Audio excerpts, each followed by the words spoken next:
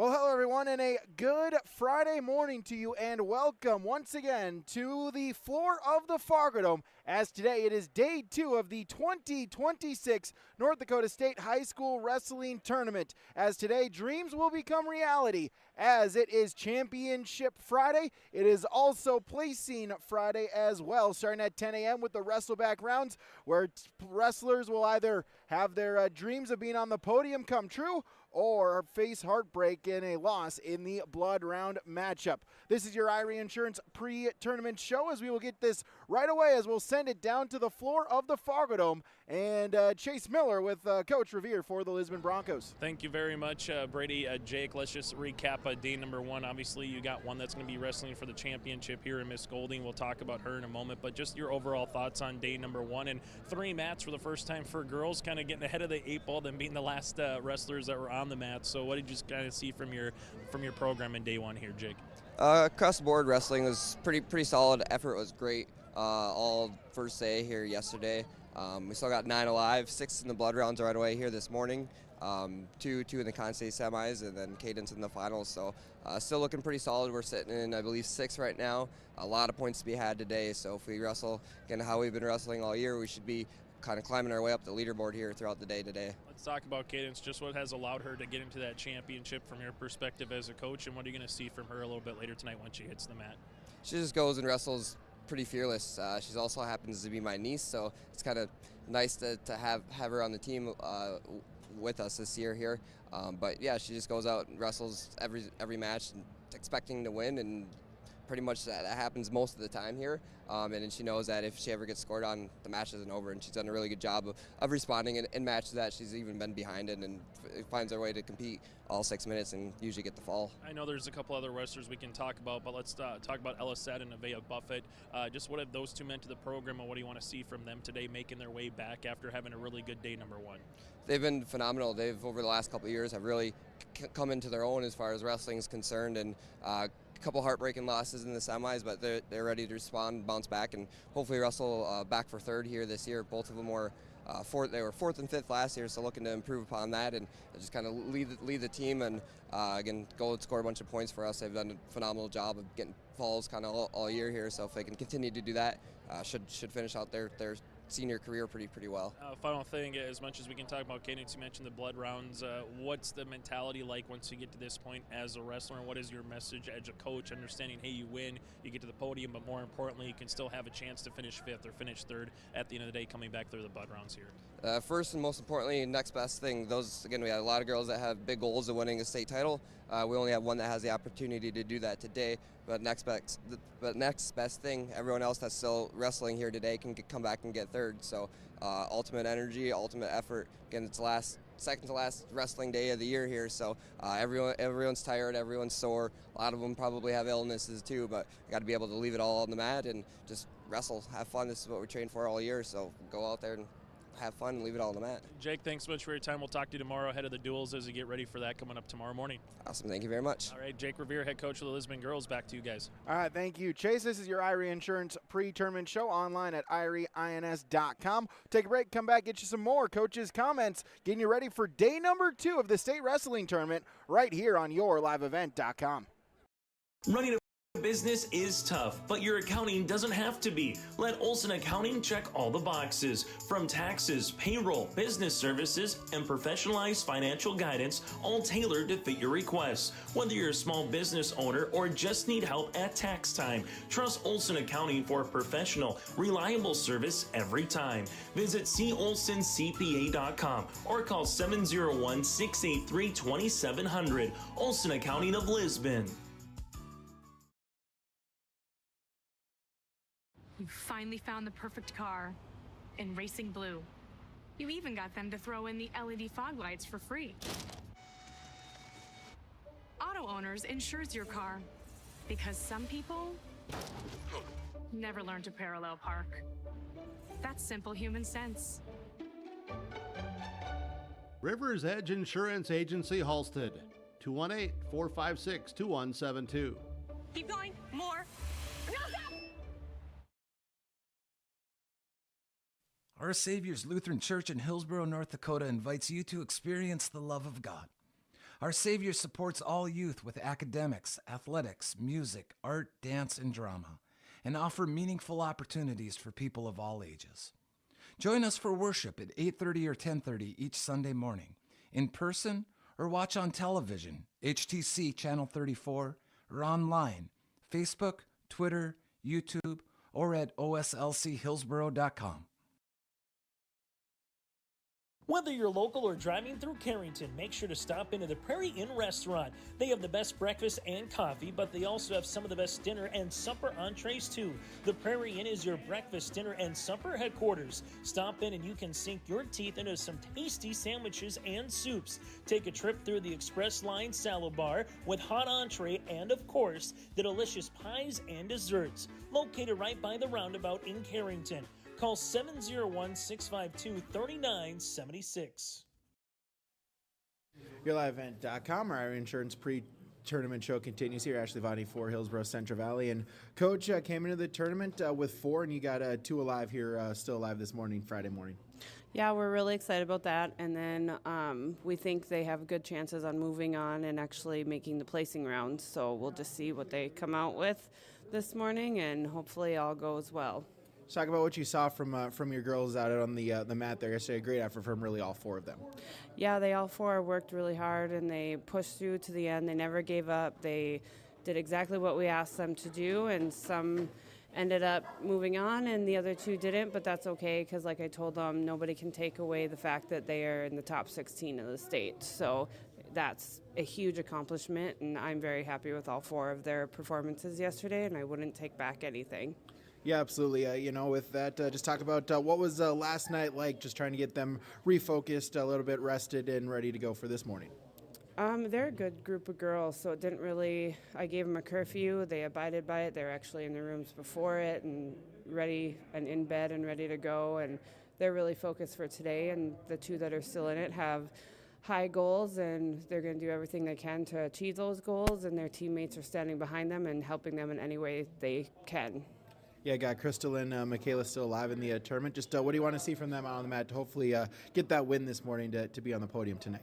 Focus, movement, and don't panic. If we get on the bottom, sometimes our girls panic, and so far this tournament they have not. And just keeping calm down there and just focusing on what they need to do to get out, and lots of movement, and they know what they're doing. I'm not terribly worried, but of course it's blood round, so there is a little bit of anxiety there, but I'm positive they'll do well. So, and if they don't, then it wasn't meant to be. And next year, Michaela has a shot, and hopefully Crystal can get in the placing rounds for her senior year. But we'll just see what they look like when they get out there.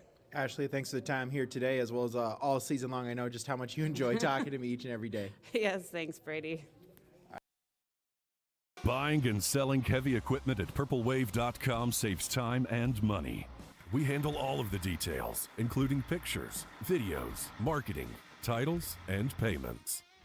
It was almost immediately over the top with the customer service. I've just never ever experienced that before with any other auction service. They're constantly working for me as the seller, and I really like that. Purple Wave Auction is straight, simple, sold. Riverside Building Center in Lisbon is the premier building supply headquarters in southeastern North Dakota. They have it from the basic home improvements to complete pre-built homes. Their staff is knowledgeable in every product they sell. With their large inventory and a fleet of 6 delivery vehicles, Riverside Building Center in Lisbon can bring the products to your job site. From a hammer all the way to a home, they have you covered. Visit rbclisbon.com today. That's rbclisbon.com. Riverside Building Center in Lisbon.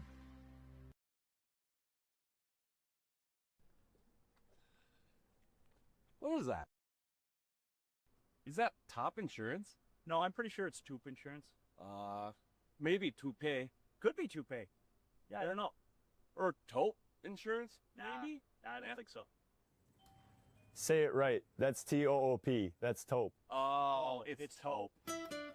That's Taupe Insurance in Castleton. Get in touch with Ryan today for a quote or review of your policies. From on-site farm repairs to maintaining the condition of your vehicle, trust the staff at Welton's Tire Service. They've served the Lisbon area since 1972, guaranteeing customer satisfaction and workmanship from farm equipment, tire services, and preventative vehicle maintenance. You'll find it all from affordable prices, free estimates, to their knowledgeable technicians answering any question. Welton's Tire Service is locally owned and located on Main Street in Lisbon. For information, go online to weltonstire.net or call 701-683-5136. YourLiveEvent.com. Irie Insurance pre-tournament show continues. Matthew Hebel for Lamore Lichville Marion. And Coach, after day number one, you still got 6 boys, 2 girls alive as well. Just to talk about your Thursday at the Fargo Dome. Well, it was a wild day yesterday. We had 2 seeded wrestlers, and both those guys lost in the quarters. And then we had 1 unseeded wrestler, Joey Hyde. Had a heck of a tournament, come in unseeded, knocked off the 7 seed right away, and then took out the 2 seed. Unfortunately, ended up losing a wild match in the semifinals to the 6 seed. So he's guaranteed himself a place, or he's a senior. So a good tournament for him so far. It would have been awesome to see him get through that semifinal match and make the finals, but being alive today and guaranteeing himself on a spot on the podium, and hopefully just climb the podium here today. Hopefully get to that 3rd place match, and that's kind of the message with everybody else is we're all alive. We made the day 2, and just one match at a time, and just trying to climb the podium and place as high as we can today. So, yeah, it's just go out and have fun, enjoy the day. Last day of the year, they made weight for the last time, and now it's just go let it fly and see what happens. So. Yeah, absolutely. Wrestleback round begin at 10 a.m. Just to talk about how important it is to make sure they get a nice, good, warm up. Make sure they're ready to go at 10 a.m. because that's the most important match for them here today. Yeah, definitely. We call it the blood round. When you're in the stands with really nothing to show for your efforts, lose and you're in the stands, nothing to show for your efforts. Win and you're guaranteed a place on the podium as a state placer. So definitely got to get a good warm up and just make sure you're focused mentally and not let the pressure get to you. Just stay relaxed and loose and just go out and have fun and wrestle today. So that's the message that we're focusing on with the kids, and hopefully we have a good day. Get everybody on the podium would be an awesome day. So Matthew, thanks for the time today and throughout the season. Good luck to your team today. All right. Yeah, thanks for having me. At Enbridge, we're focused on relationships. 23 Canadian First Nation and Métis communities now own an equity stake in Enbridge Athabasca Pipelines. In Minnesota, Enbridge has spent $450 million and counting with Native-owned companies and in wages to tribal members working on Line 3. Every day brings new collaborations, partnerships, and possibilities. Learn more at Enbridge.com. Here's a message from Tim Cassette, Golden Harvest Seed Sales in the Hillsboro area. When it comes to your operations needs, they want to hear from you, which is why they're committed to listening first. From farmer-focused R&D teams to their Gold Series soybeans and game-changing corn products to the insights shared through the Illuminate digital platform, everything offered is an answer to what they learned from you. For Golden Harvest corn and soybean seed, visit with Tim Cassette Seed Sales Hillsboro, 701-430-0877. If you're ready to save time, aggravation, and money, the team at Weber Insurance is here and ready to make the process as painless as possible. Weber Insurance makes sure you find the best insurance because their agency is 100% independent. They have the freedom to shop the marketplace and find the best possible combination of cost and coverage. Talk with Dan, Carol, Leslie, or Craig to get a quote started today, or go online to weberinsurance.net. Call, click, text, or stop in at Weber Insurance, locally owned in Castleton. There's a new inventory of trailers at Bloomfield Enterprises of Hillsboro. You can see the latest inventory online at bloomfieldtrailers.com. Bloomfield Enterprises has a full line of Big Tex trailers. Big Tex has affordable and versatile utility trailers for all your jobs. Big Tex has a full line of products from ATV trailers to gooseneck to dump trailers and more.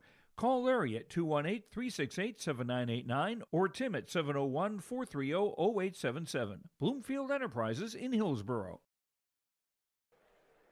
Back here on YourLiveEvent.com, this is your Irie Insurance pre-tournament show. Get the insurance protection you want with the customer service you deserve at Irie Insurance. Go to IrieINS.com to get a free quote. Brady Siebel's here, as well as Brent Dick, Dan Weber, Chase Miller, the four horsemen of high school wrestling for YourLiveEvent.com.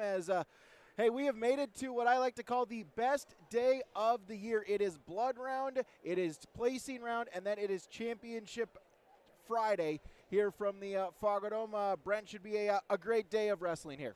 Yeah, this is what it all comes down to here, the second day of the individual side of the tournament. And these wrestlers are going to go out there, as you heard the coaches, they're just looking for the wrestlers to stay loose. They don't want them to think about it too much. Go out there, have fun, and then try to make their way onto the podium today. Yeah, absolutely. As Dan, with that, you've been in this tournament here before as well. Just talk about that thing, the fact that, at the end of the day, it is still just one match. Obviously, it's a very important match at 10 a.m., but really you can't overthink it. You just got to go out there and wrestle like you've done 40, 50 times this year. Absolutely, and there's a lot of blood, sweat, and tears. There's a lot of goals. There's a lot of dreams, and it comes down to this one match. And all these young men and women, they want to get on the podium. I mean, that's a goal right in the beginning. A lot of them want to be state champions, so on and so forth.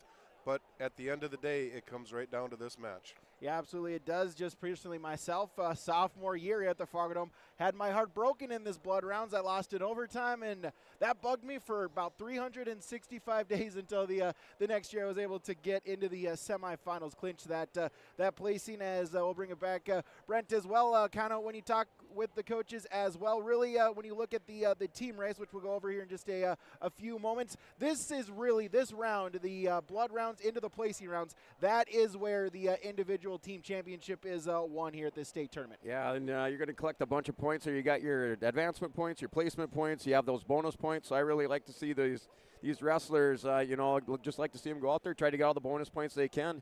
If you have the opportunity to get a pin, you take it. You heard the coaches yesterday talking about this tournament's not the time where you cut somebody loose and you work on your takedowns. You're going to go out there, you're going to get that win. So you got the opportunity to pin somebody, you do it, pick up those bonus points.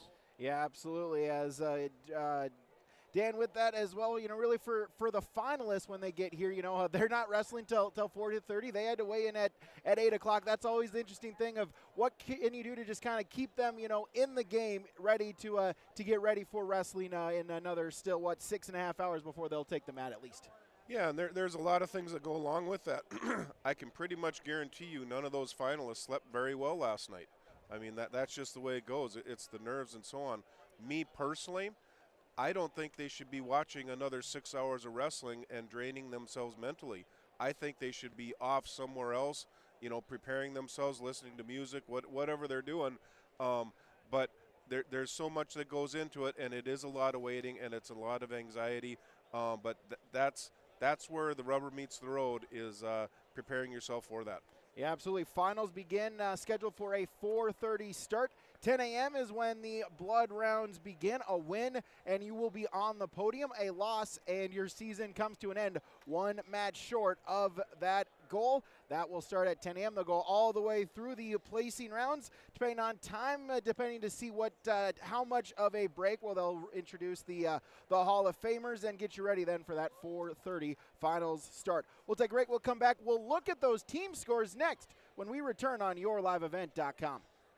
At Carrington Dental Care, they treat you like family. Meet Dr. Chaz Bauer and Dr. Jay Bauer, your friendly neighborhood dentists who care about your smiles. Join their family of happy patients. Whether it's routine checkups or cosmetic dentistry, they're dedicated to making your smile shine. Join the countless families who love coming to Carrington Dental Care, trusted by our community for years. Visit them online at thecarringtondentist.com or call 701-652-2801. Schedule your appointment today. The City of Hillsboro encourages customers to use electricity wisely through its Bright Energy Solutions rebate program. These rebates help customers save energy and money, improve their comfort, and protect the environment. You can get rebates on Energy Star appliances and lighting, as well as high-efficiency heat pumps and air conditioners. They even have rebates for home electric vehicle chargers. Business customers can receive rebates too. Call the City of Hillsboro for more information or visit brightenergysolutions.com.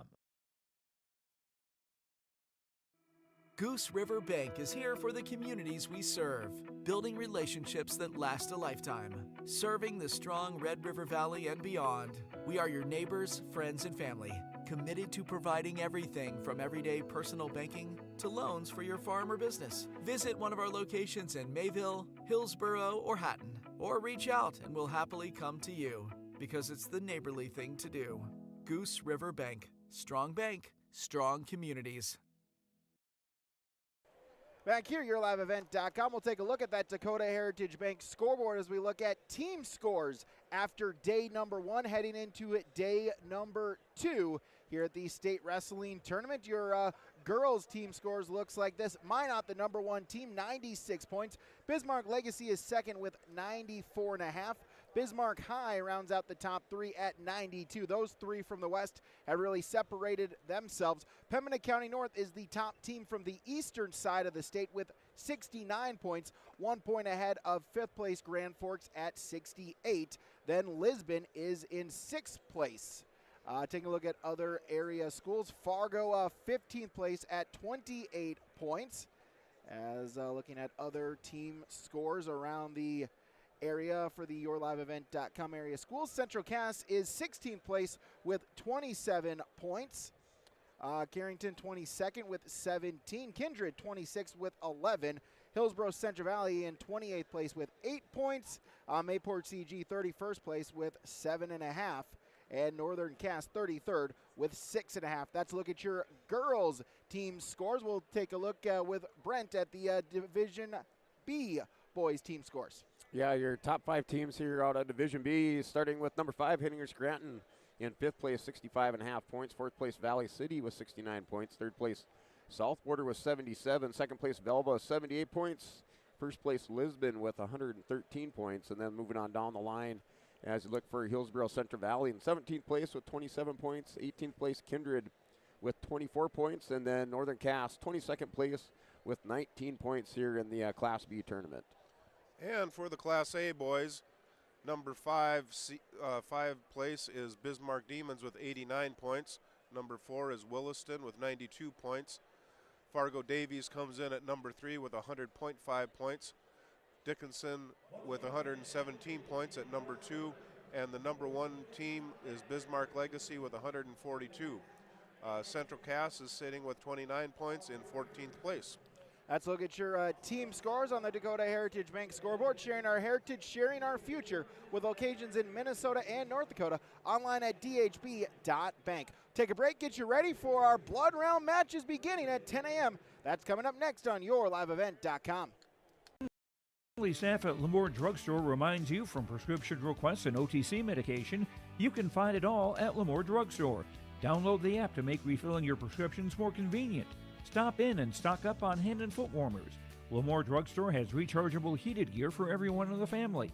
And get your special someone something sweet in February from different candy and gifts. Located in the center of Lamore in the Bank North Mall. For more info, go to lamoredrugstore.com or stop in and check out Lamore Drugstore. Before the farming season moves forward, there's one important decision to make. Every year brings unknowns. Weather, markets, yields. Multi-peril crop insurance helps protect the work you put in long before harvest. The MPCI crop insurance closing deadline is March 16th. At Irie Insurance, we've helped generations of farmers plan ahead with confidence. Let's make sure you're ready. Contact Irie Insurance for guidance you can trust. Thank you to all the sponsors that you will see and hear throughout this broadcast. Of course, whenever possible, please patronize these businesses. At the very least, stop on in and tell them thank you, as without them, this coverage on YourLiveEvent.com would not be possible. 10 a.m. is when the wrestling starts. Once again, they're going to go 9 mats. Mats numbers 1, 2, and 3 will be the Division A boys with Dan. Mats 4, 5, and 6 will be the girls mat with yours truly. 7, 8, 9 in the far side of the Fargo Dome will be Class B with Brent. And then Chase Miller down on the floor of the Fargo Dome being our roving reporter. He'll get you the interviews with the wrestlers and coaches throughout the day as they wrestle, and then we'll get some instant reaction from some of those state placers and finalists and champions throughout the day today here with Chase Miller on the floor of the Fargo Dome. The broadcast of this tournament has been authorized by special arrangement with the Board of Directors of the North Dakota High School Activities Association. The Blood Rounds is next on YourLiveEvent.com. Are you looking for the perfect hardwood for your next winter project? Cywick Lumber and Hardware in Hillsboro has exciting news. Hardwood is now available in the Red River Valley only at Cywick. Whether you're a crafter, woodworker, or hobbyist, they have what you need to make your project. Choose from 3 convenient thicknesses and a beautiful variety of woods: red oak, cherry, white oak, hard maple, walnut, hickory, and poplar. Get started on your next masterpiece with the help of Cywick Lumber and Hardware, Hillsboro. Are you looking for a smarter way to watch TV? Halston Telephone Company introduces HTC Streaming TV. Stream your favorite TV shows using HTC's app-based service on devices like Amazon Fire Stick with cloud DVR included. Get direct access to Netflix, Amazon Prime, and Hulu, and customize your lineup by mixing and matching streaming services that fit your lifestyle and your budget. Call Halston Telephone Company at 800-457-2125 to learn more about HTC Streaming TV, made easy with Halston Telephone Company. What's going on today? I've got a planter in the shop, and I had the guys from Agassi Precision Ag come over and do an inspection. You upgrading systems, or are you working on maintenance? Both, actually. We walked some fields last summer and found areas where we can improve, so we are installing Delta Force and some new opening discs. Yeah, I bet we're in the same boat. I should give them a call. Yep, they will come out and look over the planter with you and put a plan together. They are the guys I go to for answers. Agassi Precision Ag, your local precision planting dealer. Give us a call at 701-636-2119 or planterdoc.com. Farming today doesn't always feel the same way it used to. Then again, some of it feels all the same. Maybe it isn't so much the jobs that changed, but how they get done. Now that's a different story. Everything got bigger and smaller at the same time. Insurance, accounting, and taxes can get complicated, so you need someone who's looking to keep every dollar possible in your pocket. Ag Country.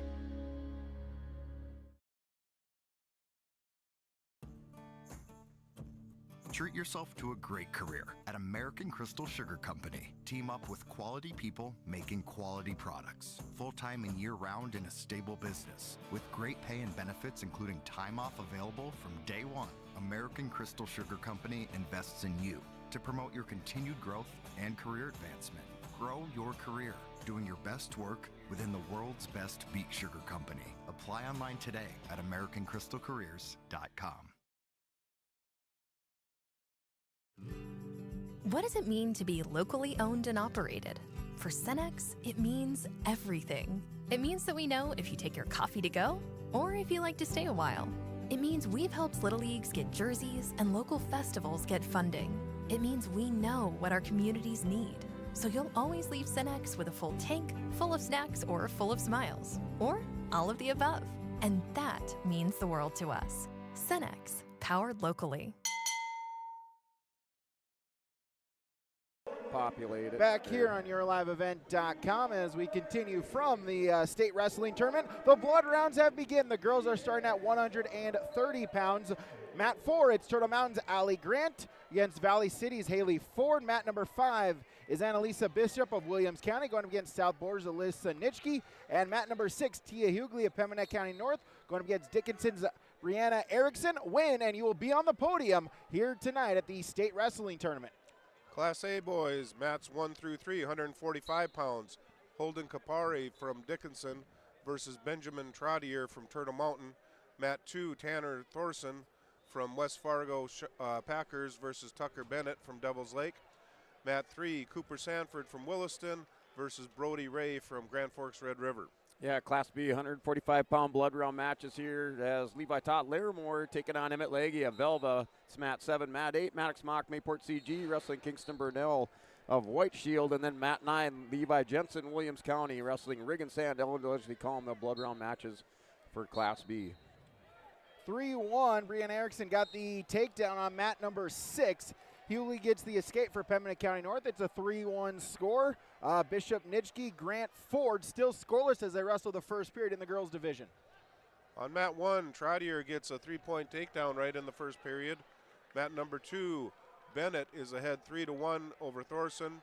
And mat number 3, they're still tied at zeros with a minute left. Yeah, Mat 745 pounds. Leahy for Velva opened up with a takedown reversal by Levi Todd. Todd running an armbar on Leahy's, got him over, putting the shoulders to the mat over on mat 7. Hughley for Pembina County North takes the lead with a takedown. She's got a 4-3 matchup. Grant Ford go out of bounds. A restart as Ford gets the takedown for Valley City. She takes the 3-0 lead.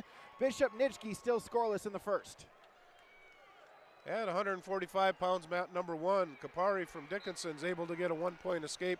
They're in the neutral position with 30 seconds left in the first period. Mat number 2, Bennett extends his lead 6-2, just coming to the final seconds there.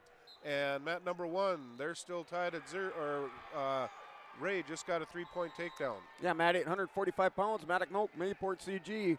Winner by foul, he's into the top 8 for the Patriots as he defeats Kingston Burnell of White Shield, result on mat 8.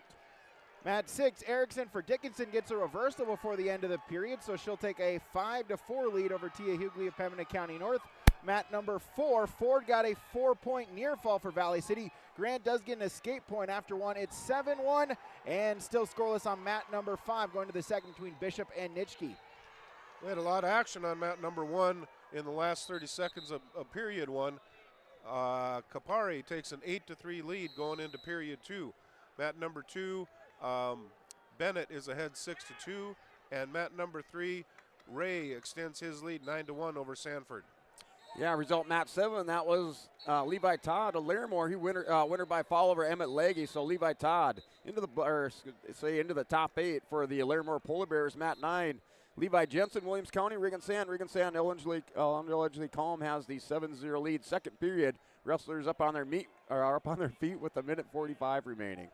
Mat 6, Erickson with an escape for Dickinson, so now she leads 6-4 as they wrestle in the second period.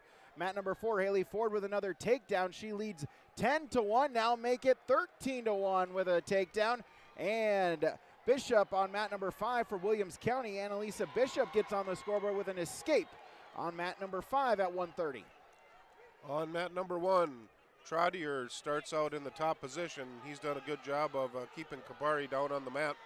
Mat number 2, Bennett is ahead 12-3 over Thorson. And mat number 3, Ray is still ahead 9-1 with a minute 30 left in the second. Yeah, Mat 945 pounds, Riggin Sand, Ellendale Edgley Combe still with the 7-0 lead. Wrestlers remain up on their feet. He's wrestling Levi Jensen of Williams County. New matchup here, Mat 8, 152, Raider Barstead Velva taking on Isaiah Dobbs, Bowman County. That match just underway. Wrestlers in the neutral position, Mat 7, 145, new matchup, Weston Baumgarten and Pauline Gackle Streeter, Nathaniel Dobitz of Hennier Scranton. That matchup in the first period scoreless. Haley Ford for Valley City will be on the podium. She gets the tech fall victory. She will be in the top 8 on mat number 4. Our next one is Minot's Peyton Russell and Belle Erickson for Northern Cass in another blood round matchup at 1:30. On mat number 3, Brody Ray throws a cradle, gets another 3-point near fall to extend his lead 15-1 with 30 seconds left in the second period. On mat number 2, we've got a Bank North blood time. And mat number 1, Kapari still holding on to his 8-3 lead with 10 seconds left in the second. Yeah, Mat 9, 145, Riggin Sand with the Peterson roll, scoring some big points over there. And now a reversal by Jensen, but Sand up now 14-2 second period.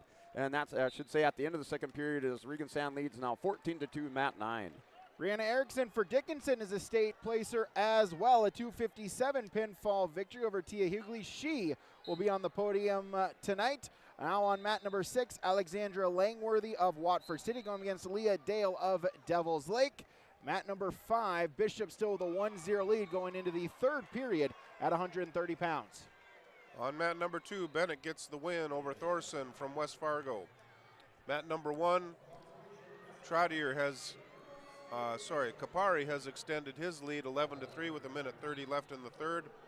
And mat number 2, it's still 15-1, Ray over Sanford. Yeah, mat 8, 152 pounds, Raider Barstead. Velva still up by a score of 3-0. That second period, he's in the top position on Isaiah Dobbs, so 3-0 lead there for Barstead. And then mat 9, 14-2 lead there, Reagan Sand, third period, 1:30 remaining. And then mat 7, 145, Dobitz with the 1-0 lead in the second period at the start of the second period, mat 7. Annalisa Bishop for Williams County on mat number 5 extends her lead, gets another point. She's got a 2-0 lead on a couple of escape points with a minute to go on mat number 5, mat 4, mat 6, still scoreless in those matches on the girls' side. And Brody Ray on mat number 1 gets the win over Sanford. On mat number 2, 152 pounds, Haas Lundeen from Williston versus Logan Charbonneau from Devil's Lake.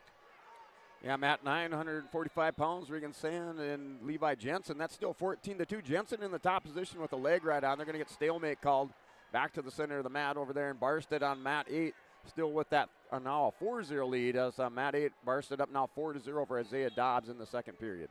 Peyton Russell for Minot with a shot attempt. Isabel Erickson, though, able to sprawl and survive to the second period with no change. It's scoreless. Erickson chooses top to start the second period on mat number 4. On mat number 1, 145 pounds, we're down to 20 seconds left in the third period. Kapari from Dickinson has a 15-4 lead over Trottier from Turtle Mountain. Mat number 2, we're still tied at zeros with 25 seconds left in the first period. And mat number 3, Kuklok has taken a 7-0 lead with 50 seconds left in the first period. Yeah, we're on mat 745 pounds. The number 7 seed over there, Weston Baumgartner and Pulling Gackle Streeter has built up an 8-4 lead over the number 8 seed, Nathaniel Dobitz. So Baumgartner with the lead, 8-4. That's over on mat 7. And then mat 8, 152, Raider Barstead still with that 4-0 lead, third period on mat 8. Annalisa Bishop of Williams County gets a takedown. She will be a state placer. She wins 5-0 over Alyssa Nitschke as Belle Erickson on mat number 4 able to get a turn off of a crossface. Belle Erickson, a 4-point near fall, leads 4-0 with under a minute to go in the second on mat number 4.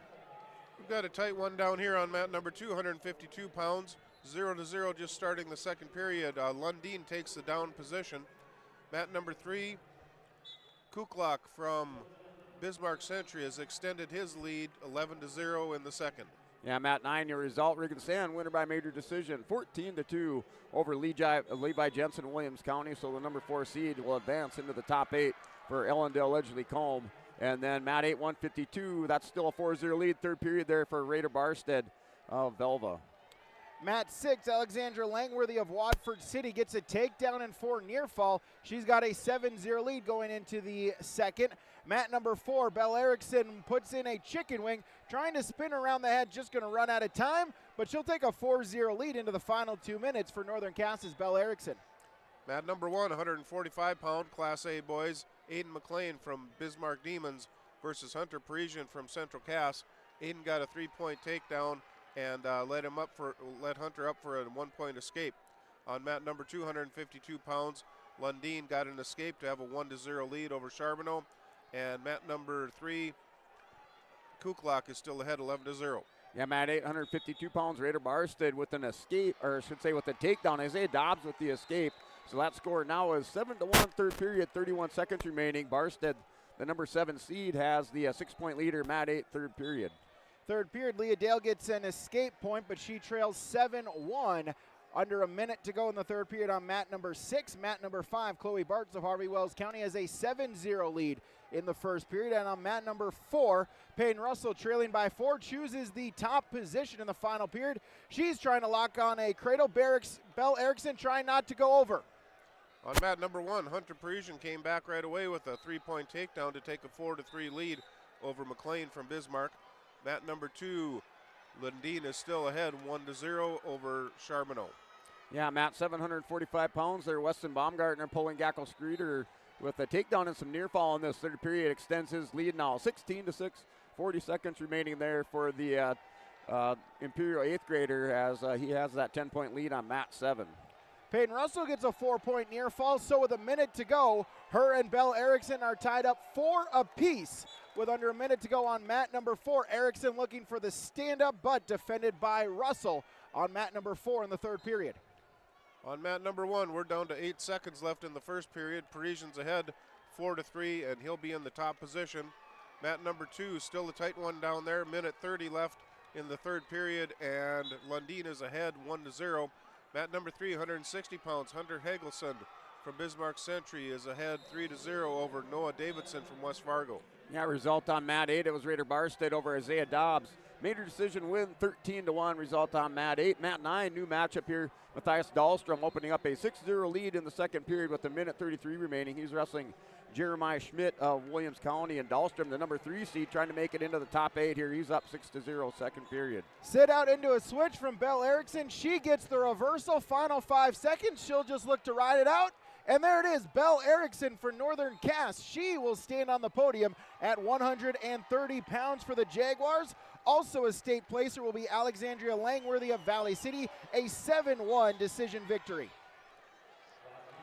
On mat number 2, Lundin extends his lead 5-0 with just 40 seconds left in the third period, 152 pounds. Mat number 1, we got a tight one down there. Parisian still holding on to a 4-3 lead versus McLean from Bismarck. And mat number 3, still 3-0. Hagelson's ahead of Davidson. Yeah, that result on mat 745 pounds. It is Weston Baumgartner winner, major decision, 19-7. And then he'll advance into the top 8 for the Imperials. Mat 8, 152 pounds. New matchup here. Ethan Tazaric of Illinois-Colm has the 5-1 lead over Tyler Hoffland of Hettinger Scranton. And then that matchup on mat 9 there, Matthias Dahlstrom, your winner by fall on mat 960 pounds. So Dahlstrom into the top 8. Pair of new matches on the blood rounds. 136 on mat 4. Valeria Acosta of Valley City going against Lisbon senior Emerson Schwab. Mat number 6, New Sam Almont's Madison Irwin going against Eli Widener of Beulah Hazen. On mat 5, Chloe Bartz of Harvey Wells County, a 10-0 lead in the second period. All right, guys, join us is Belle Erickson here from the Northern Cass Jags wrestling program. Belle, just congratulations on being on the podium. What does it mean for you here this year to know that you're going to be in the top 8 here in the state? It means a lot. I put a lot of work and I was really hoping to get into placing today, but I'm happy with how I did and just going to keep fighting the rest of the day. Yeah, what worked for you in this one to kind of earn your stripes, so to speak, and be on that podium? What do you think worked well for you in that bout? I really like running my chicken wings and my top things. Those have helped me with a lot of matches, and just hope to improve on some of my other skills as even the day goes. Final thing, what's the one thing you want to see from your wrestling moving forward, as you said, to try to climb up that ladder just a little bit more? Just to keep working hard and hopefully get better each match. Hey, Belle, congratulations. Best of luck throughout the rest of the day. Thank you. Again, from Northern Cass, that is Belle Erickson. Thank you, Chase. Back to mat number 1. Parisian from Central Cass has really opened this up. He's gotten a couple near falls. He's extended his lead 11-3 with 9 seconds left in the second period. Mat number 2, 152 pounds. Bismarck's Mark Bauman is ahead 3-0 over Trottier from Turtle Mountain. And mat number 3 in period 2, Hagelson wins the match. Yeah, Matt, 960 pounds. Miles Field, just a kindred. He has the 3-0 lead, and that's in the first period. They went back to the center for a restart, so Field just here trying to rebound on day 2, making it into the top 8 for the Kindred Vikings. Field just was the number 2 seed, and he has the 3-0 lead. Then a new matchup here, Mat 8, 160. Joseph Keller, Southport, taking on Leo Wallum. Lamore Lichville Marion. That's a scoreless in the first period, minute 30 remaining. Mat 7, Carson Gazette here, Hillsboro Central Valley, 152 pounds. He has the 3-0 lead over Hudson Buckles Casson of New Salem Almont. Gazette in the top position, up 3-0. Mat 4, Emerson Schwab has a 4-2 lead in the second period. She's in top control to be in the second 2 minutes. Mat number 5, Chloe Bartz of Harvey Wells County, a 14-0 lead, looking to hold on and pick up the state placing. And on mat number 6, New Sam Almont's Madison Irwin, a 7-2 lead in the second period. And on mat number 1, Hunter Parisian gets the win to get himself a spot on the stand at 145 pounds. Mat number 3, 160 pounds, Grimm from Bismarck St. Mary's has a 3-1 lead over Meyer from Dickinson with a minute left in the first. Yeah, Matt, 960 pounds. Mal Seal just a 2 near fall at the end of the first period. He takes the 5-0 lead over Trevor Dowley from Bowman County Beach. And then that matchup here, Matt, 752 pounds. Carson Kazet with the 3-0 lead, and that's in the second period. Now under 50 seconds remaining, and the wrestlers rolling through. No near fall there as Kazet in the top position had a front headlock to an inside cradle. He's going to try to hit a leg turk here, Matt 7. Chloe Bart for Harvey Wells County. She will be on the podium, 19-2. Tech fall victory over Kendra Azure of Turtle Mountain. Mat number 6, Ellie Widener has made it interesting. Gone to within 1 at 7-6. She trails Madison Irwin of New Salem Almont in the second period on mat number 6. All right, guys, join us, Hunter Parisian here at 145, winner via fall for Central Cass on the podium. Hunter, just going to take us through that particular move that got you in that pinning combination and make yourself a top 8 wrestler here in the state. I worked that move a lot in practice. Little roll, it works every time. I just get good hips there, got him caught and stuck, and it worked. Able to get into the top 8. Obviously, there's still more work to do for you here, but what does it mean to be on the podium here this year? It's a dream. I've been dreaming about this ever since I was 5 years old, and now I'm here. It's an honor. Able to earn this one, just take us through what has it been like for you from day 1 to day 2, and just the mentality that you've had to have to get ready for this first round wrestle back and just keep it one match at a time to know that you're moving on here. Well, day 1, you have that pre-match worries that what if you lose, what if you win. I'm just confident when I go into my matches. Day 2 is definitely with the soreness. you gotta battle through the soreness and keep going even though you're hurting, but that's what I thrive in doing, and I just like doing that every day. Hey, thank you so much, Hunter. Best of luck moving forward throughout the rest of the tournament. Thank you. Again, for the Central Cass Squirrels at 145, that's Hunter Parisian. Back to you guys. Thank you, Chase. Mat number 1, 152 pounds. Verano from Fargo North has a versus Safratowicz from Grand Forks Central. Grand Forks Central has a 6-3 lead in the first period. Mat number 2, 172 pounds. Conroy from Davies versus Hall from Horace. Conroy has a 3-0 lead. And mat number 3, Grimm from Bismarck St. Mary's has a 9-2 lead with minute 18 in the second. Yeah, Matt, 752 pounds. Carson Kazed with a takedown near fall in the second period. He's up 8-0. He's working on a reversal currently. Now he's going to scoop the head. Has a cradle locked up. Working for a fall over there at Matt, 752 pounds there for Carson Kazed, third period. And then Matt 9, Miles Thiel he opened up his lead now 12-0 over Trevor Dowley of Bowman County Beach. That's in the end of the second period, Matt 9. Mat 4, Emerson Schwab for Lisbon. She'll be a state placer, 324 pinfall victory over Valeria Acosta of Valley City. Now on mat number 4, Gabby Hunter of Devil's Lake is going up against Miley Christensen of Valley City. Christensen with a 6-0 lead. And on mat number 5, Mackenzie Stoddart of Jamestown going up against Grand Forks' Sarah Novak. On mat number 2, 172 pounds, Conroy from Davies gets the pin with 10 seconds left in the first period at 172 pounds. Mat number 1, 152 pounds, Safratowicz extends his lead 8-3 with a minute left in the second period. And mat number 3, 160 pounds, Grimm from Bismarck St. Mary's has a 12-2 lead. Yeah, results over there on mat 7. It was a win by fall there. Carson Kazed, Hillsboro Central Valley. He's into the top 8. And then another result, mat 9 there for Kindred Vikings. Mel Seal just winner by tech fall. So the number 2 seed coming back here in these wrestle back rounds for Kindred as he wins 15-0 over Trevor Dowley of Hettinger Scranton. Back and forth match, final 20 seconds. Madison Irwin of New Salem Almont has a 10-9 lead as they'll get a restart, or actually there's a pinfall there on mat number 6, and so it looks like from New Salem Almont, Madison Irwin will be a state placer at 142 pounds. On mat number 2, 172 pounds, Jack Mitchell from Bismarck Legacy versus Aiden Heinze from Grand Forks Central. 0-0, just starting out the first period. On mat number 1, 152 pounds, Safratowicz hanging on to his 8-3 lead over Verano from Fargo North. And mat number 3, still 12-2 with Grimm beating Meyer. Yeah, new matchups here across the board. Mat 7, 160 pounds, Liam Albrecht of Kildare taking on Brooks Grunfelder of Napoleon Gackel Streeter. And that match is a 6-0 lead there for Grunfelder. Mat 8, 160 pounds, Joseph Keller, South Border Mustangs, number 6 seed here. He has the 9-2 lead over Leo Lawlin. That's in the third period with a minute 14 remaining. Wrestlers are up on their feet in that matchup. And then on mat 9, That was a final result over there, so I'll have to get that for you. That was a 160-pound match, but that match going final on mat 9.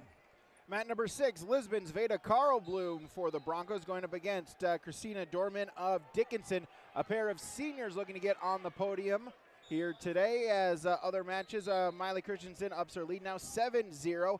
And on mat number 5, Sarah Novak with a 5-4 lead going into the third period on mat 5.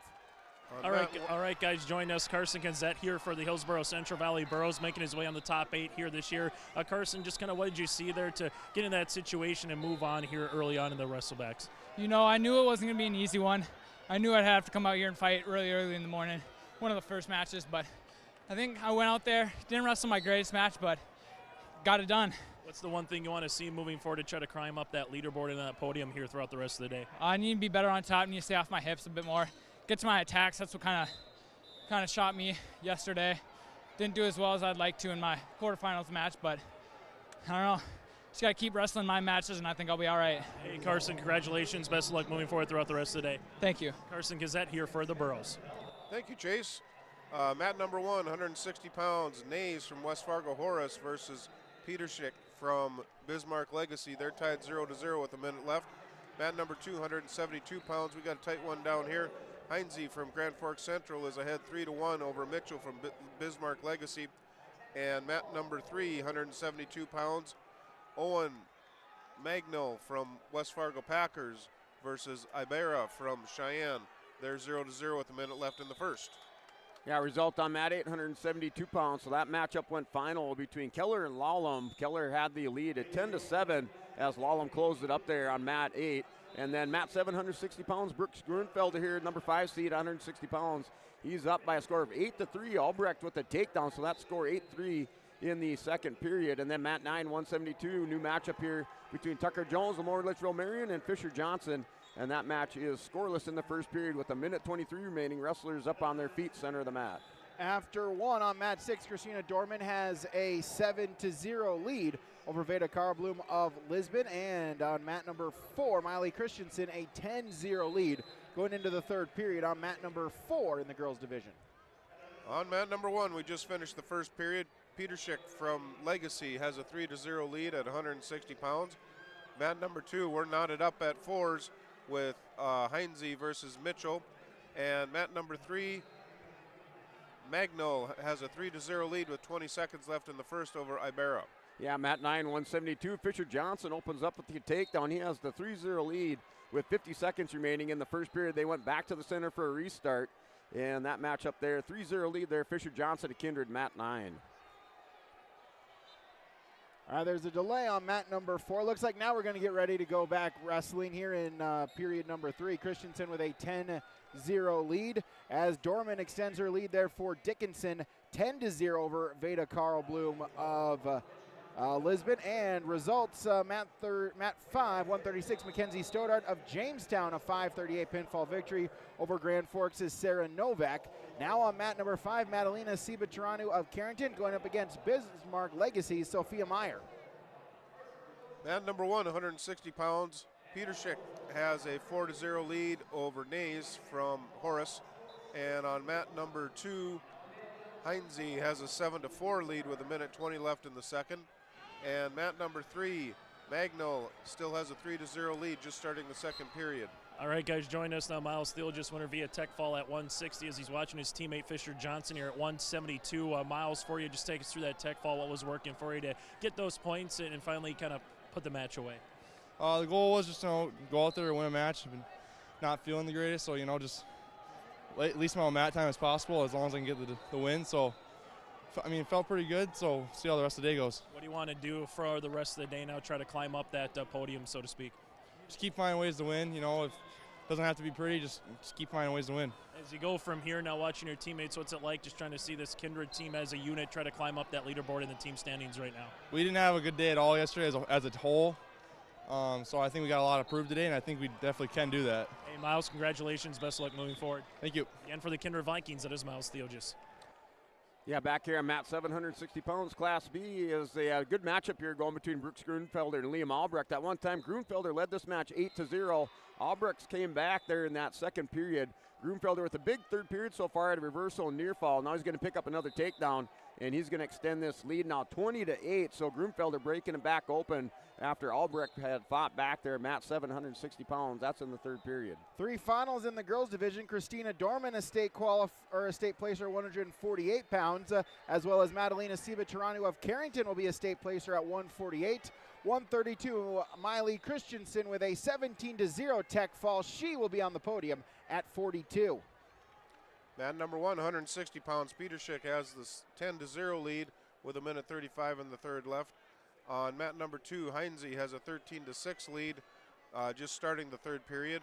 And mat number 3, Magnol, has a 10-0 lead with 20 seconds left in the second period. Yeah, mat 972 pounds. Another takedown over here by Fisher Johnson of the Kindred Vikings in this second period. He goes up now by a score of 7-0 over Tucker Jones, Lamore Lichville Marion. And then mat 872 pounds, got to get this one in there as Tyson Claybowl, Valley City, as he wins, and he'll advance into the top 8 for the Highliners. He wins over Lucas Wiedner of Beulah Hazen on mat 8. So 3 new matches. On mat number 6, 148, Clara Steffes of Lamore Lichville Marion, a 3-0 lead over Alani Long of Grand Forks. Mat number 5, Madison Reams of Bismarck, a 3-0 lead over Liam Glenn. And on mat number 4, it's scoreless in the first between Bismarck Legacy's J.C. Ensel and Napoleon Gackel Streeter's Addison Zubke. On mat number 1, Peter Schnick gets the tech fall over Nays from West Fargo Horace. Mat number 2, 172 pounds, 17-7. Heinze is ahead of Mitchell. And mat number 3, Magno wins the match. Yeah, match up there, mat 7 with 30 points scored in that match between Grunfelder and Albrecht. It was Grunfelder for Napoleon, the number 5 seed. He'll advance into the top 8. He wins by a score of 20-10 on mat 7, and then keeping track of that matchup on mat 9, 172 with Fisher Johnson and Tucker Jones Johnson. Still up in that match, 7-0 third period, and he's in the bottom position. Looks like he's in the bottom position over there on mat 9. Mat 6, Clara Steffes gets a 4-point near fall at the end of the period. She'll get a 7-0 lead. She has choice. She'll go top, seeing if she can get another turn on mat number 6 for the Lobos. On mat number 2, 172 pounds, Bismarck Legacy's Jack Mitchell versus Heinze. Heinze has a 23-8 lead, and he just gets a tech fall right there. 189 pounds, mat number 1, Evan Berg from Minot versus Jonas Kraus from Bismarck Demons. Berg has a 3-0 lead. And mat number 3, 172 pounds, Levitt from Devil's Lake versus Glass from Bismarck, and they're tied 0-0. Yeah, Matt, 772 pounds. If you're keeping track of that team point race here in Class B, Velva having a good round so far. They've won they won 2 of 3 matches. They got another one out here with the lead here, Matt 7 at 172. Noel Werner of Velva is up 3-1 over Walker Sheldon of Williams County, and that's in the first period. Now that's a 4-3 score. Sheldon takes the lead in that first period, 4-3 over Werner, Matt 7. And then Fisher Johnson still up 7-0 third period with 52 seconds remaining, and he's still in that bottom position on Matt 9, 172. Second period, Clara Steffes with a 10-1 lead, but Long just hits a reversal. Going to try for the roll, see if she can get a pinfall there, but Steffes reverses it right back. 7-0 Madison Reams of Bismarck High with the lead over Liam Glynn, and J.C. Ensel of Bismarck Legacy has a 4-1 lead on mat number 4. Mat number 3 with 40 seconds left in the first. Glass has a 3-0 lead over Levitt. Mat number 1, 189 pounds. Berg has a 3-0 lead as well over Kraus from Bismarck High. And mat number 2, 189 pounds. Bohannon from Williston versus Fowler from Fargo North. And Bohannon just gets a 3-point takedown right to the back, and he gets the pin with a minute 8 left in the first. Yeah, Matt, 172 pounds. Bennett Geisler, the number 7 seed here at 172 pounds. He's wrestling Ryland Wetzel of Harvey Wells County. And those wrestlers scrambling it out here second period. The 1-point escape for Wetzel. He'll take the early 1-0 lead over here, Mat 8. And then Mat 9, that matchup going final as Fisher Johnson, your winner, over Tucker Jones. So Johnson into the top 8 for the Kindred Vikings, Mat 9. Alani Long of Grand Forks into the play-seen round. She defeats Clara Steffes by pinfall in the second period. Mat number 5, Madison Reams of Bismarck High, a 10-0 lead over Ellendale Edgley Columns' Liam Glynn on mat 5. On mat number 1, 189 pounds, Berg gets a 3-point near fall to extend his lead 7-0 over Kraus from Bismarck. Mat number 2, we're still tied at 0 starting the second period in the neutral position. That'll be Hosfield and Morris. And mat number 3, 172 pounds, Glass has a 3-0 lead at the end of the first period. Yeah, mat 989 pounds. Tanner Mingy here for the Kindred Vikings. Opens up with a takedown, has the 3-0 lead. Now 3-1's that score with a minute 30 remaining. So Kindred trying to run the table here in these consolation rounds. As you heard it with that interview from Miles Steele, just as the Vikings have something to prove here today. They got another one over here, mat 9. Mingy's up 3-1 in the first period. J.C. Ensel of Bismarck Legacy with the pinfall victory over Addison Zuki at 148. Now at 148 on mat 4, Violet Heen of Lisbon has a 3-0 lead over Kenley Hamley of Turtle Mountain. And on mat number 6, Katura Otmar of Legacy with a 3-1 lead over South Borders Reagan Ulmer. All right, guys, join us. Here's Fisher Johnson. He just saw his teammate Miles Steele just pick up a win. Now he's watching his teammate as well, and Mr. Mangy here. But Fisher, for your at 172, just kind of take us through that one. Got a good couple underhooks there in that second period to get a couple points. 8-0 win. Just kind of what you see in that one. We just practice this stuff every day, situations. You just go back to remember your training. When you're tired, you go back to habits, and we're just trying to make good habits. So like when we get tired at the state tournament, we can just give it our all, get those wins. What's the one thing you want to see moving forward from yourself and also from your teammates here throughout the rest of day number 2 to try to climb up on these podiums? Just keep winning, I think. You win, you have a lot more fun. And we can carry that into the duels too. So yeah, just keep winning, keep wrestling our good stuff. We can beat most of these kids in the state. And then the final thing, what's something you're going to try to work on here wrestling move-wise? Is it going for that double? Is it trying to chicken wing? What are you kind of looking for when you get on the mat here the next time later today at the Dome? Probably just trying to get those extra turns in. I feel pretty confident on my feet already. Pretty confident in bottom sometimes. But just getting that extra turns make me a little bit better wrestler.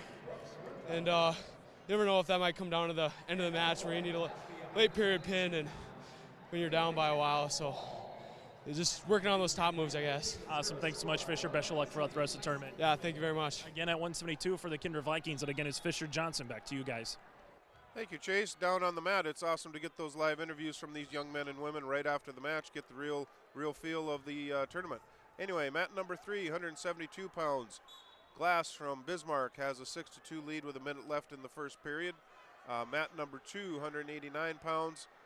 Hosfield extends his lead 10-3 over Morris from Jamestown.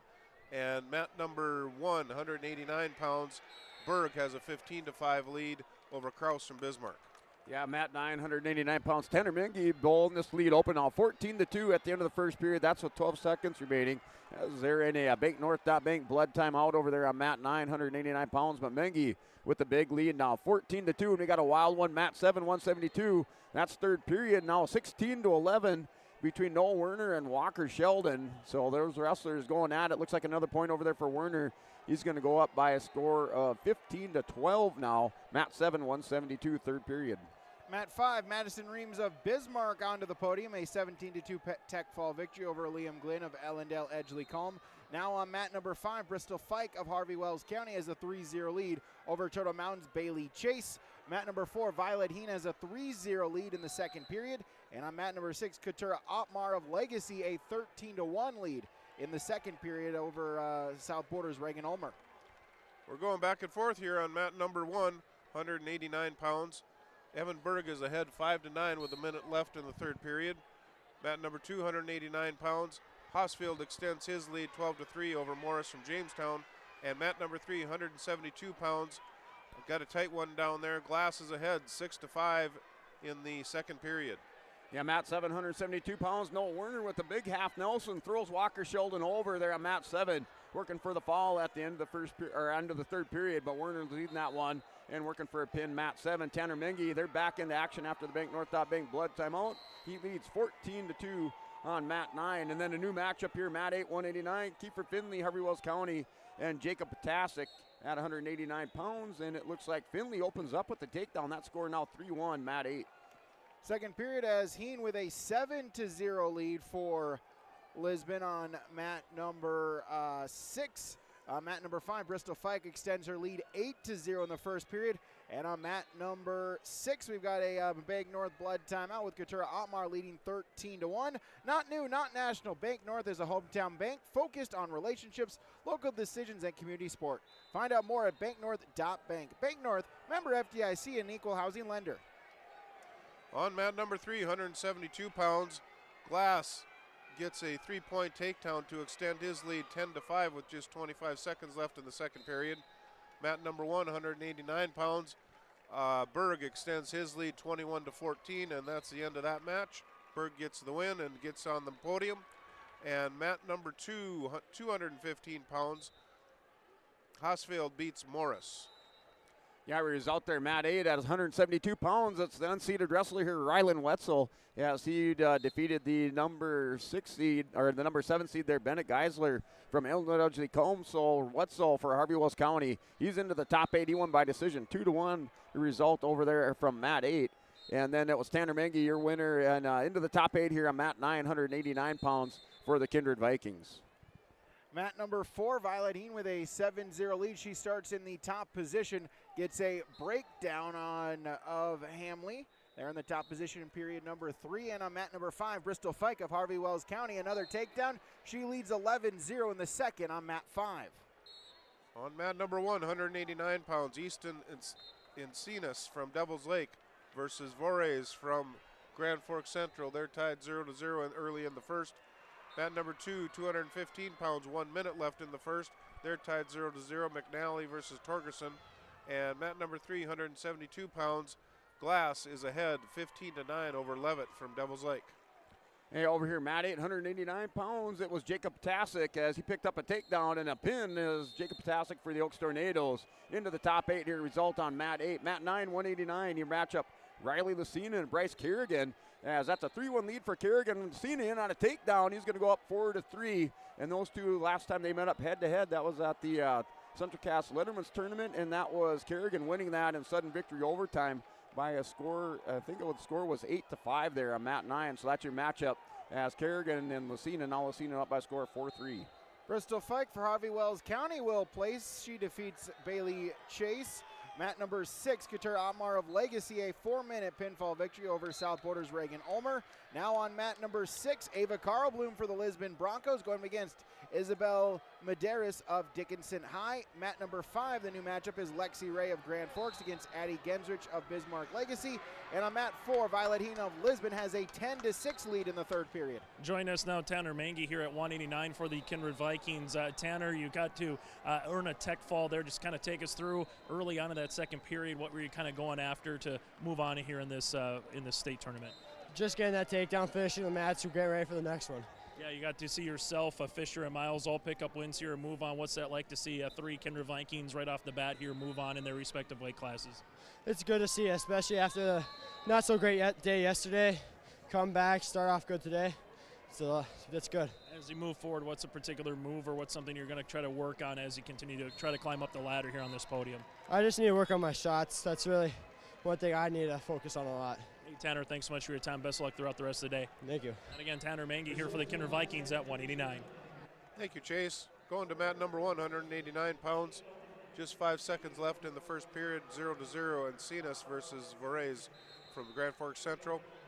Mat number 2, 289 pounds, Kingzette from Davies versus McConnell from Bismarck. They're tied 0-0. And mat number 3, 172 pounds, Glass beats Levitt.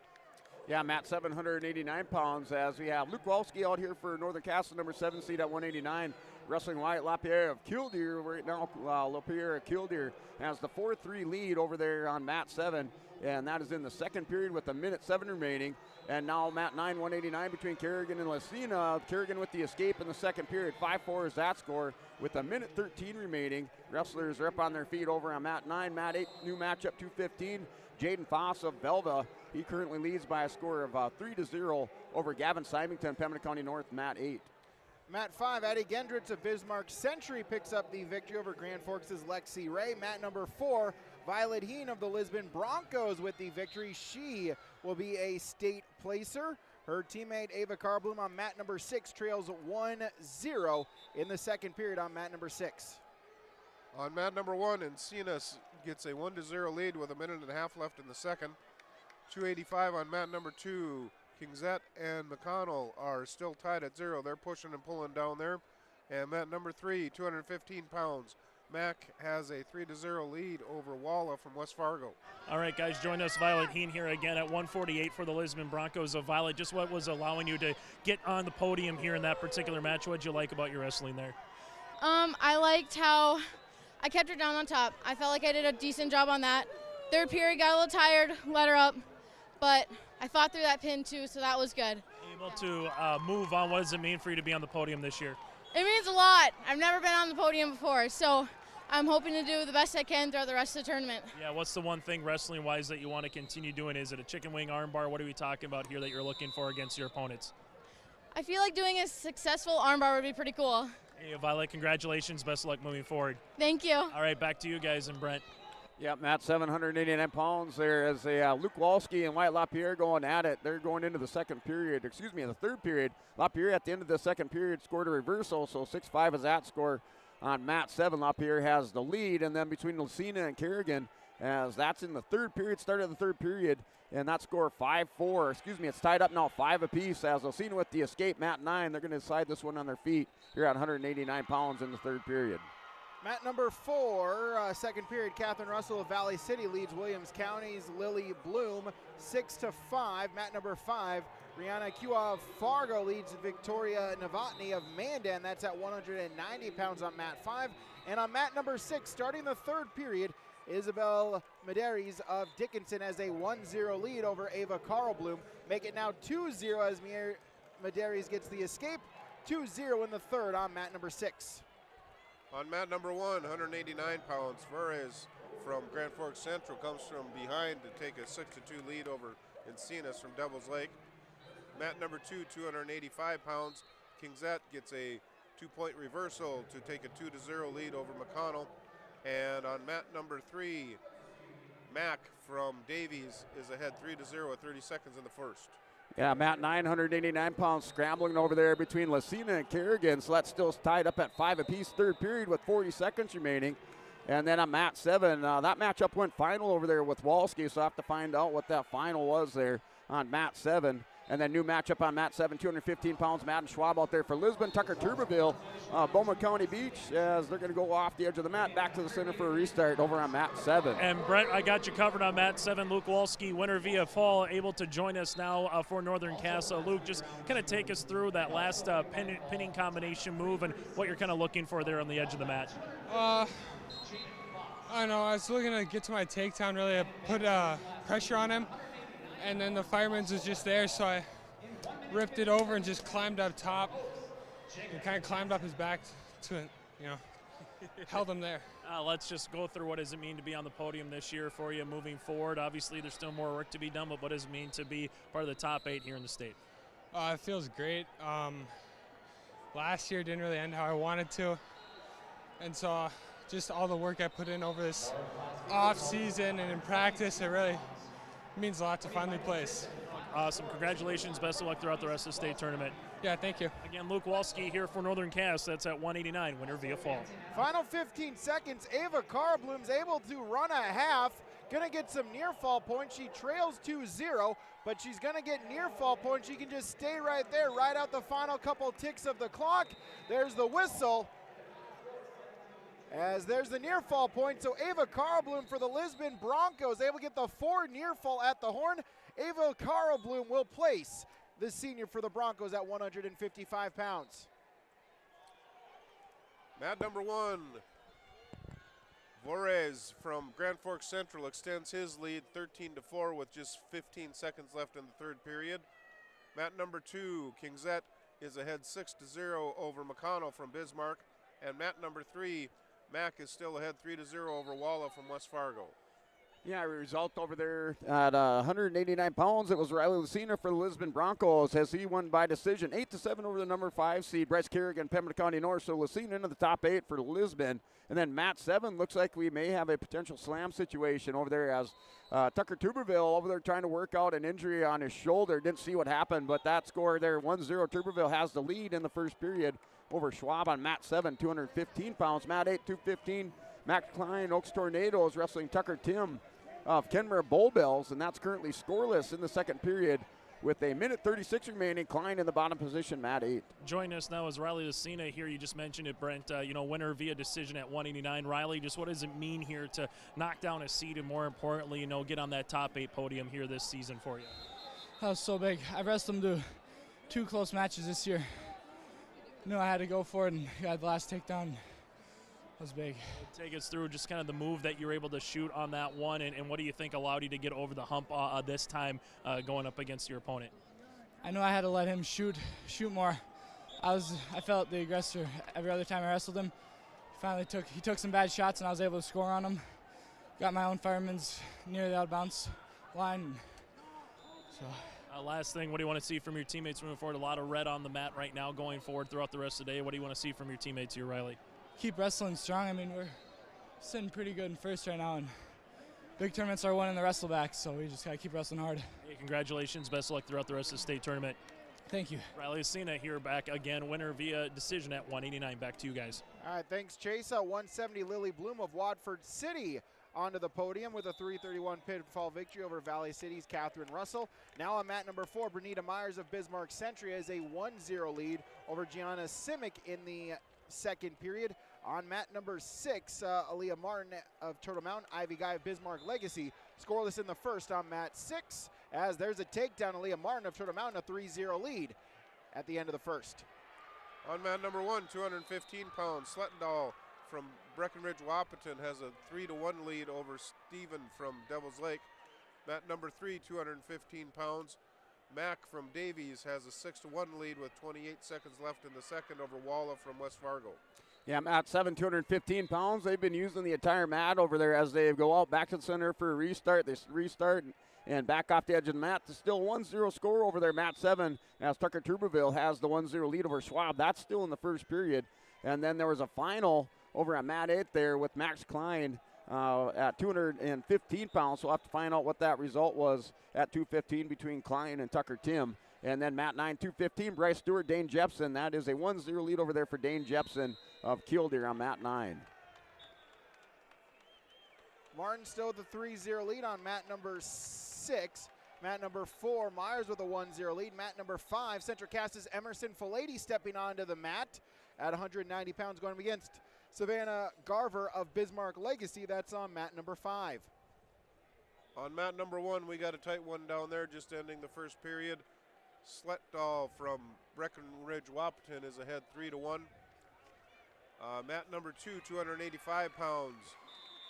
Fisher from Grand Forks Central has a 3-1 lead over Inman from Watford City with 50 seconds left in the first.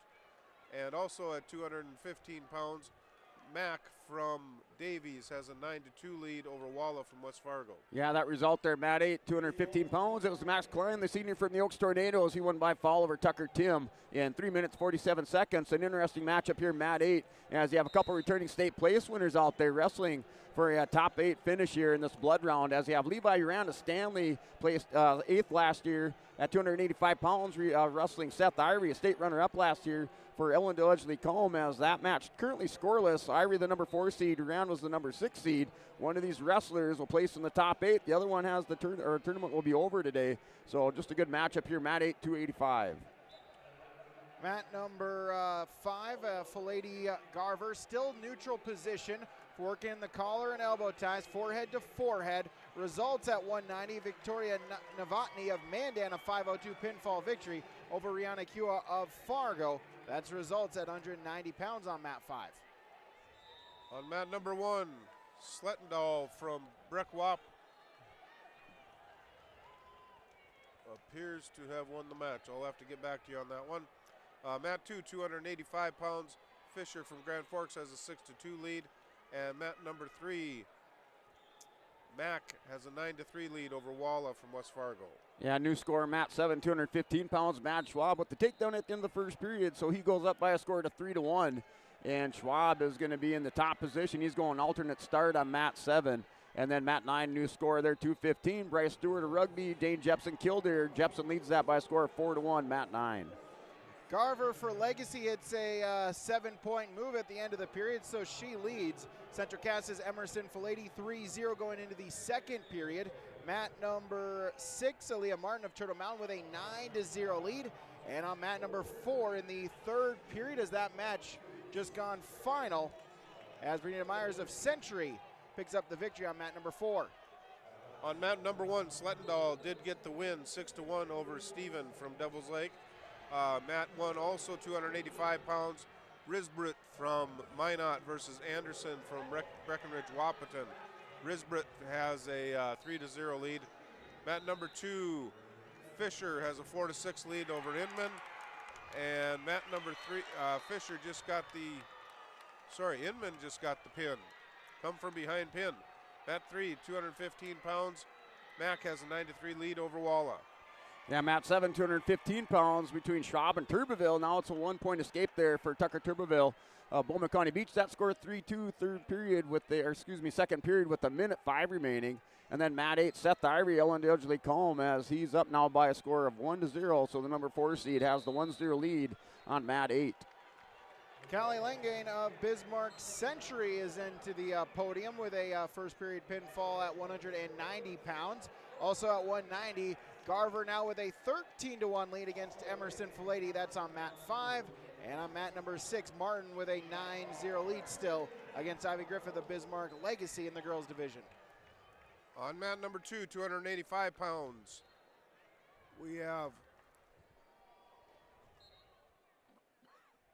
All right, over here, mat 7, 215 between Schwab and Turbeville. They're going to go out more of looks like a Bank North, Bank blood timeout over here. That's over on mat 7. That score is still 3-2. Bank North, Bank blood timeout. Not new, not national. Bank North, hometown bank, focused on relationship, local decisions, and community support.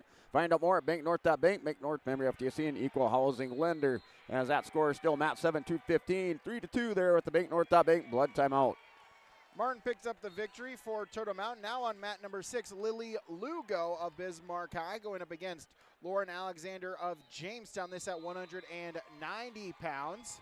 As Garver now with a 13-2 lead after 2 periods on mat number 5 at 190 pounds. Mat number 1, 285 pounds. Risbrit from Minot versus Anderson from Breck Wap. Anderson has a 4-3 lead going into the second period. We're going to go down to 107 pounds here on mat number 2. Wolfslager from Mandan Combs from Minot versus Thorson from West Fargo. Mat number 3, 215 pounds. We have Conan versus Baumgartner, 0-0. Yeah, mat 7, 215 pounds. We might be going or holding the record or setting the record for the longest match here of the tournament between Schwab and Turbeville. They're still in the second period with 37 seconds remaining. They have some injury time, blood time, and a lot of restart wrestling on the edge of the mat. So Schwab's still up by a score of 3-2, 30 seconds remaining in the second period. And then now mat 8, 285 pounds. Levi Urana Stanley, he had the 4-1 lead in a lat drop. They're in a headlock, head and arm there by Uran. Had Ivory going over to his back. They're going to scramble out. That score 4-2 with 30 seconds remaining, third period, as Uran leads that one on mat 8. Mat number 5, Savannah Garver of Bismarck Legacy defeats Central Cass's Emerson Filady. Now on mat number 5 at 250, Alana Ear of Legacy going up against Miley LaFountain of the Northern Lights. Mat number 6, Lauren Alexander of Jamestown with a 3-0 lead over Bismarck's Lily Lugo. And on mat number 4 at 250, Azani Martin of Turtle Mountain going against Zoe Allery of Turtle Mountain, a pair of Turtle Mountain Braves going against each other in the blood rounds. On mat 1, Risbrit from Minot gets the pin over Anderson in the second period to get on the podium.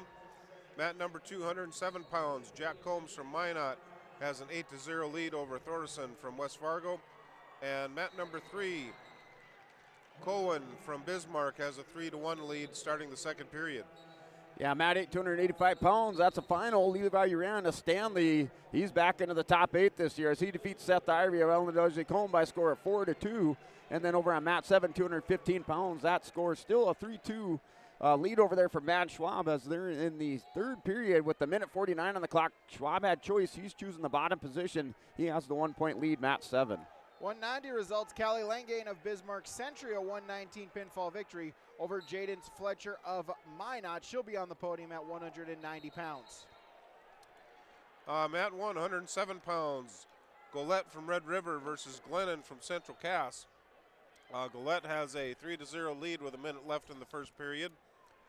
Mat number 2, 107 pounds. Combs from Minot has an 8-0 lead with 40 seconds left in the first period. And mat number 3, 215 pounds. Cohen has a 4-1 lead over Baumgartner from Bismarck St. Mary's. Yeah, that matchup here, mat 7, 215 pounds. Schwab trying to work a reversal as he's in that top position. Now the 2-point reversal there for Schwab. That scored by a 5-2 lead there for Schwab on Tuberville. That's in the third period with a minute remaining.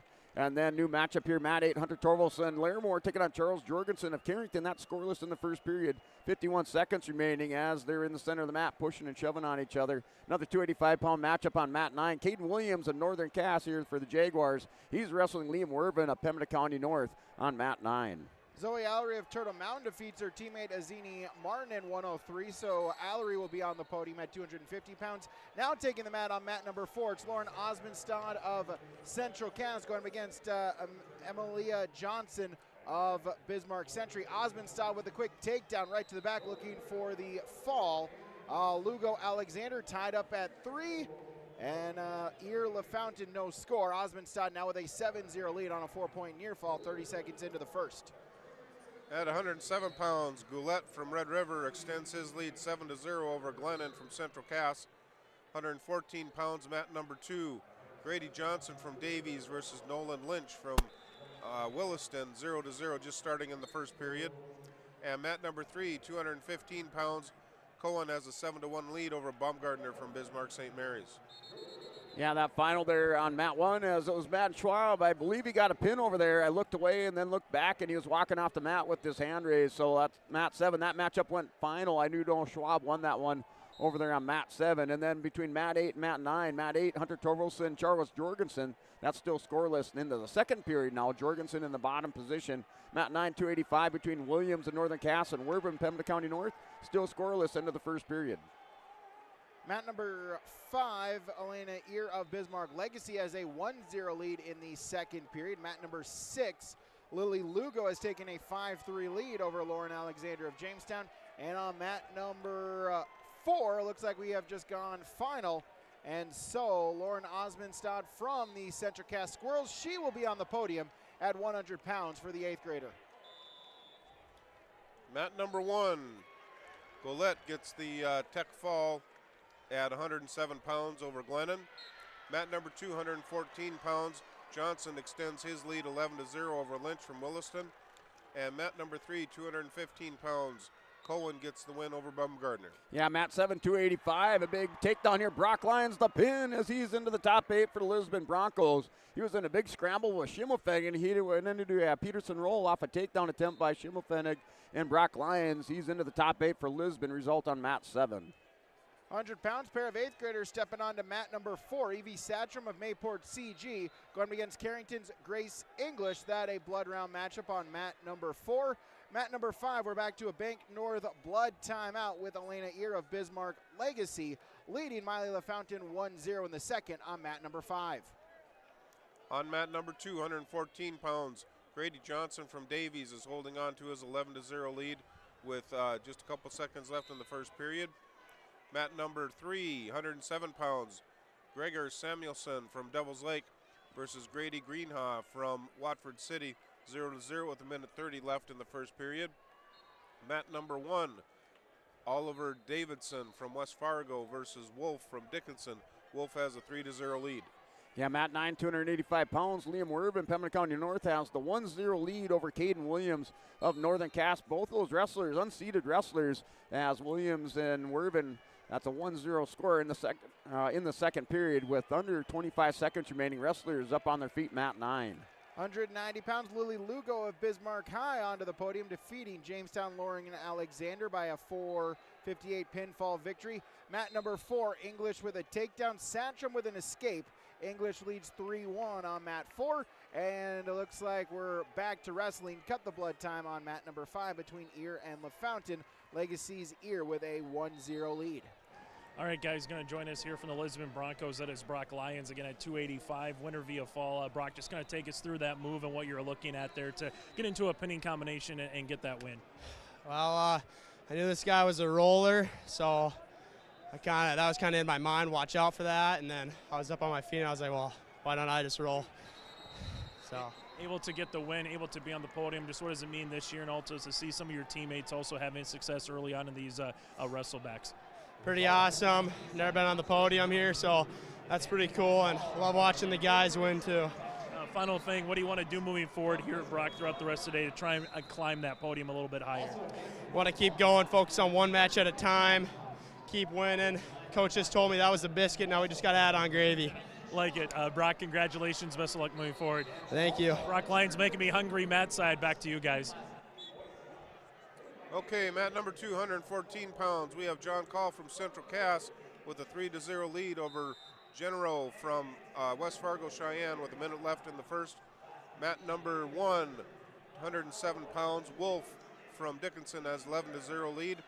And mat number 3, 107 pounds, Samuelson and Greenhaw are tied at 0.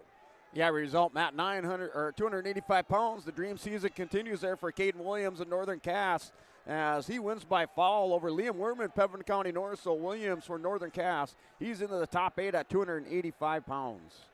So we hit 11 o'clock. This is the state wrestling tournament, YourLiveEvent.com. We'll take a break, come back, take a look at the scoreboard, get you more of the blood rounds here on YourLiveEvent.com. From Tim Cassette, Golden Harvest Seed Sales in the Hillsboro area. When it comes to your operations needs, they want to hear from you, which is why they're committed to listening first. From farmer-focused R&D teams to their Gold Series soybeans and game-changing corn products to the insights shared through the Illuminate digital platform, everything offered is an answer to what they learned from you. For Golden Harvest corn and soybean seed, visit with Tim Cassette Seed Sales Hillsboro, 701-430-0877. Partnership is a way of life here in the Northland. It's about pitching in to help our neighbors, making lending decisions locally, honoring long-term commitments to farmers, Main Street businesses, teams, schools, and rural communities. We're more than just a bank. We're a community partner, working constantly and diligently to enrich the lives of everyone we serve. Bank North, always true.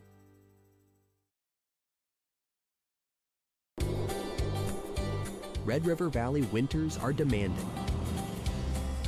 The expert heating and plumbing technicians at Bears Home Solutions will keep your home warm, dry, and comfortable all winter long.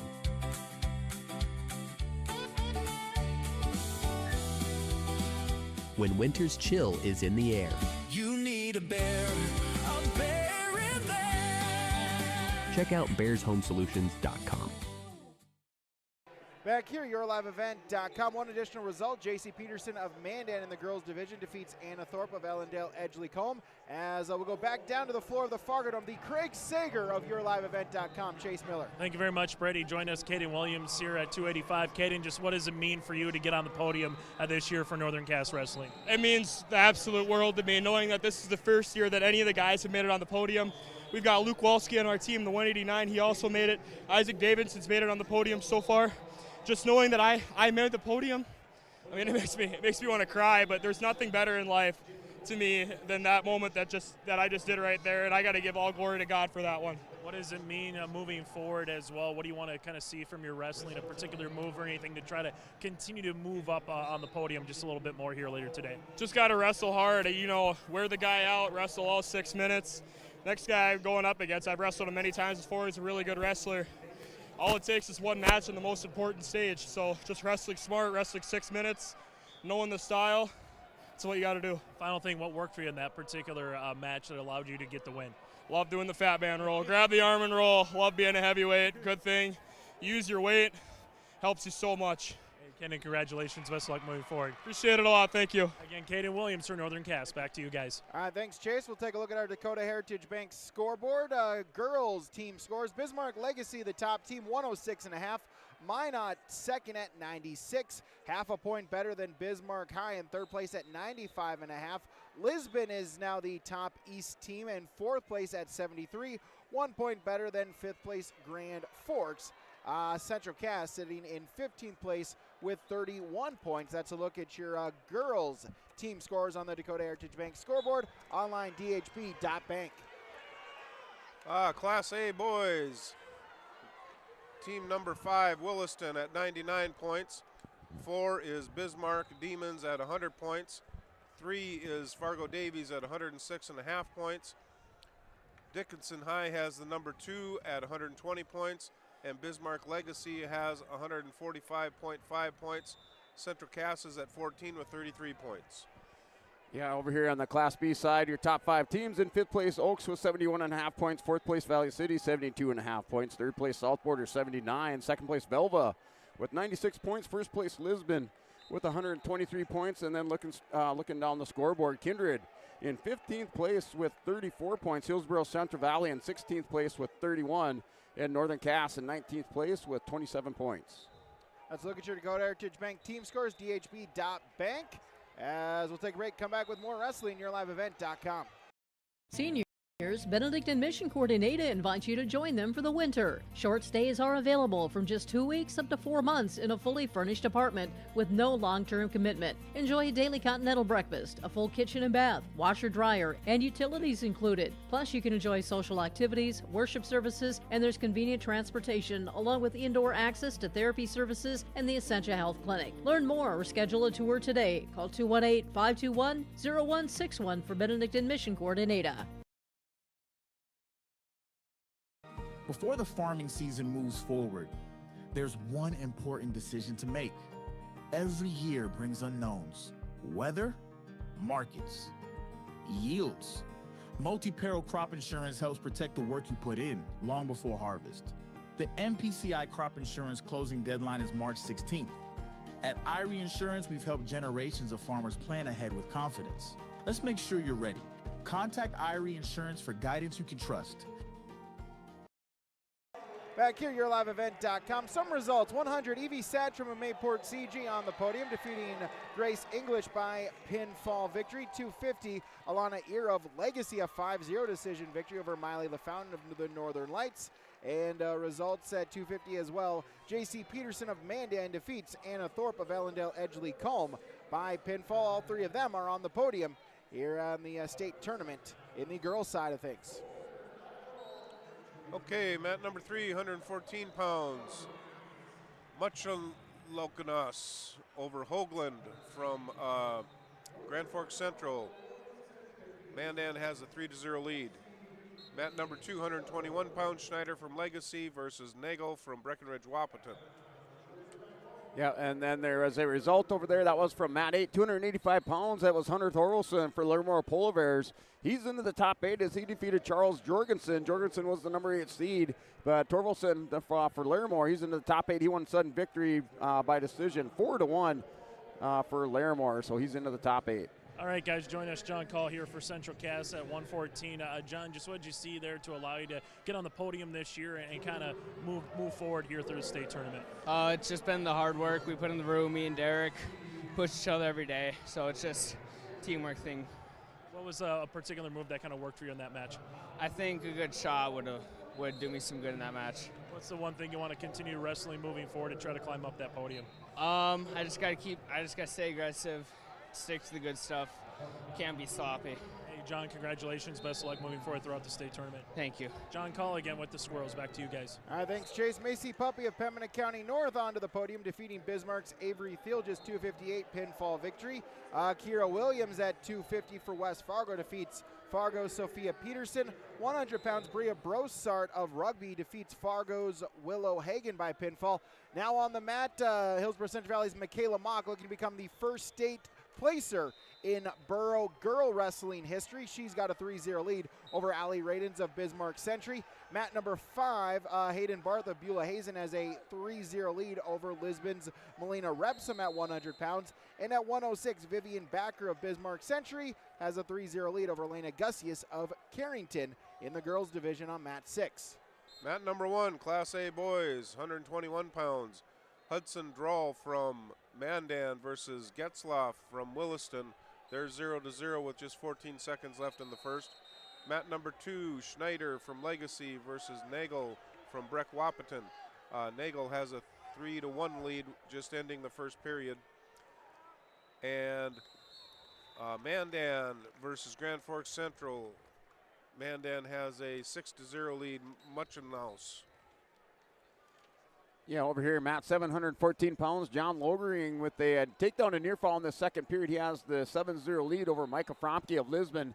Matt, 714 pounds. Fromke on the restart here in the third period in the top position. Matt 8, 107, Angus Willow, Williams County, wrestling Carter Wald of the Oaks Tornadoes. Wald with the 3-1 lead. That's in the first period with 20 seconds remaining. And then Matt 9, 114 pounds. Consolation round match there between Nash Nitschke and Eli Benson, as that is a 3-0 lead over on Matt 9 for Eli Benson, a Killdeer. Mat 4, Michaela Mock, a 3-0 lead, is in the down position. Radens was looking for a tilt. Mock, though, able to roll through, get back to her base, keep it at a 3-0 lead. Hayden Barth with a 3-0 lead over Rebsum of Lisbon, and Vivian Backer of Century with a 3-0 lead in the second on mat number 6 for Century. Mat number 1, 121 pounds. Drawell has an 8-0 lead with a minute 10 left in the second period. Mat number 2, we got a tight one down here. We're in the second period with a minute left. Nagel has a 3-2 lead, 121 pounds. And mat number 3, Muchenhaus has a 9-0 lead now.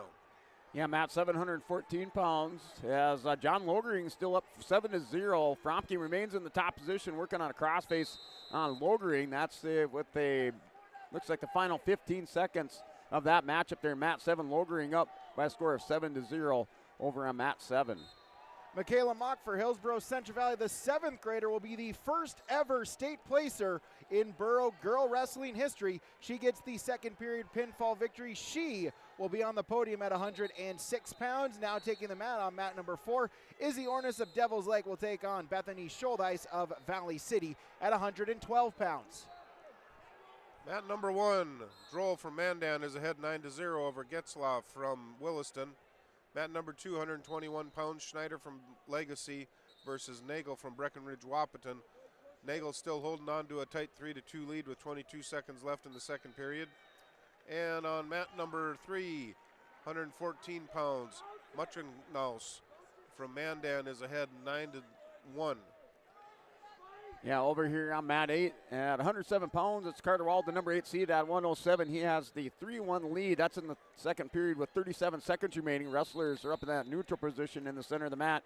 And then that's the final mat, 714 pounds. John Logering, Lamore Lichville Marion, the number 4 seed at 114 pounds. He's into the top 8. He defeats Fromke of Lisbon by decision 7-1. After 2 periods, Hayden Barth of Beulah Hazen has a 3-0 lead over the Lisbon Broncos, Melina Rebsum. Now on the mat on mat number 1, Isabel Baku Elder for West Fargo United has a 3-0 lead over Rugby's Avery Jacobson. Mat number 1, 121 pounds. Just starting the third period. Droll is ahead 9-0 over Getzlaff from Williston. Mat number 2 with a minute 45 left in the third period. Nagel still holds on to his 3-2 lead at 121 pounds.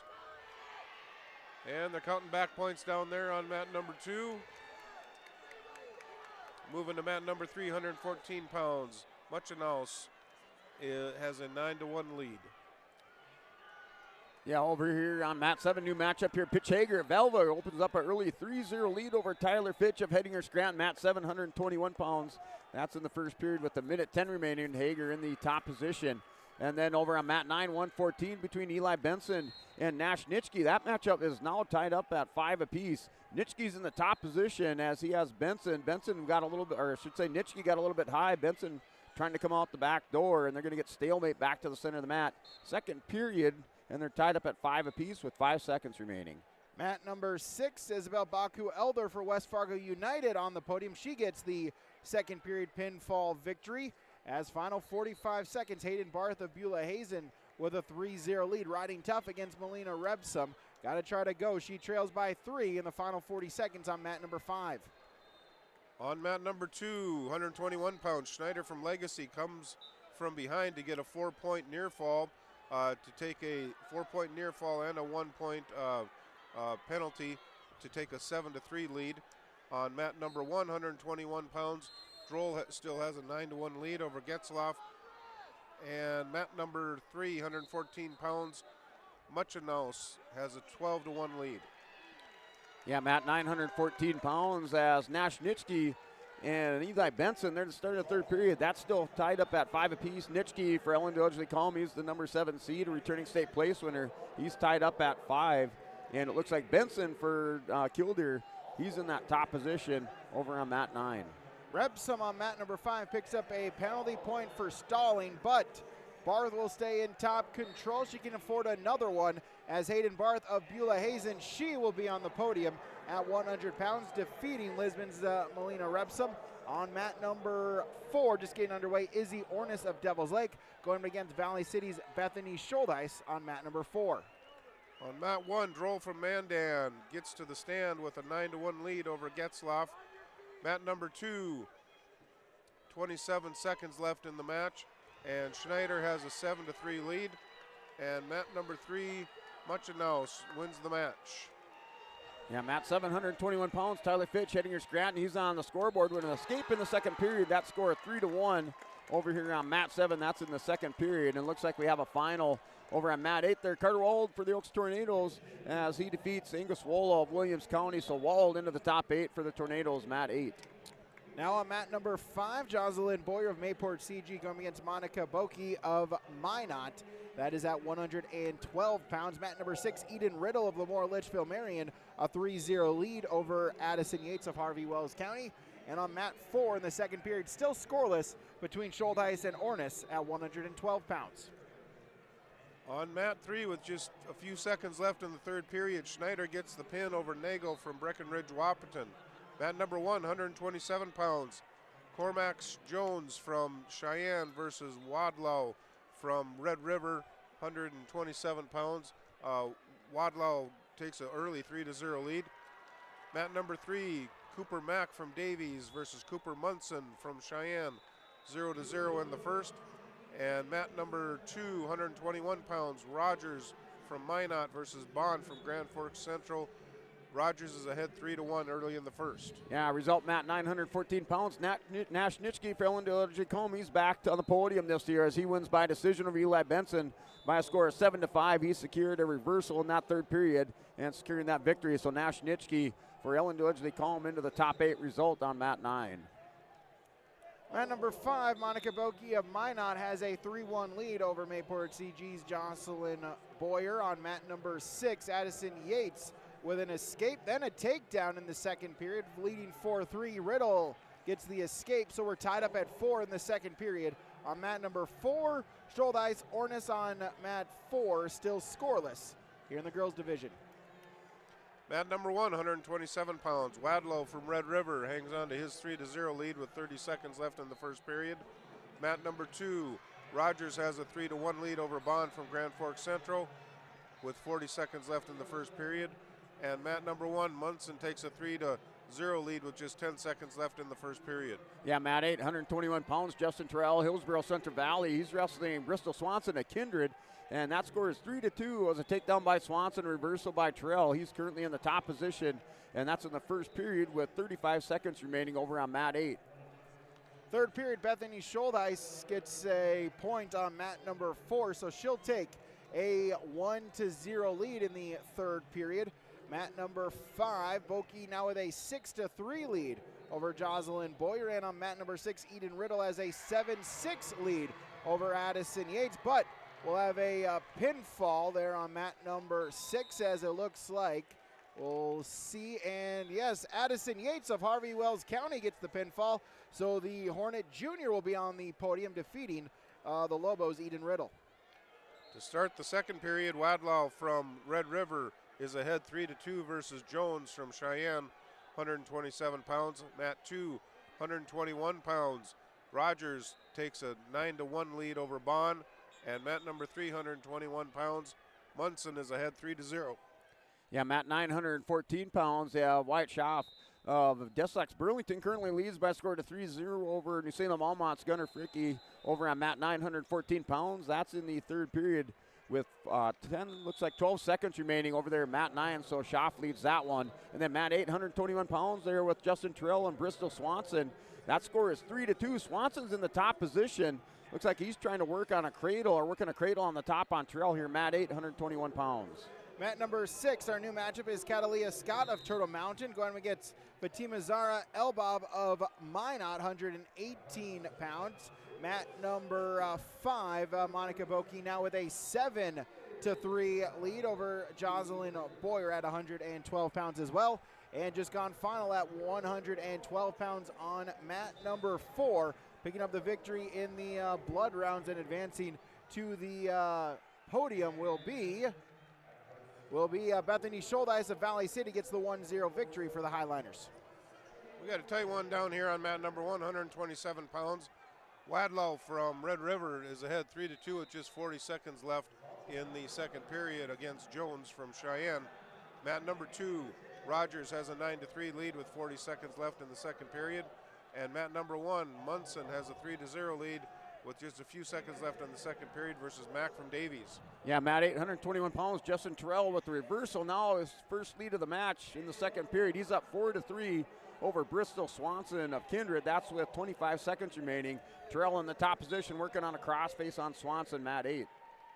Mat number 6, Scott of Turtle Mountain has a 3-1 lead as they wrestle. Halfway gone in the first period. Final 30 seconds of the second period, mat 5, Boki with a 10-3 lead over Mayport CG's Jocelyn Boyer. And on mat number 4, we're in a blood timeout from Bank North from the previous match. So getting just waiting to start is Tally Michael of Kenmare Bowbells Burke Central and Deja Ireland of Bismarck. That's coming up on deck on mat number 1 at 118 pounds. On mat number 1, 127 pounds, Jones from Cheyenne comes from behind to take a 6-3 lead with a minute 52 left in the third period. Mat number 2, 121 pounds, Rogers extends his lead to 16-3 with a minute 50 left in the third period. And mat number 1, Munson from Cheyenne extends his lead 5-0 over Mac. Yeah, Mat 721 pounds there. Bodie Love, Mayport CG, and Walker Miller of Ellendale Edgeley Call. Miller with the penny combination hooked up on Bodie Love, working for a foul over there on Mat 7, 121 pounds, and that's it. Walker Miller into the top 8 for Ellendale Edgeley Call on Mat 7. He wins by fall. As the Michael Ireland match just getting underway here on mat number 4. Mat number 5, Boki now with a 10-5 lead in the going into the third period. There on mat number 4 is now it's 10-9, so Boyer making it interesting, 10-9. Jocelyn Boyer within 1 as we start the third period on mat number 5. And on mat number 6, Scott of Turtle Mountain has a 3-2 lead over Elbob of Minot after 1 period. On mat 1, 127 pounds, just a minute left in the third period. Jones hangs on to his 6-3 lead over Wadlow. Mat number 3, Munson from Cheyenne has a 6-3 lead over Mac. And mat number 2, 127 pounds, we have Jackson Schumann from Minot versus Grady Olafson from West Fargo Cheyenne, 0-0. Yeah, Mat 8, 121 pounds, Justin Terrell, Bristol Swanson. Terrell has the arm caught and just trying to lead back there on Bristol Swanson. Now Terrell's still up by a score of 4-3. Terrell's going to try to stretch it out, see if he can get some near fall. That's in the third period with under 50 seconds remaining. They're going to go back to the center for a restart. That score is still 4-3 over on mat 8. Mat 6, Scott gets an escape point for the Braves, so she leads now 4-2. Cut the blood time on mat number 5. Boki with a 10-9 lead as they wrestle neutral position. And on mat number 4, Michael Ireland still scoreless with under 30 seconds to go in the first in the girls' division, as Michael will get dinged for her first stalling warning here in the first period. We're down to 15 seconds left in the third period on mat number 1. Jones is ahead 6-4. Mat number 2, Schumann takes a 3-1 lead over Olafson from Cheyenne. And mat number 3, Munson extends his lead 9-3, and that'll be the end of that match, so Munson will be on the stand. Yeah, back and forth battle here. Mat 8 just watching it as it was a reversal over there by Bristol Swanson. Now Terrell with the reversal. 6-5 that score. Justin Terrell has the 1-point lead here with 5 seconds remaining. Over on mat 8, looks like Justin Terrell, he's going to hang on and win this one. He's into the top 8. Oh, and another point. So we'll have to see where that went. I think it was a 7-5 score. As that's Matt 8, 121 pounds. There was 1 point awarded at the end of the period. So they're going to go to the scores table. They did tie it up at 6 apiece right now on the score clock. So Matt 8, 121 between Terrell and Swanson. They got it tied up at 6. Matt 5, Jocelyn Boyer of Mayport CG takes the lead 12-10. And so that match has gone final. So the Patriot Junior will be on the podium at 112 pounds. Elbob of Minot now with a 7-4 lead going into the third against Scott. And on mat number 4, Michael with a 1-0 lead in the second for Kenmare Bowbells Burke Central over Deja Ireland of Bismarck. Jones late in the third period gets a near fall to take a 9-4 win over Wadlow from Red River. Mat number 2, Olafson takes a lead 4-3 over Schumann to come from behind. There's a minute 30 left in the second period. And mat number 3, Caden Eggenberg from Bismarck has a 7-0 lead over Anderson from Jamestown. Yeah, Matt 821 pounds. That's a final sudden victory there. 6-point move for Justin Terrell, and he wins by decision. He's into the top 8 for Hillsboro Central Valley on mat 8, 121 pounds. Mat 4, Michael with a cradle locking it up. Going to see if she can get the pinfall on Ireland there on mat number 4. Loses the grip, but will get 4 near fall points. Now on mat number 5, Kimberly Friddle of Stanley going up against Sydney Huber of Bismarck Century. Huber with the takedown and the pinfall, so Sydney Huber for Century onto the podium at 12. And on mat number 6, Elbob now with a 9-4 lead. Under a minute to go there for the Minot sophomore on mat number 6. On mat number 1, 127 pounds, Wesley Fisk from Devil's Lake versus Duran Hamley from Turtle Mountain. Hamley has a 3-0 lead with a minute left in the first. Mat number 2, Grady Olofsson extends his lead to 7-3 over Schumann from Minot. And mat number 3, Sully Krenz from Williston versus Alexander Tangen from Davies. Yeah, Matt 927 pounds. Skindred's Gavin Swinson has the 8-3 lead over Ryan Knoll of Bowman County Beach. And that's now an 8-6 score. Looks like Knoll picked up a few more points there, so that score now 8-6. Knoll in the top position. That's in the second period with 35 seconds remaining. Matt 927 pounds in the Consolation blood round. Mat 5, Adeline Hansen of Lisbon going against Katie Lane Isom of Williston blood round matchup at 124 pounds. Mat number 4, Michael of KBBC with an 8-0 lead in the third period. And on mat number 6, just gone final, Fatima Zara Elbob of Minot onto the podium, defeating Catalia Scott of Turtle Mountain 12-5 decision. On mat number 3, 133 pounds, Krenz has a 3-0 lead over Tangen from Davies. Mat number 2, Olofsson from Cheyenne has a 7-3 lead over Schumann from Minot. And mat number 1, 133 pounds, Thad Hansen versus Bryce Volk from Devil's Lake has a 3-0 lead. Yeah, Matt 927 pounds in that second period. It was a reversal and 3 near fall there for Ryan Knoll, as that score now 8-6 as they went into a short little North Top Bank blood timeout. They're back out there on the mat here, Matt 9. And that's in the second period with 34 seconds remaining. Matt 8, 121 pounds, Jared Schilling, Braden Brossert. 3-1 lead there for Jared, no, 6-1 lead for Schilling going into the second period, Matt 8. Mat number 6, Crystal Magnuson for Hillsboro Central Valley stepping onto the mat. Going up against Katie Apperspatch of Grand Forks. Magnuson debuting a brand new Burrow singlet. Didn't recognize her out on the mat there. On mat number 5 is some Hansen scoreless after 1 period. Mat number 4, Michael with a 8-1 lead over Ireland on mat 4. On mat 1, 133 pounds, Hansen hangs on to his 3-0 lead with 38 seconds left in the first period. Mat number 2, 127 pounds, Olofsson extends his lead 11-3 with 20 seconds left in the match over Schumann from Minot. And mat number 3, 139 pounds, Wallette has a 3-0 lead over Racine. Yeah, result over there from mat 7, 127 pounds. It was Josh Turnus.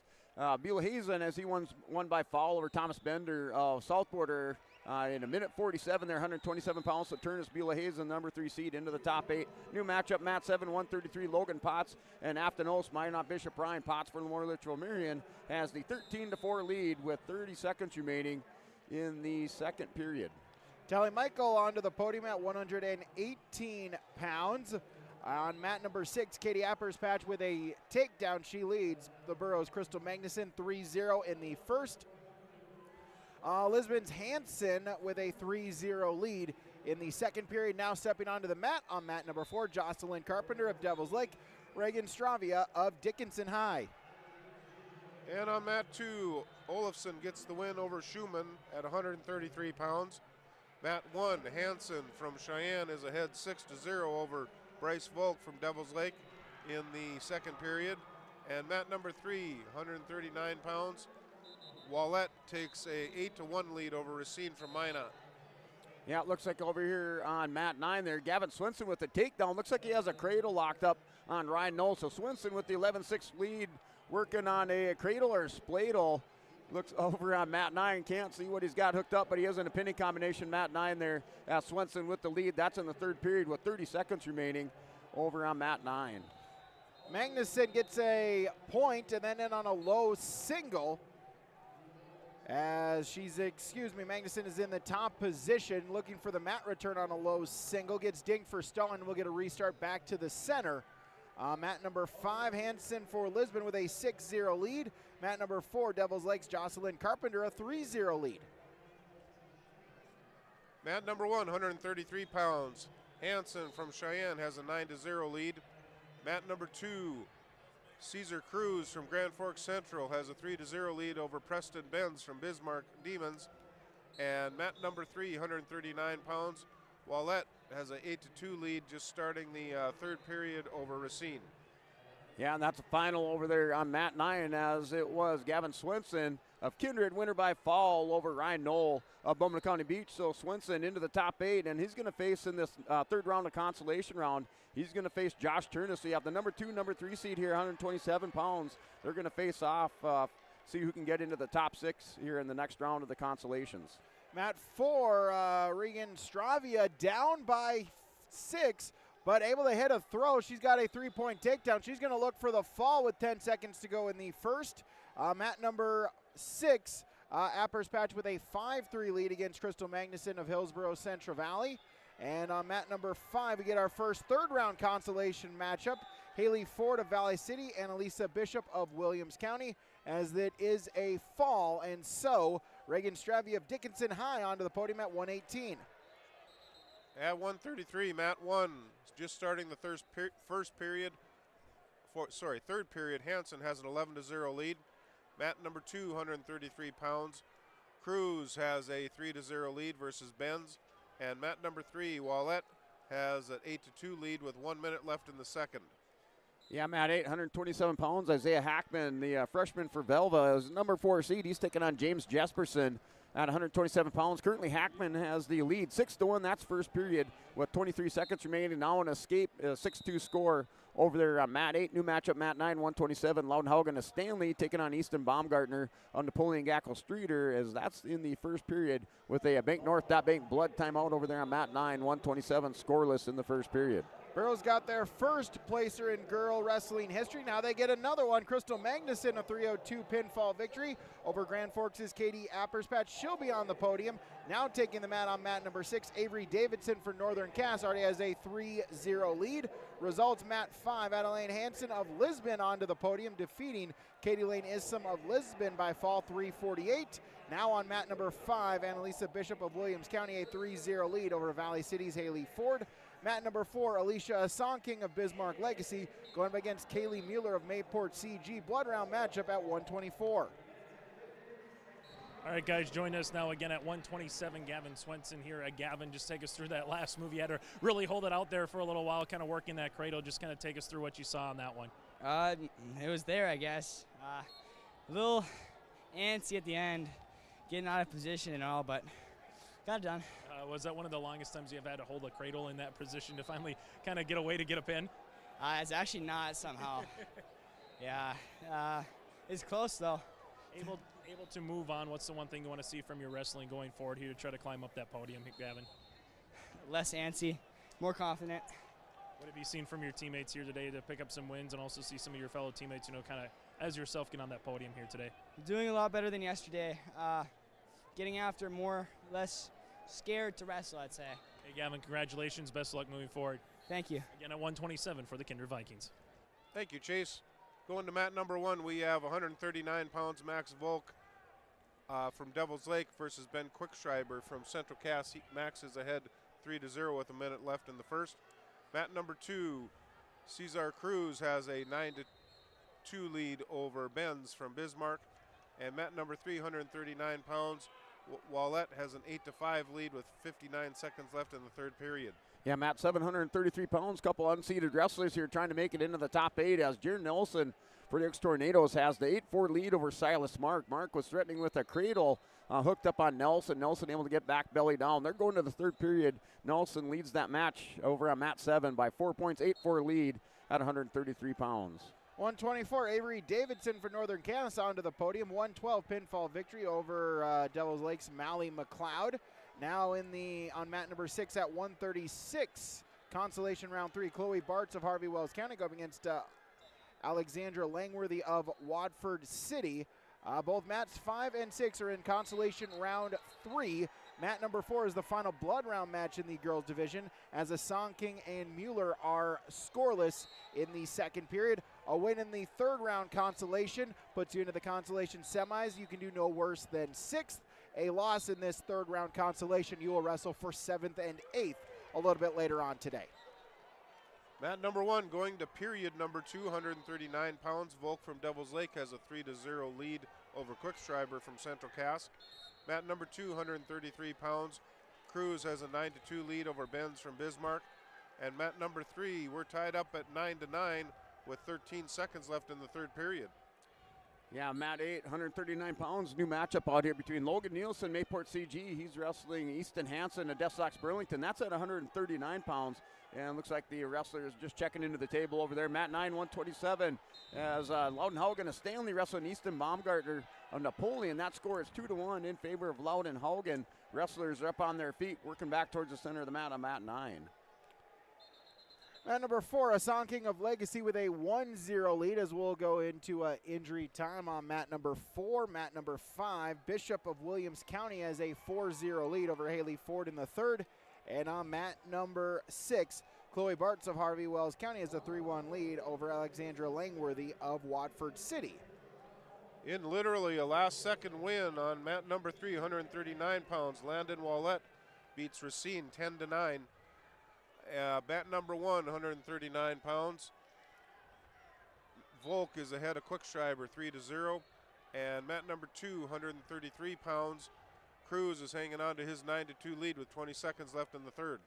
Yeah, result over there from mat 8, it was Zay Hackman of Belva. He won by tech foul over Jesperson of Williams County at 127 pounds. New matchup here, mat 7, 133 between Grayson Lyons of Lisbon and Oakley Brown, Pembina County North. Your matchup, mat 7. That's first period scoreless on mat 7. Mat 5, Bishop extends her lead. She's got a 7-1 lead over Haley Ford of Valley City. That's the third round Consolation, trying to get to the Consi semis. Mat number 6, it looks like we have a final there as Chloe Bartz of Harvey Wells County, I believe, picks up the victory. So she will wrestle in the Consolation semis. And in the last blood round match in the second period, Song King of Legacy has a 1-0 lead over Mayport CG's Kaylee Mueller. Mat number 2, 133 pounds. Cruz gets the win over Benz from Bismarck. Mat number 3, we have Zachary Nelson from Grand Forks Central, 139 pounds, versus Hunter Olson from Bismarck Legacy. 1 minute left in the first. Yeah, new score over here, Matt, 733 pounds in that first period. Grayson Lyons with the takedown, final 5 seconds. So he's up 3-0 over here, Matt, 733 pounds. And then over at Matt 9, new score there. They're tied up at 2 apiece between Loudenhaugen and Easton Baumgartner. Baumgartner in this third period with an escape as there's the final 25 seconds. Wrestlers are up on their feet. Baumgartner in on a single leg. See if he can double up there on Haugen here, Matt 9, 127. Mat 5, Annalisa Bishop defeats Haley Ford by a 7-1 decision victory. Now on mat number 5, it's a battle of the Ericksons. Brianna for Dickinson going up against Bell from Northern Cass at 130. And on mat number 6, Miley Christensen of Valley City going against Madalena Cibatranu of Carrington, 142 Consolation round 3. Going into the third period on mat 4, the 124 blood round matchup. Asonking with a 1-0 lead over Kaylee Mueller. They wrestled neutral position. Mat number 1, Volk from Devil's Lake gets another takedown to take a 6-0 lead against Krickschreiber with a few seconds left in the second period. Mat number 2, 133 pounds, Bame from Mandan has a 3-1 lead over Blackaby from Minot. And mat number 3, 139 pounds, still 0-0 starting the second period. Nelson from Grand Forks Central and Olson from Legacy. Yeah, mat 9, that's the result as it was Loudenhaugen with a last-second heroic. So nice cartwheel over the top on Baumgartner. Then Loudenhaugen of Stanley, he's into the top 8. He wins by decision 5-2 over here on mat 9. Now Grayson Lyons up 4-0. He's working on another takedown and he scores it. So it looks like Lyons is going to build up a 7-0 lead over Oakley Brown. Mat 733 pounds. That's in the second period. Brianna Erickson got a takedown, but then Bell with a reversal. Leading or down by 1, looking to see if she gets some near fall points out of this situation.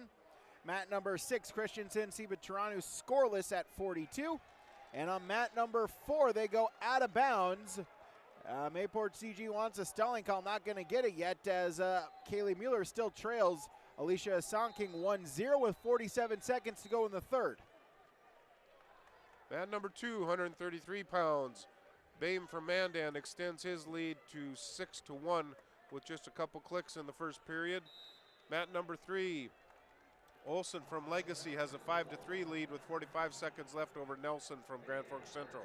Yeah, mat 933-pound action over here as Jackson Wilson of Carrington taking on Gavin Rood of Kindred. You have the number 6, number 5 seed wrestling it out here for a top 8 finish. Mat 9 as the Gavin Rood of Kindred has the 3-1 lead. That's in the first period with a minute 25 remaining. Going into the second period, Brianna leads Bell in the battle of the Ericksons on mat number 5. Final 15 seconds on mat number 4. Kaylee Mueller, desperation, looking for a shot.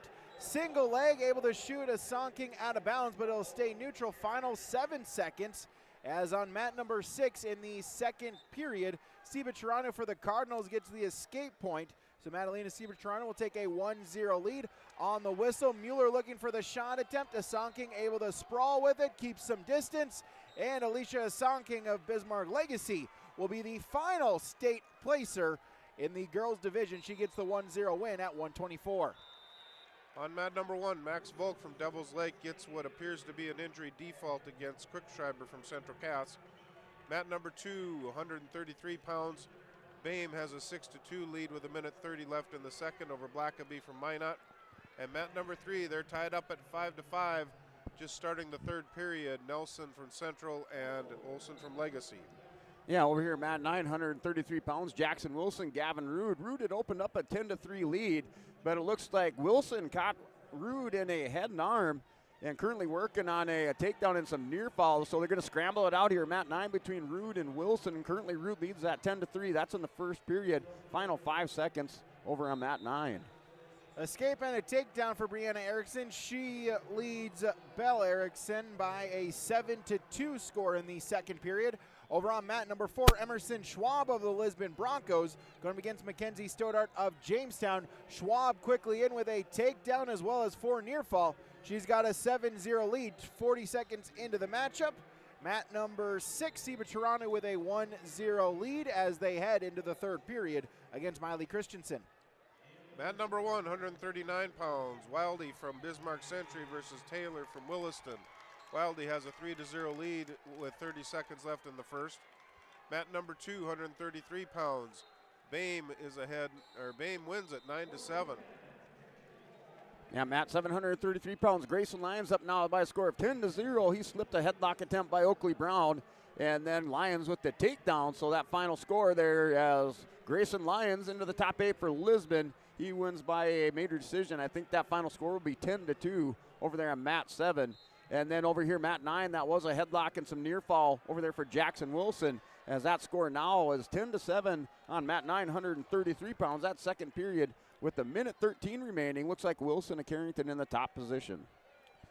Brianna Erickson extends her lead now 13-3 going into the third period. Emerson Schwab with a 7-0 lead, but she's got some more near fall points. Gets a turn on Stoddart. See if she can get the fall before the end of the period. Mat number 6, Eva Taranu and Christensen. Christensen with an escape point. They're tied up at 1 with a minute to go.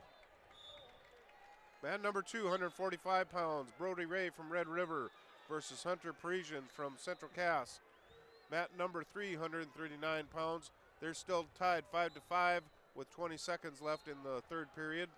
And mat number 1, Wildy from Century, has a 3-1 lead over Taylor from Williston. All right, guys, join us here. Grayson Lyons again at 133, winner 10-2. Grayson, just kind of what did you see to earn a victory here and place on the podium here this season? What did you see in that match?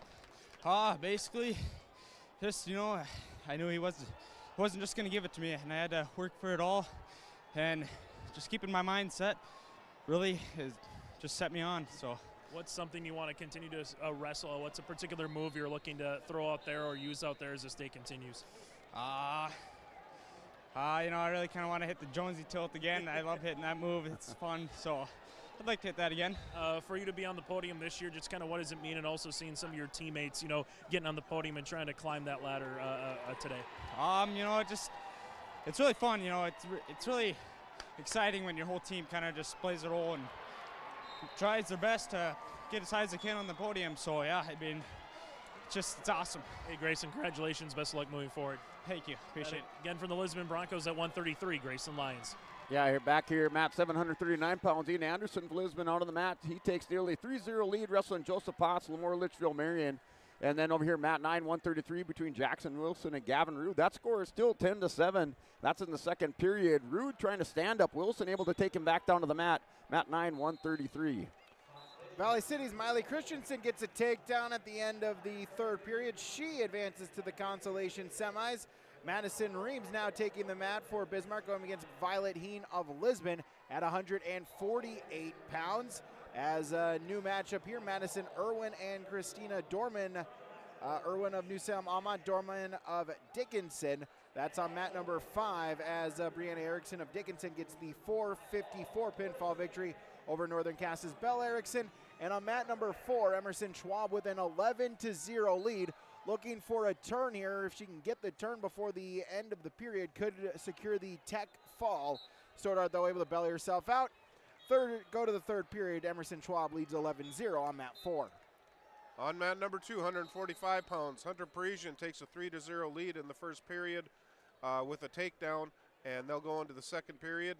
Mat number 1, we got a tight one down there, tied 3-3 with 8 seconds left in the second period.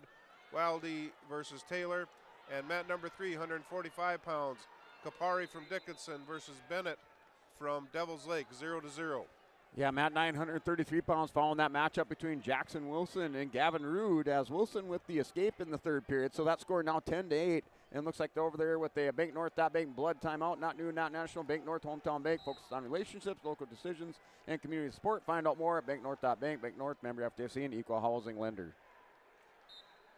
Schwab for the Broncos gets a reversal. Now looking for the turn. Going to get some near fall points. Gets a count of 2. So Emerson Schwab will advance. Is it going to be a tech fall? Is it going to be a pin fall? It will be a tech fall as Stoddart bellies herself out. But Emerson Schwab into the Consi semis at 136 pounds. Mat 5, Christina Dorman of Dickinson, a 2-0 lead over New Salem Almont's Madison Irwin. And on mat number 6, Madison Reams, a 3-1 lead over Violet Heen on mat 6. On mat number 2, Hunter Parisian extends his lead 9-0 over Ray from Grand Forks Red River. Hunter's in the top position looking for that tilt. Mat number 1, 139 pounds, Wildly takes a 5-3 lead over Taylor. And on mat number 3, we're ending the first period 0-0.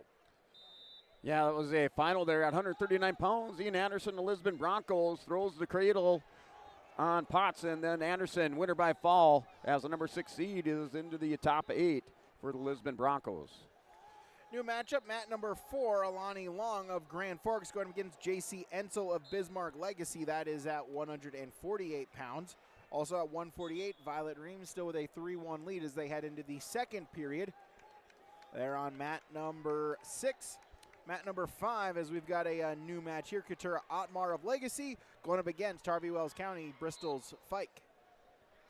On mat number 1, 139 pounds. Wildy has a 5-3 lead going into the third period. Mat number 2, Parisian has his 9-0 lead. We got an injury timeout going on right now. And mat number 3, 145 pounds, they're still tied 0-0 in the neutral position.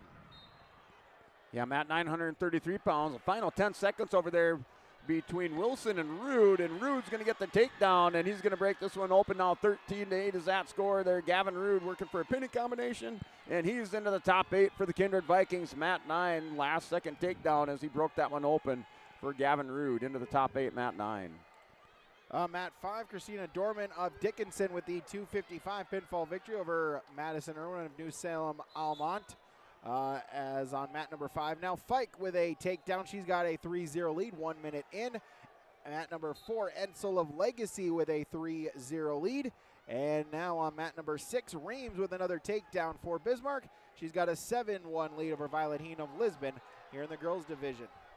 On mat number 1, Taylor from Williston, a come from behind. And then Wildleaf ties it up at 7-7 with just a minute left in the third. Mat number 2, 145 pounds. Hunter Parisian still has a 9-0 lead at the end of the second.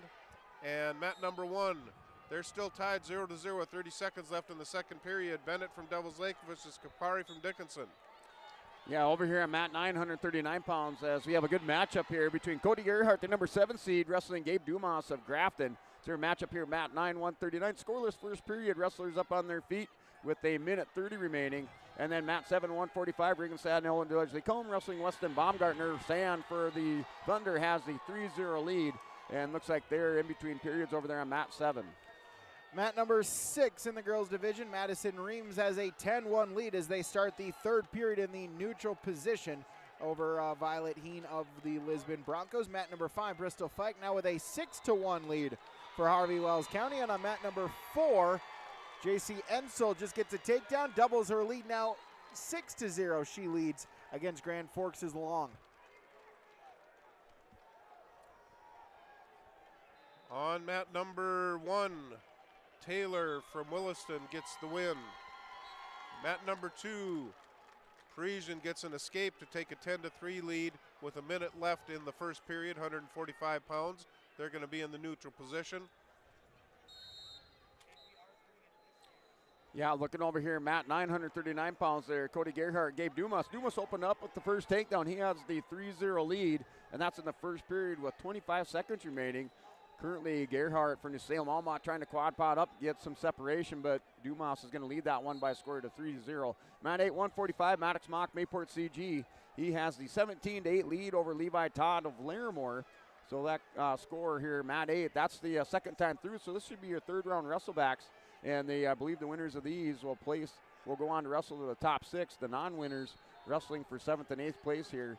That's your matchups here, starting out at 145 pounds on mat 8 and now on mat 7. 148, Madison Reams defeats Violet Heen of Lisbon 435. As now stepping on to mat number 6, Ava Carlbloom for the Lisbon Broncos going against Addie Gendrich of Bismarck Century. That is scoreless.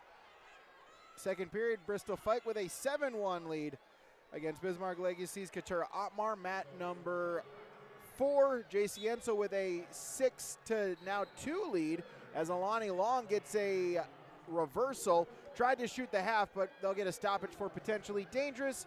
And back to the center, Ensel with a 6-2 lead. And on mat number 2, Hunter Parisian. He's going to win this match 13-4 over Ray from Grand Forks Red River. Mat number 1, Haas Lundin at 152 pounds from Williston over Kuklak from Bismarck Century. Kuklak has a 3-0 lead with 1 minute left. And mat number 3, Kapari from Dickinson at 145 versus Bennett from Devils Lake. Yeah, Mat 8, 145 pounds there. Levi Todd, Maddox Mock now up 23-10 at the end of the third period. So Maddox Mock here, the number 6 seed, he's going to go into the top 6 as he won by a decision, now major decision, 20-10 over Levi Todd. So so Maddox Mock into the Consolation semis over here on mat 8. Gendrich with the takedown for Century against Carl Bloom, so she's got a 3-0 lead in the first period. Bristol Fike ups her lead 8-1 on mat number 5. And on mat number 6, JC Ensel with a takedown to start this third period. She's got a 9-2 lead on mat number 4. On mat number 1, 160 pounds, Grimm from St. Mary's versus Petershik from Bismarck Legacy, 0-0. Mat number 2, Hagelson from Century versus Patron from Grand Forks Central. They're 0-0 with 1:30 left. Yeah, mat 939 pounds between Cody Gerhardt and Gabriel Dumas, as it's a 3-0 lead. That's in the second period over there for Gabe Dumas. He's in the top position, trying to get a turn on Gerhardt at the end of the period, but it looks like they're going to go in to the third period with a 3-0 lead there for Gabe Dumas. And then new matchup here, mat 8, 160. Miles Steele just for Kindred. He's wrestling Joseph Keller of Southwater, and that is scoreless in the first period with 1:07 remaining. Wrestlers up on their feet, center of the mat. Ensel ups her lead now 10-2 on mat number 4, looking to advance into the Consolation semifinal round. It's still an 8-1 lead for Bristol Fike as they start the third period on mat number 5. And on mat number 6, in the second period, Addie Gensrich has a 3-0 lead against Lisbon's Ava Karlblum. Mat number 1, Grimm versus Peterschnick. They're still tied 0-0 with 35 seconds left in the first at 160. Mat number 2, Hagelson at 160 versus Patron. Patron has a 3-2 lead with 25 seconds left in the first. And mat number 3, 152 pounds, Safartowicz has a 7-1 lead over Bauman from Bismarck. Yeah, mat 939 pounds. They're now in the third period with 1:15 remaining there between Gabe Dumas, Cody Gerhardt, and Gerhardt in the top position. And it looks like we're going to have some points coming to us over here on mat 9. I thought they signaled 4 over there for Gerhardt, but we're going to see what happens. And then over here on mat 8 between Theologis and Keller, as that's scoreless in the first period. The wrestlers in the situation position, back up to their feet, going to the center for the second period. That's scoreless first period, mat 8. Bristol Fike of Harvey Wells County into the top 6, as is Addie Gendrich of Bismarck Century. She defeats Ava Karlblum of Lisbon. Now on to the mats. On mat number 5, Jaylee Jetty of Devil's Lake will go up against Turtle Mountain's Aaliyah Martin. And on mat number 6, 190, Victoria Novotny of Mandan going up against Bismarck's Lily Lugo. And on mat number 4, Lily Bloom of Williams County will take on Bismarck Century's Bernita Myers. We're in the second period on mat number 1.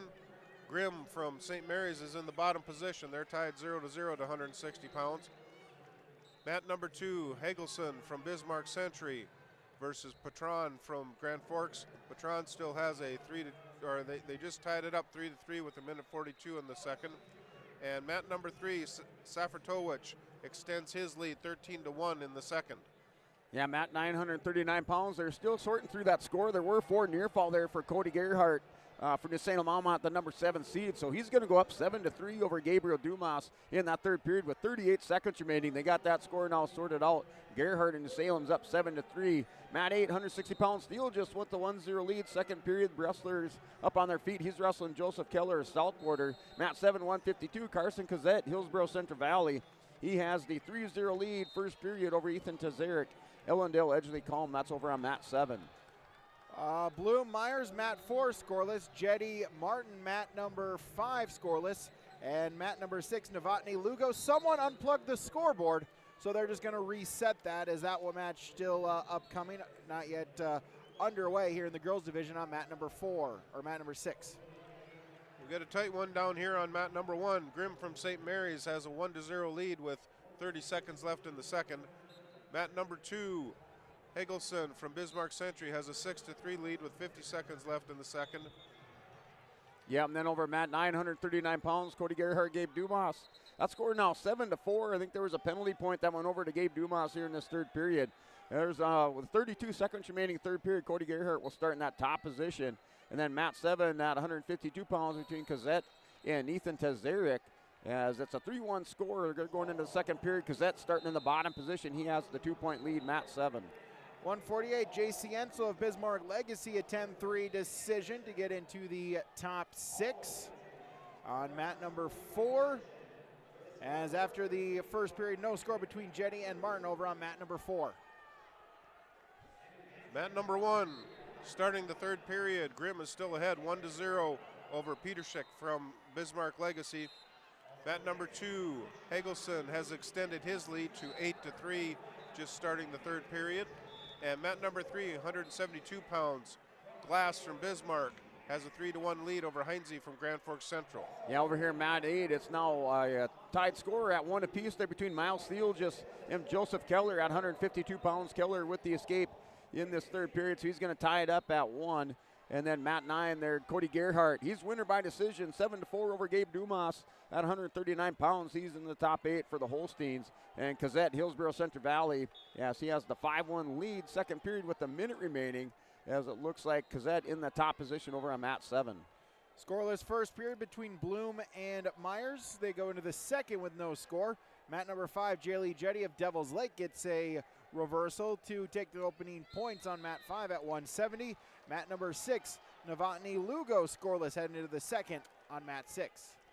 On mat number 1, 160 pounds, we have a tied match 1-1. Grimm from St. Mary's versus Petershek from Legacy. Mat number 2, Patron has extended his lead, Hagelson has extended his lead 15-13. And mat number 3, 6-1, Glass ahead of Heinze. Yeah, mat 7, a couple stall warnings there on Karsika Zed. Just going to get a point there for Ethan Tazeric. That score now 5-2 in the second period with 24 seconds remaining. Cazette's still in the top position, riding on top here in mat 7. And then mat 8, 160 between Theelgis and Joseph Keller. That score now tied up at 2 apiece. And that's in the third period as each wrestler is giving up his points for stalling. So they're tied up at 2, mat 8, 160. Bernita Myers on the scoreboard on mat number 4. She leads 2-0 in the second. Headed to the third on mat 5, Jaylee Jetty with a 2-0 lead.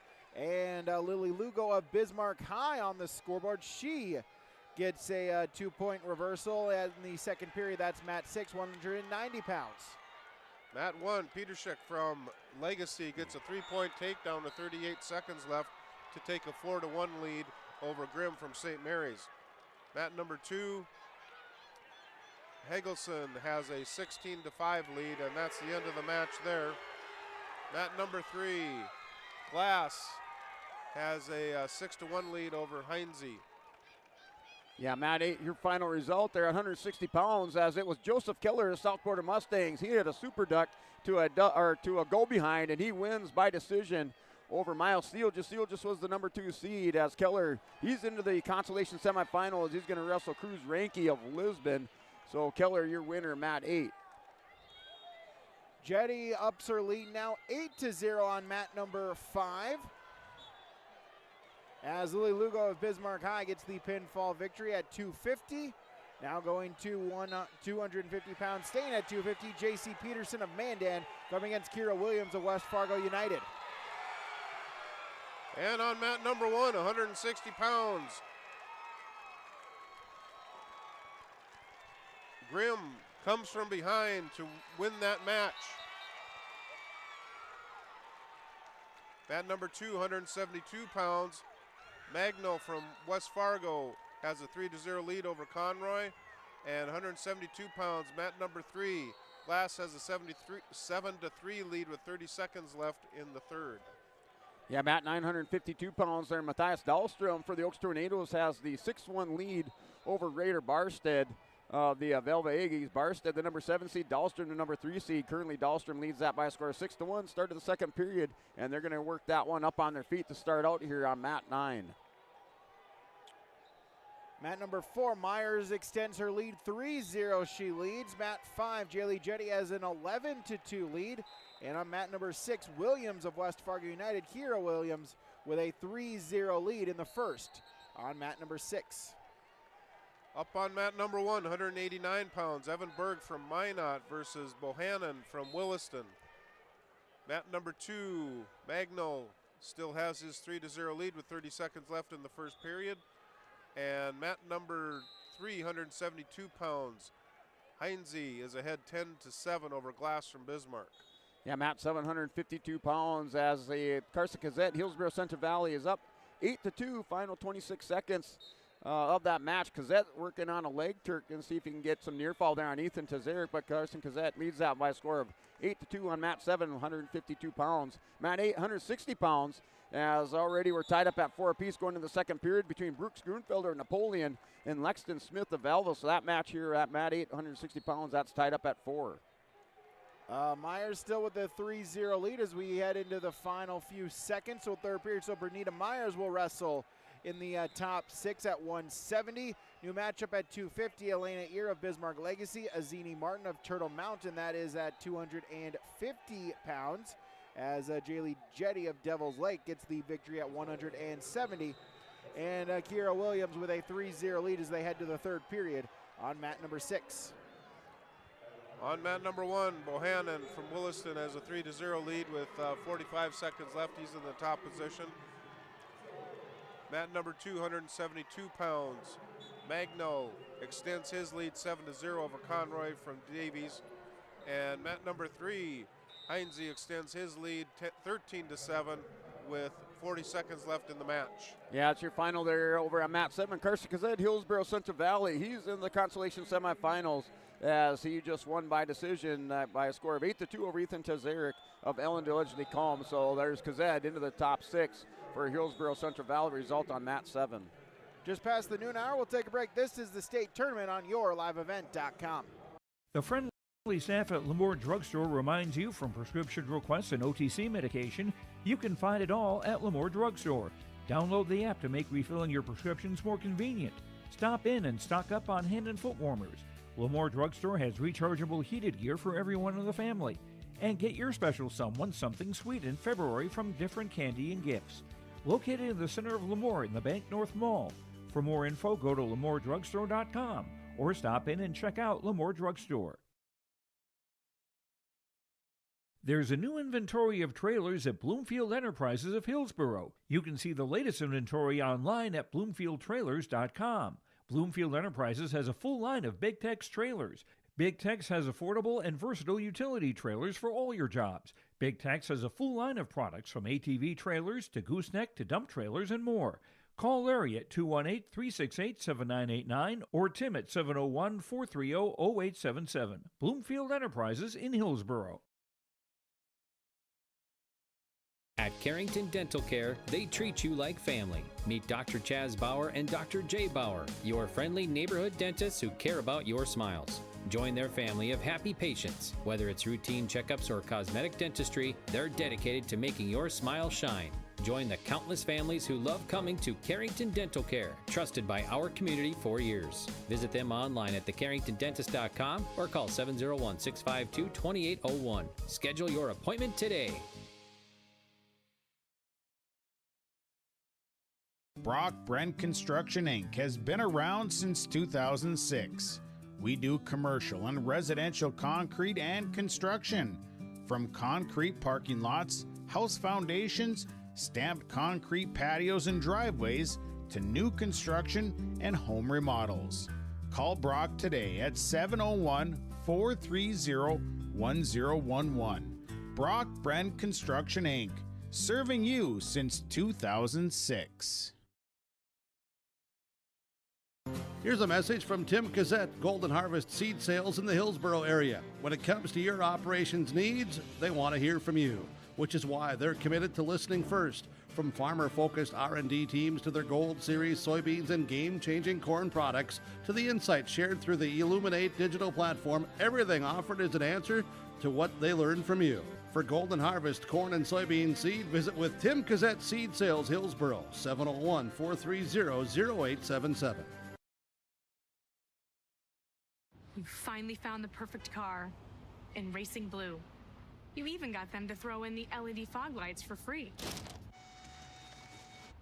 Auto Owners insures your car because some people never learn to parallel park. That's simple human sense.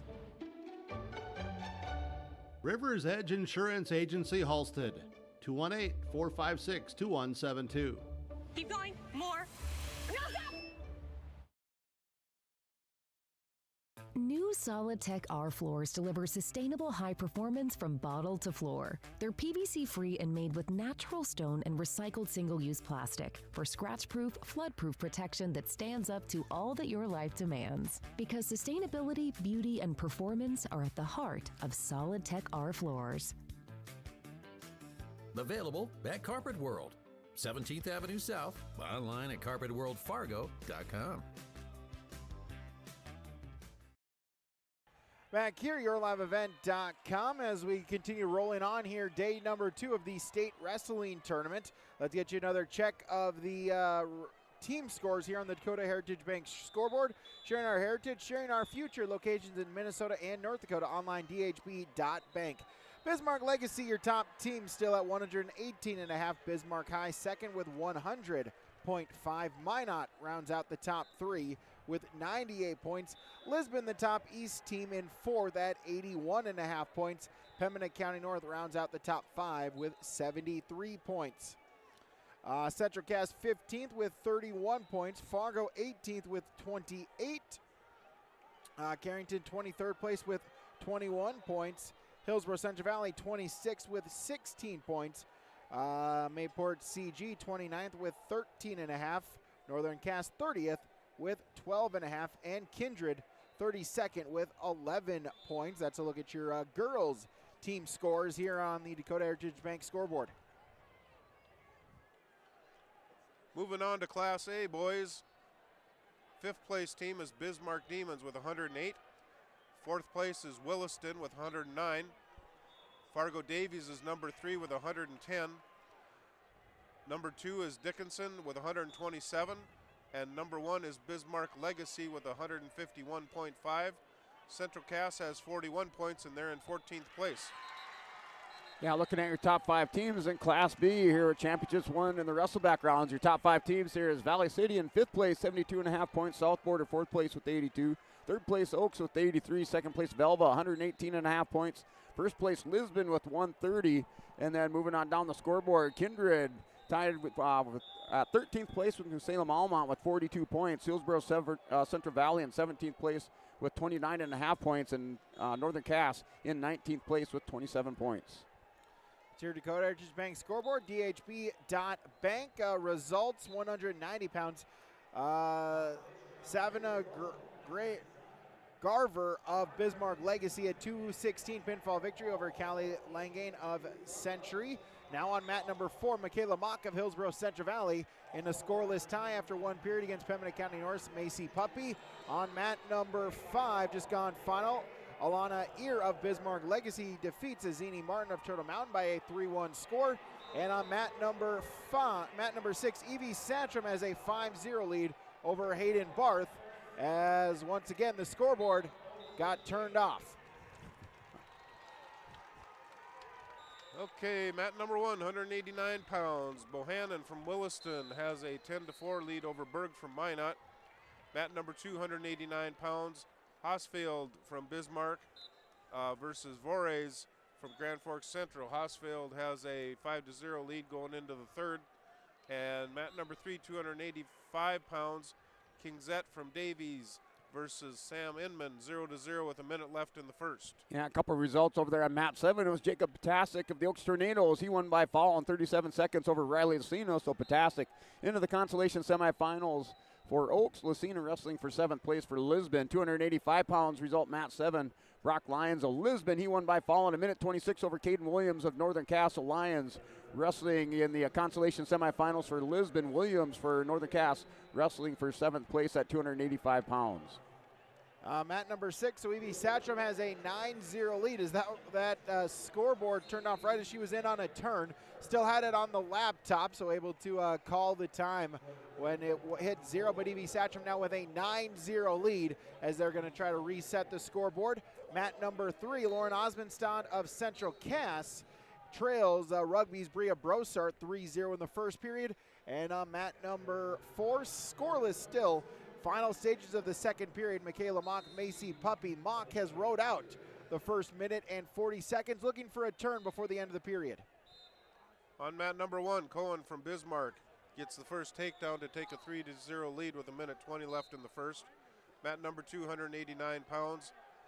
Hosfield has a 5-0 lead with 35 seconds left in the third period.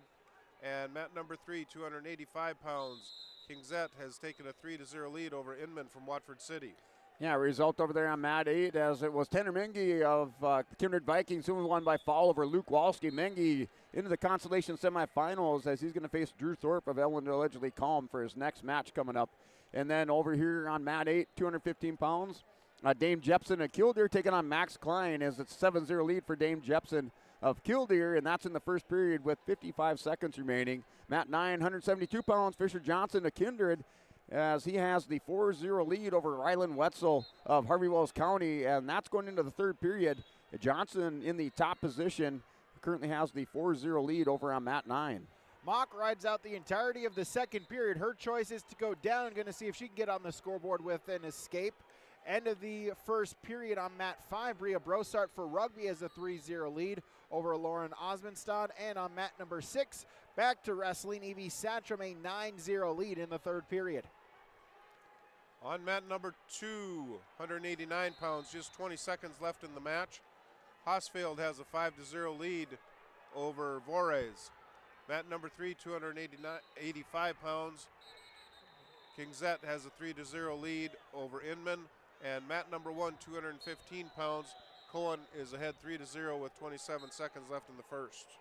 Yeah, over here, mat 9, 172 pounds, a change in the score. Now 4-1, an escape there for Ryland Wetzel of Harvey Wells County. Johnson with the 3-point lead, third period with a minute 6 remaining. Wrestlers are in a scramble position. Johnson looks like he's trying to turn the corner with a big sprawl over there on mat 9, 172 pounds. Mat 7, 107, Gabe English of Carrington. Carter Wald of Oaks, currently English for the Cardinals, has the 3-0 lead. Mat 7, that's in the second, just the start of the second period. Now looks like an escape, so our score 4-0, Gabe English.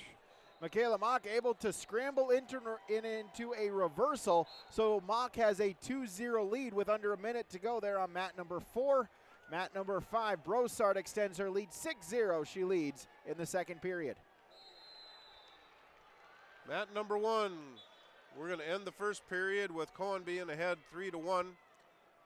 Mat number 3, 285 pounds. Kingzette still has his 3-0 lead. And on mat number 2, Hosfield from Bismarck beats Vorez 8-0.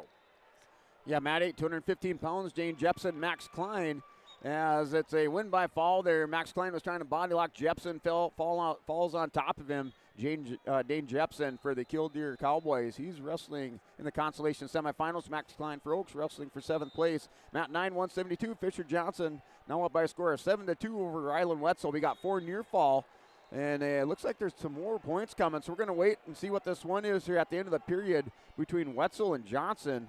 So they do have some more points coming there on mat 9, 172. At 106, Michaela Mock into the top 6, a 2-0 decision victory. Also into the top 6 at 100 pounds is Mayport CG's Evie Satcham, a 17-0 tech fall victory. As well at 100 pounds, Bria Brossard, a 305 pinfall victory over Lauren Osmondstad of Central Cass. On mat number 1, we have a minute left in the second period, and Cohen is still ahead 3-1. Mat number 2, 285 pounds. Kale Risbrut from Minot versus Vance Volschlager from Mandan. Volschlager has a 3-0 lead in the first. Mat number 3, 285 pounds. Kingzette still is ahead 3-0. Yeah, mat 9, 215 pounds. Fisher Johnson for the Kindred Vikings, the number 8 seed. He's wrestling in the Consolation semifinals as he won by decision by a score of 7-2. And he's going to face Lincoln Spear of Kenmare Bullbills, the number 3 seed, in the next round of the Consolations of that Consolation semifinal bout. That was result there, mat 9. 3 new matchups here in the girls' mat on all 3 mats. Mat 4, Addison Yates of Harvey Wells County, Sydney Huber of Bismarck Century. Mat number 5 is Bethany Scholdice of Valley City going against Jocelyn Boyer of Mayport CG. Mat number 6, Isabel Baku Elder of West Fargo United going against Bismarck Century's Vivian Backer. All of those in the first period here in the girls' division. We're winding down the second period on mat number 1 at 215 pounds. Cohen still has a 3-1 lead. On mat number 2, 114 pounds, Grady Johnson from Davies has a 3-0 lead over Mandan. And mat number 3, 285 pounds, Kingzette has a 3-0 lead with 15 seconds left in the match. Yeah, mat 7 here, 107 pounds. Gabe English at Carrington has broken open that lead. That's in the second period with 15 seconds remaining. He's up by a score of 11-0 over Carter Wald of the Oaks Tornadoes. And then over on mat 9, 215 pounds, new matchup. Matt Schwab of the Lisbon Broncos taking on Jaden Foss of Velva. Foss, the number 8 seed, Schwab, the number 6 seed. That is scoreless, that's a 3-0 lead there. Schwab with the takedown on the edge of the mat. They're going to go back to the center for a restart. 3-0 lead there for Schwab. Mayport sees Jocelyn Boyers into the top 6 with a pinfall victory at 112 pounds. Now on mat number 5, it's Maddie Look of Grand Forks. Adeline Hansen of the Lisbon Broncos just getting underway. Mat number 4, Sydney Huber of Bismarck Century, a 6-0 lead over Harvey Wells County's Addison Yates. Make that now 6-2 as Yates gets a reversal. And on mat number 6, Vivian Backer of Century, a 7-3 lead over Isabel Baku Elder of West Fargo. On mat number 1, Nolan Mack extends his lead 8-3 over Cohen from Bismarck. Mat number 2, 114 pounds. Grady Johnson has a 4-2 lead over Muchensnas from Mandan. And 107 pounds, mat 3, Combs from Minot versus Wolf from Dickinson, 0-0. Yeah, mat 8, 285 pounds, Levi Uran of Stanley taking on Hunter Torkelson of Larimore. As that's a 7-1 lead there for Uran of Stanley. He is in the second period up with that 7-1 lead. And then Schwab and Foss over on mat 9, 215 pounds. Still 3-1 is that score as they're going into the second period. 3-1 lead there for Schwab. Mat 7 as English has the 11, now 14-0 lead. He's going to pick up some more near fall at the end of this match here. Mat 7, Gabe English of Carrington in the lead. Mat number 4, Sydney Huber has a 6-4 lead. Now make it 6-6 as Yates with a reversal right to the back. Addison Yates going to see if she can get the fall there on mat number 4.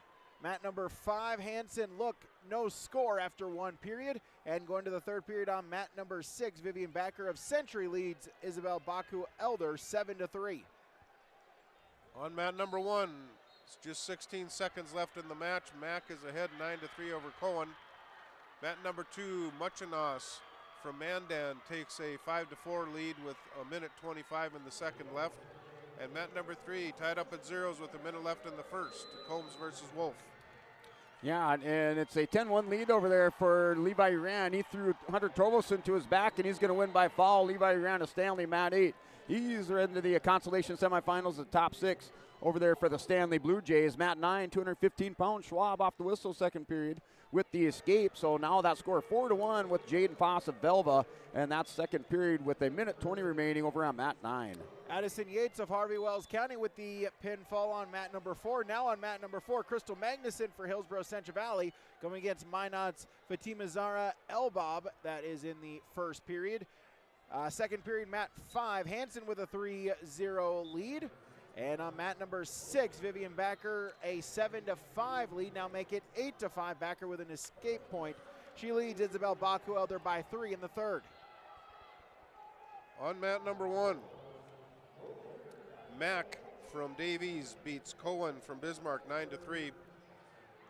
Now on mat number 107 pounds, Gregor Samuelson from Devil's Lake versus Golette from Red River 0-0. Mat number 2 with 8 seconds left in the second, Muckenouse is ahead 5-4, and Wolf from Dickinson takes a 3-0 lead over Combs from Minot. Yeah, mat 9, 215 pounds. There's Schwab and Foss. That score is still 4-1. Wrestlers up on their feet with 23 seconds remaining. And then over on mat 7, Nash Nitschke of Ellen Combe wrestling Mason Cook of Carrington. As Cook takes the back on Nitschke, see if he can get the mat return in the takedown. As we do have a clasping violation over there on mat 7, so we should have some points coming and change in score at 114 pounds, mat 7, first period. Elbob of Minot gets a takedown. She leads 3-0 on mat 4. Mat number 5, Hansen able to get a couple of turns. She leads 10-0 for the Bronco sophomore. And on mat number 6, we're tied up at 8. We're going to overtime between Vivian Backer and Isabel Baku Elder. 8-8 sudden victory on mat number 6 at 106. On mat number 2, we have a tight one down here, 114 pounds. Muchenos from Mandan is ahead 5-4 Johnson from Davies has been on the top and trying to turn him, but just hasn't been able to get that 2 count.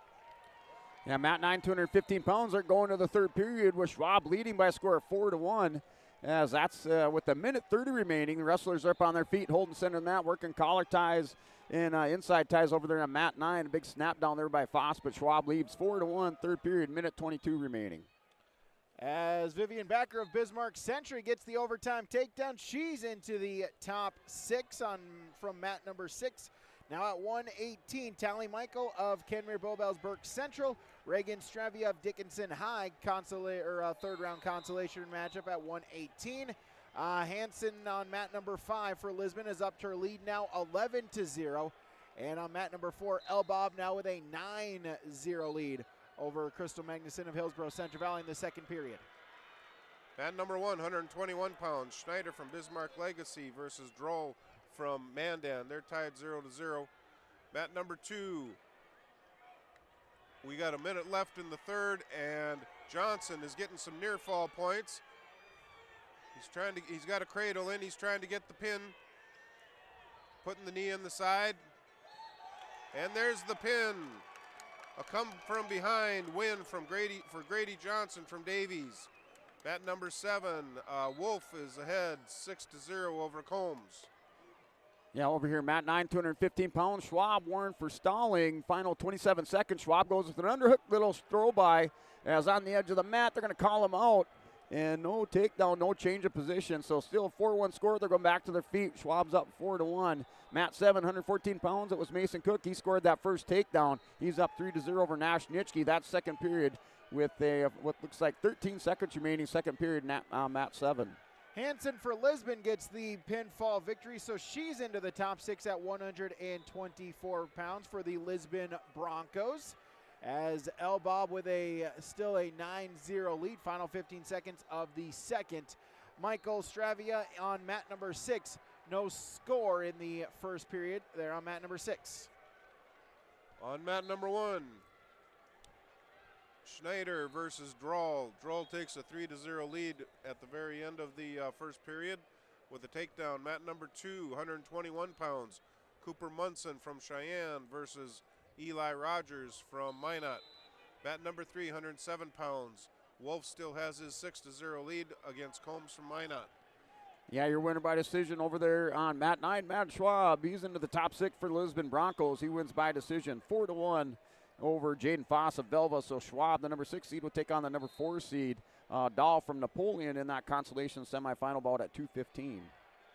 On mat number 5, we're going to the consolation semifinals. We're going to run all the consolation semifinals, then go into the placing round. Some tournaments wrestle the 7th place matches with the consolation semis. Not here at the state tournament. For the consolation semis, a win, and you will wrestle for 3rd. A loss, you will wrestle for 5th. One of these wrestlers has already been on the mat twice today, having come through the blood rounds. The other one is a loser from the semifinals last night. Our first consolation semi in the girls division, Annalisa Bishop of Williams County has a 3-1 lead over Anna Engwich of New Salem Almont. Has just gone final. Fatima Zara Elbob of Minot defeats Hillsboro Central Valley's Crystal Magnuson. At 121 pounds, mat number 1, Droll from Mandan has a 3-1 lead with a minute left in the second period. Mat number 2, Munson and Rogers, they haven't started yet. I'm not sure if they're having computer issues or what's going on down there. Mat number 3, 114 pounds. New match here, John Call from Central Cass versus Jolly from Williston.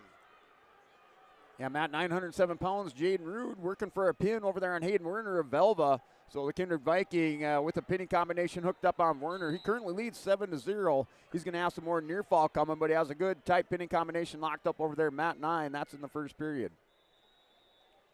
As Michael Stravia still scoreless as we go into the second period. New match on mat number 4. Brianna Erickson and Kaylee Kurz. Erickson from Dickinson, Kurz from Grand Forks. This is a consolation semifinal match at 130 pounds. Winner of this one will face the winner of the match on mat number 5 for 3rd, as Bishop of Williams County has a 6-1 lead going into the second. On mat number 3, 114 pounds, Call is able to get a front side cradle to get the 3-point takedown and a 3-point near fall. to go ahead 6-0 with a minute left in the first period. Mat number 1, Droll, is ahead 6-1 at the end of the second period. And mat number 2, we're going to get this rolling here finally. 121 pounds, Munson from Cheyenne versus Rogers from Minot. Yeah, over here on mat 8, Walker Miller for the LNJ Combe Thunder. He wins by tech foul victory over Braden Brossart in that third period. So Miller into the Consolation semifinals as he's going to find himself wrestling the number 6 seed Connor Mellon of Kenmare Bullbell. So that's your Consolation semifinal matchup there, 121 between Walker Miller and Connor Mellon. Bishop a 6-2 lead over Angwich on mat number 5. After 2 periods, we're going into the third period scoreless between Michael and Stravia on mat number 6. And on mat number 4, stepping onto the mat, Lisbon's Emerson Schwab going up against Valley City's Deegan Kirkshinman at 136. On mat number 3, 114 pounds, Call is able to get a 4-point near fall to take a 10-0 lead going into the second period. Mat number 221 pounds, Rogers has a 3-1 lead over Munson. And mat number 1, 121 pounds, Droll has a 7-2 lead over Schneider. Yeah, over here, mat 8, 127 pounds, Gavin Swenson for the Kindred Vikings out here wrestling Josh Turnus of Beulah Hazen. So that's number 2, number 3 seed. Currently, Turnus has the 3-0 lead over here, mat 8. The winner goes on to wrestle in the Consolation semifinals, a non-winner wrestling for 7th place. So currently, Turnus of Beulah Hazen up by a score of 3-0, mat 8. Michael for the Honkers at 118 pounds on mat number 6, opening up the scoring, gets the escape point. Now we're on a Bank North blood timeout, online at banknorth.bank. Mat number 5 as Bishop a 9-2 lead in the second period for Williams County. And in the final seconds of the first period on mat number 4, Emerson Schwab, Deegan Kirkshinman scoreless. As results, Kaylee Kurz of Grand Forks at 130 into the third place matchup, defeating Brianna Erickson of Dickinson by fall in 49 seconds. All right, join us, Jaden Root here for the Kinder Vikings, winner via fall. Jaden, just take us through that move and what you kind of were trying to lock up there. Trying to lock up my half. I've been working on it lately in the room every day. It just always works for me. What does it mean to just keep climbing up the leaderboard here in your weight class and just kind of keep moving forward on this podium? Feels good because yesterday we didn't have a good day. We just have to prove all the haters wrong. Hey, Jaden, what's the one thing you want to see moving forward from yourself wrestling here? Just wrestling well, doing the best I can, try to get third. Hey, Jaden, congratulations. Best of luck throughout the rest of the tournament. Thank you. Jaden Rue with us here from the Kinder Vikings. Thank you, Chase. John Call was able to get the tech fall win over Ivan Jolly from Williston. Mat number 1, Droll, extends his lead 10-3 over Schneider from Bismarck Legacy. And that's the final on that match. Mat number 221 pounds, Rogers has a 3-1 lead over Munson. Yeah, mat 8, 133 pounds, Gavin Rue to Kindred taking on Grayson Lyons of Lisbon. That's a first period matchup here as with the minute 33 remaining, wrestlers on their feet, center of the mat. I should say they were both down on their knees, now up to their feet. Here, mat 8, 133 pounds, mat 9, 127, Isaiah Hackman, Loudon-Haugen. Hackman for Belva up by a score of 3-0 on Haugen. And that is in the second period with a minute 45 remaining. That's over on mat 9. Mat 4, Emerson Schwab gets a takedown at the end of the first period. She'll take a 3-0 lead into the second period where they'll start in the neutral position.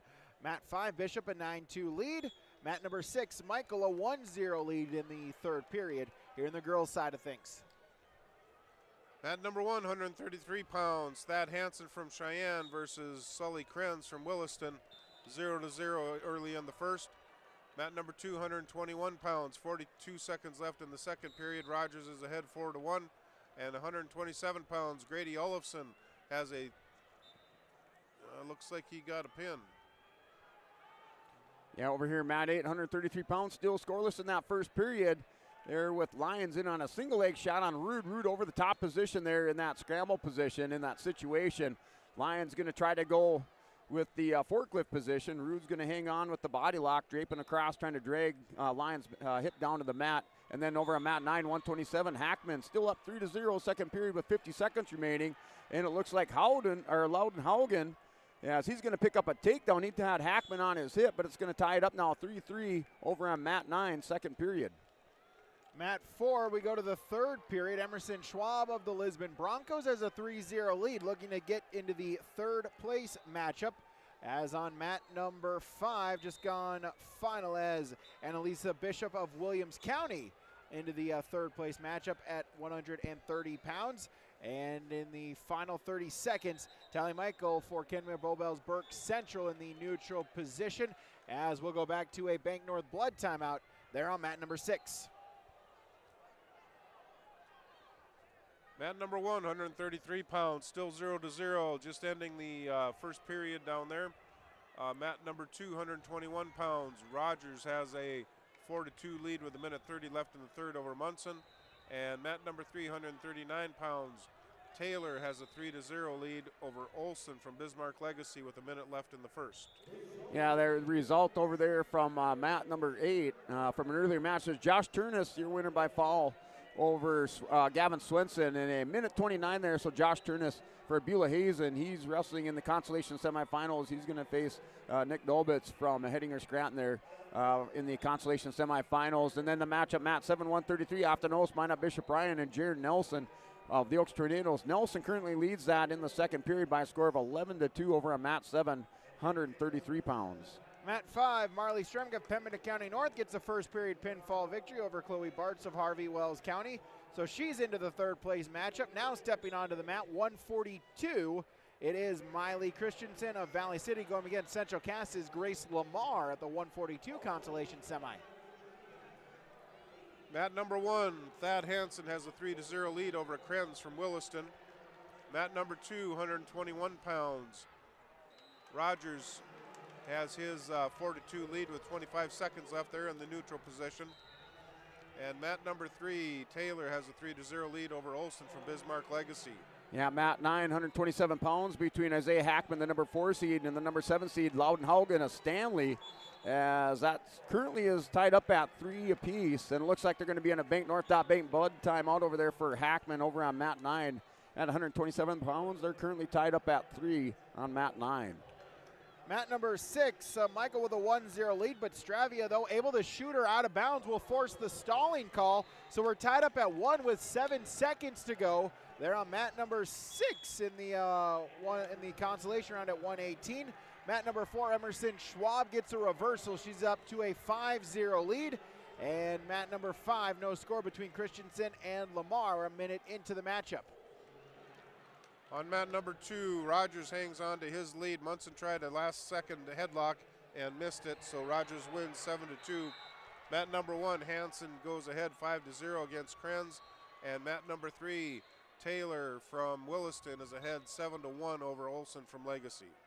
Yeah, mat 8, 133 pounds, Grayson Lyons, Gavin Rude. Lyons is going to pick up a stall warning, but he does ride out Gavin Rude in the, I guess, that entire second period. They're going to the third. Lyons with choice. He'll choose bottom over here on mat 8. And Hackman and Haugen, as they're tied up at 3 in the third period with 1:10 remaining. They're back to action over there on mat 9. And mat 7, Jared Nelson, now up by a score of 14-3. That's in the third period over on mat 7. He leads Aftanos 14-3, mat 7. Christensen Lamar, still no score. Michael Stravia will get back to wrestling after a blood time as they'll go into overtime. Michael Stravia sudden victory on mat number 6. On mat number 1, Thad Hansen has a 9-0 lead over Krenz with 1:40 left in the third. Mat number 2, Cormac Jones from Cheyenne versus Eggeberg from Bismarck, 127 pounds. Eggeberg is ahead 3-1. Yep, here on mat 8, Gavin Rude with the leg right in on Grayson Lyons, had him turked over. Lyons didn't give up any near fall. Right now they're wrestling around, scrambling around. Rude still working a power half now over the top on Grayson Lyons here, mat 8. That's still scoreless in the third period. Lyons is going to try to come out the back door there and over on mat 8. And then mat 9, 127 pounds, they're still tied up at 3. They're between Hackman and Haugen. They'd have a break in the action. Haugen getting slow or coming up slow off the mat. That's with 8 seconds remaining, and they're still tied up at 3. Kirkshinman able to get a pinfall victory in the final 10 seconds, so Deegan Kirkshinman is into the third place match as Emerson Schwab being looked at by trainers, having to be helped up. Hopefully she can continue, but Kirkshiman onto the third place match for the Highliners at 136. At 133 pounds, Hansen takes a 10-0 lead with 35 seconds left in the match. Mat number 3, 139 pounds. Taylor has a 7-1 lead over Olson from Legacy. Yeah, and going over here, Mat 8, and I think this is the first overtime match going into sudden victory here on Mat 8, as it is scoreless, 0-0 going into the sudden victory period here. Mat 8, 133 pounds between Gavin Rood of Kindred and Grayson Lyons of Lisbon. And then Mat 9, as they're with a minute 4 remaining, and that is still tied up at 3 between Hackman and Haugen. Kendra Garcia of Carrington with the first period pinfall victory over JC Ensel of Legacy to send herself into the third place matchup. Still in overtime between Michael and Stravia, as they are still neutral position in the first sudden victory period. Final 10 seconds as a shot attempt from Michael, but Stravia though trying to sprawl, seeing if they can get any points before the end of the period. Looks like no, so we're going into the tiebreakers. They're in overtime on mat number 6. And Hansen wins at 133 pounds against Krenz on mat number 1. Final result was 10-0. Mat number 2, Wallet from Turtle Mountain is ahead 3-0. And mat number 3, Taylor has his 7-1 lead.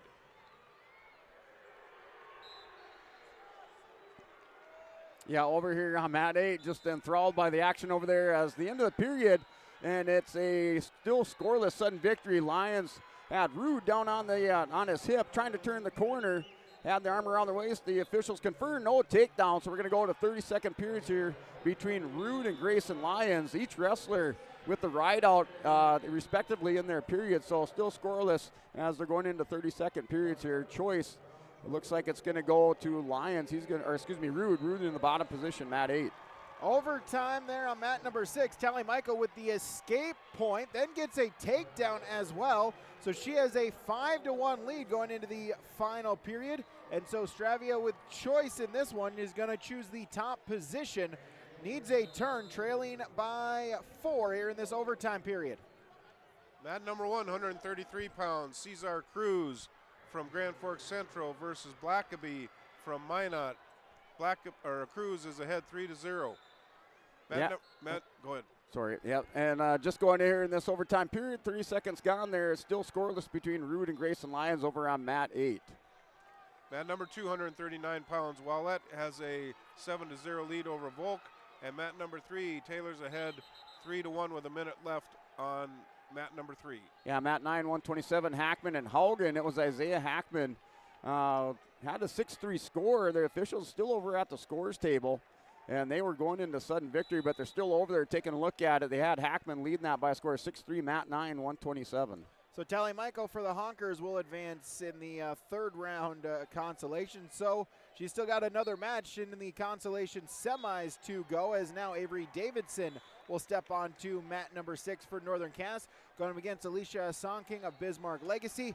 Third period on mat 5, Miley Christensen and Grace Lamar are tied up at 1, as on mat number 4, Madison Reams of Bismarck going up against Clancy Myers of Dickinson. That is scoreless going into the second period. Mat number 1, Cruz is ahead 3-1 versus Blackaby from Minot. Mat number 2, Wallet has an 8-3 lead with a minute 30 left in the second period over Volk. And mat number 3, Taylor with just 4 seconds left is ahead 7-3.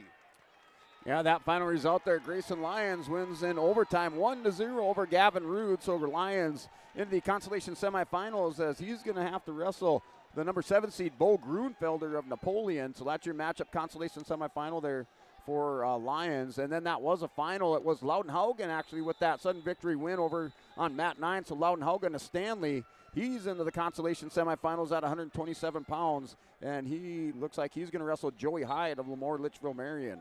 We just had overtime on mat number 6. How about overtime on mat number 5? Miley Christensen, Grace Lamar tied up at a point as they are going into the overtime period there on mat number 5 at the 142-pound consolation semifinal. On mat number 2, Max Volk goes ahead for the first time in the match with a 10-8 lead. Mat number 1, 133 pounds. Cruz has a 3-1 lead over Blackaby. And mat number 3, 145 pounds, Mattern from Cheyenne versus Kapari from Dickinson. Yeah, 139 pounds here on mat 9. Easton Hansen, Deslax Burlington, unseeded wrestler, currently up 3-0 over Ian Anderson. Anderson working a head in the hole inside cradle. He's got it locked up. He's going to try to roll Hansen over here, third period. That score 3-2. Anderson not able to get Hansen over just yet. Mat 9 action. Mat 6, Davidson with a takedown. Final 5 seconds. She'll take a 3-0 lead into the second period. Mat number 4, Reams of Bismarck gets an escape in the second period. And on mat number 5, Lamar Christensen still in overtime, still no score. Grace Lamar with some underhooks. Final couple ticks of the clock. Headlock trying to see if you can get the points before the end of the period. Nope. And so we're going to the tiebreakers here on mat number 5 in overtime at 142. On mat number 1, we got a tight one down there, 133 pounds. Cesar Cruz is ahead 3-2 with 20 seconds left in the second period. Mat number 2, there was an injury default. Max Volk from Devil's Lake wins that match. And mat number 3, 145 pounds, Mattern from Cheyenne is ahead 5-0. Yeah, mat 939 pounds, Anderson did score a reversal and some near fall, so that scored 5-3, and they're in some injury time over there on mat 9. Easton Hansen with some injury time, but Anderson leads 5-3 in the first period. And then mat 8, 152 pounds, Consolation semifinal matchup here. Carson Kazed of Hillsboro Central Valley, he's wrestling Gabe Clifton, and currently Clifton leads this by a score of 3-0. Clifton with a pinning combination hooked up on Kazed over here, mat 8, 152. Mat number 5 still in this overtime period. We'll get a restart. Christensen up to her feet, but Grace Lamar able to bring her back down, and so she rides out these 30 seconds. And now it's alternating 30 seconds with choice, so Grace Lamar will have the choice. No hesitation, she's going to go down, see if she can get an escape. You do wrestle the full 30 seconds, so even if Lamar gets an escape in this period, she still has to wrestle the full 30 seconds after this for this overtime matchup on mat number 5. Cruz on mat number 1 extends his lead 6-2 over Blackaby from Minot. Mat number 2, 152 pounds, Rice Safartowicz from Grand Forks Central versus Maddox Slater from Mandan. Slater has a 3-0 lead in the first. Mat number 3, 145 pounds, Mattern extends his lead 9-0 over Kapari from Dickinson. Yeah, mat 939 pounds between Anderson and Easton Hansen. Anderson with choice in the second period. He chooses bottom. Currently 1:10 remaining. Anderson still in the bottom position. He leads 5-3. And then on mat 8, 152 pounds, Carson Kazed, Gabe Clifton. Injury time over there for Kazed as Gabe Clifton leads by a score of 7-0. Mat 8, 152 pounds. All right, guys, join us. Avery Davidson here from Northern Cass. You got the early takedown, and then you got eventually into a fall. Just take us through the move and what kind of got you into that pinning opportunity. Oh, gosh, okay. My goal for all my matches, what my dad tells me for all of them, is just the same thing no matter who I'm wrestling. Just be strong, clear ties, move your feet. I knew this girl was going to come at me like hard, so I knew I just had to clear ties and focus on working my stuff, hitting my shot. What does it mean to move up the leaderboard here? I mean, it's awesome. I was pretty worried coming into the tournament after last year didn't go the way I wanted, so I'm really happy and very proud of myself. For you, Avery, what's the mentality now like as you get ready for your next match? Mentality is just wrestle tough, be strong always. Hey, Avery, congratulations. Best of luck later today. Thank you. Avery Davidson from Northern Cass. All right, thank you, Chases. Yeah, Avery Davidson, a 157 pinfall victory over Alicia Sonking of Bismarck Legacy. Grace Lamar gets an escape. Final 5 seconds in that overtime period. Gets a takedown for good measure, so Grace Lamar is on to the third place matchup there at 148 pounds, as on mat number 4, Clancy Meyer of Dickinson with the victory. Now on mat number 4, Bernita Myers of Bismarck Century going against Lainey Jokum of Mandan. Mat 5 is Natalie Meyer of Dickinson versus Harvey Wells County's Bristol Fike. And mat number 6, Christina Dorman of Dickinson has a 3-1 lead over Cassidy Azure of Turtle Mountain. Now all matches are in the Consolation semifinals for the girls division. And Cesar Cruz from Grand Forks Central wins 10-2 against Blackaby.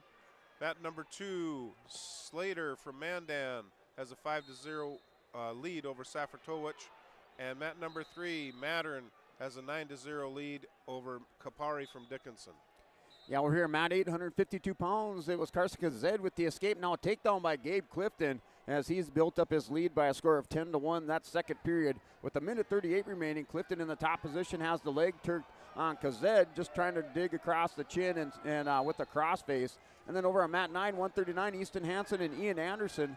Anderson up now by a score of 10-3. He's in that top position as he scored another takedown, so he's up 10-3 over there, Mat 9. Joining us now, Grace Lamar here from the Central Cass Squirrels. Grace, you got some extra time there in overtime session. Just take us through the escape and just kind of what's going through your mind when you know you got another 30 seconds to try to get that point.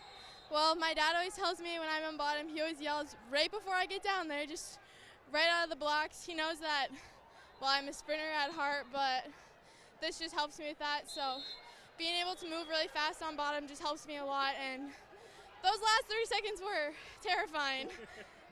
You obviously had to sit around a little bit here, get ready for your match. Just what's your mentality now as you get ready to try to climb up the podium and get another win here a little bit later on here today?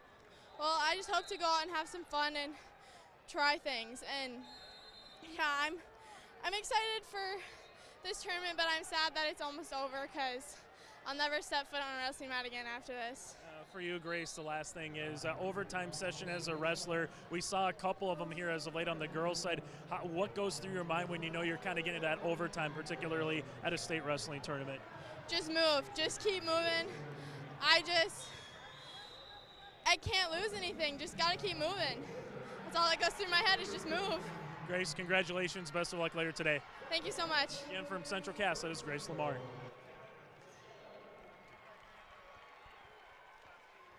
All right, Jochum and Myers scoreless at 170 pounds after one period. Also on mat number 5, scoreless after one period between Meyer and Fike. And on mat number 6, Christina Dorman of Dickinson High, a 7-2 lead going into the third period against Turtle Mountain's Cassidy Azure here in the girls division. On mat number 2, 152 pounds. I'll go to mat 3. 145 pounds. Boy, the computer's killing me today. 152 pounds. Ray Safartowicz from Grand Forks Central versus Maddox Slater. Slater has a 10-0 lead with a minute 40 left in the match. Yeah, and then we had a final result over there on mat 9. It was Ian Anderson for Lisbon Broncos. He won by decision over Hansen of Deslax Burlington. So Anderson for Lisbon, he's into the Consolation semifinals, the number 6 seed. He's going to take on the number 4 seed from Belleville, Lucas Salee. So that's that Consolation semifinal matchup here this next round at 139 pounds. Remember, Chase is the one that gave you that computer there, so you can blame him. I didn't do anything. Or maybe it's the operator. I don't know. I think it's a delay on track wrestling. I'll say anyway. The Wi-Fi. Yeah. All right, so Dorman an 8-3 lead in the third period still for Dickinson High. Still scoreless period number 5 on period number 2 on mat number 5 between Fike and Meyer. And Jochum Myers, no score, heading into the third period there on mat number 4. And in fairness, I won't say anything because you three are wrestlers. I'm a basketball player, and I know how that would go. I can bust out my old wrestling shoes. I still got them. Mine are breaking up because of old age. They're cracking up. Anyway, mat number 1, 145 pounds. Hunter Parisian from Central Cass versus Elijah Piatz from Bismarck Century. Hunter got the first takedown, and Piatz comes right back with an escape at 145 pounds. 152 pounds, Slater still has a 10-0 lead on mat number 2. And mat number 3, Kuklak from Bismarck Century has a 3-0 lead over Getzlaff from Williston. Yeah, Matt, 760 pounds. Cruz Ranke for Lisbon opening up with 2 takedowns in this first period as he leads 6-1. This is a consolation semifinal match as the winner will wrestle for third place. And currently Ranke is up in that match over Joseph Keller, 6-1. And then over on mat 9, 139, this is still a consolation round matchup, so the winner of this will go to the consolation semifinals. Non-winner wrestling for 7th place, Cody Gerhardt wrestling Cutter Rodnick, and Gerhardt with the 3-2 lead. And it looks like that matchup went final, and I think Rodnick had the reversal and back points and wins by fall over their mat 9. So Cutter Rodnick, Bowman County Meach, he's into the consolation semifinals. At 170, Lainey Jokum for Mandan is into the third place matchup, getting the first period pinfall victory. She'll take on the winner of the matchup going on right now on mat number 4 as Jaylee Jetty of Devil's Lake trails Colby McElwain of Dickinson High 3-0. There in the first period, mat number 5, Natalie Meyer of Dickinson has a 4-0, now make it 4-2 lead against Harvey Wells County Bristol Fike. And on mat number 6, as Cassidy Azure of Turtle Mountain picks up the come-from-behind victory at 142 to wrestle for third. And on mat number 1, to start the second period, Piatz gets an escape and comes right back with a takedown to take a 5-3 lead over Parisian from Central Cass. On mat number 2, Slater wins 10-1 over Safratowicz. And mat number 3, 172 pounds, Haugen from Williston versus Magnell from West Fargo, 0-0. Yeah, mat 760 pounds, Cruz Ranky now with the lead 7-2 over Joseph Keller of the South Border Mustangs. And that is in the second period with a minute 12 remaining, so still a lot of time remaining in that match. Then mat 9, another Mustang out there, 172 pounds, Brody Michelson. He's wrestling Noel Werner of Velva. Currently, Brody Michelson is up in that match by a score of 3-0 with a minute remaining over on mat 9 in that first period. Brody Michelson up 3-0. New matchup on mat number 6, Rona Gorno of Turtle Mountain going against Lily Lugo of Bismarck High. This is a consolation semi at 190 pounds, consolation semi at 250 pounds, as Kira Williams of West Fargo United has a 3-0 lead over Lisbon's Ella Sad.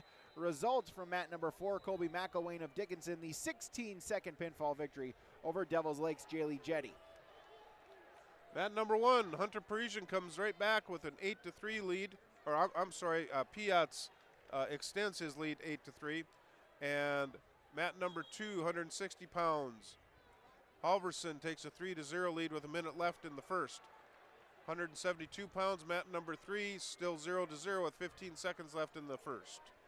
Yeah, mat 760 pounds. That score now 10-2. Another takedown by Ranky, and the pin there for Cruz Ranky of the Broncos. He's wrestling for third place at 160 pounds. Williams still with a 3-0 lead. Gorno over on mat number 6 with a 3-0 lead. And on mat number 5, final couple ticks of the clock as taking the victory, Bristol Fike of Harvey Wells County, the come from behind victory. So Bristol Fike will wrestle for third at 155. At 160, mat 2, Halverson is ahead 4-2 with 13 seconds left in the first. Mat number 3, 172 pounds, Magnell gets a 1-point escape in the second. And mat number 3, Piatz has a 12-3 lead with a minute 45 left in the third. Yeah, over mat 7, new matchup, 160 pounds, Lexington Smith of Velva wrestling Cale Hayes, Harvey Wells County. That's consolation semifinal matchup, mat 9, 172. Brody Michelson, he's broken open this match and he wins it. As that is a final over there, mat 9, 172. Michelson for South Border.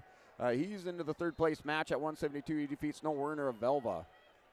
After one period, Williams of West Fargo United leads Lisbon's Ella San 3-0. New matchup on mat number 5. Addie Gendritz of Bismarck Century taking on West Fargo United's Kenzie Wu. New matchup on mat number 6. Nevaeh Buffett for the Lisbon Broncos going against Savna Garver of Bismarck Legacy. Mat number 6, consolation semis at 190. All right, guys, join us, Cruz Ranky here. Cruz, just take us through just kind of that pinning combination once you're able to kind of get that move and finish it off. Wasn't really ideal. He just tried to elevate me there, so I ended up in a Turk position and just ended up getting the pin. What does it mean for you to be, wrestling for a top 3 spot here at the state wrestling tournament later today? Oh, great. I've been here before. I wish I could have been in that finals match, but just got to bow back now, give me more motivation. Without question, what have you been able to see from your teammates here going through these blood rounds and these wrestlebacks to allow you to get one step closer to that ultimate team goal here as well? Our teammates have a lot of heart. I think we got just about everybody still wrestling right now. I think just if we take care of our own matches, that team score is going to show at the end. Last thing, Cruz, what do you want to see from yourself in that third place? Any particular move you're going to be going for, or just going to see how the match kind of unfolds? Well, let's see how it unfolds. That sounds good, Cruz. Congratulations. Thank you. Again, from the Lisbon Broncos, that is Cruz Ranke. Results 190, Arona Gorno of Turtle Mountain with a 2-minute pinfall victory over Lily Lugo at 190. She is into the third place match. Garver of Legacy has a 3-0 lead over Nevaeh Buffett first period. They're on mat number 6. And Hunter Parisian is still fighting away down there on mat number 1. He's closed that gap. Piatz is ahead 17-11 with just 3 seconds left. Yeah, over here on mat 7, 160 pounds, Lexington Smith has the 6-2 lead over Cale Hayes of Harvey Wells County, and that is in the second, or just the start of the second period. Smith is up in that one, couple of takedowns, 6-2, mat 7, 160 pounds. Going into the third on mat number 4, Kira Williams of West Fargo United has a 3-0 lead against Ella Sad. Sad with choice. She'll choose the top position. First time she's been in top control here this matchup. Mat number 5, Wu of West Fargo United has a 6-2 lead over Addie Gendrich of Bismarck Century. And on mat number 6, going into the second period, Garver and Buffett is still a 3-0 Garver lead at 190 on mat 6. On mat number 3, 172 pounds, Owen Magno from West Fargo and Haugen from Williston are tied 1-1 with 1:20 left in the third period. Yeah, mat 8, 189 pounds, Tanner Mengi, Kindred Vikings. He's built a big lead now, 7-1 over Drew Thorpe, Ellen DeLegely Calm. That's still the first period, but Mengi up by 6 points. Wrestlers back on their feet, center of the mat. Over here, mat 8, 189. Ella Sad looking for a turn here for the Lisbon Broncos. See if she can advance to the third place matchup, as Williams gonna have to try to fight off of her back. Looks like she's able to belly herself out. Does get a 2-point near fall, does Ella Sad. So cuts her deficit to 1, 3-2 with under a minute to wrestle on mat number 4. On mat number 2, we'll go to mat number 3, 172 pounds. Haugen has a 5-3 lead over Magno from West Fargo. Mat number 2, 172 pounds, Heinze from Grand Forks Central versus Fleck from Bismarck St. Mary's, 0-0 with a minute left in the first. And 160 pounds, Connor Johnson from Davies has a 3-0 lead over Grimm from Bismarck St. Mary's. Yeah, mat 760 pounds, Lexington Smith, Cale Hayes. Hayes has got within 1 now. That score is 6-5 in the second period. Final 3 seconds of that, but Lexington Smith still leads that by a score of 6-5. And then mat 9, 285, Anthony Hallett and Brock Lyons. Hallett with the escape in the second period. He leads by a score of 1-0 with a minute remaining over on mat 9. Ella Sad with a pinfall victory for the Lisbon Broncos. She will wrestle for third place at 250 pounds. Third period, start of the third period, Kenzie Wu of West Fargo United, a 9-4 lead over Century's Addie Gendrich. On mat number 1, Connor Johnson holds on to his 3-0 lead against Grimm from Bismarck St. Mary's. Mat number 2, 0-0 still in the first period, Fleck versus Heinze. And mat number 3, Magno. Looks like he might have won that match. Yeah, mat 760 pounds. Lexington Smith scores a takedown here in the third period. Now 10-5 is that score. So Smith, Velva up by 5 points. Mat 7, 160. And then over here, mat 9, 285 pounds. That score is still 1-0 between Brock Lyons of Lisbon and Anthony Hallett at 285 pounds. Tanner Mengi, mat 8, 189. He leads by a score of 8-1. He's going to add, actually Thorpe is going to add a couple points on. Now that score is 8-4. So Thorpe's going to close it up here second period. 8-4 lead there, Tanner Mengi, mat 8. Nevaeh Buffett with his second period pinfall victory. She'll wrestle for third, as will Central Cass's Anna White, a first period pinfall victory over Vivian Backer of Bismarck Century. Mat 1, Johnson hangs on, or extends his lead 7-0 over Grimm from St. Mary's. 172 pounds, Fleck from St. Mary's has a 3-0 lead over Heinze from Central. And 189 pounds, Caleb Hausfield from Bismarck versus James Marks from Legacy, 0-0. All right, guys, join us. Ella Sad here. Ella, just take us through that particular move, down by 3, got it to 3-2, and then just able to finish off. Just kind of take us through it in your own words. To be honest, my poor brother gets bullied at practice and I crank his arms every day, so that's kind of what I did. And I feel really bad. I cranked her shoulder really far. What does it mean for you to be wrestling, in the top 3 here for an opportunity at the state tournament? I'm incredibly proud of myself from freshman year to now. And I'd like to thank everyone that's been on my team and in my corner and in the stands, because it truly does mean a lot to me. And I'm glad I got to experience all of it. And it's been a great season. Final thing for you, still got one more to go. Are you going to be doing some more arm cranks, or what move are you going to be trying to work in that 3rd place match? I'll see you when I get there. Ella, congratulations. Best of luck. Thank you. Again, join us, Ella Sad, here for the Lisbon Broncos.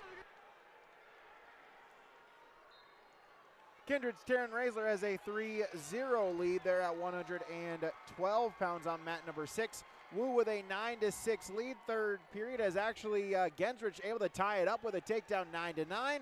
And on mat number 4, Bria Brossart of Rugby has a 3-2 lead over Cora Sorensen of Watford City. On mat number 3, 189 pounds. With 40 seconds left in the 1st period, they're both in the neutral position. Marks versus Hosfield. Neutral position, 1st period. Mat number 2, 172 pounds. Fleck has a 3-0 lead over Heinze from Grand Forks Central. And mat number 3, Johnson has a 7-3 lead over Grimm from St. Mary's, 160 pounds. Yeah, mat 8, 189 pounds. That score 8-4 here, 3rd period between Drew Thorpe and Tanner Mengi. Mengi in on a double leg chop. Thorpe in that situation, sprawled out over the top, working on the head. And then mat 9, 285 pounds between Anthony Hallett and Brock Lyons. Yes, Hallett is going to pick up a penalty point for stalling. The officials are back over at the scores table. Looks like they're working on the clock. That's the 3rd period. They put 33 seconds on it. So Anthony Hallett, Brock Lyons, they're mat 9, just a 1-point separation with 33 seconds remaining. Raisler extends her lead now 11-0. Final 10 seconds of the 1st period. Taryn Raisler looking to advance into the 3rd place matchup here. It's now 11-2 as a reversal into a fall. So Addison Yates of Harvey Wells County able to come back, gets a reversal, gets a fall, and Addison Yates will wrestle for 3rd here at 112 pounds. 160 pounds, mat number 1 with a minute 45 left. Johnson has a 9-3 lead over Grimm.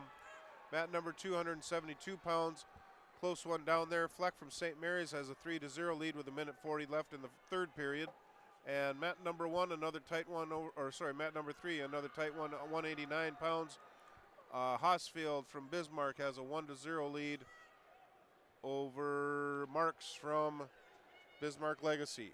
Yeah, that result there, mat 9, it was Anthony Howell, the number 5 seed. He's wrestling for 3rd place. He defeats Brock Lyons by a score of 8-3. Fast and furious final 30 seconds, but Hallett here, he's going to go wrestle for 3rd place as he wins by a decision, 8-3 over Brock Lyons. New matchup, mat number 6, Brentley Wilkins of Beulah Hazen, Tally Michael of Kenmare Bowbells Burke Central, 118 consolation semi, 215 consolation semi, Sheena Locke of Bismarck High going against Elena Ear of Bismarck Legacy. That's on mat number 6 as Kenzie Wu of West Fargo defeats Addie Gendrich of Century by fall in 5:20. 160 pounds, Connor Johnson extends his lead 12-3 with 30 seconds left in the 3rd. Mat number 2, 172 pounds. Fleck is still ahead 5-0 over Heinze. And mat number 3, tight one down there. Hosfield is ahead 1-0 with 30 seconds left in the 2nd period.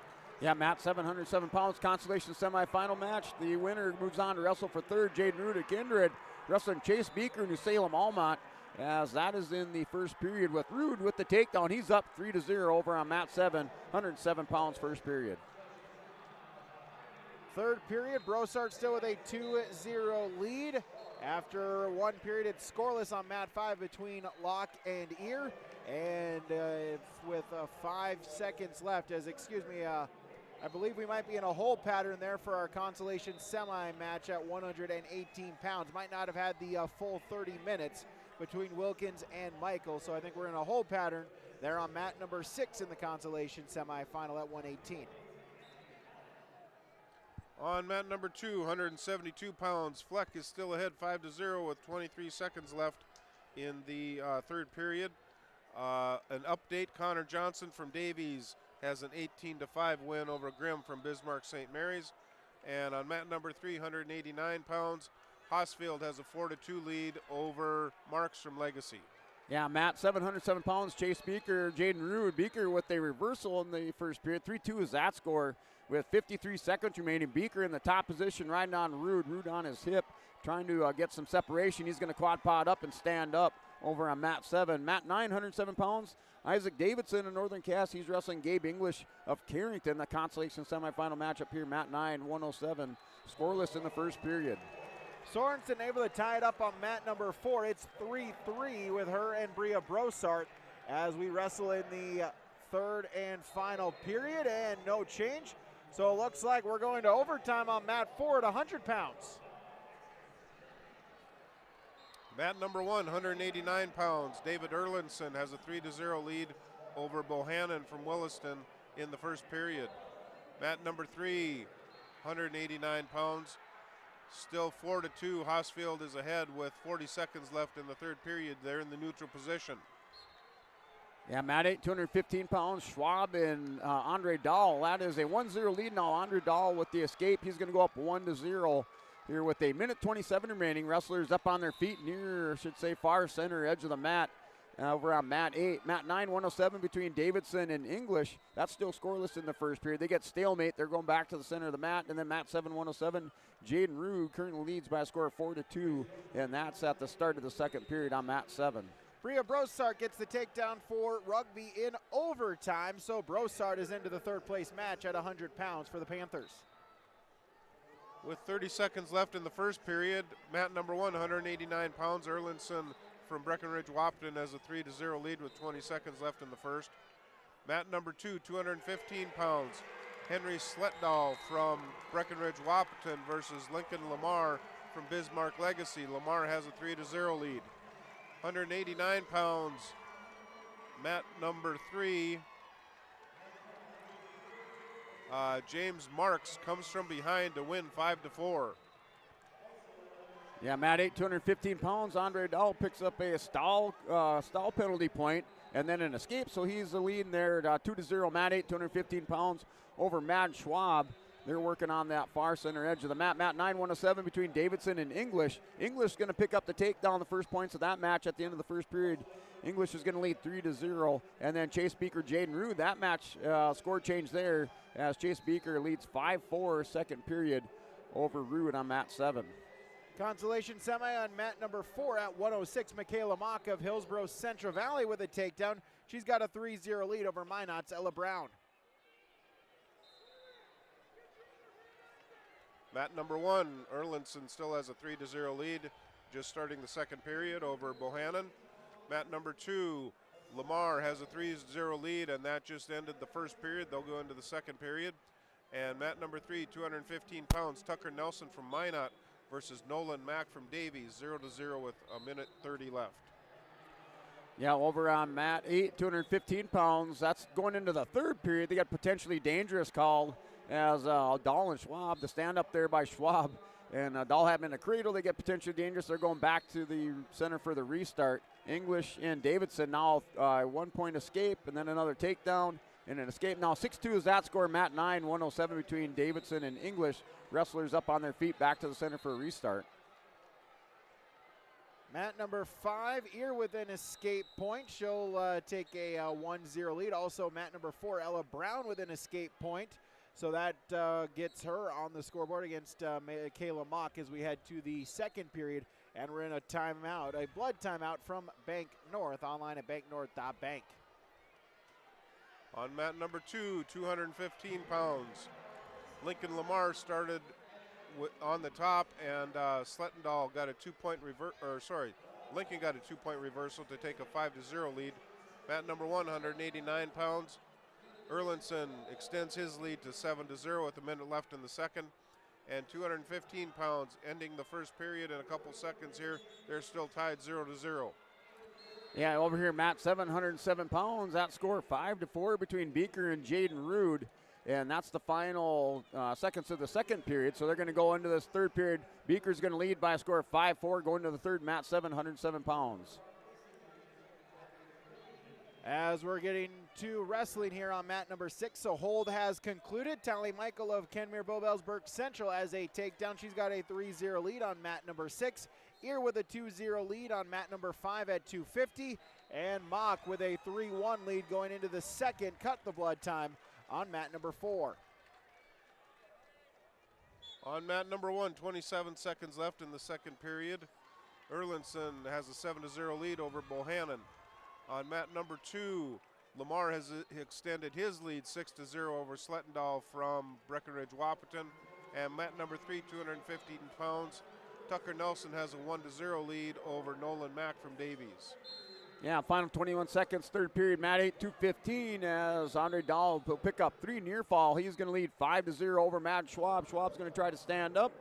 Dahl cuts him loose, so 5-1 is that score, mat 8, 2:15. And then mat 9, 107, Gabe English, Isaac Davidson. That score 6-2 in the second period. Minute 4 remaining. It looks like we're going to have some more points coming over there for English on mat 9.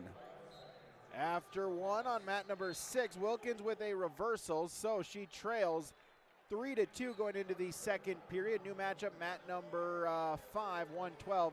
Kylie Schlotz of Minot, Jocelyn Boyer of Mayport CG, Consolation Semi. And 106 Consolation Semi, Michaela Mock of Hillsboro Central Valley with a 3-0 lead as we'll get a stalemate back to the center with 103 to go in the second. On mat number 1, 285 pounds, Dominic Concha from Williston versus Kingzette from Davies. Mat number 2, 215 pounds. Lamar is ahead 7-0 with minute 40 left in the third period. And mat number 3, Tucker Nelson still has his 1-0 lead with 40 seconds left in the second. Yeah, over at mat 9, Gabe English with that takedown now is up by a score of 9-3 over Isaac Davidson. It looks like they're in a Bank North Tap Bank blood timeout. Actually, wrestlers down on the mat over there, so it looks like some injury time or a potential slam. So no blood time. Looks like a recovery time for a slam over there on mat 9. And then mat 7, 107 pounds. It's a still 5-4 lead over there for Chase Beaker of New Salem Almont on Jaden Rude. And that's looks like the final 10 seconds. Pair of results, 250, Ear of Legacy, a 2-1 decision victory. She'll wrestle for third. Also, Kylie Schlotz of Minot, a pinfall victory in the first period there to advance to third as well. And on mat number 4, Michaela Mock has extended her lead now 5-1 in the second period. On mat 1, 285 pounds, Concha is ahead 3-1 over Kingzette from Davies. Mat number 2, Lincoln Lamar is still ahead 7-0 with 30 seconds left in the third period. Mat number 3, 215 pounds, Tucker Nelson has a 1-0 lead over Mack from Davies. Yeah, that final over there, Matt, 707 pounds. It was a takedown at the end of the match there. Chase Beaker of New Salem Almont, he wins by decision 9-4, so the number 6 seed, they're at 107. He's wrestling for third place. Avery Davidson at 124 pounds for the Northern Cass Jaguars, looking to get into the third place match. She'll go up against Cashton Breedall of Delac Burlington. No score in the first period. On mat number 2, getting to the final ticks on the clock, and Lincoln Lamar is going to win that match 7-0. Mat number 1, 285 pounds, Concha is ahead 3-1. And mat number 3, Tucker Nelson still hanging on to his 1-0 lead over Mack from Davies. Yeah, mat 7, new matchup here, 114 pounds. John Logre, Lamore Lichville Marion wrestling Blake Goble, a South Border. Mat 8, 114, Alex Lyer Velva wrestling Mason Cook of Carrington. And both of those matches in the first period and scoreless. Just past the 1 o'clock hour, approaching the bottom of the hour. We'll take a break, get you ready for the placing matches coming up on YourLiveEvent.com. Growers, prepare your fields and yields against the wet conditions today and beyond with the Drain Tile project from Chad's Excavating out of Mayville. Drain tiling will improve and increase your yield and land values for years to come. Chad's Excavating provides free detailed estimates, and with over 40 years of combined success, they provide professional installation and service. Call Chad today to prepare for your future and any questions that you might have. That's Chad's Excavating out of Mayville, helping farmers grow.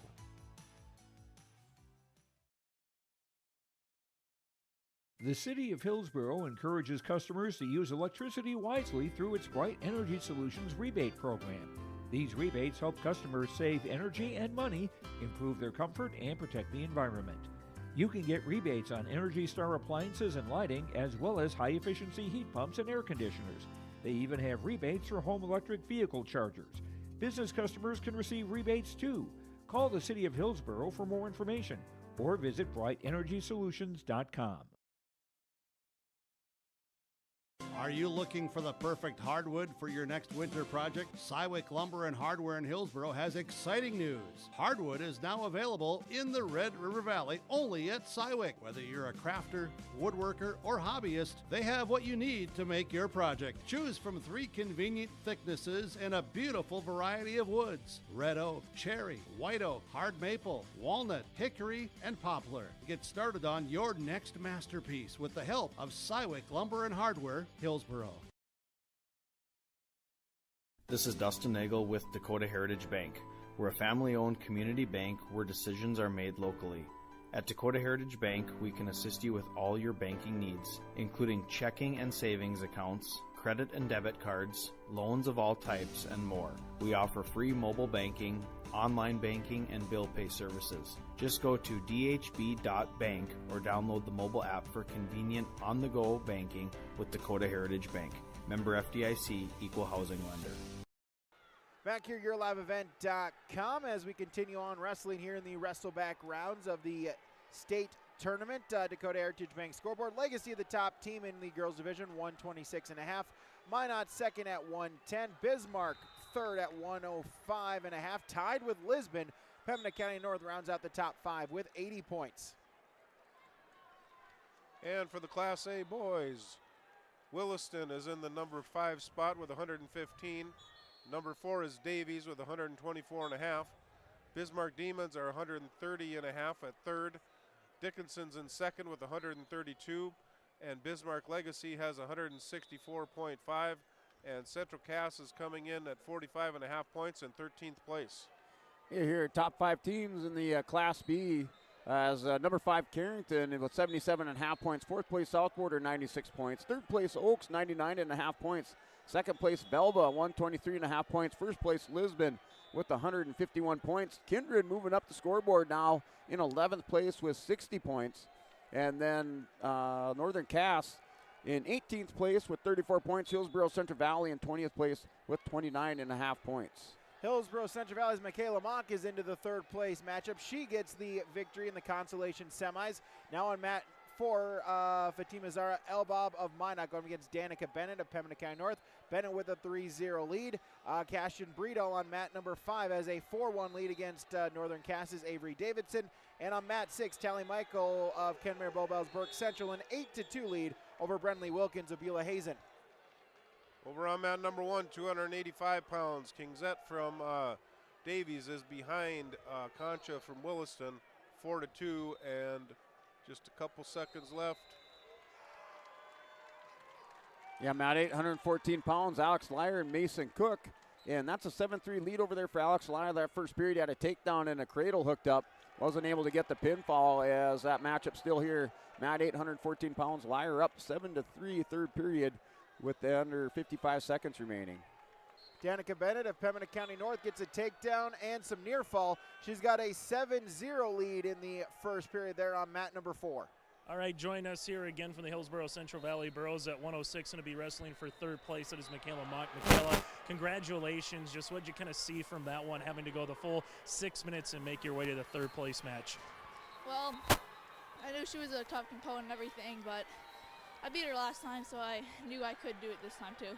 Yeah, what does it mean for you to be, top, having an opportunity to be in the top 3, but more importantly, knowing you're top 4 this year here in the state?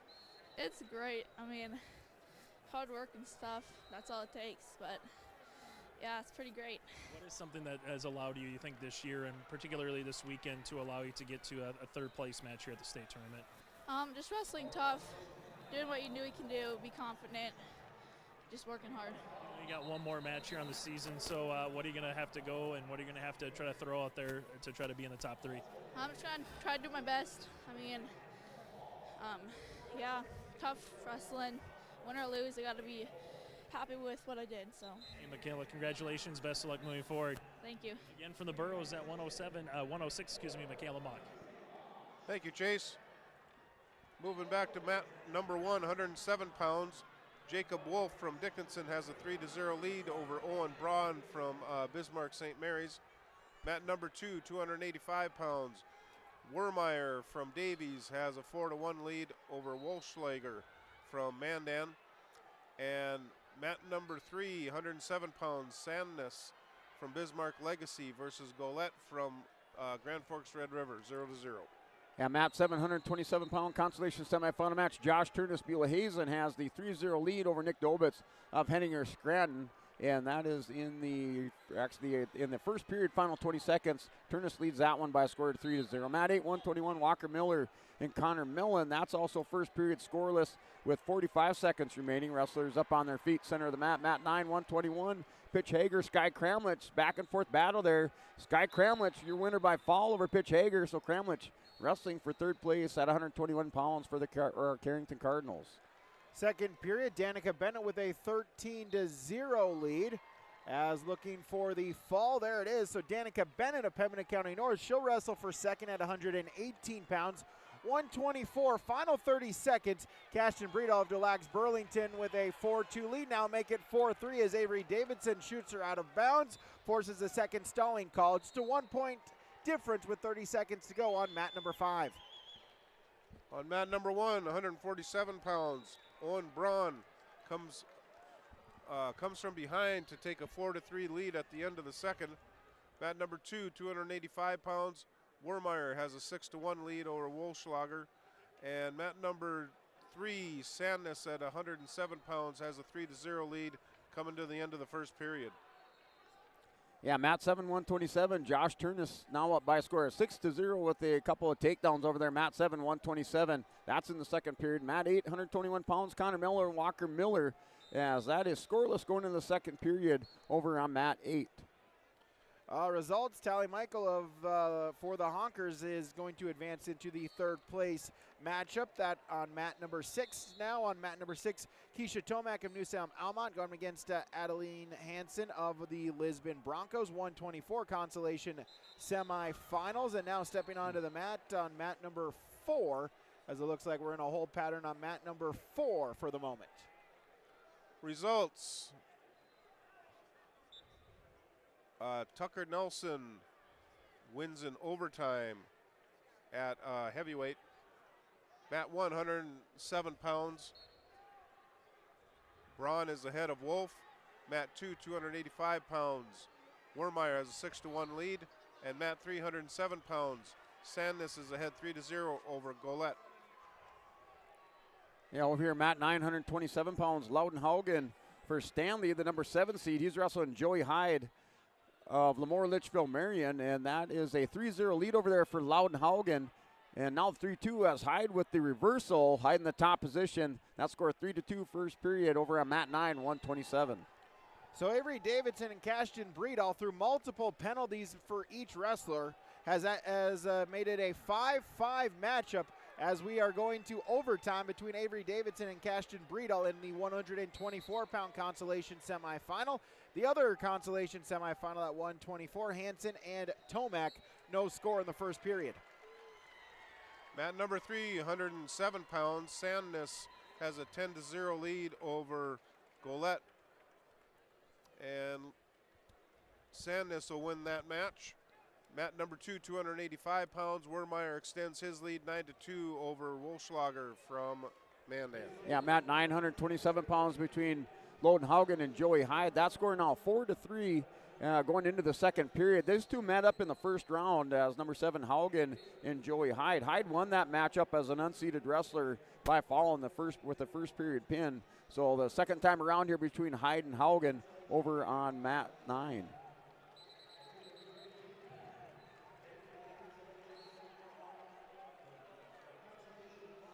So in overtime, due to stalling calls, Davidson chooses the down position in overtime, gets an escape. So Avery Davidson with an overtime escape has picked up the victory. She will wrestle for third place at 124 pounds. On mat number 3, 114 pounds, John Call from Central Cass against Dylan Sandness from Bismarck Legacy. And mat 8, 121 pounds, Walker Miller, Connor Mellon, and Miller with the 7-2 lead, third period. That's with a minute 38 remaining. Wrestlers up on their feet, center of the mat, over on mat 8. And then mat 9 between Loudenhaugen and Joey Hyde. Hyde leads that by a score of 6-3. He has a Merkel hooked up. He's going to try to stretch out Loudenhaugen. He's going to roll him over in a pinning combination. Near fall coming over here for Joey Hyde. He's over the top on Haugen, working for another pin here for the unseated wrestler on mat 9. Correction, as Breedall, she went on her second injury time. After a second injury time, then your opponent gets to choose a position. That's when Avery Davidson chose the down position. Then she gets the escape. So that is how Avery Davidson advances to the third place match at 124.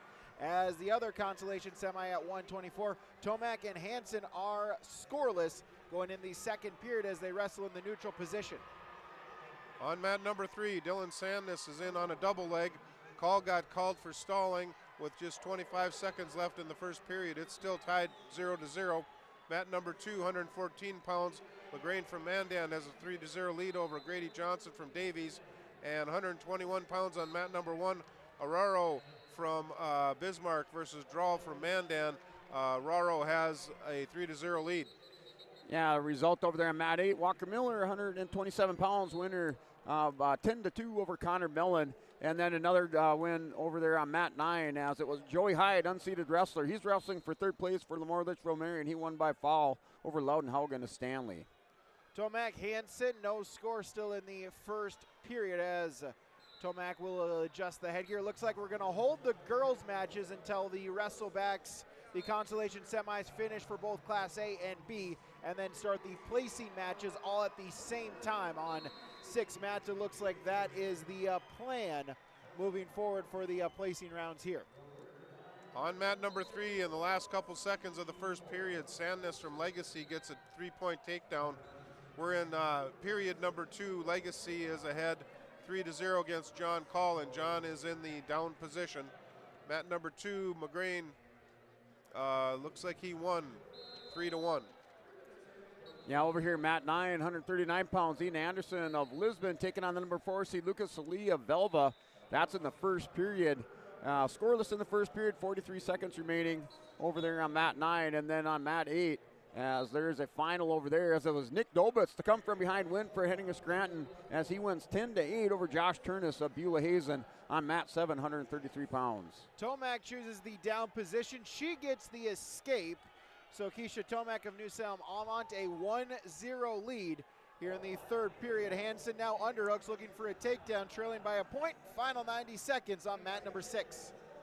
On mat number 3, 114 pounds, John Call gets a takedown, takes the lead 4-3 with 55 seconds left in the second period. He's looking for the tilt. He's getting the back points right now. He's actually got the far side cradle in. He doesn't have the far arm, but he's got the cradle in tight. He's going to go for another shot at getting a tilt here for some back points. Yeah, new matchup, mat 733 pounds, wrestling to see who can get into that third place match between Grayson Lyons of Lisbon and Bo Groomfelder of Napoleon. That's currently scoreless as they go off the edge of the mat. So scoreless mat 7 at 133 pounds. And then over on mat 9, 139 between Anderson and Salee. That's also scoreless going into the second period. Just to start the second period, Anderson in the bottom position. No change, mat 6, Tomac with a 1-0 lead, neutral position, under a minute now in the girls 124 consolation semi. With that far side cradle call on mat number 3, he got a 4-point near fall to extend his lead 8-3 over Sandness from Legacy. Mat number 2, 121 pounds, Eli Rogers versus Clemenson from Cheyenne 0-0. Mat number 1, Aruja from Bismarck is ahead 1-0 over Drawl from Mandan. Yeah, over on mat 9, 139, still scoreless there between Anderson and Lucas Salee of Velva. Anderson trying to stand up on the edge of the mat. Salee with the mat return. He hits the tilt on the edge. He's going to go score some near fall. Well, that's over there on mat 9, 138 pounds. And then mat 7 between Lyons and Groomfelder.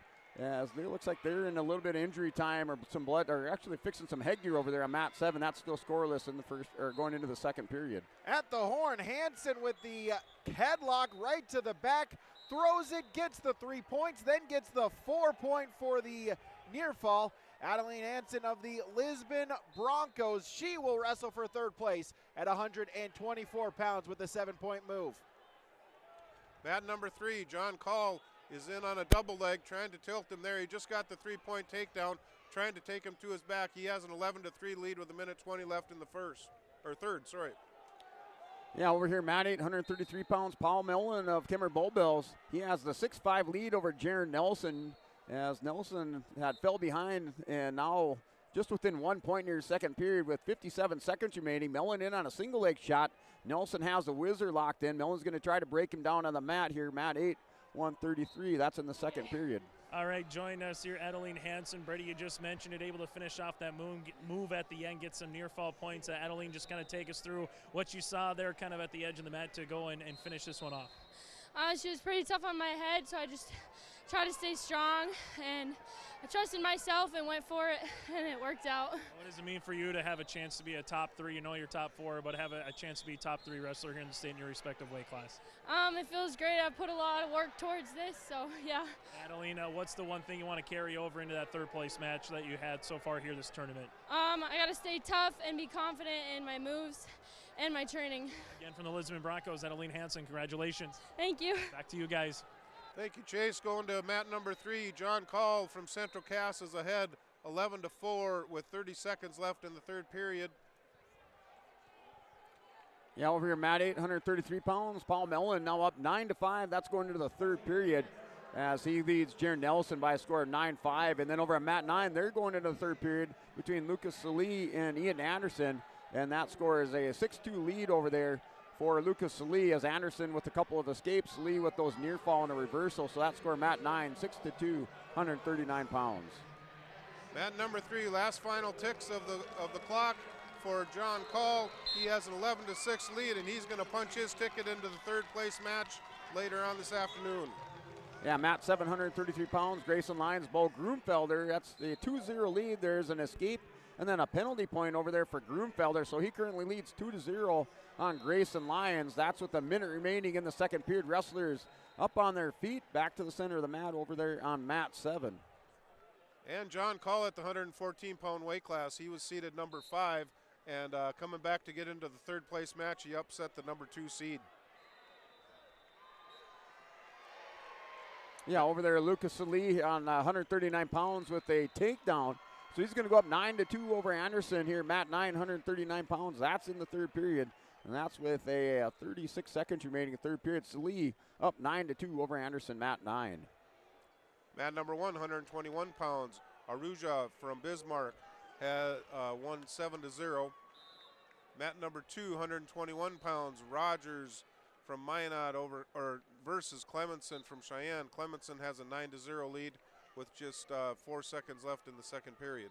Yeah, mat 7, 133 between Grayson Lyons, Bo Groomfelder. Is that still a 2-0 lead there for Bo Groomfelder of Napoleon? The final 14 seconds as Groomfelder up 2-0. Mat 7, 133 pounds. Mat 3, 133 pounds. Class A boys. Kellen Beneke from Mandan versus Thad Hansen from West Fargo Cheyenne. 0-0 with a minute left in the first. Yeah, mat 8, 133. Paul Mellon, Jaron Nelson. Mellon now up 12-5, third period. Final 15 seconds. Mellon in the top position. He's in control over on mat 8. On mat 333 pounds, Hansen gets a 3-point takedown to take a 3-point lead with 50 seconds left. Yeah, and that's a final there. Lucas Salee, he wins by decision, 9-3 over Ian Anderson. So Lucas Salee, the number 4 seed, he'll wrestle for third place at 139 pounds. Mat 1, 127 pounds. Grady Olofsson has a 3-0 lead with a minute left in the first over Sorensen from Watford City. Mat number 2, Clemenson has a 9-0 lead over Rogers from Minot with a minute left in the match. Yeah, mat 7, 133. Groomfelder and Grayson Lyons, as that score is 2-1 now. Lyons with the escape started the third period. And Lyons with that penalty point, that's going to hurt him just a little bit. So he's down 2-1 here, mat 7, 133. And then we'll see if they got another match out here on mat 8. But I think that's it. So just this one match here, mat 7, and then we have another one here at 139. So just 2 matches remaining in this round here for Class B. Mat 3, 133 pounds. Thad Hansen has a 3-0 lead going into the second period against Beneke from Mandan. Mat number 1, 127 pounds. Grady Olofsson from Cheyenne has a 3-0 lead. He's on the top position trying to get a turnover there. And mat number 2, 121 pounds. Rogers versus Clemenson. Clemenson has a 15-1 lead. All right, join us here, John Call, catching his win after that one. John, just what does it mean for you to have a chance to be, top 3 and knowing that you're top 4 in the state here this year, coming back through the Wrestlebacks a little bit as well? It means a lot. I really love the opportunity to wrestle here at state my last year. It means a lot. For you, just take us through that particular match. What got you the points early and just able to kind of finish it off there in the third period? I think I just got to play my offense and it'll wreck his offense. So I think that was a big part of that match. What are you looking for going to that third place match? Obviously, one more here on the season. What's kind of the mentality? Is it going to be a quick turnaround, in about a half hour to get ready for that placing match? I think I'm just going to be looking for my stuff. I can't be wrestling his match. I got to wrestle my match to win. So I'll just be going for that. Any particular move you're going to be looking for, or just going to let the match play out? Going to let the match play out. Anything can happen. Hey, John, thanks so much for your time. Best of luck here later today. Thank you. John Call for the Central Cass Squirrels. Yeah, Matt, 733 pounds. Bo Groomfelder, Grayson Lyons. Final 10 seconds there. Groomfelder up 2-1. Lyons in on high crotch fireman's. Little arm spin out. Final 5 seconds. As that looks like that one's going to go final here. And it's going to be Bo Groomfelder, winner 2-1 decision over Grayson Lyons. So Groomfelder, Napoleon, an 8th grader. He'll wrestle for third place at 133 pounds. On mat number 1, 127 pounds, Olofsson from Cheyenne extends his lead to 6-0 over Sorensen from Watford City. Mat number 2, 139 pounds, Tyson Taylor from Williston versus Corbin Kraft from Minot, 0-0 with 1:30 left in the first. And mat number 3, Thad Hansen has a 6-0 lead over Beneke from Mandan with 18 seconds left in the second period. Yeah, Matt, 739 pounds as it's Cutter Rodnick and Rylan Vetter. So this matchup is just underway. That's scoreless in the first period. Wrestlers up on their feet. Rodnick with double unders on Vetter. They go off the mat, back to the center for a restart on mat 7. On mat number 3, we're going to go into the third period with Hansen having a 6-0 lead over Beneke from Mandan. Mat number 2, 139 pounds, Taylor from Williston gets a takedown to take a 3-0 lead. And mat 1, 127, Olofsson is holding on to his 6-0 lead over Sorensen from Watford City. Yeah, Rodnick here for Bowman County Beach. He is the number 5 seed. Rylan Vetter came in as the number 2 seed for the South Border Mustangs. Vetter made it into the semifinals, but he's defeated by Kyler Shaleski. And currently that is a 3-0 lead for Rylan Vetter. Vetter with the first takedown up 3-0, working in the center of the mat over on mat 7, and that's in the first period with a, looks like with 1:05 remaining. Mat number 3, 133 pounds. Thad Hansen still has his 6-0 lead with 1:30 left in the third period. Mat number 2, 139 pounds. Corbin Kraft has a 3-1 lead over Tyson Taylor from Williston. They're in the neutral position with 24 seconds left in the first. And mat number 1, 127 pounds. Olofsson is in the top position with just a few seconds left in the second period. Yeah, over here on mat 7 between Cutter Rodnick and Rylan Vetter. And Vetter still in control in the top position, final 30 seconds of the first period, as he has a half Nelson locked up on a Rodnick over on the left side, just trying to ride him around, but still 3-0 lead over there for Rylan Vetter. On mat number 2, Corbin Kraft extends his lead 6-1 going into the second period. And on mat number 1, Sorensen gets a 1-point escape. Olofsson's ahead 6-1 on mat number 1, 127 pounds. Mat number 3, 46 seconds left in the match, and Hansen is ahead 6-0. Yeah, they're going to the second period at a 3-0 lead there for the number 2 seed, Rylan Vetter. He's up 3-0 over Cutter Rodnick of Bowman County Beach, mat 7. Kraft on mat number 2 gets a 1-point escape to go ahead 7-1. Mat number 2 on mat number 1, Olofsson gets a 9-1 lead over Sorensen from Watford City. And mat number 3, Hansen is ahead 7-0 with 14 seconds left in the third. Yeah, that started the second period, and Cutter Rodnick working on a kind of hit a go behind as he was over the top position of the scramble in that situation. They get stalemate, back to the center for a restart, still 3-0 lead for Ryland Vetter with a minute 25 remaining, second period.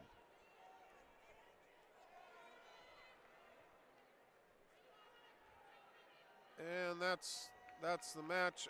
Hanson from West Fargo Cheyenne gets the win over Beneke from Mandan. Mat number 2, 139 pounds, 45 seconds left in the second period. Kraft is ahead 10-1. And mat number 1, 127 pounds, with 40 seconds left in the third period. Olafson's ahead 9-1. Yeah, back over on mat 7 there between Ryland Vetter, Cutter Rodnick, and Rodnick still working around on the top.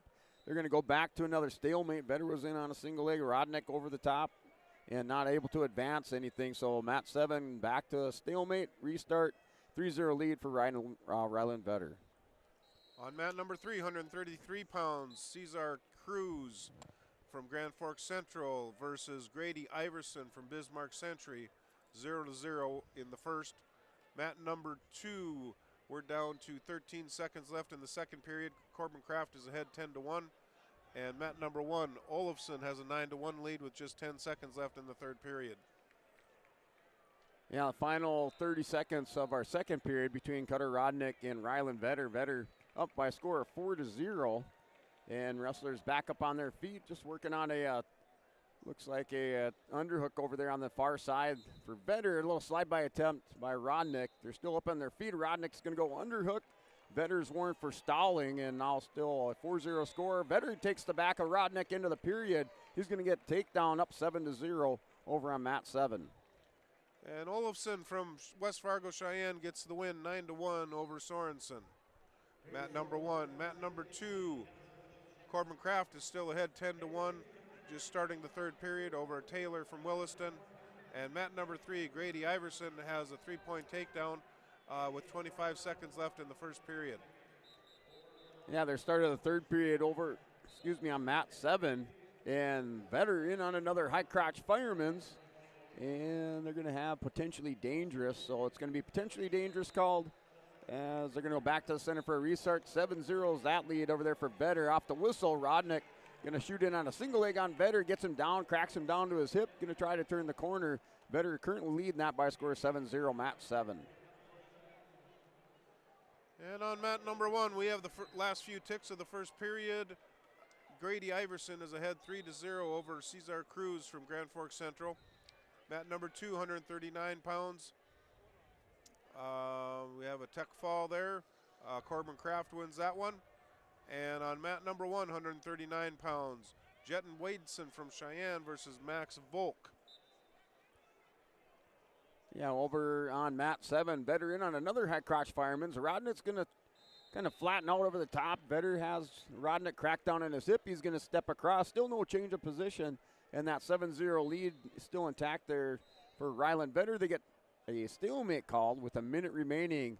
Ryland Vetter still leads by a score of 7-0, mat 7. On mat number 2, 133 pounds, Iverson has a 4-0 lead with a minute 30 left in the second period. Yeah, mat 7, 139. It's a 3-point takedown, a nice little slide by there for a Rodnick. So 7-3 is that score. Rodnick's going to let Vetter up. 8-3 is the score. And Vetter working in on underneath and another kind of an arm spin. Rodnick's going to come around the top. This one's getting serious now. 8-6 is that score. Mat 7, 139 with 30 seconds remaining over there, mat 7. On mat number 1, they're both still shooting for their first takedown. It's 0-0 with just 20 seconds left. And there, Wadeson gets a 3-point takedown for Cheyenne on mat number 1. Yeah, Rodnick choosing to ride on Vetter to see if he can get a turn in the final 10 seconds. He did pick up 2 takedowns in this third period, and that's an 8-6 lead there. It looks like Ryland Vetter is going to hang on to win this one by a 2-point victory. So the number 2 seed, Ryland Vetter, he's wrestling for third place. He'll wrestle Lucas Salee of Velva. Mat number 3, 133 pounds. Grady Iverson extends his lead to 7-0 with 35 seconds left in the second period. And on mat number 1, We're going to go to the second period with Wadeson from Cheyenne ahead 3-0 over Max Volk from Devils Lake.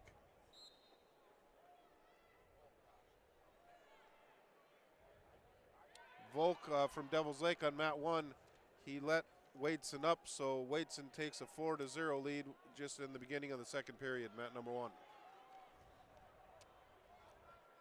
Mat number 3, Grady Iverson. We're down to 10 seconds left in the second period. He still has his 7-0 lead. They're in the neutral position.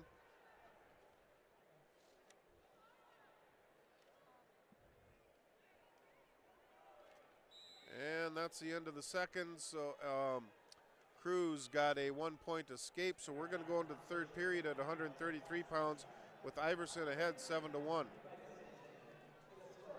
Mat number 1, Wadeson from Cheyenne extended his lead 7-0 with a minute left in the second period.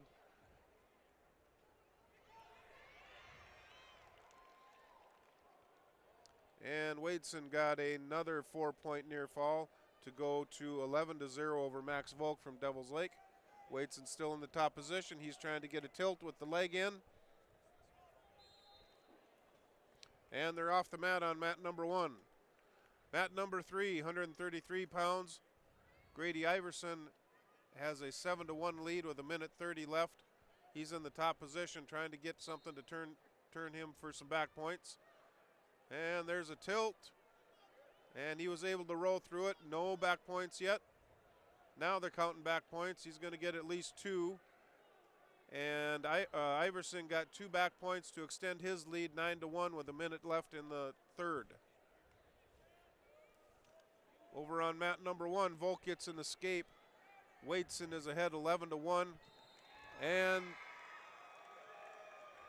there's the pin.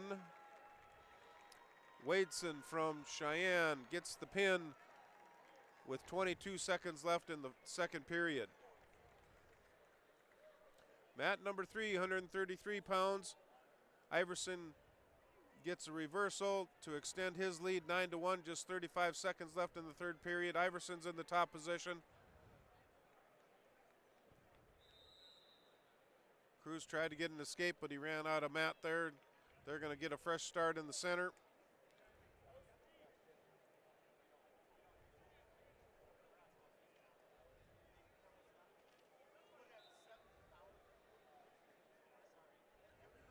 And on mat number 3, we're down to 20 seconds left in the third period. Iverson has a 9-1 lead over Cruz from Grand Forks Central. Iverson's in the top position trying to work those arms.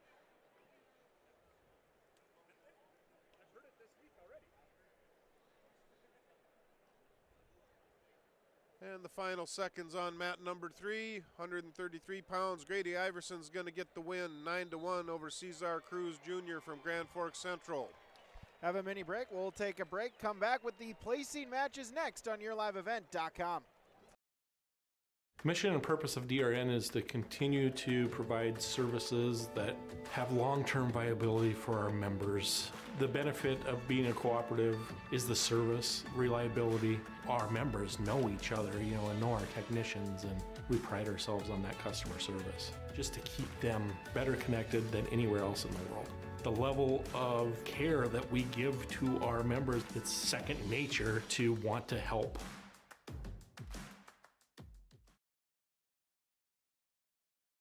Farming today doesn't always feel the same way it used to. Then again, some of it feels all the same. Maybe it isn't so much the jobs that changed, but how they get done.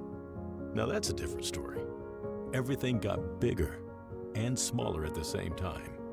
Insurance, accounting, and taxes can get complicated, so you need someone who's looking to keep every dollar possible in your pocket. Ag Country.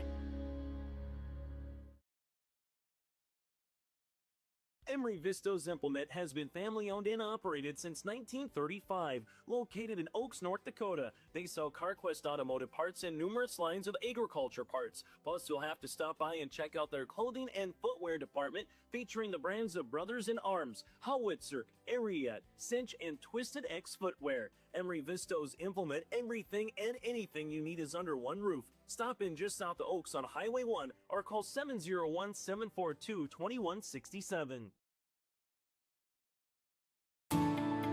At Enbridge, we're focused on relationships. 23 Canadian First Nation and Métis communities now own an equity stake in Enbridge Athabasca Pipelines.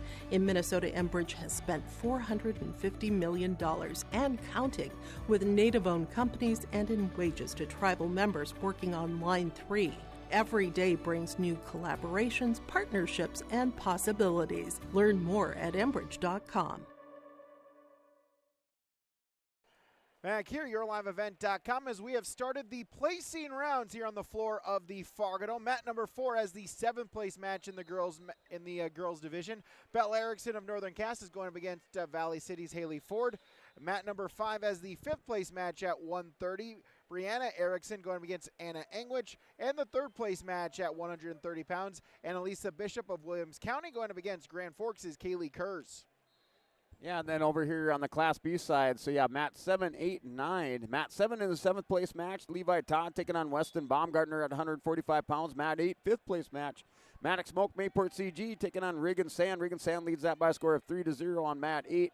And 145 pounds, your 3rd place match. Riker Vedder of South Border taking on Jack Bombach of Killdeer. And that's currently scoreless in the first period, Mat 9. Yeah, over in the A division, 5th place match, Hunter Parisian of Central Cass is going against Holden Capri of Dickinson High. That's for 5th place at 145 pounds. 3rd place for 145 is Jake Mattern of Cheyenne going against Elijah Platts of, Alijah Platts of Bismarck Century. And your 7th place match on mat number 3, Hans Lundeen of Williston going against Max Bauman of Bismarck High. Yeah, and over here, Mat 7, Levi Todd, Weston Baumgartner. That's still scoreless in the first period with, I should say at the end of the first period, between Baumgartner and Todd for 7th place, Mat 7. After a scoreless first period, Belle Erickson will start in the top position to be in the second 2 minutes. On mat number 4 in the girls, 130 for 7th. 5th place for the boys, A 145 as Capri for Dickinson will get the takedown. He'll take a 3-0 lead over Hunter Parisian in the first period. Yeah, Mat 7, that 145-pound 7th place matchup. Levi Todd, Weston Baumgartner, they met up in that first round with Levi Todd winning by decision 4-0. And that's currently a 3-0 lead over there now for Levi Todd on Mat 7, 145 for 7th place. That's in the second period. Haley Ford with a turn, going to look for the pinfall against Belle Erickson, as Erickson going to have to try to fight off of her back. Unable to do so. So Valley City's Haley Ford will pick up that's Belle Erickson. She started on top, so Belle Erickson locked up the cradle. And so Belle Erickson for Northern Cass, she is your 7th place finisher at 130 pounds for the Jaguars. Belle Erickson, the 7th place finisher for the Jaguars. Yeah, Mat 8, 145 pounds. Maddox Mock, Mayport CG, the number 6 seed, taking on the number 4 seed, Regan Sand. That score currently 3-2 with a minute 45 remaining. Wrestlers up on their feet over there on Mat 8, 145 pounds. 3-2 lead, Regan Sand of Ellendale Edgerly Combe. As Parisian has exploded for 4 points, he's got a 4-3 lead here in the first period. Hunter Parisian looking to pick up the 5th place finish at 145 pounds. Now the 7th place match at 136 in the girls. Alexandria Langworthy of Watford City going against Mackenzie Stoddart of Jamestown. Mat 5, 135th place, Brianna Erickson has an 8-2 lead. And Mat 6, 133rd place, Kaylee Kurz of Grand Forks has a 1-0 lead over Annalisa Bishop of Williams County. All right, before Brent goes, we got Belle Erickson here talking us through that last winner via fall. Just what did you kind of see on that particular move, Belle, and what does it mean for you to be finishing on a pin here to close out the season? It means a lot. It's a good way to close out a season, and I really love my cradles and pinion moves. So I just want to work better, get better at other stuff, and come back next year stronger. Yeah, what's the one thing that you kind of learned from this experience that you want to take with you in the offseason once you get ready for wrestling again coming up here next winter? To never give up, even when you're down by points, even when you're getting pinned, just never get up and keep fighting. sweet was that for the exclamation on point for you to finish off the year with that pin? That was a very good way to end out the season. Again, from Northern Cass Bell, Erickson Bell, congratulations. Thank you. All right, back to you, Brent. Yep, Matt 8 result there as it was Regan Sand. Illinois Column, he won by foul over Maddox Moak of Mayport CG. So Regan Sand places 5th at 145 pounds. That result on Matt 8. Anna Engwich will finish in will finish in 5th place for New Salem Almont there with the victory at 130 pounds.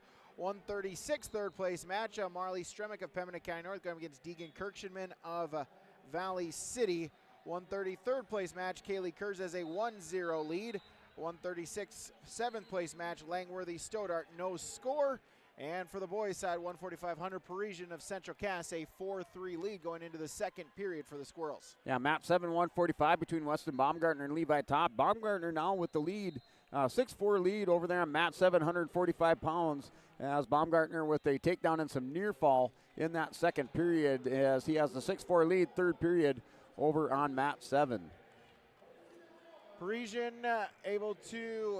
Compre able to retake the lead, gets a takedown on Parisian, so now he's got a 6-4 lead. Parisian quickly hops back up to his feet, gets the escape point, so now Parisian trails by 1, 6-5 as they're in a whizzer position. Parisian will shoot him out of bounds, no change for the 5th place match at 145 in Class A boys. Yeah, Matt, 852 pounds there. Carson Kazed, Hillsboro Central Valley. He has the 3-1 lead on Matthias Dahlstrom of Oaks as they are in the first period, final 10 seconds. Kazed up 3-1, a shot by Dahlstrom. Kazed with the down block, and that's down to 5 seconds there. Kazed with the 3-1 lead, Matt 8. Still a neutral position between Parisian and Capri here in the boys A division, 145, 5th place match. Front headlock for Parisian. Going to see if he can get a takedown. Trying to see if he can stuff the head, looking to spin behind. Edge of the mat they go. Out of bounds, no change. Yeah, Matt, 852 pounds. It's still 3-1 going into the second period. Minute 50 remaining on the clock as Dahlstrom in on the leg on Carson Kazet. Kazet up 3-1. Matt 9, 145. Jack Bombach now up 5-0 going into the third period with Riker Vetter. And that's their Matt 9, 145 pounds. That's for third place as Bombach leads 5-0. So we'll hop around here in the girls as well as the A boys placing matchups here at the conclusion of this round. We'll get you the full recap of the placers in each weight class. Final 10 seconds between Parisian and Capri of this second period. They'll go back to forehead to forehead. Shot fake by Parisian. Nothing doing, and we'll go to the final 2 minutes under Parisian trailing by a point at 145 for Central Cass. As his teammate Grace Lamar wrestling for third at 142 as we speak on mat number 5. She's got a 3-0 lead for the Squirrels. Yeah, it was a final there, 145 pounds for third place. Jack Bombach over Riker Vetter, decision 5-0 there for the number 3 seed out of Killdeer. Mat 8, 152, Carson Kazed and Matthias Dahlstrom. Kazed now with another takedown. He has the 6-1 lead. That's in the second period with 50 seconds remaining over on mat 8. So Grace Lamar is looking for the pinfall. Still plenty of time, 55 seconds. She can try to settle in for the Squirrels, finish in the third place position at 142 pounds for the girls division.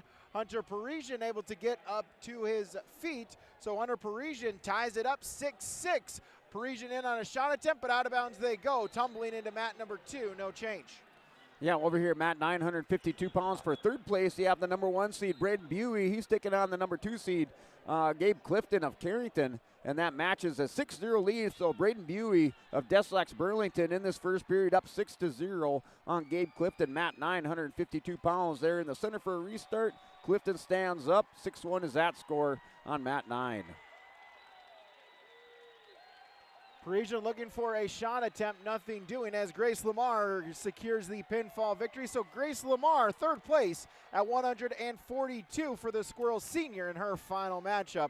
Wearing the red and black singlets for the Squirrels. Yeah, Matt 9, 152 between Buey and Clifton. Clifton with a takedown. He threw Buey to his back, but they were just on the edge. So 6-4 is that score. Matt, 952 pounds first period, 45 seconds remaining. And then Mat 8, 160. Miles Theologist is out here for Kindred, wrestling Brooks Grunfelder of Napoleon for 7th place on Mat 8, 160. Final 40 seconds, still a 3-3 tie. Parisian in on an underhook, looking for the trip, and out of bounds they go. That's a second stalling warning issued to Holden, so Hunter Parisian will take a 7-6 lead. Final 35 seconds of the third period as Capri in on a shot attempt. Parisian, though, able to sprawl in on a front headlock. Final 30 seconds. Yeah, Matt, 952 pounds. Braden Buey, 10-4 is the score there with wrestling Gabe Clifton. And that's the still in the first period, so 14 points scored in this first period between Buey and Clifton. Match not over yet. They still have 2 more periods to wrestle over here, Matt 9. Final 15 seconds. Capri trying to see if he can get a shot attempt. Parisian just trying to stay in good position. Shot, reshot, edge of the mat, out of bounds they go. Neutral position as checking the scoring with cautions. No stalling called, or one stalling called against Parisian, as there's a second stalling call against Parisian. He's looking for a shot attempt. Out of bounds they go. 2 seconds. We're tied up at 7.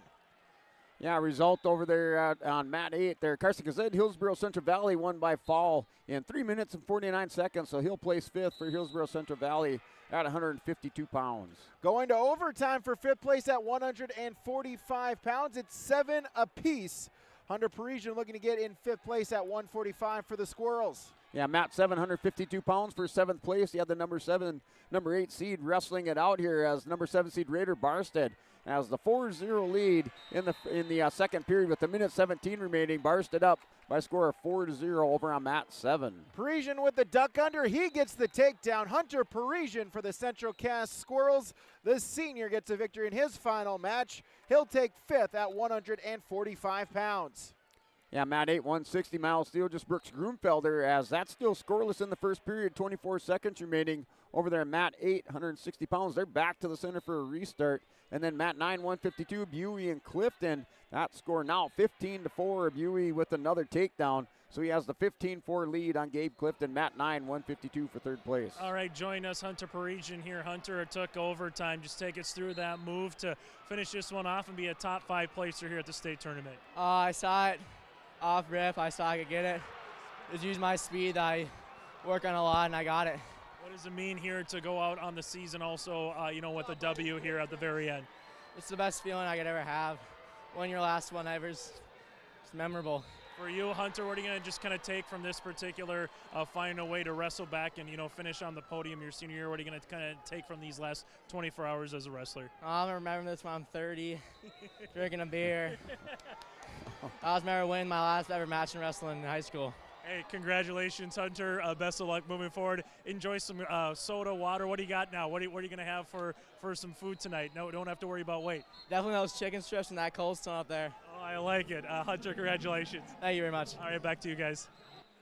Spoken like a true wrestler. That's my favorite. And yes, the Cold Stone cart here at the Fargo Dome is about to be bombarded with high school wrestlers coming up here. Mat number 5, 3rd place, 148. Kendra Garcia of Carrington has an 8-1 lead over Clancy Meyer of Dickinson. Mat 6, 142, 7th place. Madalena Siba Tirano of Carrington has a 6-0 lead over Madison Irwin. Mat 4, 5th place, 142. Miley Christensen of Valley City, a 1-0 lead over Christina Dorman of Dickinson. Those are the placing matches in the girls division. Yeah, Mat 9, 152. A little controversy over there as Gabe Clifton, they had slapped the mat for a pin there wrestling Braden Buey. Clifton was celebrating. Now the officials over at the scores table, they're talking it over with the coaches over there. Mat 9 here, 152 pounds, as there's still 29 seconds remaining in the second period. But Clifton had thought he had won the match. They're discussing over on Mat 9. And then Mat 7, Raider Barstead, Ethan Tazaric Barstead for Velva. He has the 10-2 lead over on Mat 7. That's in the third period. Mat 8, 160. Miles Theologist, Brooks Grunfelder. Theologist for the Kindred Vikings at 160 pounds. He has the 1-0 lead, Mat 8. All right, join us now, Grace Lamar. We just talked to one of her teammates in Hunter Parisian, winner via an overtime. Grace was able to get right into a pinning combination early on there. Just take us through right off the whistle what's kind of going through your mind as you two kind of went right at each other. I just wanted to finish strong. That was my last match ever, and I just wanted to go out. Right away, I was like, okay, let's see. I've never wrestled her before. I know that she's a good wrestler. I just wanted to see what was coming, and I just took what I could get. Able to finish in the top 3, just kind of what does it mean here to just, climb the podium on this particular day with a couple of wins and go out on a W on your senior year? It felt really nice. I got to end with a win. It was awesome. I came in ranked 3rd, and I'm very glad that I came out top 3. Final thing, obviously, family with your brother coming up from South Dakota, your parents obviously with the coaching staff, Grace. How fun is that to also, go out one more time with the family, obviously Matt's side with you? It's really fun, but it's also super stressful and scary. I never know what Travis is going to show up or if Peyton's coming or not, but I'm very glad that my brother got to come and watch my final match. And congratulations on a great career. Best of luck moving forward. Thank you so much. And Grace Lamar, back to you guys. All right, thanks, Chase. We'll take a look at some of the results from the girls. 7th place, 136, Mackenzie Stoddart of Jamestown, 331 pinfall over Alexandria Langworthy of Watford City. Mat 5 results, Anna Angwich of New Salem Almont will take 5th at 130 pounds. Marley Stremk of Pembina County North will take 3rd at 136. As mat number 6, Kaylee Kurz of Grand Forks, a 2-1 ultimate tiebreaker victory at 130 pounds against Bishop of Watford City. And at 142, 7th place, Madison Irwin of New Salem Almont, 239 pinfall victory over Madalena Siva Tiranu of Carrington. Yeah, Matt, 7 years out there. Raider Barstead of Velva, he wins by a major decision, 11-2 over Ethan Cesaric, 160 pounds, as that was for 7th place there. As that was for 7th place there for Raider Barstead, the number 7th seed. He places 7th. And then Mat 8, Miles Theologist with the 4-0 lead over Brooks Grunfelder. And Mat 8, 160 pounds. That's wrestling for 7th place, 3rd period, with a minute 5 remaining over on Mat 8. Mat number 6, Violet Heen for the Lisbon Broncos will wrestle for 7th place at 148 pounds. 3rd period, mat number 5, Kendra Garcia for Carrington, 3rd place at 148. Leads Clancy Meyer of Dickinson 12-2. And a new matchup, 148, 5th place match on the girls' side. Mat number 4, JC Ensel of Legacy will take on Madison Reams of Bismarck. Yeah, Matt, 760 pounds. Cruz Ranke of Lisbon, the number 4 seed. He's taking on Lexton Smith, the number 8 seed from Velva. So that's your matchup here, Mat 7. That's scoreless in the first period on Mat 7 for 3rd place between Ranke and Lexton Smith. And Miles Thiel just here, 160 pounds. He's in the top position on Brooks Grunfelder, up 7-0 over on Mat 8. 142, 5th place match, Miley Christensen of Valley City, a 4-2 decision victory over Christina Dorman of Dickinson. There to take 5th place at 142, as Kendra Garcia 20 seconds away from clinching that 3rd place. She's got a 15-2 lead over Clancy Meyer of Dickinson. Yeah, still scoreless there. Mat 760 pounds between Ranke and Lexton Smith. Miles Steele just over on Mat 8, as that's a 7-0 lead, and there it is. Miles Steele just is your 7th place finisher, 160 pounds. He wins by decision, 7-0 over Brooks Grunfelder of Napoleon. So Garcia locks up the win. She will pick up the 3rd place at 148. Now stepping onto the mat, Ava Carlblum of the Lisbon Broncos. She'll wrestle for 7th place at 155, going up against Katura Otmar of Bismarck Legacy. That's coming up on mat number 5. Yeah, waiting for this new matchup here, Mat 8. Mat 960 pounds there. Cale Hayes has the 3-0 lead over Joseph Keller of South Border. And it looks like we got 3 as we're tied up at 3. Keller with the takedown, so he's going to tie it up. And we're tied up at 3, 2nd period with a minute 25 remaining over on Mat 9. And then Ranke and Lexton Smith, that's in the, looks like that's in the 2nd period. Just the start of the 2nd period, that's scoreless between Ranke and Smith on Mat 7. Mat number 16 for the Broncos with a 2-0 lead. She got a reversal. Now she's going to look for some near fall points there on mat number 6. Mat number 5. As Otmar and Carlblum just getting underway in the 1st period. Now Lexton Smith with the escape. Ranke had the high crotch fireman. Smith and Ranke off the edge of the mat. They're back to the center for a restart. So Lexton Smith has the 1-0 lead on Cruz Ranke here, wrestling for 3rd place at 160 pounds. Keller Hayes, they're tied up at 3 at 160 pounds, wrestling for 5th place. That's over on mat 9, 2nd period with a minute remaining. As there's the pinfall over on mat number 6. So taking 7th place at 148 pounds is the Lisbon Broncos' Violet Heen. She'll end her career with a victory there for Lisbon at 148 in the 7th place matchup. Carl Bloom and Otmar, no score on mat 5. Yeah, mat 8, 172 pounds. Ryland Wetzel, Harvey Wells County has the 3-0 lead over Tyson Clable at 172 pounds, mat 8, and Wetzel in the top position with 40 seconds remaining. And then over on mat 7, there between Cruz Ranke, Lexton Smith. Smith was in on a double leg shot on Ranke. Ranke's going to get the go behind. Now Ranke leads by a score of 3-1 over mat 7, 160 pounds. Carl Bloom, Otmar still scoreless in the first period, scoreless in the second period for third place at 160 between J.C. Ensel of Legacy and Madison Reams of Bismarck. Now on mat number 6, Aaliyah Martin of Turtle Mountain going up against Lily Bloom of Williams County. That's 7th place at 170.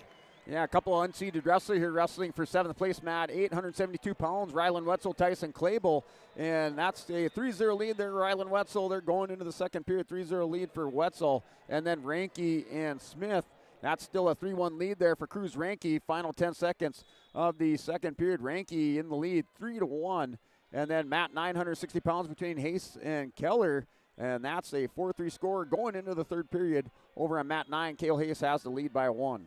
Katura Otmar of Legacy, the pinfall victory over Ava Carbloom. She'll take 7th. Carbloom will take 8th here at the state tournament. Now on mat number 5, Bristol Fike of Harvey Wells County going against Kenzie Wu of West Fargo United. Yeah, and they're going into the third period. And Ranke was in the bottom position there wrestling Lexton Smith. Ranke has the lead 3-1, currently trying to isolate the arm on Smith, pull it over the head and get some separation with those hips. That's in the third period. Mat 8, 172. Wetzel still up 3-0 in the second period.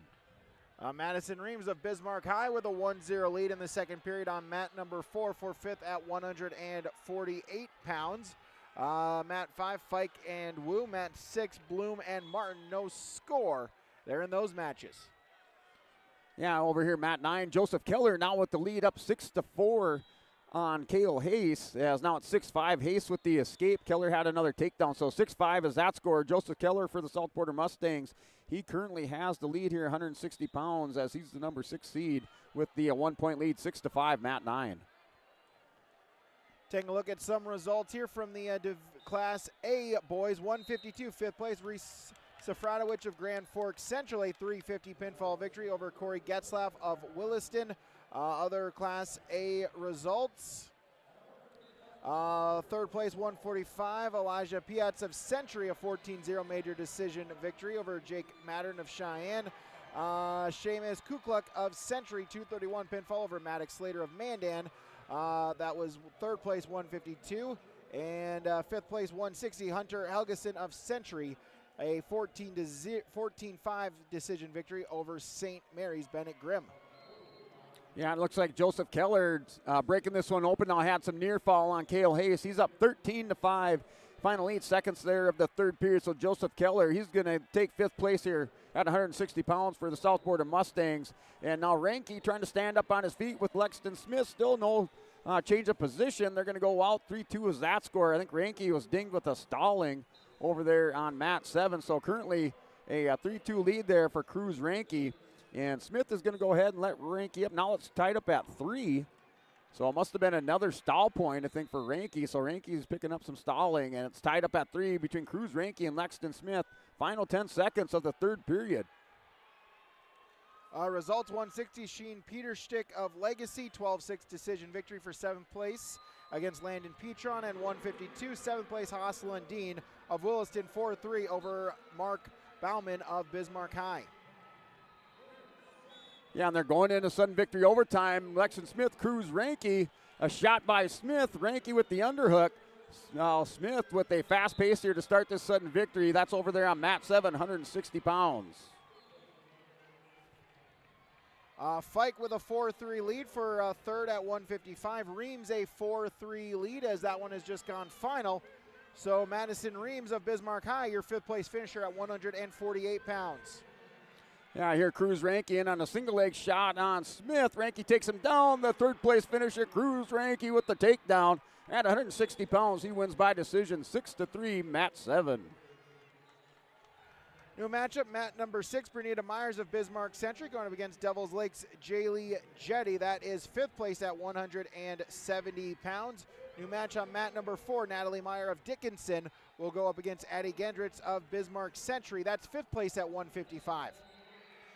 All right, over here, Mat 8, Tyson Clable, Rylan Wetzel, as it's still a 4-0 lead for these two unseeded wrestlers, wrestling for 7th place here, 172 pounds. Wetzel in the bottom position. That's in the 3rd period, minute 21 remaining. Clable in the top position over here on Mat 8. Mat 9, new matchup, 172 for 5th place. Noah Werner of Velva taking on Fisher Johnson, and it is a 3-0 lead there for Noah Werner, and that match went final there. Mat 9, 172 pounds. Wait to see what that was, but Werner had the lead over there, Mat 9, 3-0. Lily Bloom of Watford City, or excuse me, that's Wells County. Lily Bloom, the 7th place finisher at 170 pounds, defeating Aaliyah Martin of Turtle Mountain by 3 minutes, 23-second pinfall. Yeah, Mat 7, 172 pounds. Brody Michelson, the number 4 seed, taking on the number 3 seed, Lincoln Spear from Kenmare Bullbells. And that is a stall warning already in that first period. Minute 34, already a stall warning there between the Spear and Michelson. So that scoreless first period, Mat 7.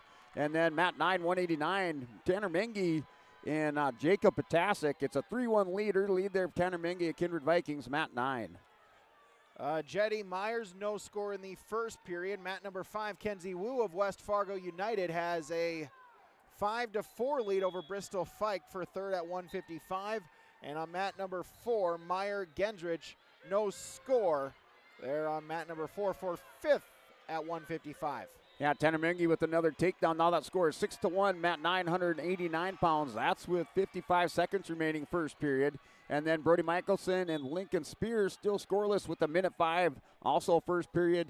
And then Mat 8, 172, Rylan Wetzel, Tyson Clable, as that's the 3rd period with 19 seconds remaining. Rylan Wetzel, Harvey Wells County, he has the 4-0 lead over on Mat 8. They're in the bottom position for the restart with 18 seconds remaining. Joining us now here from the Lisbon Broncos, Cruz Ranke, able to finish top 3 in his weight class. Cruz, just take us through that 3rd place match. Obviously, went right down to the wire there, a little OT session. Just kind of what did you see in that particular move to get the winning takedown? I just knew I had to keep my wits about me, and even though I don't think they were stall calls because you just sit on my ankle, but I just had to keep my wits about me and get the final takedown. What does it mean to be top 3 here on the season for you, coming back through these rounds here today and finishing top 3 here in the state? I'm glad for myself because I know I battled all the way back after a tough loss last night to the number 1, and yeah, I'm just glad I battled all the way back. Cruz, what are you going to kind of, I know it's short term here, but what are you going to kind of remember about this particular day, battling all the way back, bloody lip and everything else that you got with you right now? I don't know. Didn't kind of felt flat this morning, but after that first match I had there, it kind of warmed me up. I knew I was ready to get 3rd there. Hey, Cruz, congratulations on the win. Best of luck moving forward here and everything else throughout the rest of the school year. Thank you. And again, Cruz Ranke from the Lisbon Broncos. All right, thanks, Jace. Results, Class A, boys, 189. 7th place, Logan Voorhees of Grand Forks Central. 129 pinfall victory over Evan Berg to take 7th at 189. Yeah, Mat 772 pounds, Brody Michelson, Lincoln Spear. That's still scoreless in the first period, final 37 seconds. And wrestlers up on their feet. A nice shuck there by Michelson. He's down on the leg on Lincoln Spear. See if he can run the corner. But that's currently scoreless. Mat 7, 172. Tanner Mengi now up 16-4 over on Mat 9 for 3rd place against Jacob Potasic of Oak. So 16-4 lead there, Tanner Mengi. Mat 4, 155 girls. Addie Gendrich of Bismarck Century has a 4-0 lead over Natalie Meyer. Mat number 5, we are in injury time. Kenzie Wu of West Fargo United has a 9-6 lead.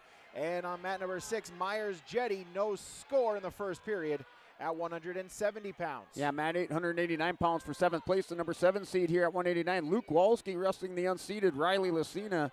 As that's still scoreless in the first period with 45 seconds remaining. Wrestlers up on their feet, trading some collar ties, working inside ties over here on mat 8. Results 172, Class A boys, 7th place match. Tiernan Glass of Bismarck High, a 10-8 decision victory over Luke Conroy to take 7th at 172. Yeah, this match here, Mat 9, 189, Tanner Mengi with an 18-8 lead, open up 10-point lead on Jacob Potasic. Mengi in on another takedown, make it 21-8 over on Mat 9, 189, and that is in the second period with 25 seconds remaining. Scoreless through the first 2 periods between Myers and Jetty. They'll go to the center as Jetty will start in the top position No score for fifth place at 170 in the girls division. Yeah, Matt 7 still handing out stall calls over there as Michelson picked up a couple stalls, and then penalty point over there to Lincoln Spear. Spear with the takedown. Now he's up by a score of 4-0 at the start of the second period. So Spear up 4-0 over Brody Michelson. Matt 7, 172 pounds. Walski with the first takedown for seventh place at the end of that first period. He leads by a score of 5-0, also with some near fall over on Matt 8. Myers gets an escape point for Bismarck Century. She's got the lead there on mat number 6. Final 10 seconds on mat number 5. Wu and Fike, just a 2-point matchup as Fike in top control, trying to see if she can get something, and that will do it. So Kenzie Wu of West Fargo United will hold on. She will finish in third at 155. Yeah, Tenemengi, your winner, tech fall as he took it to Jacob Tasic, and he will win by a score of, 24-8 there on mat 989 pounds there. Tenemengi, winner by tech fall for third place on mat 9. Third place, 172 in the boys A division. Colin Fleck of St. Mary's, a 5-4 decision victory over West Fargo's Owen Magno. Yeah, on mat 8, 189 between Luke Walski and Lucina. That's still 5-0 lead there. Luke Walski up by 5 on Lucina. Minute 12 remaining. Wrestlers up on their feet, still working through some head and hands defense over on mat 8. Mat number 5, 7th place match for the girls division. Victoria Novotny of Mandan, Callie Langane of Bismarck Century. That's your 7th place match at 190. 5th place at 155, Addie Gendrich of Bismarck Century has a 7-0 lead over Natalie Meyer in the third period. Yeah, 1 point escapes in the third period for Brody Michelson. So that score 4-1. Lincoln Spear has the lead. Michelson in on a takedown, or I should say Spear in on the takedown. He's going to pick it up. Nope, they gave it to Green, so we're tied up at 4 here. Mat 7, 172 between Michelson and Spear. And that's in the third period, 32 seconds remaining. 1 point escape now, Lincoln Spear. That score 5-4. Lincoln Spear, 1 point lead, Mat 7. 5th place, 172 Class A boys. Isaiah Haugen of Williston, a 42-second pinfall victory over Grand Forks Central's Aiden Hensley. Now Luke Kowalski with that 5-0 lead, wrestling Riley Lucina. They're up on their feet. Second period, final 15 seconds. Wrestlers still working in now, an underhook there by Lucina. Lucina's going to drop down, front headlock position, final 10 seconds. Kowalski still with the 5-0 lead, Mat 8. All right, join us, Tanner Mangy here, top 3 in the state yet again here for you, Tanner. Winner via tech fall, just kind of what does that mean for you to go out on the season here with that tech fall win? Ending on a high note, having a bad day yesterday, coming back today. Just wrestling all day, winning is big. Yeah, what was the one thing do you think that got you throughout the wrestlebacks today to finish top 3 and climb on that podium a little bit each particular round? You can't fall. Once you're up, you can't show you're down. You got to keep going. What's the one thing about this particular state tournament that you're going to kind of take with you as you work into the offseason, particularly having a couple of good years here at a state tournament for you, Tanner? No excuses. You have to wrestle all the way through no matter what. Nobody else is going to stop just because of this. Any particular move that you're going to continue to work on throughout the offseason here, or something you're going to continue to strengthen on the mat? Just technique in general. Just got to get better at everything. All right, final thing, anything you're looking to devour now that the season is done from a sweet-wise or any food-wise, or just kind of normal business for you? Just kind of normal. Nothing on my mind particularly. Yeah. Hey, congratulations on a great year again, Tanner. Thank you. And again from the Kinder Vikings, Tanner Mangy. All right, thanks, Chase. Addie Gendrich of Bismarck Century. She finishes in third place with the victory at 155 pounds. Now Mat 4, third place, 170. Laney Joke of Amanda and Colby McElwain of Dickinson High. Yeah, Mat 772 pounds there in the third period. And Lincoln Spear, Brody Michelson, 6-4 is that score in the third period. And wrestlers up on their feet, still working through head and hands defense. They had a good scramble. They went back out for the center off the edge of the mat. They went back to the center for the restart, but Spear still with a 2-point lead. Michelson on an inside headlock went into an inside cradle, and it looks like now we're going to have Spear with a takedown. So 9-4 lead over there. Mat 7, 172 for Lincoln Spear. 170, fifth place match, Bernita Myers of Century, 1-0 decision victory over Devils Lake's Jaylee Jetty. Now on mat number 6, 190, fifth place, Lily Lugo of Bismarck High, going up against Savannah Garver of Bismarck Legacy. Yeah, and Luke Walski here in Northern Cass building up his lead now 11-0 over Riley Lucina, 42 seconds remaining. in the third period. Right now, they're Walski up by a score of 11-0, as they're going to have to go do a little equipment fixing over there on the headgear Walski. Callie Langane on mat number 5 has a 3-2 advantage in the second period. Mat number 4, McElwain Jokum, no score in the first. And mat number 6, after one period, no score between Lugo and Garver. They're on mat number 6. Mat 9, 215 pounds for third place. They have Andre Dahl of Napoleon Gackel Streeter, Jonathan Smith, Dustlax Burlington. Smith has the 3-2 lead with 37 seconds remaining. That's in the second period. Wrestlers are up on their feet over on mat 9, and Michelson and Spear. Looks like they have a blood timeout. Bank North Bank blood timeout over there on mat 7 with the Bank North Bank. Bank should feel personal, and that Bank North it does. They're proud to be local, supporting local teams and the communities they serve. Visit Bank North Bank to learn more. Bank North, member FDIC, and equal housing lender. So able to get on the scoreboard first is Lily Lugo. She gets an escape point in the second, so Lily Lugo has a 1-0 lead in the fifth place match at 190. Seventh place match at 190. Novotny now with a 5-3 lead over Langane of Century on mat number 5. Yeah, mat 8, 189. They're back to action there between Walski and Lucina, and that'll do it there. Luke Walski for the Northern Cass Jaguars. He's your 7th place finisher. He wins by major decision 11-0 over Riley Lucina of Lisbon. Result on mat 8. As we'll get a pinfall there as Mandan's Victoria Novotny will pick up the fall. She will be your 7th place finisher at 190. Now stepping on to the mat at 190 pounds, that'll be Nevaeh Buffett for the Lisbon Broncos. Going up against Arona Gorno of Turtle Mountain, 3rd place at 190. Yeah, new matchup, mat 8, 215 pounds. Matt Schwab wrestling for 5th place for Lisbon, taking on Dane Jepson of Killdeer. So that's your matchup here, the number 5, number 6 seeds. Schwab, the number 5 seed. That matchup just underway, mat 8, 215 pounds.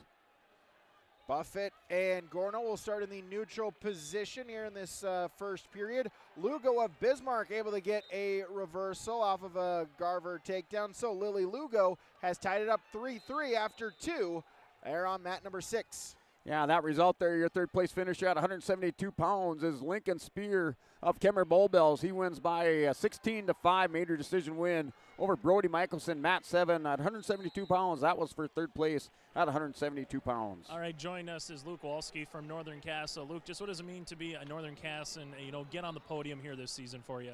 It feels great. We've been working really hard this whole season and off season, and so it's nice that finally we got to achieve that goal. Yeah, just take us through that particular match with Lucina there. What kind of got you going early in that one to get some points and get ahead? I knew I had to get to my offense with him and just kind of clear ties and get to my offense and not his, As you move forward here now, what's just something from this particular thing that you hope this carries a program, for years to come in terms of seeing yourself and some of the other fellow teammates, get on the podium here this weekend? Wait, what? What's something you hope that from this weekend of experience and getting on the podium, what do you hope to carry over with this program for future years going forward now? I hope that just shows, we have a younger program, so I hope it shows some of those younger members that if they work hard enough, they can podium and win. Well, and on a fun one, anything you're looking to devour now that the season's done from a food standpoint that you maybe stay away from the year? I'm getting some ice cream after this. I'm going to eat a lot, yeah. Hey, congratulations, Luke. Best of luck moving forward. Yeah, thank you. Luke Walski here for Northern Cass. All right, thanks, Chase. Garver for Legacy, now a 7-3 lead out on mat number 6. Buffett, Gorno, they'll go into the second period, no score. They're on mat number 5, 193rd place. Yeah, mat 8, 215 pounds between Madden Schwab and Dane Jepson. That is scoreless going into the second period over on mat 8. And then mat 7, Jaden Foss of Velva, Max Klein of the Oaks Tornadoes. That's also a scoreless first period with 29 seconds remaining. Wrestlers in the center of the mat. That's for 7th place, 215 pounds. 30 seconds to go in the second period. Lainey Jokum of Mandan gets on the scoreboard, gets an escape point. She trails Colby McElwain 3-1, a 173rd place match.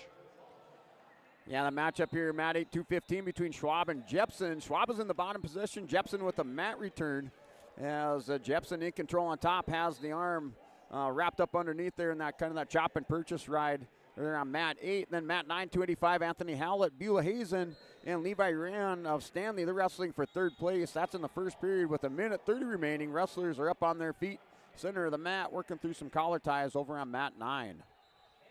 Results, Class A boys, 215, 7th place will go to Garrett Cowan of Bismarck, an overtime victory over Ryden Torgerson of Grand Forks Central. Third place, 189, will go to Breckenridge Wapaton's David Erlinson, a overtime victory, 6-5 over James Marks of Legacy. Yeah, big mat return here, mat 8 for Dane Jepson, and Schwab still in the bottom position, 1:13 remaining in the second period. Over on mat 8, that's for 5th place. Mat 7, 215, Jaden Foss, Max Klein. 2-0 lead for Max Klein, and that's in the second period with 1:36 on the clock over on mat 7 for 7th place. So Buffett is in the top position in this second period, and she'll get dinged for her first stalling call. So a stalling warning, will get a restart back to the center. Yeah, and a reversal there for Jaden Foss. So Foss is going to tie this up at 2 apiece with 1:15 remaining over on mat 7. That's for 7th place there. So Foss and Klein are tied up at 2 apiece. Mat 9, 285, Anthony Howlett and Levi Rand. Howlett is up by a score of 3-1. That's for third place, mat 9, 285 pounds. That's in the first period. Final 13 seconds. Wrestlers on their feet. Garver of Legacy will pick up 5th place at 190 pounds, defeating Bismarck's Lily Lugo by a 7-3 decision. As Buffett and Gorno are in an injury time, still scoreless in the second. Yeah, over here, mat 8, 215. Schwab's going to pick up a clasping, so it's 1-0 the lead there. Matt Schwab, he's still in the bottom position, 10 seconds remaining in the second period. Over on mat 8, Schwab will have the 1-0 lead, 215 pounds. And then Foss and Klein, they're still tied up at 2 apiece second period with 32 seconds remaining over on mat 7. 155, 5th place will go to Addie Gendritz of Century, 7-0 decision victory over Dickinson's Natalie Meyer. Now on mat number 4, Sheena Locke of Bismarck will go up against Kira Williams of West Fargo United. Yeah, off the whistle, Matt Schwab tried to stand up. Dane Jepson right on top of him, breaks him down. Good mat return there by Jepson. Schwab will take the 1-0 lead. Jepson says he wants to choose bottom position here, mat 8, to start the third period, 215 pounds for 5th place. Gorno with a reversal, so she'll take a 2-0 lead. As then, did we get the fall? So, on mat number 5, taking third place at 190 pounds, will be Arona Gorno of Turtle Mountain, defeating Lisbon's Nevaeh Buffett. Yeah, Matt Schwab, Dane Jepson, as Jepson was going into Schwab real hard. Schwab with the big throw on the edge of the mat, landed on top of Jepson, but there's going to be no takedown. They're going to say Schwab was off the mat. They're on mat 8. So still tied up at 1 there between Dane Jepson and Matt Schwab. And then mat 7, 215, we're still tied up at 2 apiece for the 7th place match at 215 pounds. Wrestlers in the center of the mat there, mat 7, and that's in the third period, 1:35 remaining. Mat 5, third place, 250, Aaliyah Ear of Bismarck Legacy will go up against Lisbon's Ella Sad. That is your third place matchup at 250 pounds. Yeah, Jepson with the takedown over here, mat 8, 215, so he's going to go up 4-1 on Matt Schwab. That's with 1:09 remaining in the third period. So Jepson now with the 3-point lead on Schwab over here, mat 8, 215 pounds. Ear for Legacy with the early takedown. Sad able to get up to her feet with the escape. Make it 3-1. Here, first 30 seconds gone at 250 for third place on mat 5. Yeah, Jepson warned for stalling over here, mat 8, 215 pounds, as they're going to go back to the center for a restart. Still 4-1 is that score. Third period over on mat 8. And then mat 7, 215. Jaden Foss is going to take the 1-point lead on Max Klein.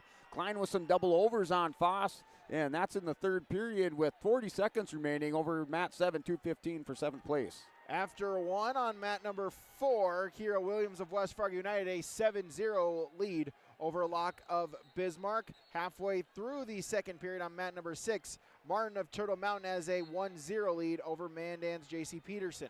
Yeah, final 30 seconds coming up here. Mat 8, 215 pounds between Schwab and Jepson. As Dane Jepson still up by a score of 4-1. Final 25 seconds, third period, mat 8. As we have a officials conference there on mat number 5, Ear with a 3-1 lead as we'll get a new matchup here on mat number 6. 7th place at 100 pounds, Lauren Osmondstad from Central Cass going up against Beulah Hazen's Hayden Barth. Yeah, and that looks like that's your final there. Dane Jepson will place 5th at 215 pounds. He wins by decision 4-1 over Matt Schwab. And then Jaden Foss as he wins by decision 6-2 over Max Klein for 7th place on mat 7. So J.C. Peterson of Mandan will pick up the 7th place at 250. 251 pinfall victory over Martin from Turtle Mountain. As Osmondstad for the Squirrels, the quick take down the pinfall. So Lauren Osmondstad for Central Cass, she will be your 7th place finisher at 100 pounds. Yeah, over here on mat 7, 285 pounds, Caden Williams from Northern Cass taking on Hunter Thorvalson for 7th place, 285. That matchup just underway. Wrestlers up on their feet, circling back around towards the center of the mat. Mat 9, 285, Anthony Hallett, Levi Uran, as that's a 5-2 lead over there for Anthony Hallett. He's up by 3, mat 9, and that is in the 3rd period with 23 seconds remaining.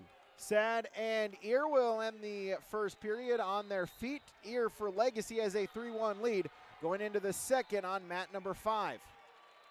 Yeah, new matchup, mat 8, 107 for 7th place. Hayden Werner, Velva taking on Carter Wall, the freshman from Oaks, as it looks like Wall with a takedown. He takes Werner straight to his back there. Carter Wall working for a pin over here, mat 8, 107 pounds. That's for 7th place for the Oaks Tornadoes. Ella Sad in the top position to start this 2nd period. New match number 6. Ella Brown of Minot, Vivian Backer of Bismarck Century, 5th place at 106. All right, join us here, Lauren Osmondstad here for the Central Cass Squirrels. Lauren, what does it mean for you to finish on a win and be top 7 in the state? It means a lot. It's a good opportunity, and it just feels good to end off the season with a win. Just take us through that particular match and just kind of what you do there to get into that position. I kind of did my signature trip, but I switched it up a little, did an inside, and it worked. And now that we're done with the season, is there any food or any beverage that you've been maybe any sweets or anything that you're looking to devour or anything in fun coming up here the rest of the weekend?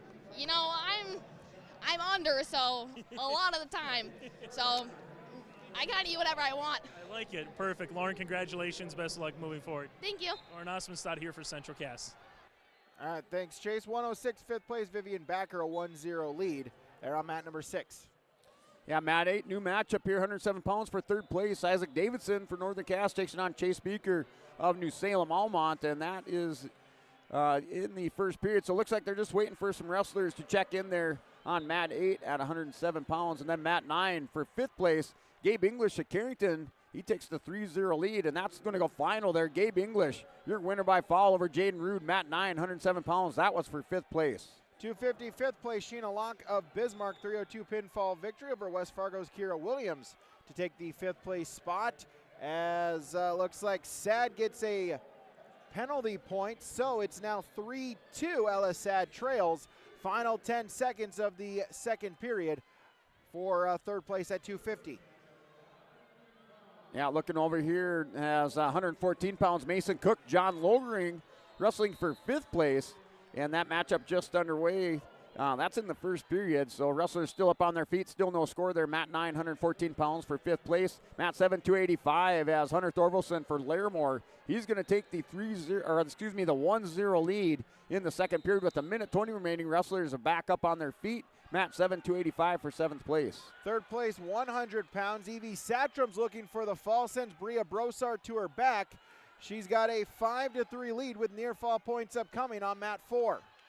Yeah, back over here for Class B, Mason Cook, John Logering, as that's still a scoreless 1st period. Logering in with the double unders on Mason Cook. Cook with his back to the edge of the mat. That's still scoreless 1st period. Now Cook's going to try to take the back of Logering. Logering spins away. Still no score. Mat 9, 114 pounds. Sad gets another stalling call before the end of the 2nd period. So we're tied up at 3 here in the 3rd. As they go out of bounds, they'll get a restart back in the center.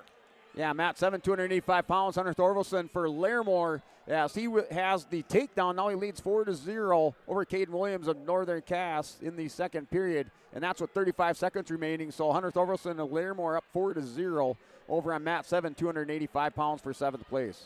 Sad was looking for a throw and able to counter it was Ear, and she'll get the takedown. So Aaliyah Ear of Bismarck Legacy now a 6-3 lead with 55 seconds to go as they wrestle edge of the mat. Yeah, Matt, 807 pounds between Chase Beaker, New Salem Almont, and Isaac Davidson. And that's currently a 3-0 lead there, Chase Beaker of New Salem. And that's in the first period, now 3-2 reversal for Davidson. That's with 50 seconds remaining. Davidson in the top position over here. Matt 8, 107 for third place. 106, fifth place match. Ella Brown of Minot has a 4-1 lead over Vivian Backer of Bismarck Century as we'll get a restart on mat number 5. Sad trailing by 3 for third at 250. Yeah, Matt 8, 107 as Davidson still in the top position. 30 seconds remaining in this first period. He's down by 1.32 is that score. And then Matt 914 pounds for fifth place, John Logering. If the 3-0 lead, he picks up the first points of that one. Got to going into the second period now as Logering up 3-0, Matt 9. Evie Satcham of Mayport CG, third place at 100 pounds, defeating Bria Brosart. Now they're in the third period over on mat 7, 289 between Thorvaldson, Lamore, and Caden Williams of Northern Cass. And that's with a minute 35 remaining. Wrestlers are up on their feet, and it's a 4-0 lead there for Hunter Thorvaldson. mat 7, 285 for seventh place. Final couple ticks of the clock. Ear's just going to ride it out. So Aaliyah Ear of Bismarck Legacy, your third place finisher at 250 pounds. Yeah, Matt 8, 107 between Chase Beaker and Isaac Davidson. As they start the second period, they're up on their feet. Still 3-2 lead there. Chase Beaker, New Salem Almont. And then Matt 7, 285 pounds coming up on a minute 5 remaining. There's 109 remaining in the third period. As Hunter Thorvaldson still up with that 4-0 lead on Caden Williams, Matt 7. Class A results, 285, fifth place, Vance Wolfslager of Mandan, 133 pinfall victory over Jacob Kingzett of Davies. 285, third place, Gus Wermeyer of Davies, 4-3 decision victory over Dominic Concha of Williston. Yeah, Matt, 914 pounds, 3-0 lead over there, John Logering, and that's in the second period, now under a minute remaining. Nice slide by attempt and an arm drag. Now reshot there, but Logering is going to take Cook over to his back. You have the takedown and near fall coming over there. John Logering, Matt, 914 pounds for fifth place. Ella Brown, Minot, your fifth place finisher at 106, defeating Century's Vivian Backer. Now on mat number 6, Jocelyn Boyer of Mayport CG has a 3-0 lead over Kindred's Taryn Raisler. Now they're called off the edge of the mat, but Logering is going to go up now 10-0 with that takedown and near fall. Matt 9 and 114 as they're in the second period with 42 seconds remaining. As Boyer able to lock in a turn, get the pinfall victory. So Mayport CG's Jocelyn Boyer with the fall. That will be your Agassi Precision Egg post-match connection. Discover Agassi Precision Egg 701-636-2119 or online at planterdoc.com. Yeah, Matt 7, 285 pounds. Caden Williams with an escape, but that's not enough there as Hunter Thorvaldson will play seventh there for the Lermore Polar Bears, 285 pounds. That's the result there. Thorvaldson over Williams 7-1 on Matt 7. 189 fifth place match in the A boys. Aiden Bohannon of Williston, a overtime victory over Caleb Hosfield of Bismarck. Also results Class A, Lincoln Lamar will take third place at 215 pounds, 4-0 decision victory over Minot's Tucker Nelson. And 285 seventh place, Sam Inman of Watford City, a 240 pinfall over Cale Risbird of Minot. Yeah, Matt 807 pounds for third place. Chase Beaker and Isaac Davidson still 6-2 that score second period with 12 seconds remaining. Davidson in the top position. He's trying to stand up and score at the end of this period. He's going to hit Piest around. See if he can get this point on the board there. Matt 8 still, though, Beaker up 6-2. So taking a look at the girls now. Third place, 112 pounds, Kylie Schantz of Minot will take on Harvey Wells County's Addison Yates. Third place, 112.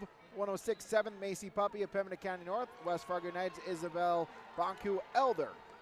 Joining us now here is Anna White from the Central Cass Squirrels. Anna, just kind of take us through that particular move that you're able to throw there and just kind of take us through what it means to be, again, top 3.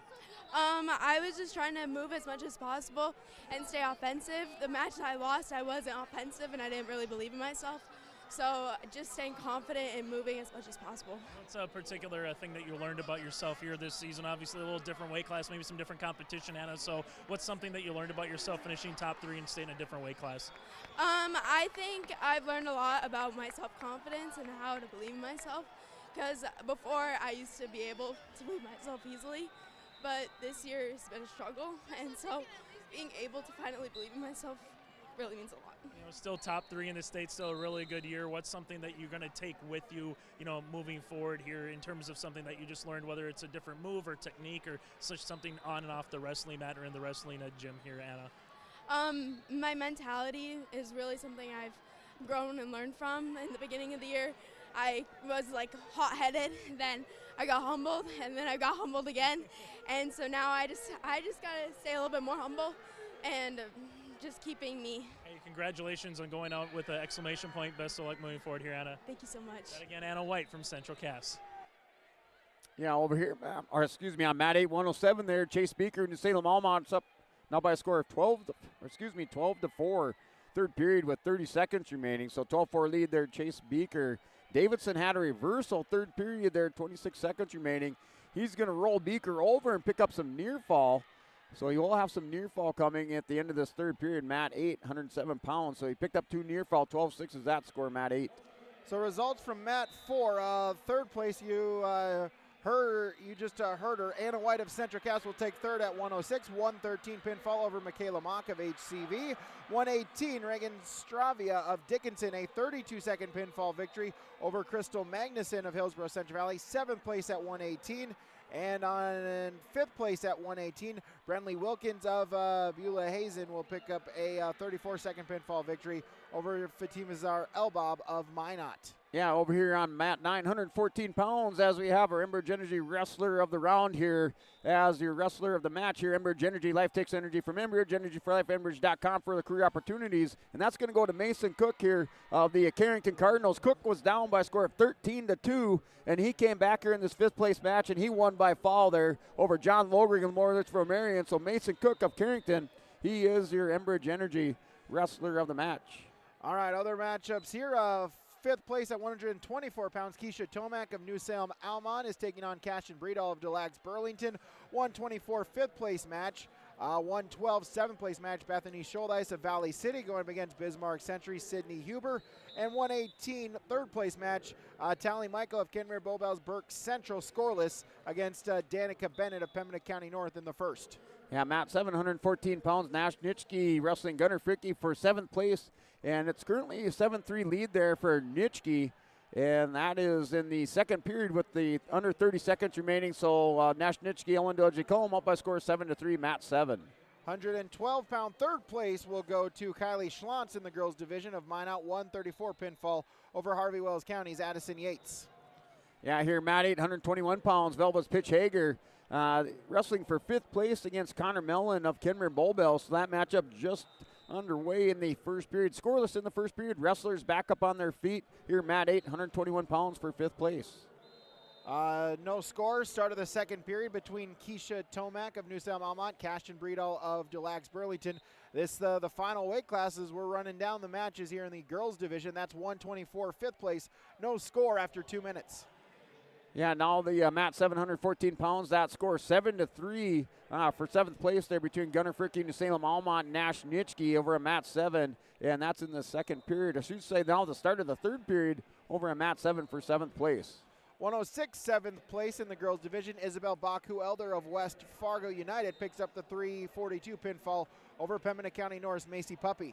Yeah, Matt 921 pounds. Sky Kramlich for Carrington wrestling Walker Miller at 121 pounds for 3rd place, and that is a scoreless first period with 9 seconds remaining as Walker Miller in on a double leg shot, now in kind of a situation position over on mat 9 for 3rd place. Blood time over here on mat number 5 from Bank North as Sydney Huber of Bismarck Century has a 3-0 lead over Valley City's Bethany Scholdice. Blood time in the first period on mat number 5.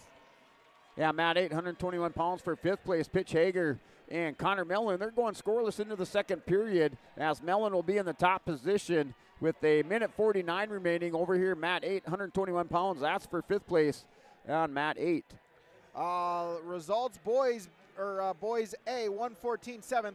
Alec Muchelnas of Mandan, 329 pinfall over Ivan Jolly of Williston. Yeah, Matt 921 pounds. Sky Kramlich, Walker Miller as they're up on their feet. The 1-point escape for Sky Kramlich here, second period with a minute 33 remaining. They're working their back towards the center of the mat as it's Kramlich up 1-0, mat 9. 2:15, fifth place in the A boys. Nolan Mack of Davies, 9-3 decision victory over Breckenridge Wapaton's Henry Sletdahl. And Kramlich in on an ankle pick attempt on Walker Miller. Miller with the down block. Over here, mat 9, and then mat 7, 114 pounds, 7th place, Nitschke, Gunnar Fricke, still 7-3 is that score. That's with 35 seconds remaining, third period. Nitschke with the 4-point lead, mat 7. Boys A, 107, third place, Blake Sadness of Bismarck Legacy, a 13-4 major decision victory over Dickinson's Jacob Wolf. Yeah, mat 8, 121 there, pitch Hager, Connor Mellon, that's still scoreless. Connor Mellon, the top position, has not let Hager have any room, and it's still scoreless there with Mellon putting the right on Hager. Hager's going to stand up, see if he can get those hips away. Mellon drops down to a leg as they're going to scramble it out here. Mat 8, 121 pounds for fifth place. 112, seventh place, Sydney Huber of Bismarck Century in the girls division has upped her lead now 7-0 as they go to the second period. Tomac Breedall and Michael Bennett both scoreless in the second and third periods respectively in their matchups. Yeah, stall warning there on Connor Mellon. Now Pitch Hager's going to get the 2-point reversal. Mat 8, 121 pounds. And Mellon immediately with those hips going to try to see if he can clear him. They're going to get called out back to the center for a restart. 2-0 that score between Pitch Hager, Connor Mellon. Hager has the lead. Out of bounds they go on mat number 4. Tomac of New Salem Almont, Breedall of Des Lacs Burlington. Final 90 seconds. No score for fifth at 124 as after a scoreless first period on mat number 6. A scoreless second period. So Danica Bennett will start in the top position. And the third period, no score between her and Tally Michael. Yeah, that final there on mat, 714 pounds for seventh place. That was Dash Nitschke, your winner by decision, 7-3 over Gunnar Fricke of New Salem Almont. Result on mat 7. Looking for a turn there is Bennett, nothing doing. Huber still with a 7-0 lead, under a minute now to go in the second period as Breedall for Des Lacs Burlington on mat number 4. She takes a 3-1 lead as an escape from Tomac, but then Breedall takes her right back down, take a 3-1 lead. Yeah, Connor Mellon's going to tie this one up at the end of the second period with a reversal. He has been warned for stalling. He chose the bottom position to start the third. He has the 1-point escape. That score now 3-2 lead. Connor Mellon, mat 8, 121 pounds for fifth place. Cashin Breedall of Des Lacs Burlington, she is your fifth place finisher at 124. Third period pinfall victory over Keisha Tomac of New Salem Almont. Yeah, new matchup here, mat 7, 114 for third place. Alex Lyer of Velva wrestling Blake Goebel of South Border. And Goebel with the opening takedown. He leads 3-0 first period, 55 seconds remaining. He's in the top position, mat 7. Michael with a reversal for the Honkers. That will get her on the scoreboard. 2-0 she leads, under a minute to go in the third period on mat 6. Yeah, mat 9, 121 pounds. Third place there, Sky Kramlich, Walker Miller. As Kramlich with the 4-0 lead, third period with 51 seconds remaining. Kramlich in that bottom position of the situation. Miller trying to stuff the head and turn the corner. Mat 9, 121 pounds for third place. So right now it looks like they're holding all matches on mat number 4. So we're just going to go 2 mats for the final couple matches in the girls division. Sydney Huber with a 9-0 lead for Bismarck Century. As final 17 seconds, we'll get a stalemate. Tally Michael of Kenmare Bowbells Burke Central, 15 seconds away from third place at 118. Yeah, mat 714 pounds. Blake Goebel still up by a score of 3-0. But Alex Lyer is going to turn the corner. He has a reversal here into the period. He's going to get the 2-point reversal on Goebel. So 3-2 is that score. Mat 714 pounds for third place. There's the end of the matchup. So Tally Michael of Kenmare Bowbells Burke Central, she's your third place finisher at 118 pounds. 2-0 defeating PCN's Danica Bennett. Yeah, mat 8, 121 pounds. The takedown now by Connor Mellon, and he's going to go up by a score of 6-2. Final 20 seconds, third period. Mat 8 here for fifth place. Connor Mellon, Kenmare Bowbells. He has the 6-2 lead here for the senior on mat 8. Final matchup on mat number 6 of this tournament, at least in the individual tournament-wise. 124, third place. It will be Avery Davidson for Northern Cass. Annalene Hansen of Lisbon, third place at 124. Yeah, and the final seconds on the clock there. Final 2 seconds to go to the center for the restart. And looks like there is 8 seconds there. So 6-3 is that lead there. Connor Mellon and Pitch Hager. and they're going to wrestle out that final 8 seconds, and it looks like Connor Millen will place 5th there for Kenmare Bullbills, mat 8, 121 pounds. So Hanson, Davidson will be neutral position, 30 seconds gone. Both wrestlers kind of feeling each other out, seeing if something opens up. Third period, final 40 seconds. Sydney Huber of Century has an 11-7 lead over Valley City's Bethany Scholdeist. Yeah, over here, new matchup, mat 7, 133 pounds. Jaron Nelson, Grayson Lyons. That scoreless first period, wrestling just underway there, mat 7 for 5th place. Mat 8, 127 for 3rd place. New matchup, Joey Hyde, Lamore Lichville Marion, and Nick Dobitz for Heading and Scranton. That's for 3rd place at 127 pounds, mat 8. 107, 7th place A boys results. Gregor Samuelson will pick up a 14-4 major decision victory over Jack Combs. Yeah, the mat 921 pounds for 3rd place. It was the end of regulation, and Sky Kramlich had the 5-4 lead, so just going to see what it ended up being there. But it was a Sky Kramlich lead there, 5-4, wrestling over on mat 9. And it looks like Kramlich is your winner there, mat 9 against Walker Miller at 121 pounds. 114, 5th place A boys. Dylan Sadness of Bismarck Legacy, a 9-8 decision victory over Davies Grady Johnson. Yeah, Jaron Nelson of the Oaks Tornadoes opening up with 2 takedowns on Grayson Lyons. Now 6-2 is that score. Mat 7, that's wrestling for 5th place here, 133 pounds, as Nelson leads by a score of 6-2 on Grayson Lyons, and that's in the first period with 41 seconds remaining. Final couple of seconds as Sydney Huber of Bismarck Century will just ride it out. She'll give Scholdeist the escape, just try to give some space between them. So Sydney Huber of Bismarck Century, your 7th place finisher at 112 pounds. Yeah, mat 8, 127 pounds. Joey Hyde is up by a score of now 3-1 in the escape going over there for Nick Dobitz. So 3-1 lead there. Joey Hyde, mat 8, 127 pounds, wrestling for 3rd place. And that's in the first period with 47 seconds remaining. Hyde working on another takedown there for Lamore Lichville Marion. So your final matchup on the girls' side of things, 7th place at 124, Maddie Look of Grand Forks, Alicia Sonking of Bismarck Legacy, as those wrestlers getting checking in with the scorers table. As on mat number 6, Avery Davidson will get an escape point. So Avery Davidson, the first points of the matchup on mat 6, 124, 3rd place. Yeah, mat 933 pounds for 7th place. Upton Olds, Bishop Ryan taking on Gavin Rude of Kindred. And Rude opening up with the first takedown. He's up 3-0 in the first period over at mat 9, wrestling for 7th place at 133 pounds. Look, Asan King, as they'll shake hands, open up that matchup. 124, 7th place match. Davidson and Hanson, neutral position. Forehead to forehead on the collar and elbow ties. They're on mat number 6. Yeah, Jaron Nelson here in the top position to start this second period with Lyons.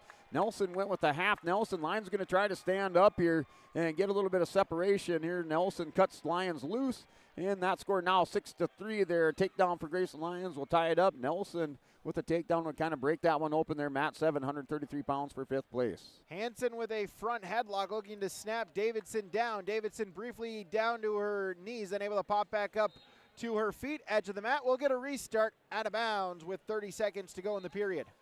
Yeah, Jaron Nelson now up 9-3. He scores another takedown, so 9-3 is that lead over there for Jaron Nelson. Mat 7, 133 pounds. That second period with 1:02 remaining as Lyons in the bottom position trying to get a little bit of hand control. And Nelson leads there by a score of 9-3, mat 7. Davidson able to get the takedown before the end of the period, so Avery Davidson of Northern Cass now ups her lead 4-0 as she'll ride out the final couple ticks. 2 minutes to go for 3rd place at 124. Yeah, Matt, 933 pounds. Gavin Rude wrestling for 7th place as he scores 4 near fall at the end of the first period, and he's up by a score of 7-0. That's still first period with 12 seconds remaining. Rude working for some more near fall, kind of working on a half Nelson, spiraling the wrist over here, mat 9. Davidson and Hanson, they'll start in the neutral position to begin the final period. That was Hanson's choice. She needs a couple of takedowns here, trailing by 4 in the 3rd. Yeah, Jared Nelson up now by a score of 12-4 on Grayson Lyons. So Nelson continues to build that lead here. Second period, wrestling for 5th place. mat 7, 133 pounds. 114, 3rd place, Hunter McGrain of Mandan, a 9-2 decision victory over Central Cass's John Call in the 3rd place match at 114. Yeah, over on mat 8, 127, Nick Dalbitz, Joey Hyde. That's tied up at 6 apiece. And that is in the second period, so we're tied up at 6 between Hyde and Dalbitz. As Dalbitz in the top position has Hyde on his back. He's going to work for a pinning combination. Hyde's going to try to roll through as the final 4 seconds of this period, as we're going to be tied up at 6 over here, mat 8, 127. Fifth place, 121, boys A. Hudson Droll of Mandan, a 223 pinfall over Elijah Rogers of Minot for fifth at 121. And Dolbitz at the end of that period is going to score 4 near falls, so 10-6 lead there for Nick Dolbitz. Henninger Scranton heading into that third period, 10-6 lead for Dolbitz over Hyde, mat 8. Seventh place, 121, boys A. Cooper Monson of Cheyenne, 304 pinfall over Legacy's Blake Schneider. Yeah, Matt, 733 pounds. Jaron Nelson, Grayson Lyons. Nelson in the bottom position, still up now by a score of 12-7 over Grayson Lyons. Lyons working that top position here in the third period as he did score a takedown, so he's down by 5 points. Matt 7, 133. Final 20 seconds. Davidson and Hansen. Davidson just trying to stay in good position. Front headlock for Hansen, but nothing doing so far. Final 10 seconds. There on mat number 3, a stalling warning gives Hansen her first point of the matchup, so a takedown would tie it up. Snap down attempt by Hansen, but nothing doing. Avery Davidson of Northern Cass is your third place finisher at 124. Yeah, stall warning issued over there to Jaron Nelson here. 12-7 lead for Nelson there with 30 seconds remaining on Matt, 733 pounds. Lyons is going to have to make a choice whether he wants to cut him as he's trying to work an inside cradle on Nelson, as he's going to try to put the squeeze on here the final 30 seconds there. Grayson Lyon, he's down by 5 points. Matt 7, 133. We'll get a full Nelson here. Our final matchup in the girls' side is the 124 7th place matchup as a Son King and Look, as it is a 3-point takedown for Alicia Son King. Then we'll give up the penalty point on a full Nelson to Look. But Son King for Legacy has a 3-1 lead in the second period. Yeah, Matt, 827 pounds, and Nick Dolbitz, winner over Joey Hyde by a score of 13-6. Here, that's for third place at 127 pounds. Results 127A, boys. Seventh place, Cormac Jones of Cheyenne, 49-second pinfall over Durand Hamley of Turtle Mountain. Yeah, and that final there at 133 pounds, Jaron Nelson for the Oaks Tornadoes, as he will take fifth place, so unseated there for the Oaks Tornadoes. There, Jaron Nelson, as he will take fifth place at 133 pounds. So Look with it's now 4-3, as Look with a reversal, then a Son King with an escape. So 4-3 going into the final 2 minutes on mat number 5 at 124. All right, join us here from Northern Cass, finishing in the top 3 in the state. That is Avery Davidson. Avery, just take us kind of through what it was like for you to kind of earn that escape, and then just take us through that last, a third period. Oh gosh, that was awesome, man. I mean, Adeline's such a talented wrestler. We've wrestled a lot, and they've been close matches every single time. So getting that escape was crucial, and I knew I just had to circle clear ties, which I did get one for stalling once, but after that, just got to it. So I felt really awesome. What does it mean to be top 3 in the state this year? Oh man, it's crazy. I didn't expect this. I'm so proud of myself and my coach and my teammates and everyone who's helped me. What do you want to continue to have developing moving forward for Northern Cass girls wrestling? Now, obviously, on the boys' side, getting some places today. On the girls' side of yourself as well, getting some places. So what do you hope that the program continues to evolve to moving forward here, Avery? Oh yeah, we've already multiplied our numbers by 5 or something like that. So I hope we grow more girls. I hope our girls stick with it and we keep growing as a program and as a team and keep getting closer with each other too. How fun was that bear hug going into your dad and your coach at the same time too, to kind of close out the year? Yeah, that was awesome, man. We don't really usually hug after our matches, but that time I could just tell it was awesome. Avery, congratulations on a top 3 finish at state. Thank you so much. And Avery Davidson from Northern Cass. Yeah, Matt, 933 pounds. You have your Agassi Egg Precision move of the match over there for Agassi Precision Egg, going out to Gavin Rude. Rude just hit a throw, and he's going to pick up the takedown here with 34 seconds remaining. He's going to extend that lead now 10-5 there. So Agassi Precision Egg, your move of the match. Gavin Rude, your local precision planning deal, Agassi Precision Egg. And Hillsboro, call 701-636-2119 or visit plannerdoc.com. Final period on mat number 5, 124 7th place, as a Son King of Legacy, a 5-3 lead. Final 30 seconds, neutral position, looking to hold on for 7th. Yeah, Matt, 739 pounds. Lucas Lee, Rylan Vetter, as the wrestlers are back to the center of the mat. 45 seconds remaining. Wrestlers up on their feet. Mat 7, that's wrestling for third place at 139 pounds. Final 15 seconds as clock still ticking. In on a shot attempt is Look, seeing if she can get the takedown. Final couple ticks of the clock. There's the takedown. Maddie Look of Grand Forks will get it. With 1 second left, Asanking up to her feet, runs out of time. So Maddie Look for Grand Forks, she is your 7th place finisher at 124 pounds. Yeah, that's your final there. Gavin Rude for the Kindred Vikings, as he will take 7th place there with that win there for Gavin Rude. So Rude there, 7th place finisher for the Kindred Vikings at 133 pounds. So all the matches in the girls division has finished. All places have been decided on the girls, as we'll move our attention here to the boys A as well as the boys B, still going on with placing matches. Yeah, still wrestling here for 5th place at 139 pounds. Cutter Rodnick. Bowman County Beach, a junior wrestling Ian Anderson, a sophomore from Lisbon, is that scoreless in the first period with a minute 32 remaining over a mat 9, 139 pounds. So right now, matches in the boys A division, as it looks like. We'll get that final from mat number 1. Mat number 2, Caesar Cruz Jr. of Grand Forks Central has a 12-4 lead over Kellen Beneke of Mandan. That's 5th place at 33. Third place at 33 is Thad Hansen of Cheyenne going up against Grady Iverson of Bismarck Century. Yeah, Matt, 739 pounds. Rylan Vetter with the 3-0 lead, and that's in the second period. Just started the second period, so Vetter up 3-0. He's in the bottom position, trying to stand up, clears the hands. Lucas Ali hips away, now 4-0 lead. Rylan Vetter, Matt, 739 pounds for 3rd place. Join us here, Gavin Rude from the Kindred Vikings, fellas. Gavin, finishing on the podium, being a top 7, just kind of what does that mean for you here this year? I mean, it's really exciting. Wasn't there last year. It's fun to get here. What's the one thing you kind of learned from your experience here, you think, of the state wrestling tournament that you hope to carry with you going into next wrestling season? Just enjoy the experience, really. What's a one particular move that was working well for you here, whether it was in the 7th place match or throughout the state wrestling tournament? What was one throw or one move that was working for you, Gavin? A low shot or a throw. Yeah. That one match in the blood round. And then final thing, what's the one thing about this team just climbing points, getting up the leaderboard here, being in the top 10? What does that kind of mean for you in this wrestling program? I mean, we didn't have a good day yesterday, but we came back today and had a pretty good day. Hey, congratulations on a podium finish again, Gavin. And again, Gavin Rude for the Kindred Vikings.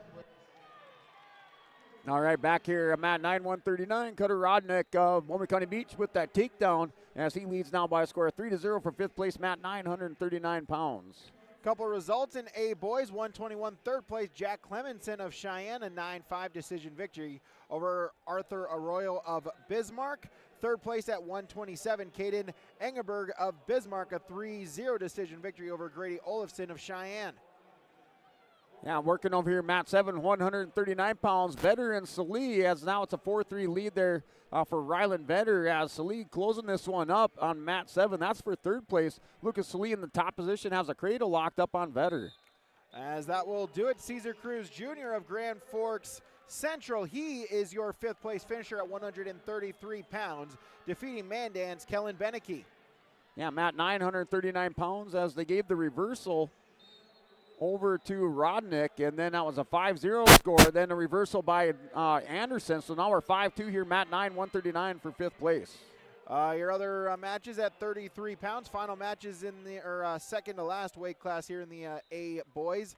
Sully Krenz of Williston is taking on Taven Blackaby of Minot. That is scoreless in the first period going into the second. After one period on mat number 3, Grady Iverson of Bismarck Century, a 3-0 lead over Cheyenne's Thad Hansen. Make that 7-0 going into the second period.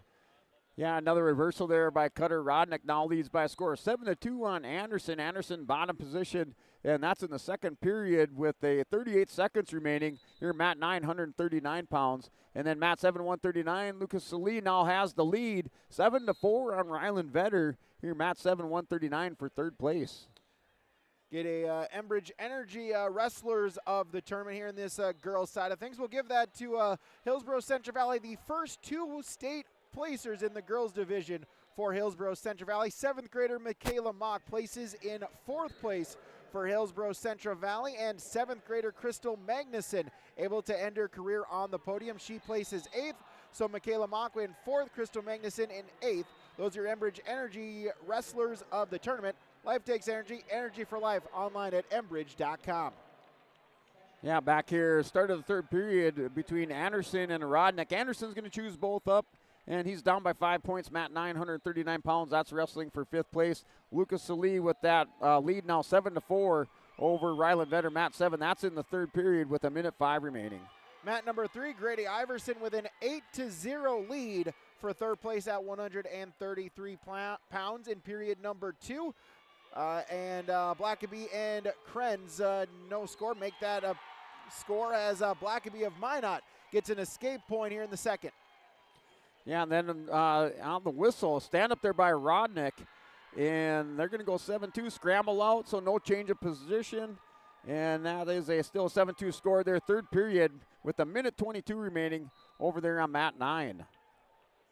As there's the final, as Centuries, Grady Iverson will be your 3rd place finisher at 133 pounds.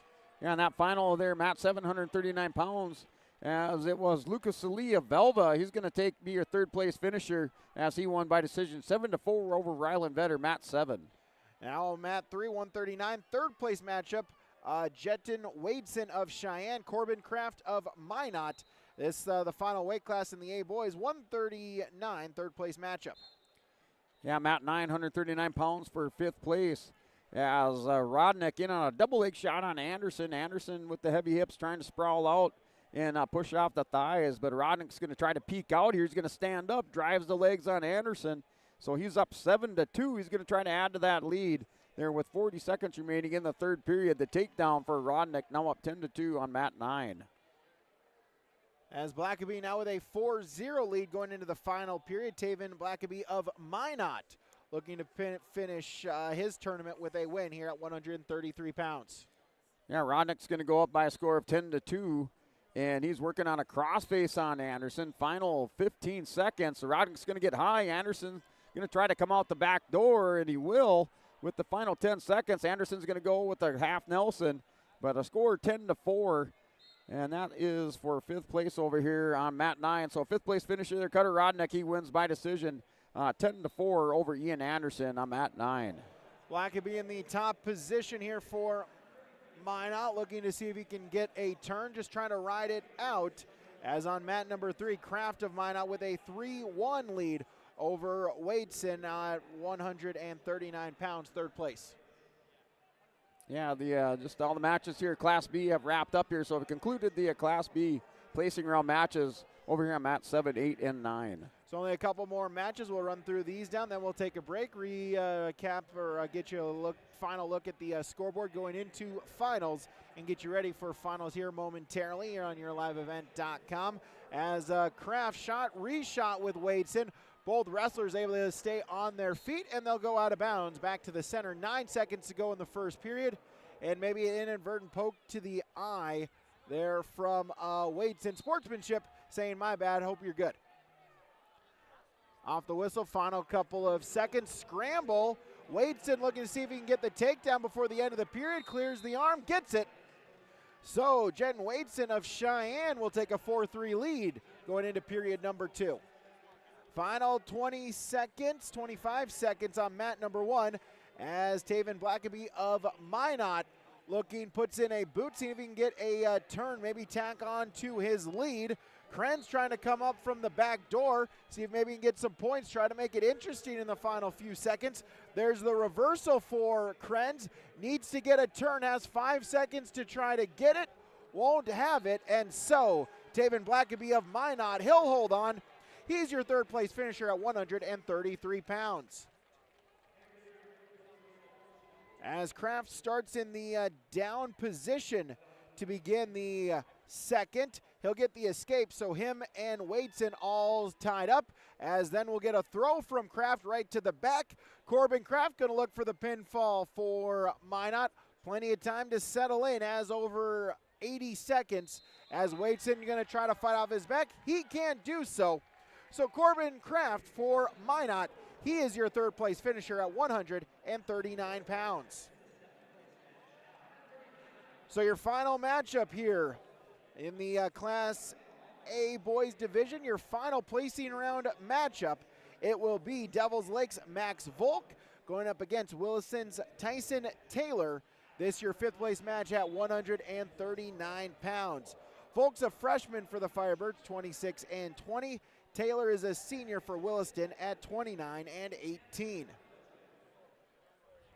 As they'll go to neutral position, centering circle of the mat, collar and elbow ties. Throw by attempt by Taylor, nothing doing. Volk able to stay back and face him. Reshot by Volk, single leg, now into a double leg, picks him up, just runs out of space, was trying to keep him in, just unable to keep a foot in bounds as he was turning back towards the center. So we'll go back to the center neutral position, 93 seconds to go in the first period. There's the restart and the whistle. Head tap here from Taylor.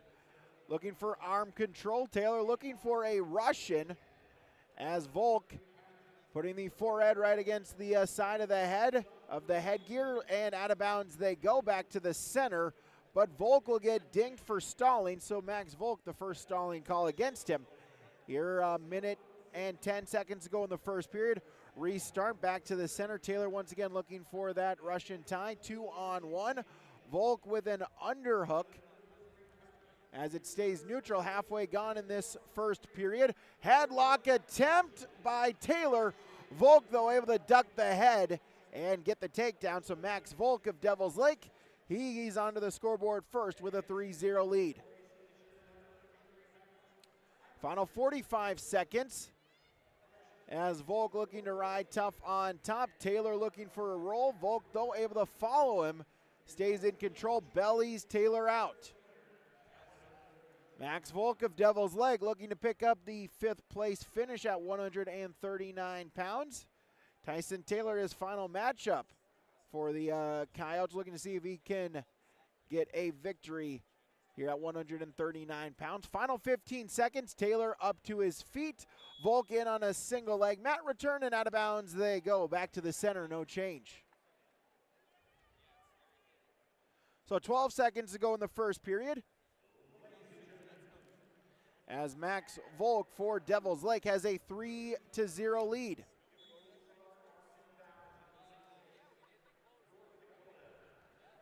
There's the restart. Looking to get a stand-up is Taylor, kicking his leg out, able to mule kick his way free. So Tyson Taylor will get an escape point at the end of the first period. Volk, though, of Devils Lake leads 3-1 going into the second. Taylor defers, and Volk is going to go neutral. He's going to try to get another takedown.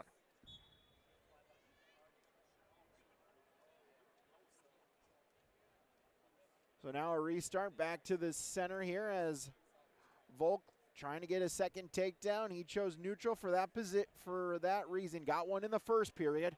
As they'll go forehead to forehead, collar elbow ties. Shot attempt by Taylor, sprawl by Volk. Volk in on a front headlock. Taylor able to pop back up to his feet. Volk keeping that front headlock. Taylor, though, will get his head free. Reshot by Volk. Sprawl by Taylor. Circling around, edge of the mat, trying to stay in bounds is Taylor. Remember, Volk did get dinged for stalling for his in that first period. And then we'll get a stalemate and a restart back to the center. So all eyes on mat number 1, the lone matchup going on here in the state tournament. Final match in the placing rounds, 139. Taylor able to get the takedown. So Tyson Taylor of Williston takes his first lead of the matchup. He'll lead 4-3. 1 minute to go in the second period for 5th at 139. Taylor seeing if he can lock up a cradle. Trying to bring those hands together. If he can get the grip. And then arch it back. Volk trying not to go over. Taylor rolling through. Cradle gets it. Knee in the side, head in the temple. Tyson Taylor going to look for the pinfall. And there it is. So Tyson Taylor of Williston, he will finish in 5th place at 139 in Class A boys. He defeats Devils Lake's Max Volk. So that'll do it for all of the placing rounds. Matches have concluded. We'll take a break, come back with more. This is the state tournament on YourLiveEvent.com. Grown North is a coffee shop and boutique located in the Bank North Mall in Lamore, North Dakota. You can find a complete outfit at Ground North from sizes to small up to 3XL, ranging from sweaters, a variety of tops, bottoms, activewear, loungewear, and more. Ground North is open weekdays from 8 a.m. to 5 p.m. For more information or to check out the latest styles, go online to groundnorthboutique.com. That's groundnorthboutique.com. Introducing HTC Streaming TV from Halstead Telephone Company. Watch your favorite TV shows with HTC's app-based service on devices like Amazon Fire Stick. You can enjoy the convenience of cloud DVR, plus access to popular services like Netflix, Amazon Prime, and Hulu, all right through your device. Mix and match the streaming services you want. Contact Halstead Telephone Company today, 800-457-2125, to learn more about HTC Streaming TV. Made easy with Halstead Telephone Company. It's safe to say we have it pretty good in the Drayton, North Dakota area. Growing sugar beets, making sugar, bringing a little sweetness to the world. Every day, American Crystal Sugar produces sweet products people love in a place we love to call home. It's a thing we like to call the sweet life, and we're proud to share it with you. American Crystal Sugar's Drayton facility wants you to enjoy the events in the communities of our area. Here's to living the sweet life. American Crystal Sugar, Drayton. Hunter Insurance Agency is a locally owned full-service agency providing protection and coverage in a number of different areas. Hunter Insurance Agency offers multi-peril crop insurance, crop hail insurance, and farm insurance for buildings and equipment. Plus, they offer home, auto, life, and business insurance. For more information, go online to hunterinsuranceagency.com or stop in and speak with Johnny Jorgensen at Hunter Insurance Agency. Find them at 201 Main Street, Hunter. Imagine your life in Hillsboro, a place where neighbors know your name and opportunities are real. Here, you'll find affordable home lots and grants to help you build your future. In Hillsboro, safety, affordability, and community aren't just promises, they're our way of life. With a 24-hour fitness center, a strong school system, a trusted hospital, and a thriving business district, Hillsboro has everything you need to live well. Here, your family is our family, and your future shines bright. Discover Hillsboro, where small-town living means big opportunities. Stop wrestling with where to raise your family. At Hillsboro Public School, we give students a solid base, small classes, strong fundamentals, and personal attention. Our teachers, coaches, and community are always in your corner. In fact, this past year, our local Kiwanis invested over $10,000 in programs that support community youth. In Hillsboro, choosing a school is a win by decision. Whether you're starting a business or looking for a place where every child is known and supported. End the match. Make the move to Hillsboro Public School.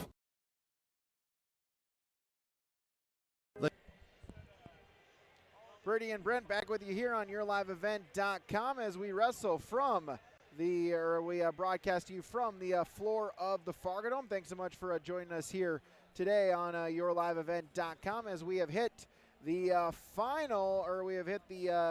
intermission break here before the championship round begins. Scheduled for a 4:30 start. So we'll take a look at the team scores for both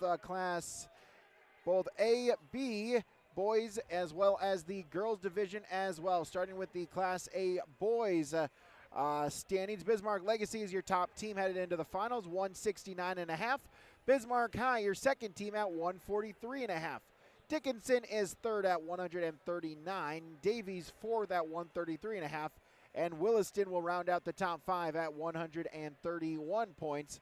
Scrolling down as Central Cass is at 13th place with 52.5 points. That is a look at your Class A team scores on the Dakota Heritage Bank scoreboard. Your girls team scores, Bismarck Legacy, your top team at 133.5. Minot second at 118.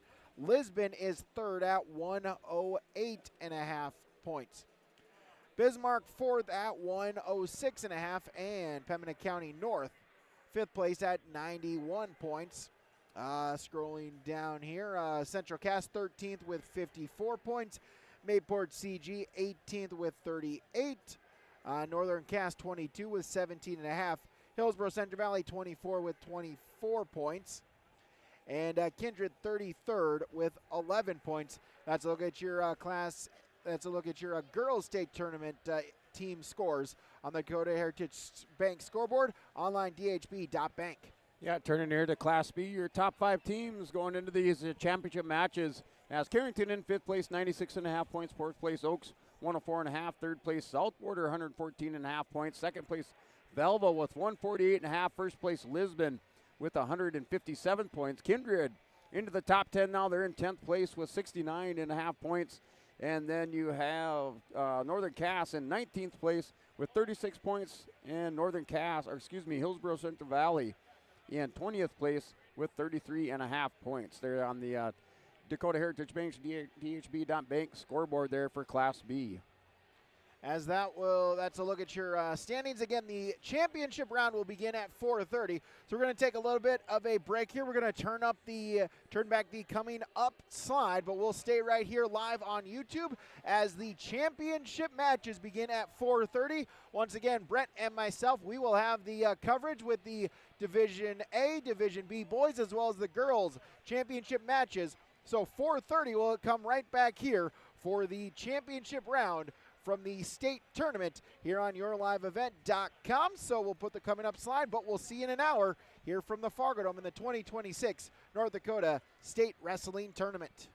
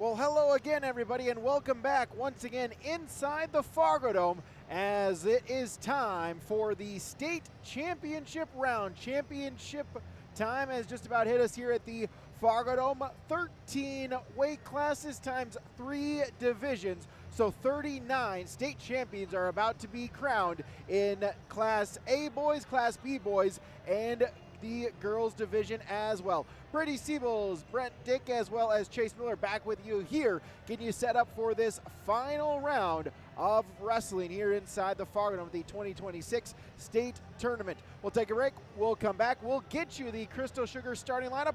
We'll let you know all of the championship matches coming up right here on YourLiveEvent.com. The Hillsboro Vets Club thanks you for your support of their activities and events. Stop in and to check out their new menu. Enjoy the Vets Club appetizers every Wednesday from 5 till 7. And as I've said many times, they have the best roasted chicken around. Enjoy roasted chicken every Saturday from 5:30 till 7:30. Get there early because sometimes it's gone early because it is the best roasted chicken. Fries and coleslaw also available with this meal every Saturday. Dine in or take out. The Hillsboro Vets Club. Hi, we're Jim and Bernie Berkemeyer, and we're inviting you on a holiday vacations tour.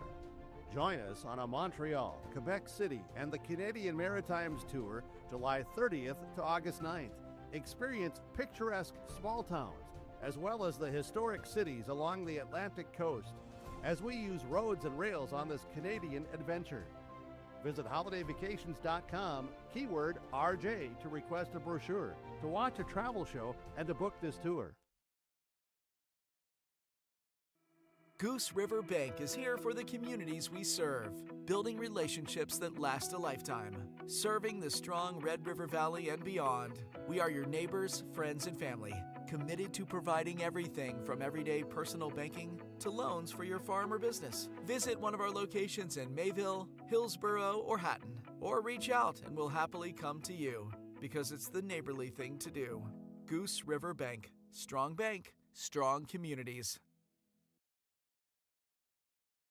The City of Hillsboro encourages customers to use electricity wisely through its Bright Energy Solutions rebate program.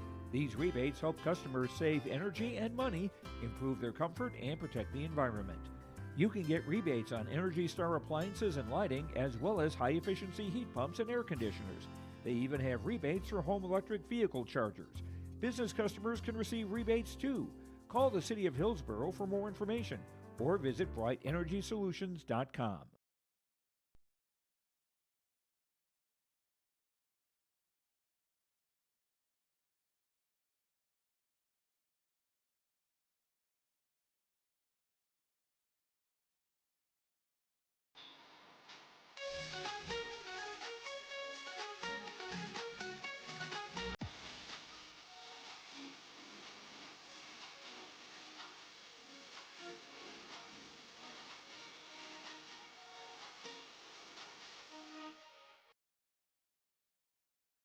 The friendly staff at Lamore Drugstore reminds you, from prescription requests and OTC medication, you can find it all at Lamore Drugstore.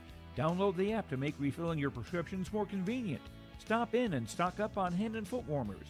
Lamore Drugstore has rechargeable heated gear for everyone in the family. And get your special someone something sweet in February from different candy and gifts. Located in the center of Lamore in the Bank North Mall. For more info, go to lamoredrugstore.com or stop in and check out Lamore Drugstore.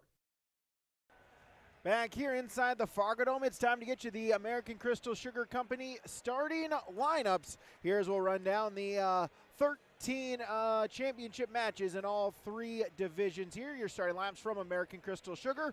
Live the sweet life, great careers, quality products, grower owned. CrystalSugar.com. Starting off with the girls division, they're going to start, the girls will at 130 pounds. The boys will start at 145 pounds. For this championship round. 100 pounds in the championship in the girls division. Girls division championship matches. 100 pounds. Macy Bruletti of Williston will take on Brooklyn Ost of Minot. At 106 pounds, it'll be Taylor Bruletti of Williston going up against Celia Meniz of Bismarck Legacy. 112-pound championship, Charlotte Croston of Pembina County North going up against Alicia Kenfack of Bismarck Legacy. 118-pound championship matchup. Cadence Golding of Lisbon will go up against Ebony Ulmer of South Border. Your 124-pound championship, Ava Litzy of South Border will go up against Madison Racine of Minot. Your 130-pound championship matchup, Alyssa Hoyles of Grafton will take on Aaliyah Cullinan of Bismarck Legacy. 136, Maggie Thielges of Bismarck High will take on Tenley Michael of Kenmere Bowbells Burke Central. 142, Evelyn Knocklin of Fargo will take on Amaya Baptiste of Kenmere Bowbells Burke Central. 148, Brindley Hartsock of West Fargo United will go up against Macy Boyce of Minot.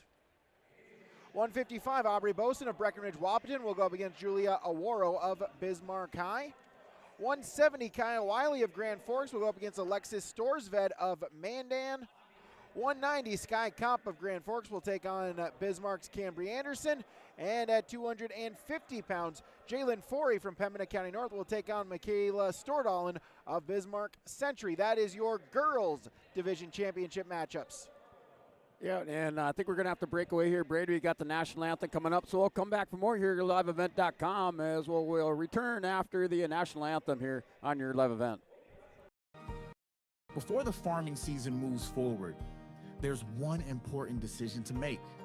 Every year brings unknowns. Weather, markets, yields. Multi-peril crop insurance helps protect the work you put in long before harvest.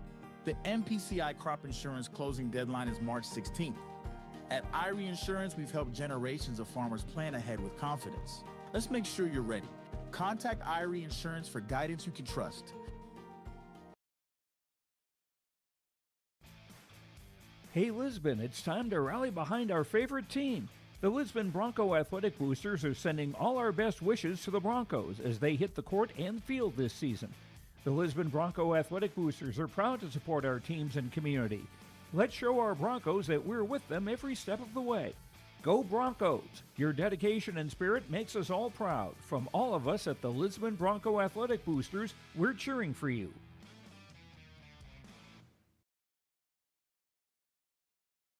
The Lisbon Public School District ensures that all students will learn, experience success, and be good students from elementary through high school. The school staff and community takes great pride in providing meaningful, innovative opportunities for students who continue to maintain ACT scores above state and national averages. Watch your kids continue to grow within the Lisbon Public School District, from the playing surface to the classroom. For more information, go online to lisbon.k12.nd.us.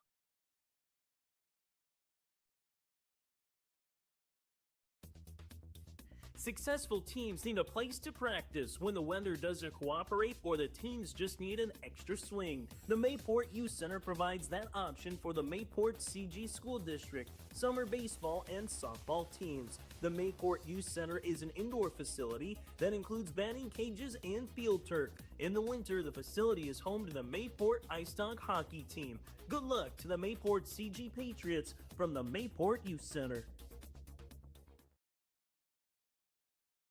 There's a new inventory of trailers at Bloomfield Enterprises of Hillsboro. You can see the latest inventory online at bloomfieldtrailers.com. Bloomfield Enterprises has a full line of Big Tex trailers. Big Tex has affordable and versatile utility trailers for all your jobs. Big Tex has a full line of products from ATV trailers to gooseneck to dump trailers and more. Call Larry at 218-368-7989 or Tim at 701-430-0877. Bloomfield Enterprises in Hillsboro. At Carrington Dental Care, they treat you like family. Meet Dr. Chaz Bauer and Dr. Jay Bauer, your friendly neighborhood dentists who care about your smiles. Join their family of happy patients. Whether it's routine checkups or cosmetic dentistry, they're dedicated to making your smile shine. Join the countless families who love coming to Carrington Dental Care, trusted by our community for years. Visit them online at thecarringtondentist.com or call 701-652-2801. Schedule your appointment today. Wallach Johnson Insurance is your friendly neighborhood team of qualified insurance professionals celebrating over 40 years of service. As an experienced independent insurance agency, they have access to highly rated insurance companies and can shop around to find you an affordable solution for farm, crop, business, home, and auto insurance. Visit them at one of their locations in Lisbon, Winter, or Rutland and get a free quote started today. For more information, go to nd-insure.com. Sharing our heritage, sharing our future. Choosing the right bank for your financial needs can be challenging with the many choices available. Dakota Heritage Bank is pleased you're interested in knowing more about what they can do for you. The Dakota Heritage Bank community bank setting is a strong advantage they have over larger, less personal banks. Customers are more than account numbers, they are friends and neighbors. Working together, Dakota Heritage Bank, member FDIC, equal housing lender. Racing returns to the Norman County Raceway, Ada, Minnesota. Save the date for Tuesday, June 30th. World of Outlaws late models start the finish. Ada Building Center Showdown presented by R&J Broadcasting Incorporated. And a season schedule filled with the return of the Wayzata Modifieds, NLRA late models, IMCA Modifieds, Race Savers Sprints. It's Thursday night racing at NCR. For the full Norman County Raceway schedule, visit ncraceway.com. The North Border Eagle Sports Boosters mission is to cultivate an environment that inspires students, athletes, coaches, parents, and communities to collectively create a positive and spirited atmosphere for all athletic programs. Search for North Border Eagle Sports Boosters on Facebook if you'd like to become a member or for more information today. The North Border Eagle Sports Boosters wishes the Eagles the best of luck in the tournament. Lights have come down. Introductions are about to start. We'll continue on with our Crystal Sugar starting lineup with our Class B championship matchups. Yeah, here in the Class B, we're starting at 145 pounds, and they're going to take place over there on mat 8 here. At 145 pounds, your state championship match is number 1, Sawyer Owens taking on the number 2 seed, Griffin Greenlee of Lisbon. And then 152 pounds, your championship matchup is Bryce Schneider of Napoleon, the number 5 seed. He's taking on the number 6 seed from Lisbon, Ryan Eng. At 160 pounds, your championship matchup is the number 1 seed, Cash Brown of Williams County. He's taking on the number 3 seed from Carrington, Nick Garber. 172 pounds, your championship match is Eli Lyons of the Lisbon Broncos, the number 1 seed, and he's taking on the number 2 seed from Beaumont County Beach. That's Sawyer Knoll. And 189 pounds, your championship match, the number 1 seed, Cole Nitschke from South Border. He's taking on the number 6 seed from Valley City. That's Ryer Muskie. And then at 215 pounds championship match, we have Christian Mertz, the number 1 seed from Harvey Wells County. He's taking on the number 2 seed, Ivan Caruth of Edgley Ellendale Calm, representing the Thunder. And then 285 pounds championship match, as we have Cade Okeson from Belva. He's the number 1 seed. He's going to take on the number 2 seed from the Valley City Highlanders, Owen Hunt. And 107 pounds, your championship matchup is Alberto Verdeen, the number 1 seed out of Hettinger Scranton. He's taking on the number 2 seed from Valley City, Simon Trapp. And then 114 pounds, your championship matchup here, number 1 seed, Jace Boynton, Bowman County Beach. He's taking on the number 2 seed out of Linton HMB, that's Cash Gerhardt. 121 pounds championship match is Tristan Miller of Williams County. He's taking on the number 2 seed from Oaks, North Dakota, Ben Wagner. And then your 127 pounds championship match is number 1 seed Noah Anderson from Lisbon, wrestling the number 6 seed out of Oaks, North Dakota, Trig Dahlstrom. 133-pound championship match, Keaton Bell of Stanley. He's the number 1 seed. He's taking on the number 3 seed out of New Salem, Almont. That's Hayes Weinberger. And then at 139 pounds championship match features the number 1 seed, Bodie Henderson from Northern Lights. He'll wrestle the number 3 seed out of Hettinger Scranton, Kyler Shaleski. And those are the Class B championship matches upcoming here at the North Dakota State Class B Wrestling Tournament. For Class A in the championship matches, starting off at 145 pounds, Hudson Engberg of Bismarck High will take on Legacy's Clark Thompson. At 152 pounds, Talon Tusher of Davies will take on Conrad Capri of Dickinson. At 160 pounds, Tyson Rice of Williston will take on Bismarck St. Mary's Zach Richter. 172 pounds, Tate Saylor from Mandan will take on Watford City's Zane Wagoner. At 89 pounds, Wyatt Kosowski of Fargo Davies will take on Dickinson's Hugh Meyer. 215 pounds, Anthony Naya of Williston will take on Braden Morris from Bismarck Century.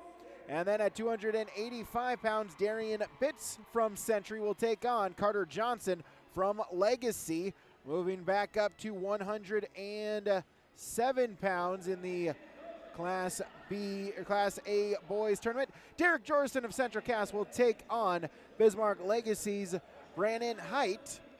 114 pounds, Griffin Maggie of West Fargo Cheyenne will take on Dickinson's Max Glazer. 121 pounds, Ryland Samuelson from Devils Lake will take on Jake Glazer from Dickinson. At 127 pounds, Gabriel Flores III of Grand Forks Central will take on Bismarck St. Mary's Dylan Mossett. And at 133 pounds, Zoe Ensminger of Bismarck Legacy will take on Wyatt Turner of Dickinson. And your final weight class, 139 pounds, Cole Savageau of Fargo Davies will take on Cade Niawuzma of Bismarck High. That is your Class A championship matches. That is your American Crystal Sugar Company starting lineup online at crystalsugar.com. Introductions continue. We'll come back with our championship round next on yourliveevent.com. Running a business is tough, but your accounting doesn't have to be. Let Olson Accounting check all the boxes. From taxes, payroll, business services, and professionalized financial guidance, all tailored to fit your requests. Whether you're a small business owner or just need help at tax time, trust Olson Accounting for professional, reliable service every time. Visit colsoncpa.com or call 701-683-2700. Olson Accounting of Lisbon. You finally found the perfect car in racing blue. You even got them to throw in the LED fog lights for free. Auto Owners insures your car because some people never learn to parallel park. That's simple human sense. River's Edge Insurance Agency Halstead, 218-456-2172. Keep going, more. Our Savior's Lutheran Church in Hillsboro, North Dakota invites you to experience the love of God. Our Savior supports all youth with academics, athletics, music, art, dance, and drama, and offer meaningful opportunities for people of all ages. Join us for worship at 8:30 or 10:30 each Sunday morning, in person or watch on television, HTC Channel 34, or online, Facebook, Twitter, YouTube, or at oslchillsboro.com. Whether you're local or driving through Carrington, make sure to stop into the Prairie Inn restaurant. They have the best breakfast and coffee, but they also have some of the best dinner and supper entrees too. The Prairie Inn is your breakfast, dinner, and supper headquarters. Stop in and you can sink your teeth into some tasty sandwiches and soups. Take a trip through the Express Line salad bar with hot entree and, of course, the delicious pies and desserts. Located right by the roundabout in Carrington. Call 701-652-3976. Buying and selling heavy equipment at purplewave.com saves time and money. We handle all of the details, including pictures, videos, marketing, titles, and payments. It was almost immediately over the top with the customer service. I've just never ever experienced that before with any other auction service. They're constantly working for me as the seller. And I really like that. Purple Wave Auction is straight, simple, sold. Riverside Building Center in Lisbon is the premier building supply headquarters in southeastern North Dakota. They have it from the basic home improvements to complete pre-built homes. Their staff is knowledgeable in every product they sell. With their large inventory and a fleet of 6 delivery vehicles, Riverside Building Center in Lisbon can bring the products to your job site. From a hammer all the way to a home, they have you covered. Visit rbclisbon.com today. That's rbclisbon.com. Riverside Building Center in Lisbon.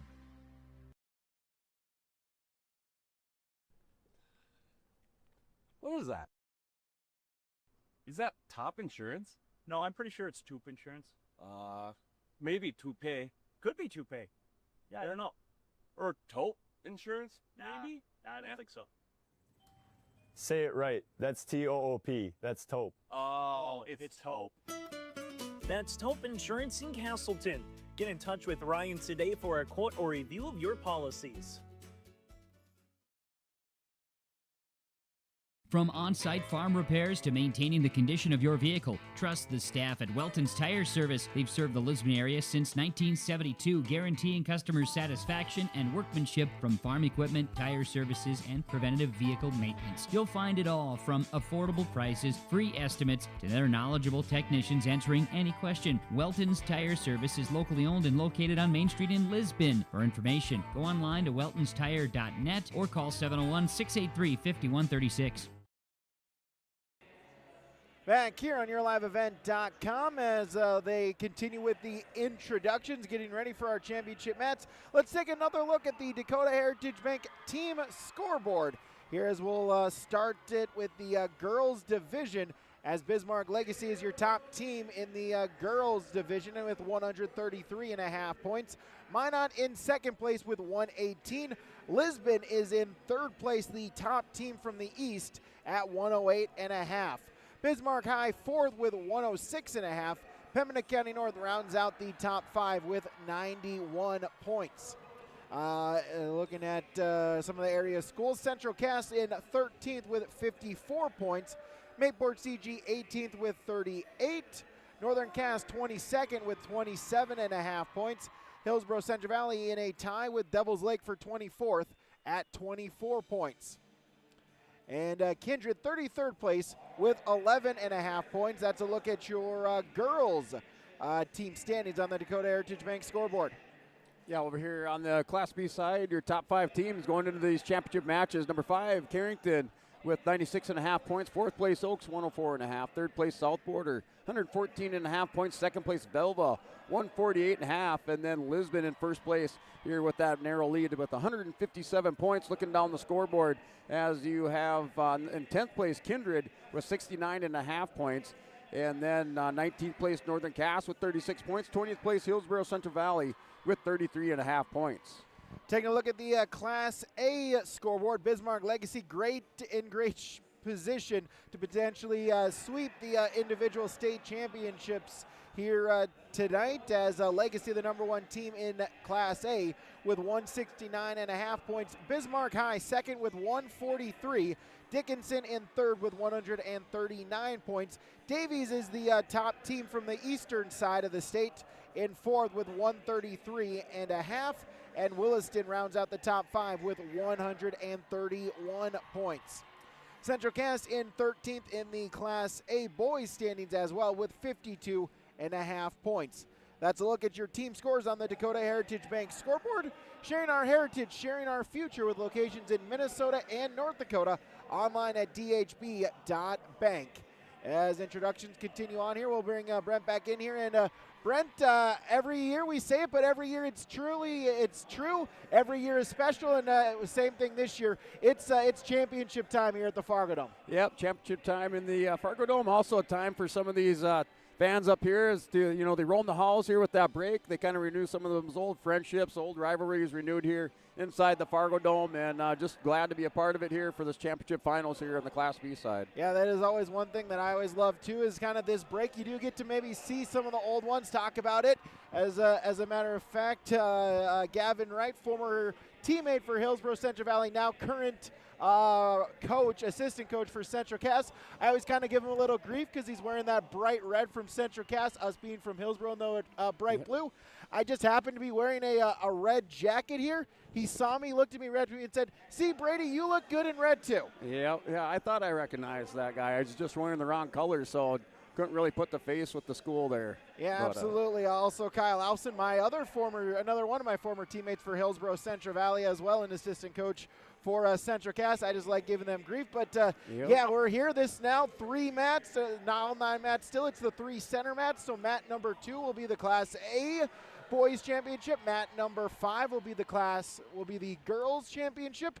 And then mat number 8 on the far side of the Fargo Dome from where we are, that will be the Class B championship matchup. And if you look at Class B, kind of the similar teams, kind of doing the similar thing that they've done every single or most years. But a lot of good matches should be shaping up here in this championship round. Yeah, we're looking for some great matches. They're just opening up that 145-pound match there between Sawyer Owens and Griffin Greenlee, as Owens in the hunt for a third consecutive state championship there at 145. Greenlee, three-time state place winner for Lisbon, so just looking for a good competitive match there at 145. And then we do have some other wrestlers here in the Class B side looking for 3 state championships. And at 139 pounds, Bodie Henderson for Northern Lights, he's in the hunt for to be a 3-time state champion, along with Velva's Cade Okeson at Bryce Schneider there from Napoleon Gacko Streeter taking on the number 6 seed Ryan Eng. So just looking for a great matchup there at 152 pounds between the number 5, number 6 seed, as they're going after that ultimate goal, that state championship here for the Class Bs at 152 pounds. Yeah, absolutely. Taking a look at some of the area wrestlers here in the A and girls division side of things. For Central Cass at 107 pounds, Derek Jorson looking to become a state champion. I believe that would be the first Class A state champion for the Squirrels in just their 3rd year, formerly in Class B. So Derek Jorson, one match away from potentially being a state champion at 107 pounds. Also on the girls' side of things at 118 pounds, Cadence Golding of Lisbon. She is a 2-time state champion from Jamestown, now wrestling for Lisbon, looking to become a 3-time champion, just a freshman. So the opportunity there to maybe, I'm not going to spoil it, don't want to say it, but plenty of good things potentially to come ahead in the years upcoming for Cadence Golding for the Lisbon Broncos. Yeah, and just talking about that, you don't want to call a match before it's over. And one thing I learned there, Brady, doing these interviews for the state preview for Lisbon is that I think some of us older wrestlers, maybe my generation, we might have a few more superstitions when it comes to wrestling. As a lot of those wrestlers nowadays, they just got such a level head and such a different thought process, kind of the way I approached it. And it's just good to see that. But I just take some of those superstitions that I had back in the day, and they're not going to work here with this, I guess, with these younger wrestlers, as it's just a different generation out there. So you're saying that they don't have the lucky pair of socks and the lucky pair of compression shorts that I had, and they don't have to follow the same strict food every single time they go on the mat? Yeah, that's exactly it. And I thought I would hear a lot of that in that interview, but it's not. So I'm not sure, but where that went away when that generation split was. But yeah, these wrestlers here, they're all about that positive energy, fighting through all the positions, just bringing everything that they have, all the skills that they learned this year, and bringing it into the state tournament. Well, call me shocked on that one, as final couple of introductions are taking place right now. We'll take one more break. The championship matches, those are next. This is the 2026 state championship right here on YourLiveEvent.com. At Enbridge, we're focused on relationships. 23 Canadian First Nation and Métis communities now own an equity stake in Enbridge Athabasca Pipelines. In Minnesota, Enbridge has spent $450 million and counting with Native-owned companies and in wages to tribal members working on Line 3. Every day brings new collaborations, partnerships, and possibilities. Learn more at Enbridge.com.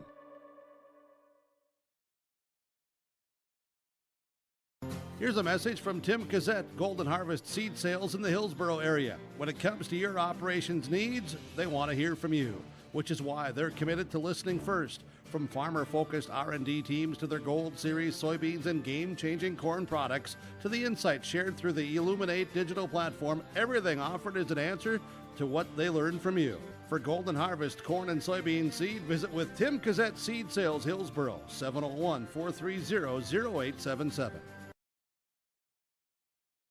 If you're ready to save time, aggravation, and money, the team at Weber Insurance is here and ready to make the process as painless as possible. Weber Insurance makes sure you find the best insurance because their agency is 100% independent. They have the freedom to shop the marketplace and find the best possible combination of cost and coverage. Talk with Dan, Carol, Leslie, or Craig to get a quote started today, or go online to weberinsurance.net. Call, click, text, or stop in at Weber Insurance, locally owned in Castleton. There's a new inventory of trailers at Bloomfield Enterprises of Hillsboro. You can see the latest inventory online at bloomfieldtrailers.com. Bloomfield Enterprises has a full line of Big Tex trailers. Big Tex has affordable and versatile utility trailers for all your jobs. Big Tex has a full line of products from ATV trailers to gooseneck to dump trailers and more. Call Larry at 218-368-7989 or Tim at 701-430-0877. Bloomfield Enterprises in Hillsboro. At Carrington Dental Care, they treat you like family. Meet Dr. Chaz Bauer and Dr. Jay Bauer, your friendly neighborhood dentists who care about your smiles. Join their family of happy patients. Whether it's routine checkups or cosmetic dentistry, they're dedicated to making your smile shine. Join the countless families who love coming to Carrington Dental Care, trusted by our community for years. Visit them online at thecarringtondentist.com or call 701-652-2801. Schedule your appointment today. The City of Hillsboro encourages customers to use electricity wisely through its Bright Energy Solutions rebate program. These rebates help customers save energy and money, improve their comfort, and protect the environment. You can get rebates on Energy Star appliances and lighting, as well as high-efficiency heat pumps and air conditioners. They even have rebates for home electric vehicle chargers. Business customers can receive rebates too. Call the City of Hillsboro for more information or visit brightenergysolutions.com. Goose River Bank is here for the communities we serve, building relationships that last a lifetime. Serving the strong Red River Valley and beyond, we are your neighbors, friends, and family, committed to providing everything from everyday personal banking to loans for your farm or business. Visit one of our locations in Mayville, Hillsboro, or Hatton, or reach out and we'll happily come to you, because it's the neighborly thing to do. Goose River Bank, strong communities. Back here, yourliveevent.com. Check that as I saw that the line was going down on the introduction lineup. Turns out that was just for the Class B. They still had the Class A introductions to do, so those are still going on there. But once again, thank you so much for tuning in. Thank you to all the sponsors that you have seen and heard throughout this broadcast and will continue to see and hear, as without them, this coverage would not be possible. We ask that you please patronize these businesses. At the very least, stop on in and tell them thank you as they allow us to be here for this state tournament coverage. The broadcast of this tournament has been authorized by special arrangement with the Board of Directors of the North Dakota High School Activities Association. A reminder, tomorrow the state wrestling tournament concludes as it is dual tournament Saturday.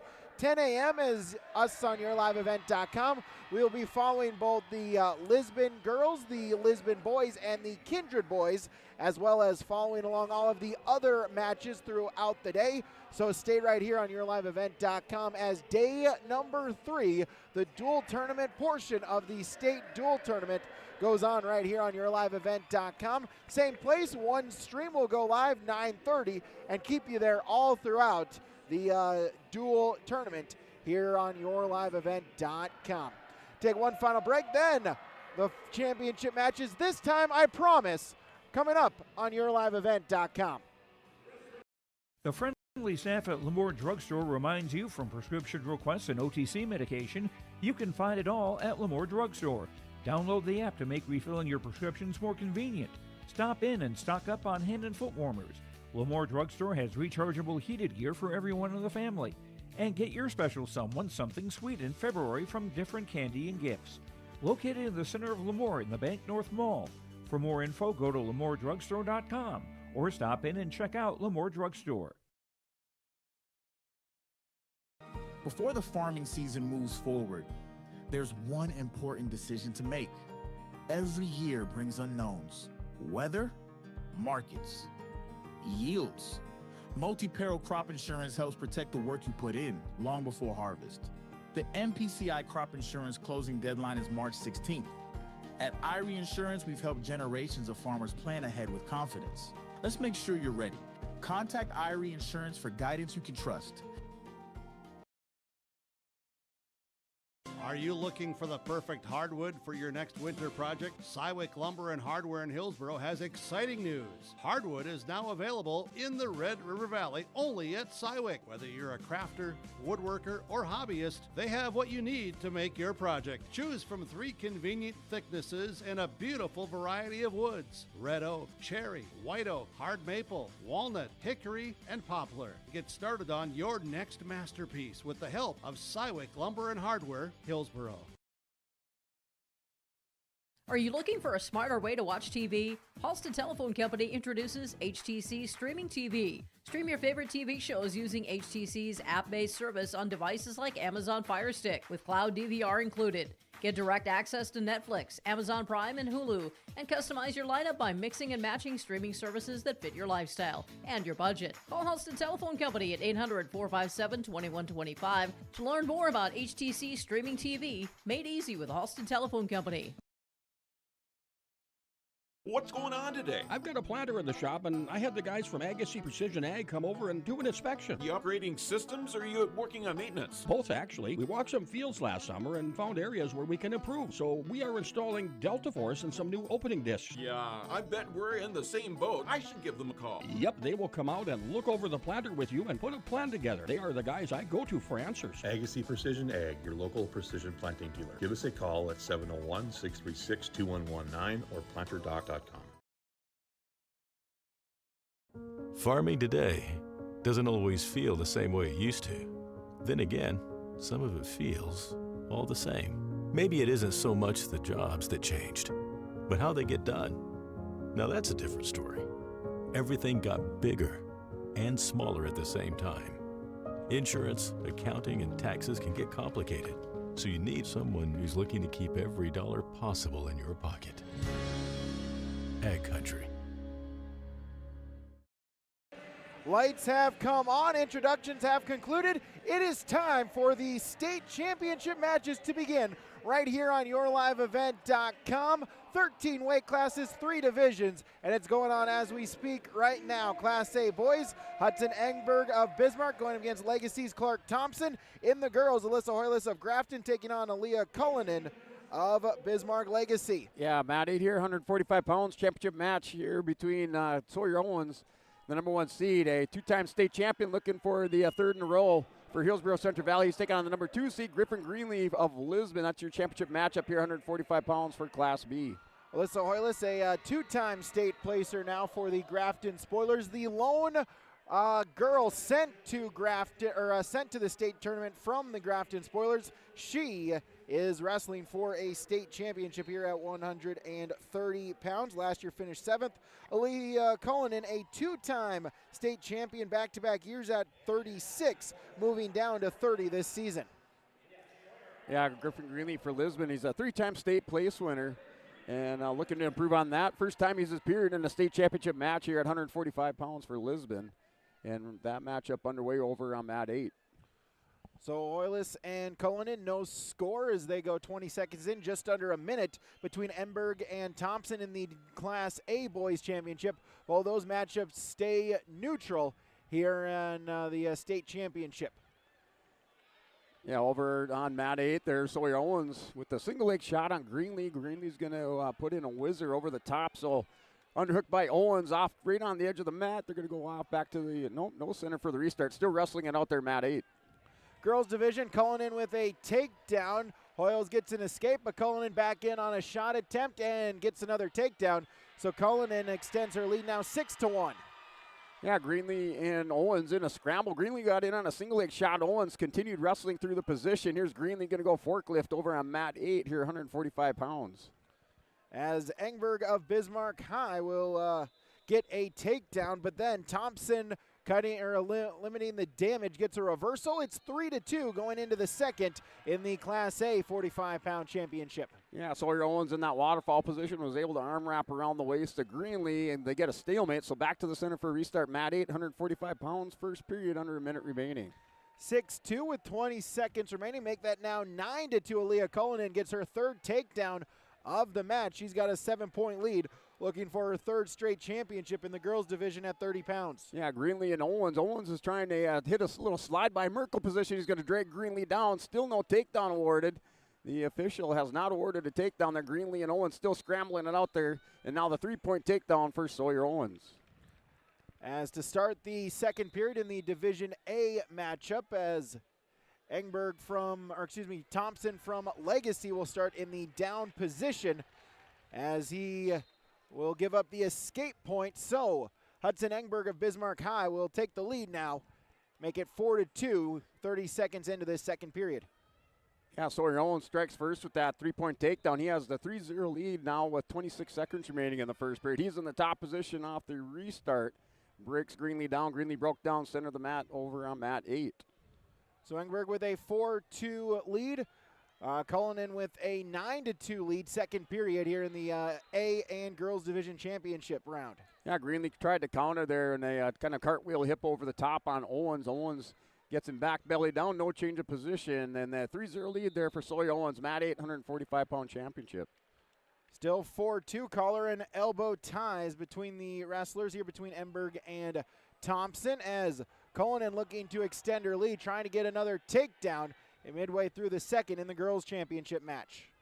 Yeah, so Greenlee had choice. He'll defer to start the second period. And Owens chooses bottom right now. Sawyer Owens up by a score of 3-0, mat 8, 145.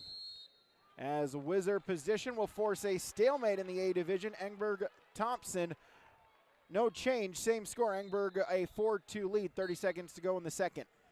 Yeah, Owens right away off the whistle, and Greenlee's going to try an elevator on Owens. They're still going to scramble it out. Owens has the arm caught Greenlee had the arm caught on Owens and the roll through.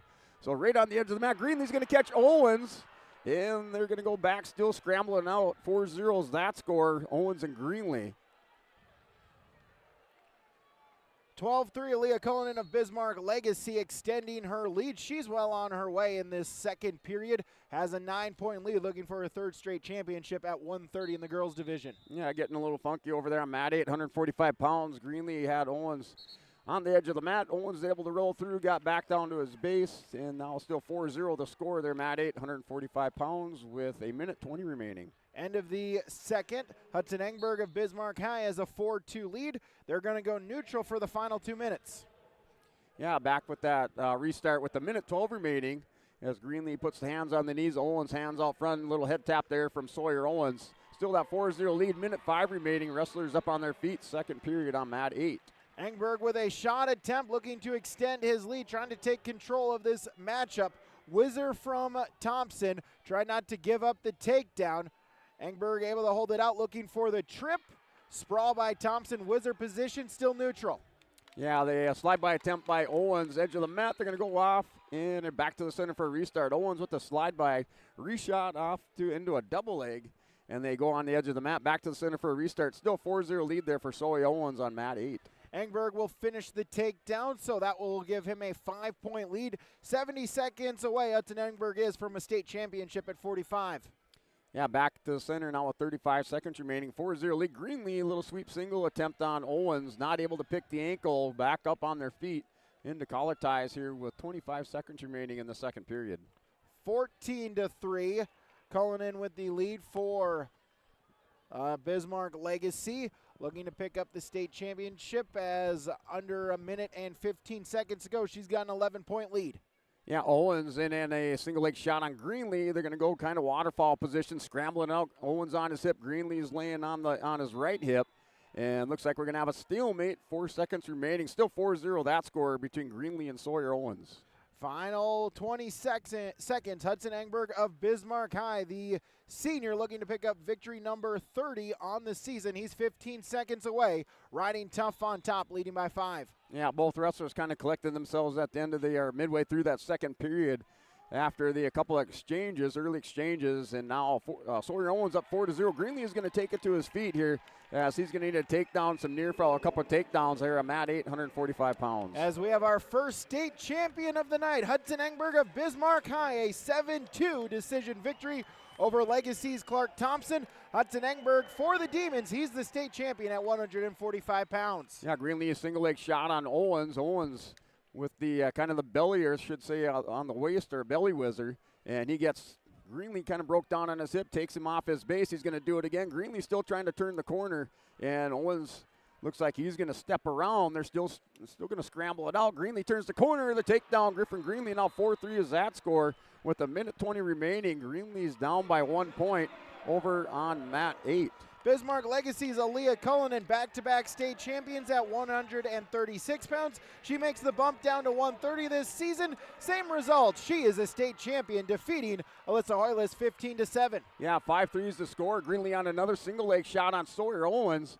And with 58 seconds remaining, Greenlee's going to try to crack down Owens, see if he can turn the corner. Owens is on his hip, see if Owens can get a stalemate. Greenlee's just got to pull his head out. So they're scrambling around, 49 seconds remaining. As Greenlee and Owens in the scramble position, 5-3 is that score. And still scrambling out there, Greenlee and Owens. As now down to 35 seconds. Greenlee still working in on Owens, trying to come out the back door. He's got to pull the head out. Greenlee on top position. And the official is there. I think Owens has Greenlee's legs the final 23 seconds. So Greenlee and Owens, Greenlee's trying to put in a half Nelson with that kind of that shin half, and they're going to get scrambled out. 13 seconds remaining there. Greenlee and Owens, they're going back to the center for a restart. Sawyer Owens up by 2 points. So final 13 seconds. Owens wins that scramble. They get stood back up to the feet. So 5-3 and caution on red. So caution on Greenlee.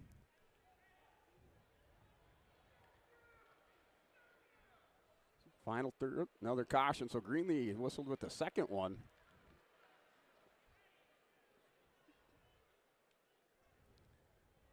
So here's final 13 seconds. Owens taking a step back. Greenlee going into him. Final 9 seconds. And now a stall warning on Owens. But it's still 5-3, 7 seconds remaining.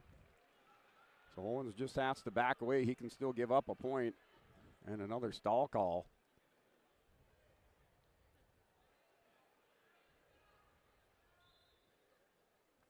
And final 5 seconds, Greenlee and Owens. And Sawyer Owens here with 2 seconds left. Greenlee's going to try to hit a headlock into the period. 5-3, state champion for Hillsboro Central Valley. Now 3-time state champion. There's Sawyer Owens. He wins by decision 5-3. Yeah, congratulations to Sawyer Owens, younger brother of my former teammate Seth Owens, the first three-peat in Borough wrestling history, second three-timer for Hillsboro Central Valley. The other one, my former teammate Luke Hastings, as well, a three-timer state champion for HCV. Chase Miller down on the floor throughout this final round. He will be running down the champions. He'll run down, get some comments with some of the champions. So Chase will let us know whenever we have the privilege of an on-the-floor interview. They'll bring that to us right here on YourLiveEvent.com. Moving to our next championship round for the girls, it's 136. Maggie Thielges of Bismarck will take on Tenley Michael of Kenmere Bowbells Burke Central. In the boys division in Class A, Talon Turcher of Davies going up against Conrad Capri of Dickinson High.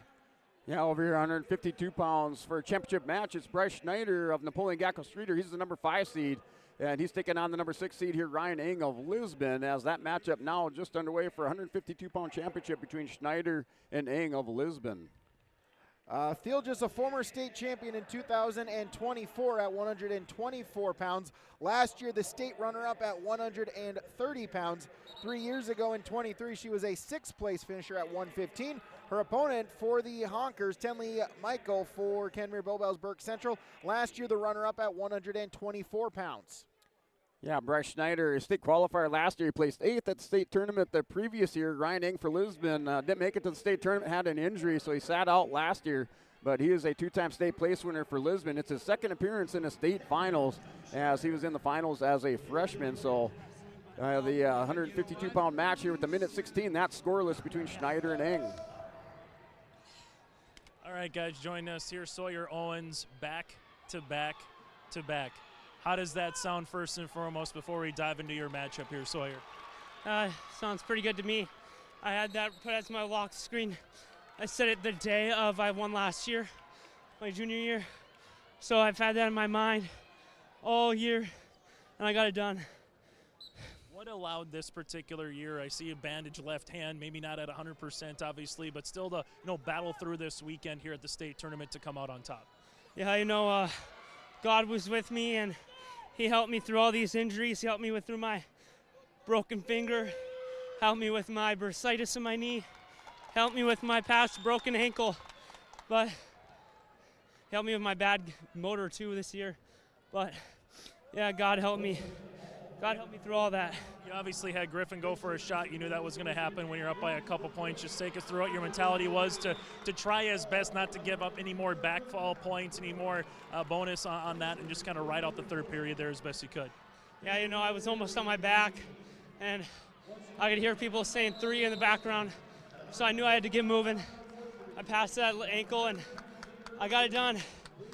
But definitely not what I'm looking for next year at Jamestown. They're going to help me out there. Final thing that I got to ask, I know it's just fresh, but the first, the second, the third, are they all the same? Are they a little bit different? Which ones do you rank, particularly, your first, the first time, the last year as a senior, your third?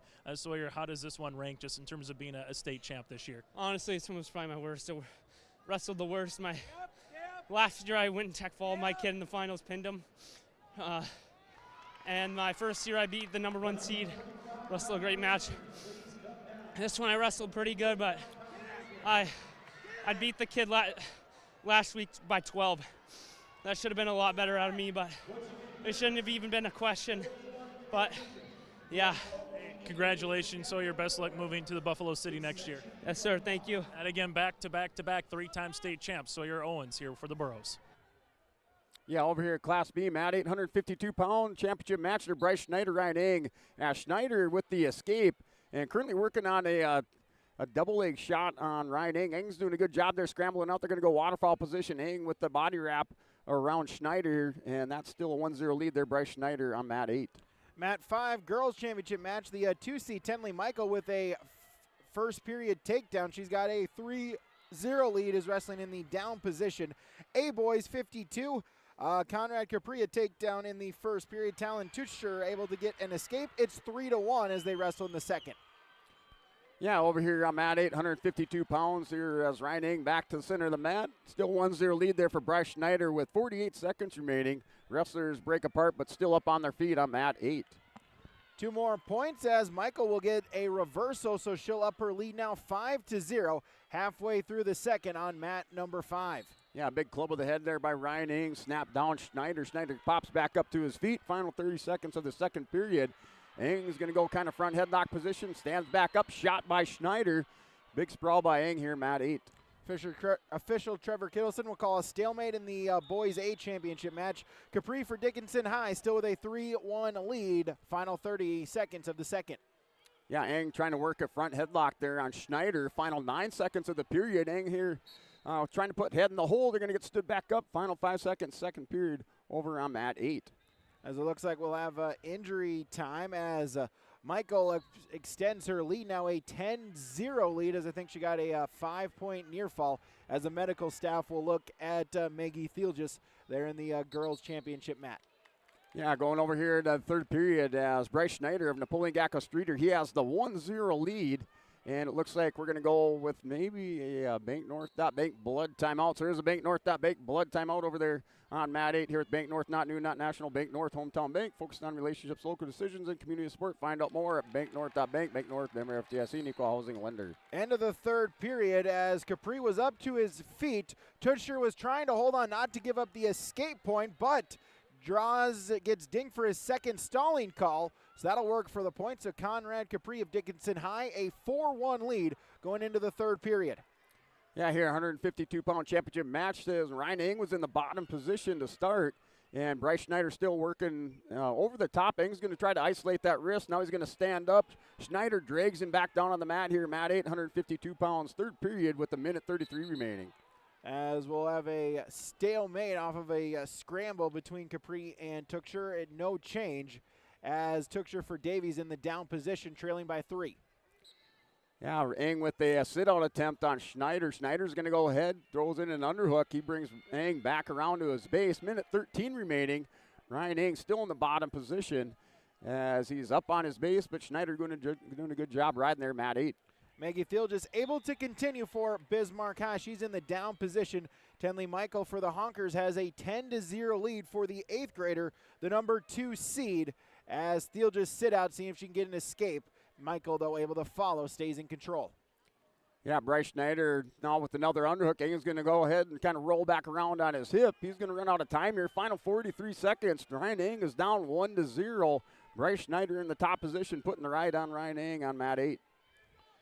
Capri looking for a ride. He can just stay right there, prove that you're working, as he's got a 3-point lead in the final minute in the A Boys Championship match. Yep, over here, mat 8. You want to win a championship, you got to get off the bottom there. Ryan Ing down to 33 seconds remaining. Schneider with a deep waist ride on Ryan Ing. Ing head down to the mat as he's not able to advance his position. And now he's going to try to stand up. Half Nelson put in by Schneider. So running out of time here. 20 seconds remaining there between Ing and Schneider over on mat 8. Capri will get dinged for stalling a second time. That will give Tutcher 1 point. He trails by 2 with 30 seconds remaining. Yeah, final 10 seconds there. Ryan Ing running out of time. See if he can hop over. He's got Schneider on his hip. And now final 3 seconds, 2. Ing's going to go hold Schneider. Schneider rides him back around, and that is Bryce Schneider. He's going to be the state champion at 152 pounds over there on mat 8. Mat number 2, Tuxer with the escape point. He trails by 1. Capri in on a shot attempt. Both wrestlers have been warned twice for stalling, as Capri now trying to scoop the head, go over, under. Looking to see if he can get the takedown. Final 5 seconds. Tuxer needs to spin behind. Capri's going to hold on, and that will do it. Conrad Capri of Dickinson High. He is your state champion in Class A at 152 pounds. In the girls division at 136, Maggie Thielges gets on the scoreboard, but then Michael with a takedown. She's got a 13-1 lead. Final minute of this third period as Tenley Michael for Kenmere Bowbells Burke Central looking to pick up her first state championship for the 8th grader. 45 seconds, Michael spinning around the head. Going to see some near fall points would lock up the tech fall as they wrestle with under 40 seconds. Maggie Thielges in deep trouble as final 30 seconds of the matchup. Tenley Michael for the Honkers just trying to ride it out, stay in good position, and pick up a state championship. Thielges briefly back up to her base. Michael, though, will put in a cross face, ride it out for the final 15. Short time tapper out there with 10. Last chance attempt here by Thielges. Michael, though, just a good job staying back, staying in control. And the Kenmere Bowbells Burke Central 8th grader, Tenley Michael, she is a state champion, 13-1. She defeats Bismarck High's Maggie Thielges. So that'll conclude this round here. They'll do the awards. We'll take a break. We'll come back. This is the state wrestling tournament on YourLiveEvent.com. Treat yourself to a great career at American Crystal Sugar Company. Team up with quality people making quality products. Full-time and year-round in a stable business. With great pay and benefits including time off available from day one. American Crystal Sugar Company invests in you to promote your continued growth and career advancement. Grow your career doing your best work within the world's best beet sugar company. Apply online today at AmericanCrystalCareers.com. What does it mean to be locally owned and operated? For Cenex, it means everything. It means that we know if you take your coffee to go or if you like to stay a while. It means we've helped Little Leagues get jerseys and local festivals get funding. It means we know what our communities need. So you'll always leave Cenex with a full tank, full of snacks, or full of smiles. Or all of the above. And that means the world to us. Cenex, powered locally.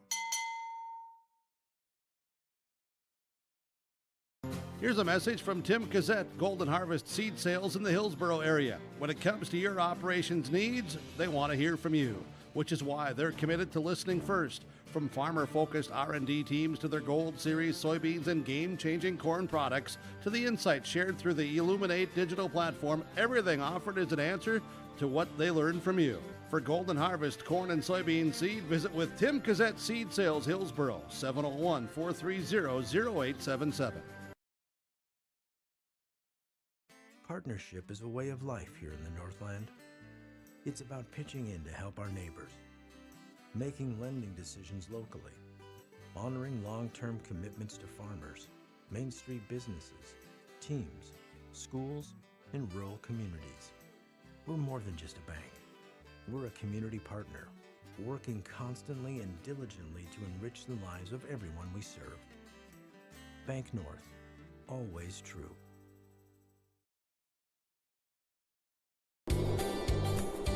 Red River Valley winters are demanding. The expert heating and plumbing technicians at Bears Home Solutions will keep your home warm, dry, and comfortable all winter long.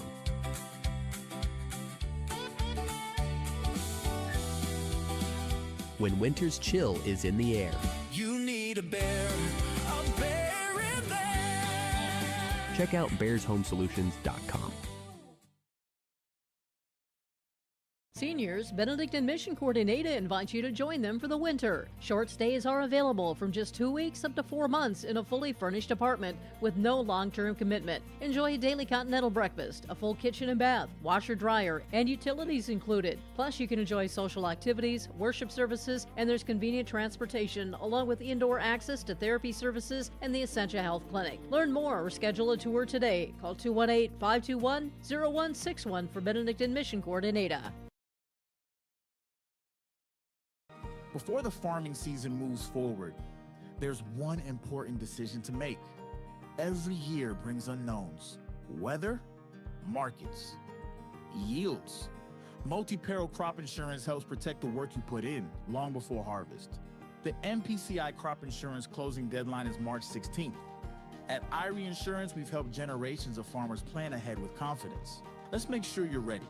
Contact IRE Insurance for guidance you can trust. The friendly staff at Lamore Drugstore reminds you from prescription requests and OTC medication, you can find it all at Lamore Drugstore. Download the app to make refilling your prescriptions more convenient. Stop in and stock up on hand and foot warmers. Lamore Drugstore has rechargeable heated gear for everyone in the family. And get your special someone something sweet in February from different candy and gifts. Located in the center of Lamore in the Bank North Mall. For more info, go to lamoredrugstore.com or stop in and check out Lamore Drugstore. So we've crowned finished 2 weight classes. We've crowned 6 champions in 2 different weight classes as we'll move to our third weight class here for the girls. That will be 142 pounds. Amaya Baptiste of Canmere Bowbells Burke Central looking to go back-to-back weight classes for the Honkers. She is the defending state champion at 142 pounds. A state runner-up 2 years ago at 124 pounds for the freshman. Her opponent is the number 2 seed for Fargo, Webelina Knocklin, hoping that third times is the charm for her, as she is a runner-up in back-to-back years, last year at 148 pounds, 2 years ago at 142, and in 2023, a 5th place finish at 140 pounds. So Webeline Knocklin, Amaya Baptiste, that is your girls championship matchup coming here on mat number 5 at 142 pounds. Yeah, your championship matchup here on mat 8, 160 pounds for the Class B. We have Cash Brown, the number 1 seed, as he was a state champion a year ago. He placed 3rd the prior year, and he's facing the number 3 seed from Carrington. That's Nick Garber. Nick Garber, a 6th place finisher last year at the state tournament. So that's your matchup here, 160 pounds for the Class B. And then in the Class A boys at 160, Zach Richter of Bismarck St. Mary's. He's a senior, 43-7 on the season. He'll go up against Williston's Tyson Rice. Easy for me to say. It's been a long couple days for us here. But that is your Class A matchup as we're going to get our matches started here. So Richter and Rice in the A, Baptiste and Knocklin in the girls division, as quickly Rice making not working by the hour. Tyson Rice with the early takedown here for the Coyotes. Yeah, Matt, 860 pounds, Cash Brown and Nick Garber, and they're locked up there as Cash Brown working on a Russian tie. Garber's going to push him away. Wrestlers still up on their feet. Now Brown in on a single leg shot on Garber, going to try to crack him down, see if he can turn the corner there, Matt 8. Baptiste looking for the takedown, had the duck under, able to get the mat return. So Maya Baptiste for the Honkers, the freshman undefeated at 34-0. She has got the 3-0 lead, looking for win number 35 on the season. Yeah, Cash Brown still with that single leg shot, and Garber, and actually they're going to go for a stalemate. So just as Cash Brown was going to elevate it, they get called for a stalemate. Mat 8 still in the first period. Rice a little bit out in front. Richter able to get up to his feet. So Zach Richter for St. Mary's on the scoreboard. Quickly in is Rice on a low single, looking to finish it, seeing if he can spin behind the head. Just trying to poke the head out. There's the takedown. Tyson Rice up his lead 6-1. Yeah, no, Mat 8 there. Nick Garber wins the scramble with Cash Brown. So Garber up 3-0. He takes the takedown, scores the first points here with 53 seconds remaining over there on Mat 8 first period. Hey guys, joining us right now is the head coach for the Hillsboro Central Valley Burros. That's Rob Owens. Rob, just congratulations. I talked with Sawyer, and at the very end I said, which one's sweeter, the first, the second, the third? And he was honest, as Sawyer is, going, well, the third one maybe didn't feel as good, didn't wrestle as well, but every one is own special in its own right. What's it like to see someone be a 3-time state champ in your program here, Rob? It's a pleasure. He's worked his butt off. He deserves it. He's put a lot of time into it. For me, he did everything he needed to do today in order to get it done. Yeah, like I talked to him earlier this week, I said, you don't have to pin everybody. You don't have to major them. If you just beat them by one, that's all that matters. My younger brother was a 2-time state champ, and there were multiple matches where he won by one. It was infuriating as heck, but it got the job done. What do you think allowed Sawyer this year, and particularly this weekend, to climb the mountain, so to speak, with the experience and get back to having a chance to defend his title and eventually winning the title against Griffin Greenlee when he took that shot and got the points and didn't get the near fall points? But what do you think just allowed him to find a way to navigate this senior championship? I think he's just tenacious. He gets all these little owies, and he's got hurt fingers, and he's got a black and blue eye, and he comes out looking like he got run over by a truck. But he keeps going. He believes in himself. That's huge. He knows what he can do. He knows that if he's down, don't get worried. Just keep going. If you keep moving, he's got, I watch Sawyer and I watch Carson when they wrestle. They've wrestled together all year since they were 7th graders. Neither of those guys ever wrestled a JV match in their life. They've always wrestled varsity. They are very intelligent young men, and when they wrestle, it's like watching the unfolding of a Rubik's Cube, or, figuring out those shoelaces that get tied. They find a way to come out on top, and that's what he did today. You mentioned Carson Gazette. We'll talk about Justin as well, a couple of guys that were able to find themselves on the podium. Let's talk about Carson, as you just alluded to him there, Rob. But what did you kind of see Carson coming back through the wrestlebacks and getting to where he was here, being on the podium as well in his respective weight class? I think Carson wrestled great, showed a lot of grit today. He had, he got hurt in the match with the Carrington kid, and I didn't think he was going to keep going.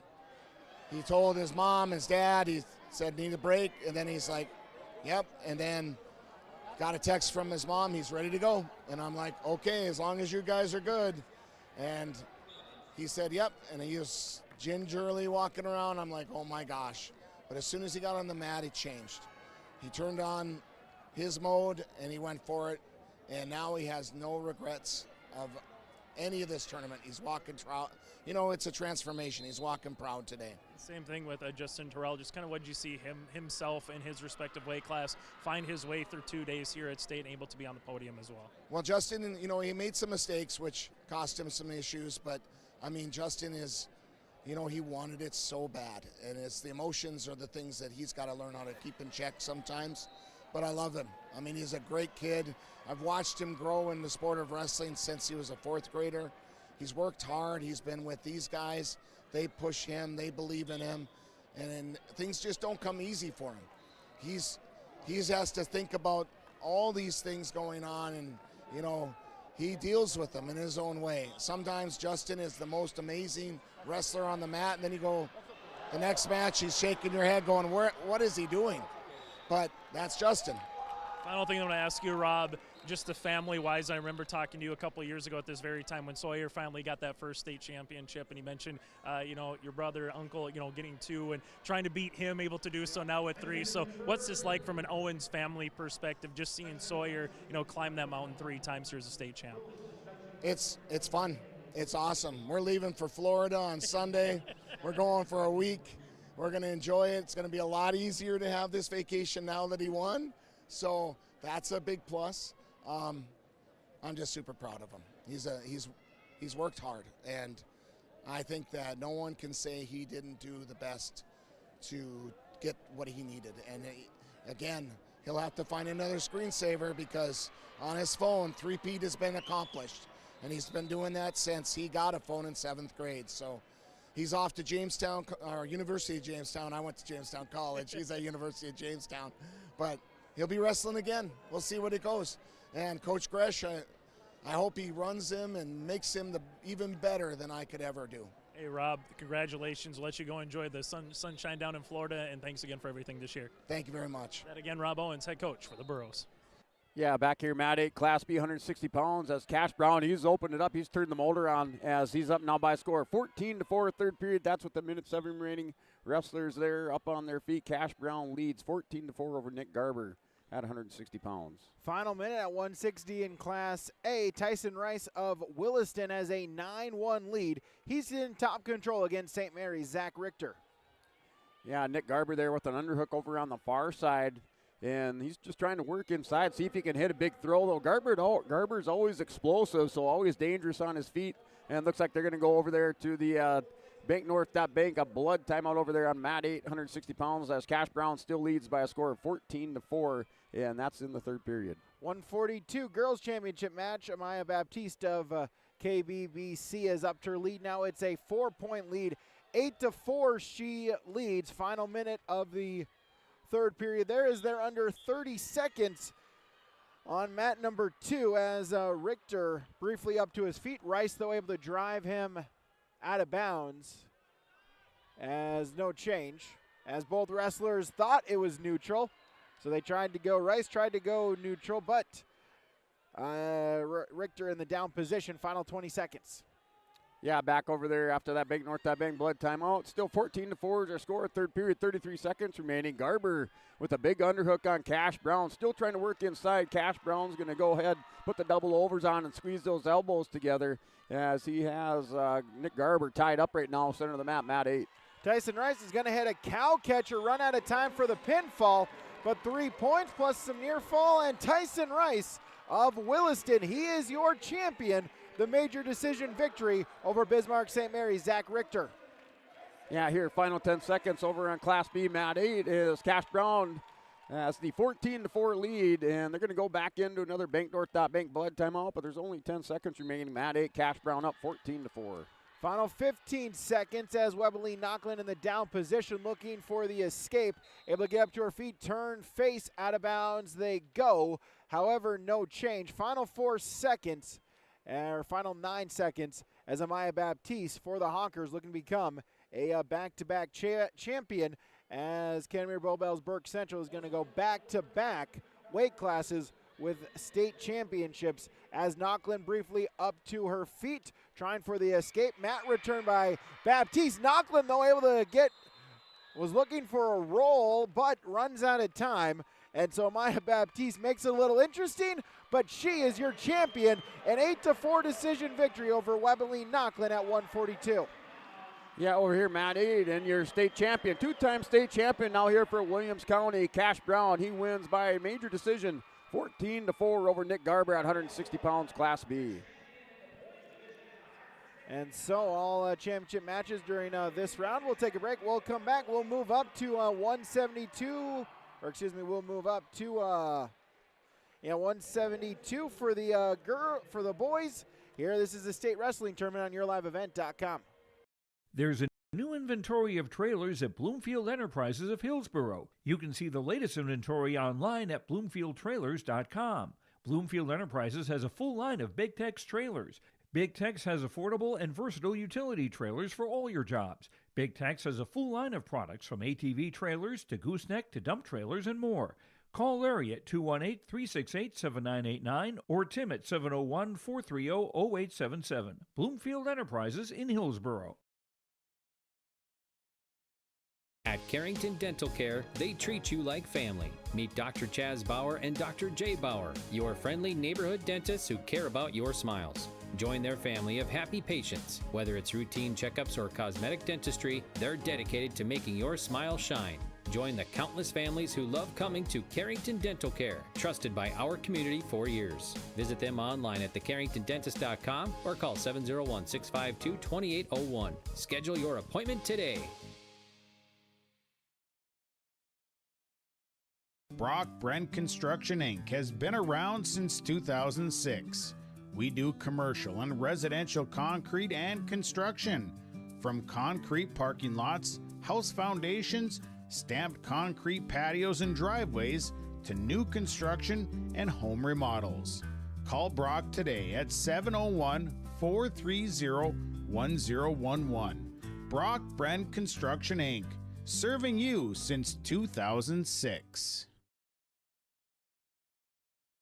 Here's a message from Tim Cassette, Golden Harvest Seed Sales in the Hillsboro area. When it comes to your operations needs, they want to hear from you, which is why they're committed to listening first. From farmer-focused R&D teams to their Gold Series soybeans and game-changing corn products, to the insights shared through the Illuminate digital platform, everything offered is an answer to what they learned from you. For Golden Harvest corn and soybean seed, visit with Tim Cassette Seed Sales Hillsboro, 701-430-0877.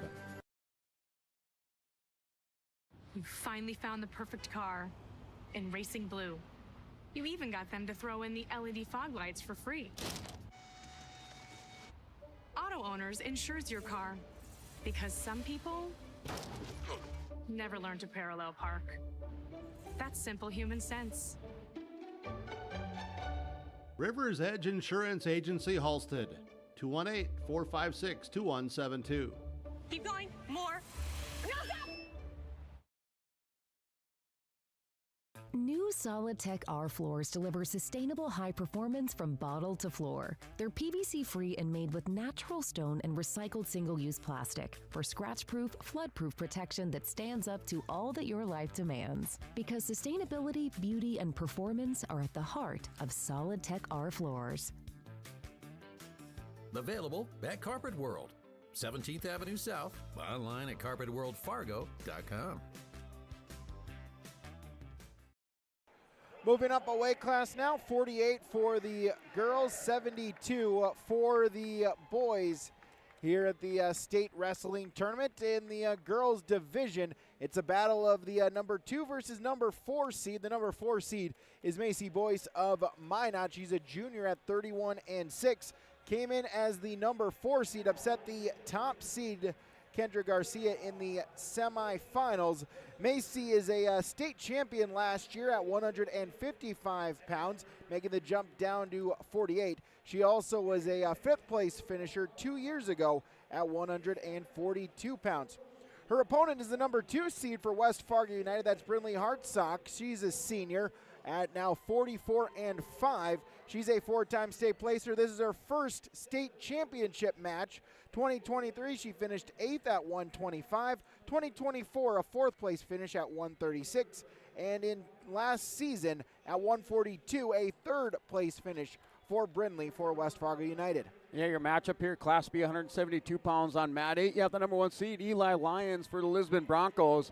As Lyons, a 3rd place finisher last year at 160 pounds. He's taking on the number 2 seed, Sawyer Knoll from Bowman County Beach. Knoll, a state runner-up last year at 160 pounds. Knoll, the number 2 seed, also with a 44-1 record. And Lyons from Lisbon with 36-2 record. These two met up out at the East-West Wrestling Tournament in New Salem a couple weeks ago. And it was Lyons coming out on top by a decision, 8-7. So a good matchup here at 172 pounds, Class B. Your 170 Class A is Tate Saylor of Mandan, a sophomore, 30-3, going up against Zane Wegener, a senior for Watford City at 28-10. Yeah, matchup here underway over on the Class B side. Still scoreless first period. Minute 41 remaining. Wrestlers just holding the center of the mat over there on mat 8. Boyce Hartsock forehead to forward in the collar and elbow ties. Likewise between Saylor and Wegener. no score in either matchup here early on in the first period. Yeah, Lyons in on a single leg shot. He's going to try to switch it up and onto a double. And Lyons turns the corner for the three-point takedown. He's up early 3-0, minute 16 remaining, first period. Saylor was in on a single leg. Wegener, though, able to defend. Saylor now in on a Russian tie, 2-on-1. No change, 50 seconds gone in the first. Yeah, over here, Mat 8, Lions up by a score to 3-0, and Sawyer Knoll trying to knee slide up, gets to his base. Lions going to go hammerlock on Knoll, though still holding the center of the mat on his base there. Sawyer Knoll, Lions up 3-0, Mat 8. No score in the girls' division matchup between Boyce and Hartsock, as they are neutral position as well. Forehead to forehead. Throw by attempt by Boyce, nothing doing. No score. Yeah, Lions got a little bit high. Knoll able to shrug him off over the top. Now they're stood up back on their feet. 3-1 is that score here with Lions and Knoll. That's first period. 30 seconds remaining over there on Mat 8. Boys, Saylor once again looking for that Russian tie, 2-on-1. Now they'll break apart a couple of shot fakes, but both wrestlers keeping their distance. Single leg attempt by Saylor. Scramble out of bounds, unable to keep the feet in. It stays neutral.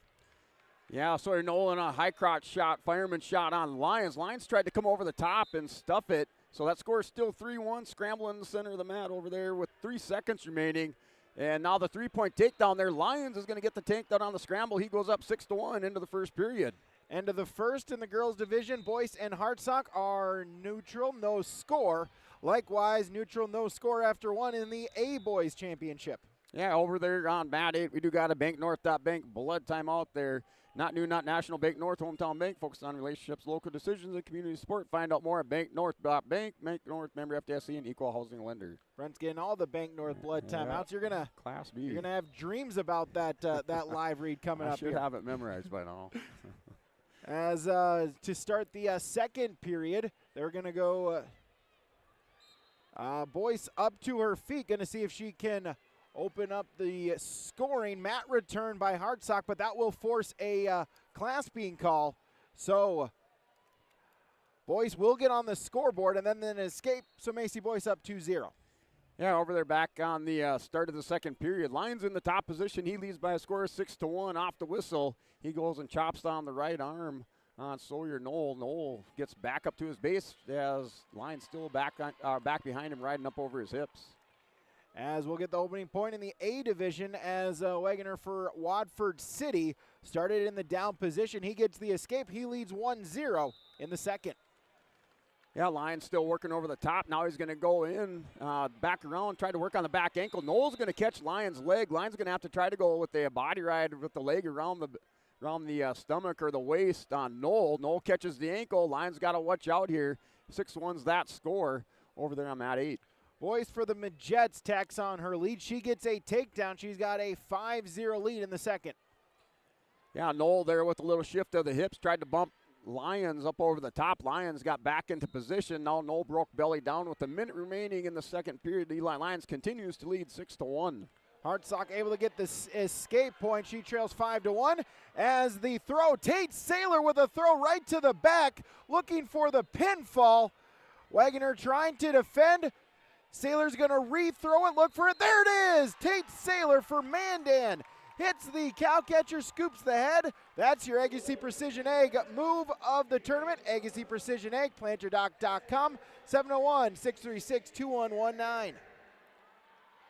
Yeah, over there on Mat 8 as the officials down on the mat, and it looks like a pin there as Eli Lyons, your champion. Eli Lyons with the fall in the championship match. He's going to be your Enbridge Energy wrestler of the match there for Lions. Life takes energy from Enbridge, energy for life, enbridge.com for career opportunities. And with 1 second remaining, Brinley Hartsock of West Fargo United, she was down 5-0.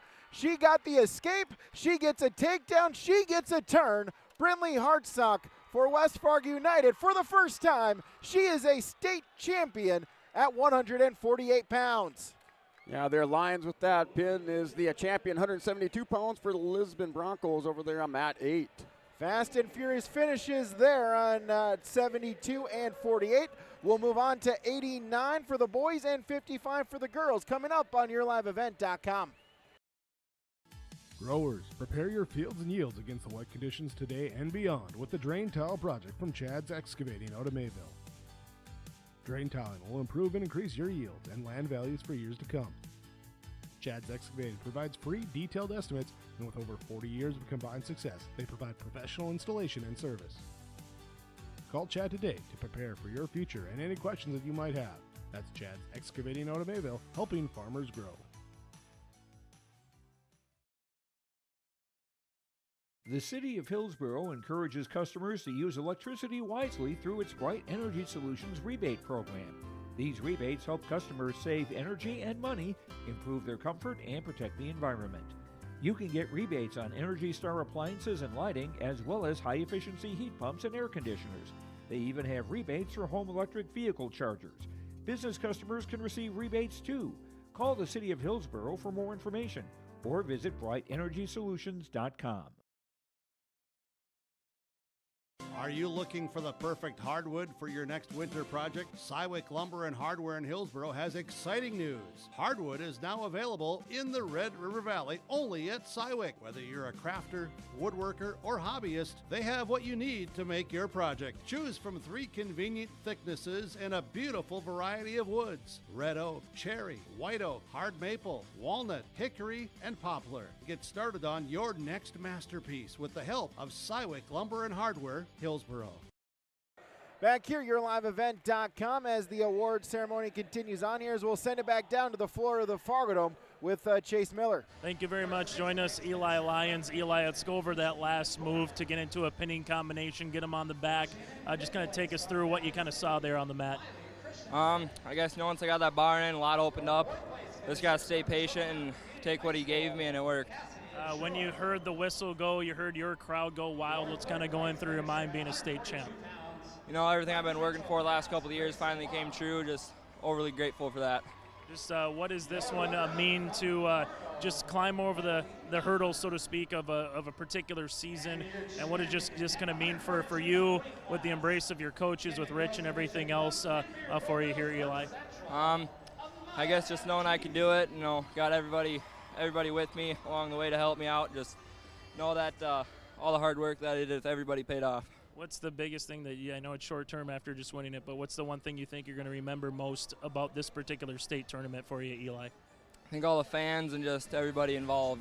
Hey, Eli, congratulations. Let you go celebrate, and best of luck moving forward. Thank you. Again, Eli Lyons, state champ here for the Lisbon Broncos. I'll take another break as we'll come back again. We've got 89 and 55 coming up. YourLiveEvent.com. This is Dustin Nagel with Dakota Heritage Bank. We're a family-owned community bank where decisions are made locally.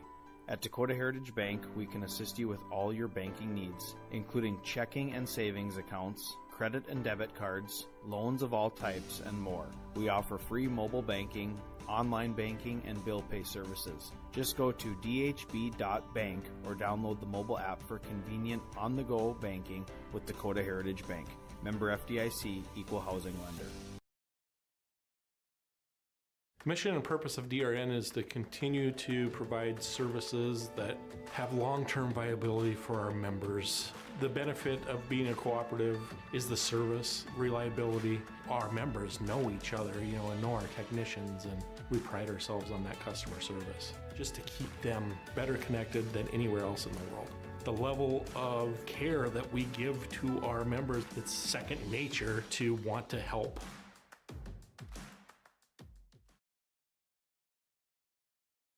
Farming today doesn't always feel the same way it used to.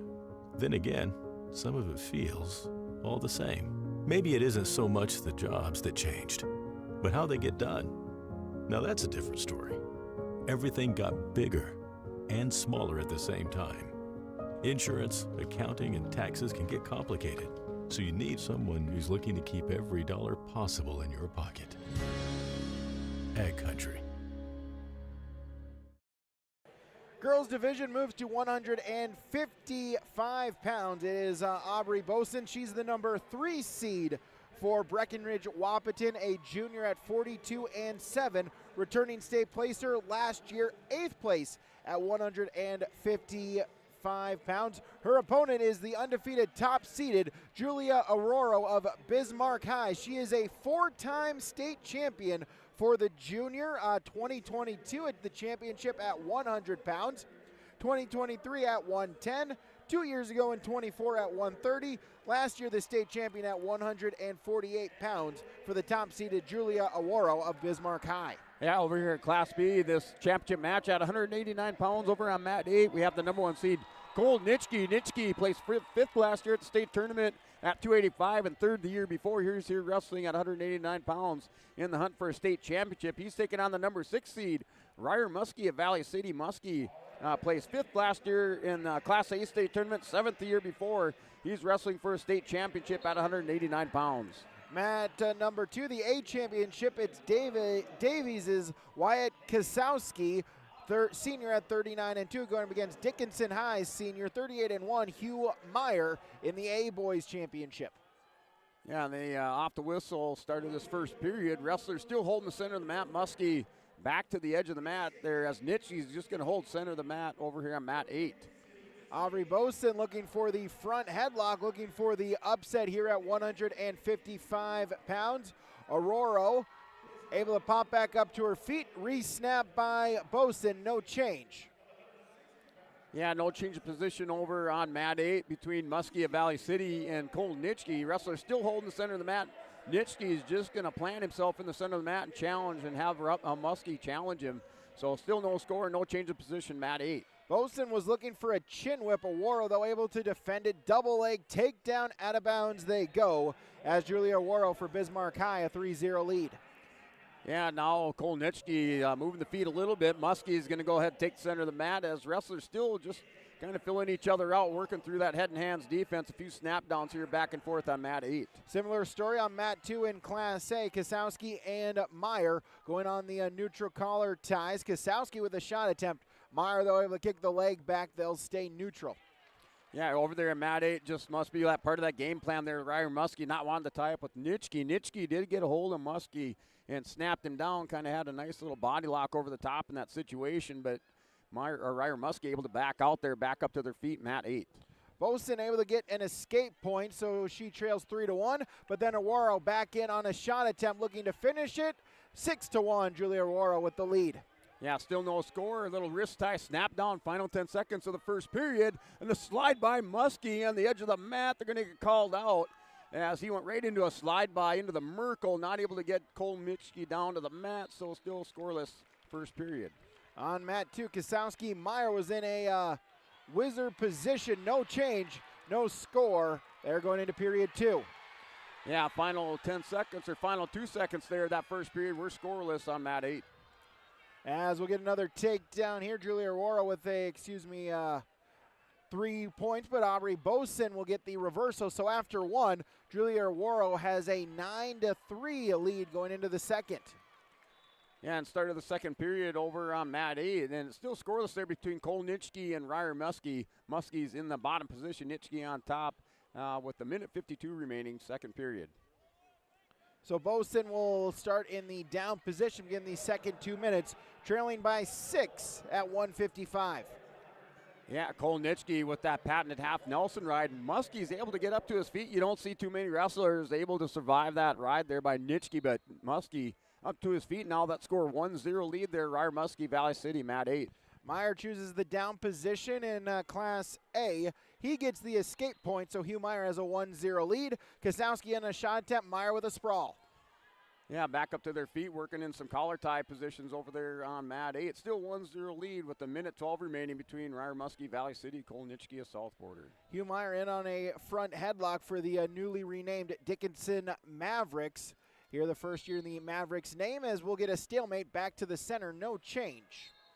Yeah, and a little snap down there by Cole Nitschke. Muskie not falling for it as he's back on his feet and goes to the center of the mat. Still 1-0 lead there, Ryer Muskie on mat 8. Awaro has ridden the first 15 seconds of this second period. A couple times they've gone out of bounds on a Boson stand-up attempt, but Awaro still leads by 6 at 155. Yeah, Cole Nitschke back holding center of the mat, and now we got a scramble as Nitschke down on his knees. Muskie's going to go ahead and step away, circling out in front of Cole Nitschke. He doesn't want to get too close. Nitschke trying to grab a hold of him, but Muskie keeping his distance over on mat 8. Final 10 seconds of the second period. Hugh Meyer of Dickinson High got the escape point. He has kept it neutral. As Kozowski, he'll have the chance to choose going into the final 2 minutes. Yeah, Ryer Muskie, a little exchange there on the edge of the mat. Went for a big head and arm throw on Nitschke, and Nitschke didn't budge. They go off the edge, back to the center for a restart. 5 seconds remaining, second period. As Julia Awara with a takedown and looking for some near fall points. She's going to shoot the half, looking for the fall, able to flip Boson over. Julia Awara looking for the fall for Bismarck High. Yeah, working in the third period. 1-0 lead over there for Ryer Muskie.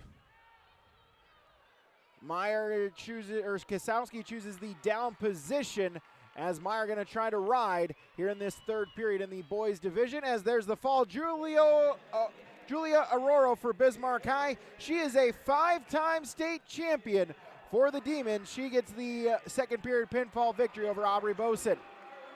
Yeah, and we're tied up at 1 apiece there. Cole Nitschke within the first 5 seconds of this third period. He stood up, hit passed away there. We're tied up at 1 apiece. Ryer Muskie, Cole Nitschke, Matt 8, third period, minute 26 remaining. Kozowski with a reversal, so he'll take a 1-point lead for Fargo Davies as they wrestle in the third period, final minute.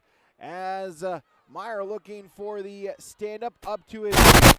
Kozowski will give him the escape point, and we're tied up at 2 with 55 seconds to go in the third. Yeah, good exchange there between Muskie and Nitschke. Nitschke had double unders on Muskie. Muskie with the overs. Now Nitschke's going to go single leg shot head in the hole on Ryer Muskie. So Nitschke's with the threatening takedown here as Muskie's going to go with a whizzer. Nitschke kind of counters that, so still scrambling, tied up at 1 over there on Mat 8. Final 30 seconds, forehead to forehead, and a collar and elbow tie-up. Kozowski Meyer are tied at 2 at the 189-pound championship match. Yeah, tied at 1 apiece here, third period, 35 seconds remaining. Muskie in on a single leg shot on Cole Nitschke, Mat 8. Final 15 seconds as they'll break apart. Circle back to the center shot fake. Kozowski looking to finish the shot in the final 5 seconds. He's got a double leg. Pick him up, bring him down. There's the takedown with 3 seconds left. And Wyatt Kozowski of Fargo Davies is your champion at 189. Yeah, final 7 seconds as Nitschke with the takedown as he has the 4-1 lead over there at Mat 8, 189 pounds as timer runs out there. Cole Nitschke, state champion for the Southport Mustangs at 189 pounds, Mat 8. So a couple of good state championship matches there in that round as we'll move on. 215 pounds for the boys, 190 pounds for the girls. That's coming up next on YourLiveEvent.com. Emery Vistos Implement has been family-owned and operated since 1935. Located in Oaks, North Dakota, they sell CarQuest automotive parts and numerous lines of agriculture parts. Plus, you'll have to stop by and check out their clothing and footwear department, featuring the brands of Brothers in Arms, Howitzer, Ariat, Cinch, and Twisted X Footwear. Emery Vistos Implement, everything and anything you need is under one roof. Stop in just south of Oaks on Highway 1 or call 701-742-2167. At Enbridge, we're focused on relationships. 23 Canadian First Nation and Métis communities now own an equity stake in Enbridge Athabasca Pipelines. In Minnesota, Enbridge has spent $450 million and counting with Native-owned companies and in wages to tribal members working on Line 3. Every day brings new collaborations, partnerships, and possibilities. Learn more at Enbridge.com. Ground North is a coffee shop and boutique located in the Bank North Mall in Lamore, North Dakota. You can find a complete outfit at Ground North from sizes to small up to 3XL, ranging from sweaters, a variety of tops, bottoms, activewear, loungewear, and more. Ground North is open weekdays from 8 a.m. to 5 p.m. For more information or to check out the latest styles, go online to groundnorthboutique.com. That's groundnorthboutique.com. Introducing HTC Streaming TV from Halstead Telephone Company. Watch your favorite TV shows with HTC's app-based service on devices like Amazon Fire Stick. You can enjoy the convenience of cloud DVR, plus access to popular services like Netflix, Amazon Prime, and Hulu, all right through your device. Mix and match the streaming services you want. Contact Halstead Telephone Company today, 800-457-2125, to learn more about HTC Streaming TV. Made easy with Halstead Telephone Company. It's safe to say we have it pretty good in the Drayton, North Dakota area. Growing sugar beets, making sugar, bringing a little sweetness to the world. Every day, American Crystal Sugar produces sweet products people love in a place we love to call home. It's a thing we like to call the sweet life, and we're proud to share it with you. American Crystal Sugar's Drayton facility wants you to enjoy the events in the communities of our area. Here's to living the sweet life. American Crystal Sugar, Drayton. Hunter Insurance Agency is a locally owned full-service agency providing protection and coverage in a number of different areas. Hunter Insurance Agency offers multi-peril crop insurance, crop hail insurance, and farm insurance for buildings and equipment. Plus, they offer home, auto, life, and business insurance. For more information, go online to hunterinsuranceagency.com or stop in and speak with Johnny Jorgensen at Hunter Insurance Agency. Find them at 201 Main Street, Hunter. Girls will move on to 170 pounds. The boys 215 pounds. Your 170-pound championship matchup.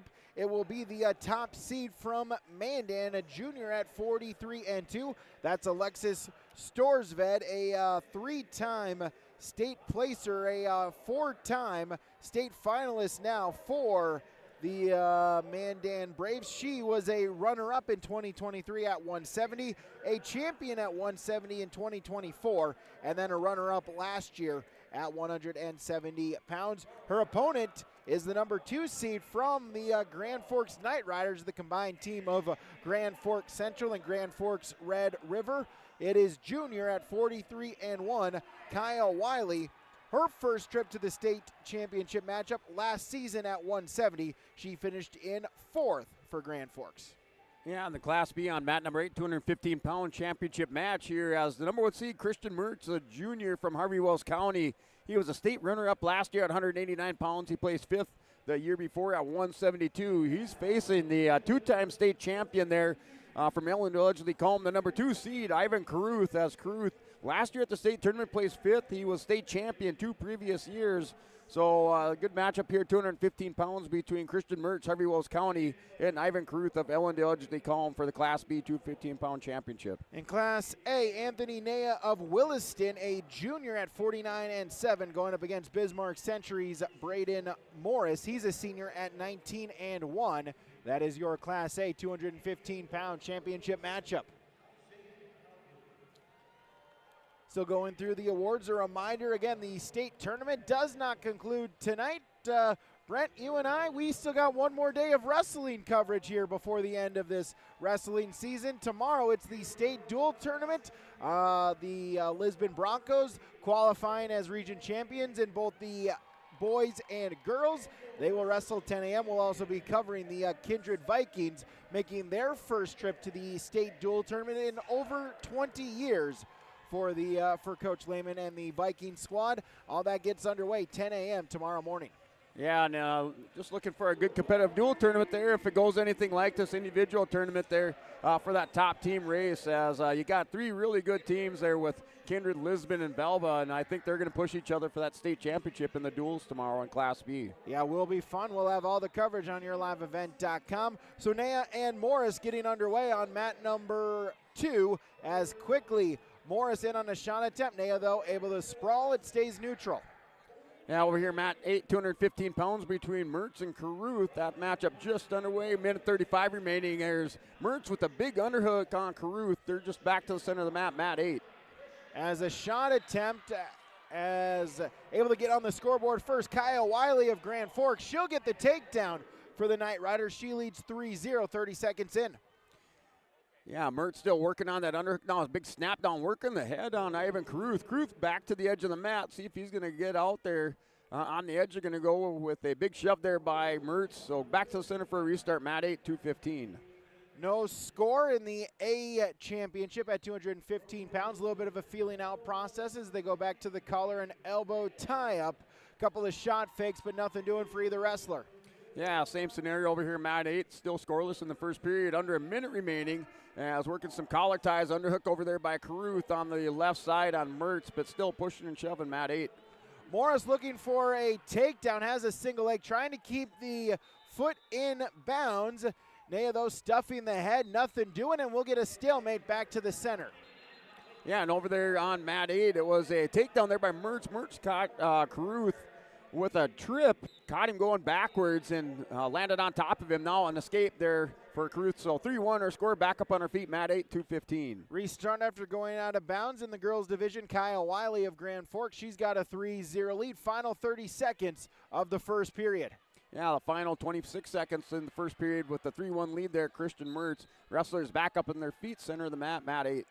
Out of bounds they go between Naya and Morris. Both wrestlers trying to work a little bit of upper body in that sequence, but they go out of bounds, staying neutral. Yeah, now under 10 seconds remaining in the first period. Still 3-1 is that score after that big takedown by Christian Mertz, then the escape by Caruth. And that looks like we're going to the second period with Mertz leading by 2 points, 3-1, Mat 8. As end of the first period at mat number 2, Anthony Naya, Braden Morris, no score in the A boys 215 title matchup. Yeah, going to the second period, 3-1 lead, Christian Mertz, and trying to see who's top or bottom there. It looks like Ivan Caruth in the bottom position, off the whistle, stand up. Mat returned by Mertz, Mat 8. After one period, Kyle Wiley of Grand Forks has a 3-1 lead as Storsved gets an escape before the end of the period, and we're on a Bank North blood timeout there in the girls' championship match. Yeah, Ivan Caruth with the stand-up, finally able to clear the hips, and now that score 3-2 there with Christian Mertz leading by 1 point. Mertz had the takedown in the first period. He has the lead 3-2, Mat 8. As we'll cut the blood time as Storsved will start in the, Wiley will start in the down position. Storsved in top as we begin the second 2 minutes. Yeah, wrestlers back on their feet, working on a nice little shuck there with the underhook by Caruth, but Mertz able to down block on that. Wrestlers back up on their feet. Still 3-2 score there, Mat 8 with a minute 10 remaining. Braden Morris for Century chooses the down position to start the second period. It pays off. Braden Morris is on the scoreboard leading 1-0 with the escape. Yeah, now with a minute remaining, there's an arm spit by Caruth. See if he can get out of that. Mertz is going to fall down on the top of him. He's got kind of an iron cross combination hooked up. Caruth struggling, trying to get out of there, and no takedown awarded yet. And now Caruth's going to step around. Mertz throws him back down, still wrestling it out. No points awarded to either wrestler. And now the takedown there, Christian Mertz over on Mat 8. Storsved still riding tough on top, but she trails by 2. Halfway gone in this second period. Kyle Wiley for Grand Forks has a 2-point lead. Yeah, now a 6-2 lead over there. Christian Mertz over Ivan Caruth, and that's in the second period, 23 seconds remaining. Morris and Naya still neutral position. Morris got an escape point in this one. Naya will have choice to begin the third period. Final 20 seconds in the second in the AE boys title. Yeah, Mertz working on the legs there on Caruth. Tried to Turk him over, and Caruth back up to his base, so still a 6-2 lead there, second period, or at the end of the second period for Christian Mertz. Storsved going to see if she can try to get a turn. Not quite at the angle yet, as then Wiley able to base herself out. Storsved trying to lock up a count catcher with 25 seconds remaining. Yeah, and they're going to start the third period, 6-2 lead there. Ivan Caruth in the top position. Mertz off the whistle, a little inside leg, inside move. Now he's going to quad pod up, clears the hip, 7-2 lead there. Christian Mertz right away as he stood up with a single leg shot on Caruth. He's got him down on the mat, working for a fall over on Mat 8. Final 2 seconds. Storsved going to look for a fall, and she gets it. Alexis Storsved of Mandan with a second remaining in the second period. She is a champion for the Mandan Braves, as Alexis Storsved now a 2-time state champion. Yeah, Mat 8, 215 pounds. Another pin there for Christian Mertz. He's the state champion for Harvey Wells County as he pins Ivan Caruth in the third period. So your champion here at 215 pounds is Christian Mertz. So all eyes on mat number 2, the A-Boys Championship, as Anthony Naya did choose the down position. He does get an escape point. So Anthony Nea and Braden Morris are tied up at a point apiece at 215 pounds in the A-Boys Championship.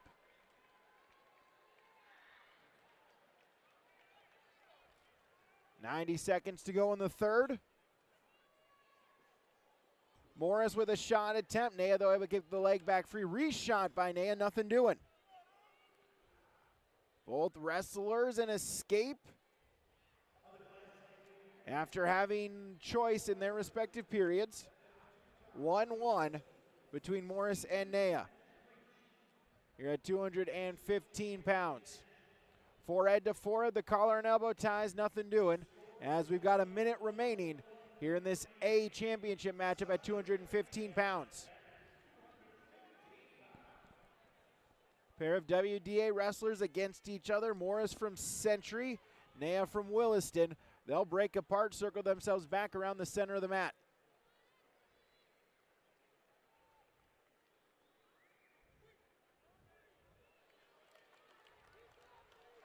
Nothing doing. 30 seconds remaining in the third period. Forehead to forehead, nothing doing. Battle for hand position, battle for head position. See if a wrestler tries for something. Shot attempt by Nea. Morris with a sprawl. Both wrestlers stay on their feet. Underhook here from Nea, over under. Williston coaches want a stall call. Final 5 seconds, throw attempt.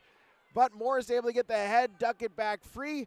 Nea able to face him, and we're going to overtime on mat number 2 at 215 pounds.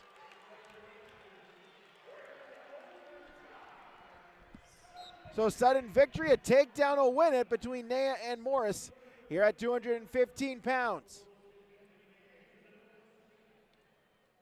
Shot fake by Nea, nothing doing. A takedown will win it here in this minute. Neither wrestler has been called for stalling. As they'll circle around the center, Morris 2-on-1 looking for the Russian tie. Nea, though, able to kick the arm back free, stays neutral. Final 30 seconds to go in this overtime period. They'll break apart, circle themselves back to the center of the mat. Final 20 seconds. Just 2 escapes, 1 for each wrestler. Shot fake by Morris, Nea with a reshot. Now looking for double unders. Final 10 seconds. Nea looking to see if he can jack it up. Morris, though, able to get the arm back free, forehead to forehead, and we're going to go into the tiebreakers here in overtime. 2 30-second sessions. They will flip. You will have choice. Morris with first choice. You can go top, bottom, or defer. You cannot choose neutral during these 30 seconds, and they will wrestle 2 30-second periods unless there is a pinfall. So Morris chooses the down position. Even if he gets an escape, they'll continue to wrestle for the 30 seconds, and then Nea will have choice in a 30-second period. Stand up, mat return by Nea. Morris up to his feet, front headlock for Nea. Morris with separation. So there's the escape point. Braden Morris of Bismarck Century, a 2-1 advantage.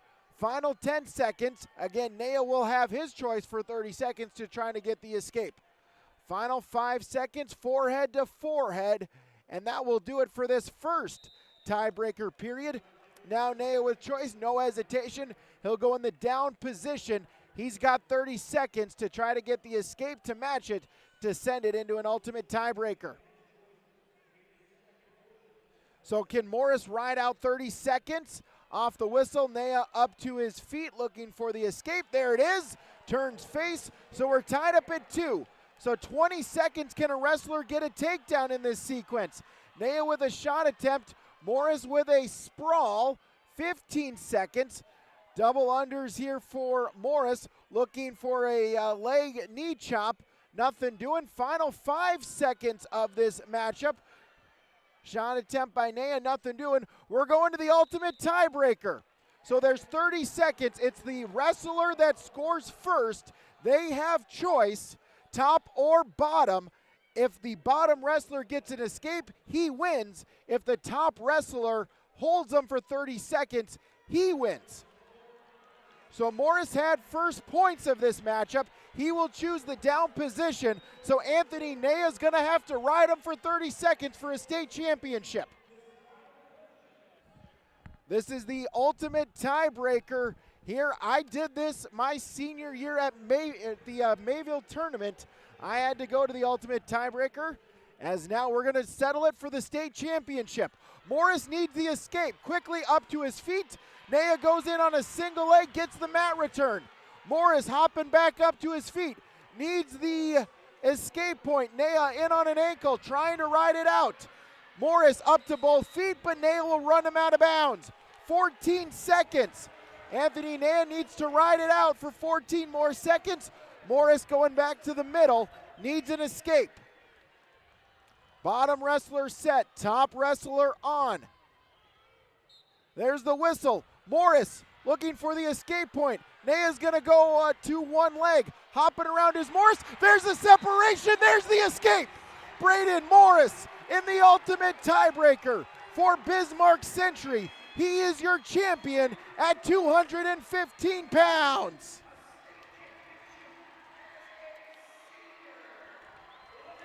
So Braden Morris, the senior for Century, gets the escape in the ultimate tiebreaker.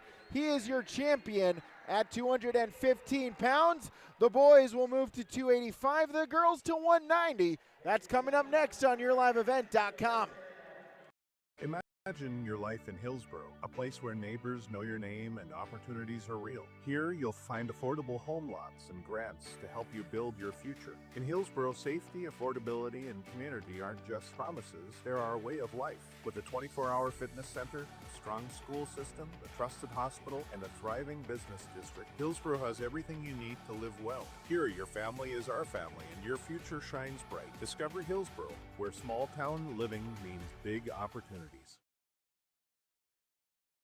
Stop wrestling with where to raise your family. At Hillsboro Public School, we give students a solid base, small classes, strong fundamentals, and personal attention. Our teachers, coaches, and community are always in your corner. In fact, this past year, our local Kiwanis invested over $10,000 in programs that support community youth. In Hillsboro, choosing a school is a win by decision. Whether you're starting a business or looking for a place where every child is known and supported, end the match. Make the move to Hillsboro Public School.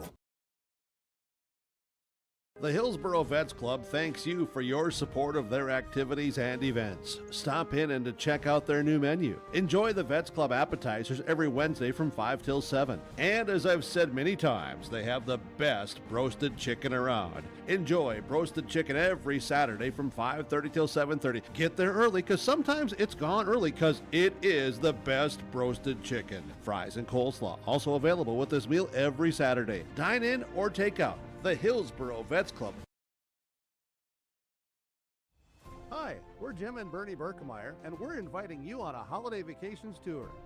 Join us on a Montreal, Quebec City, and the Canadian Maritimes tour, July 30th to August 9th. Experience picturesque small towns, as well as the historic cities along the Atlantic coast, as we use roads and rails on this Canadian adventure. Visit holidayvacations.com, keyword RJ, to request a brochure, to watch a travel show, and to book this tour.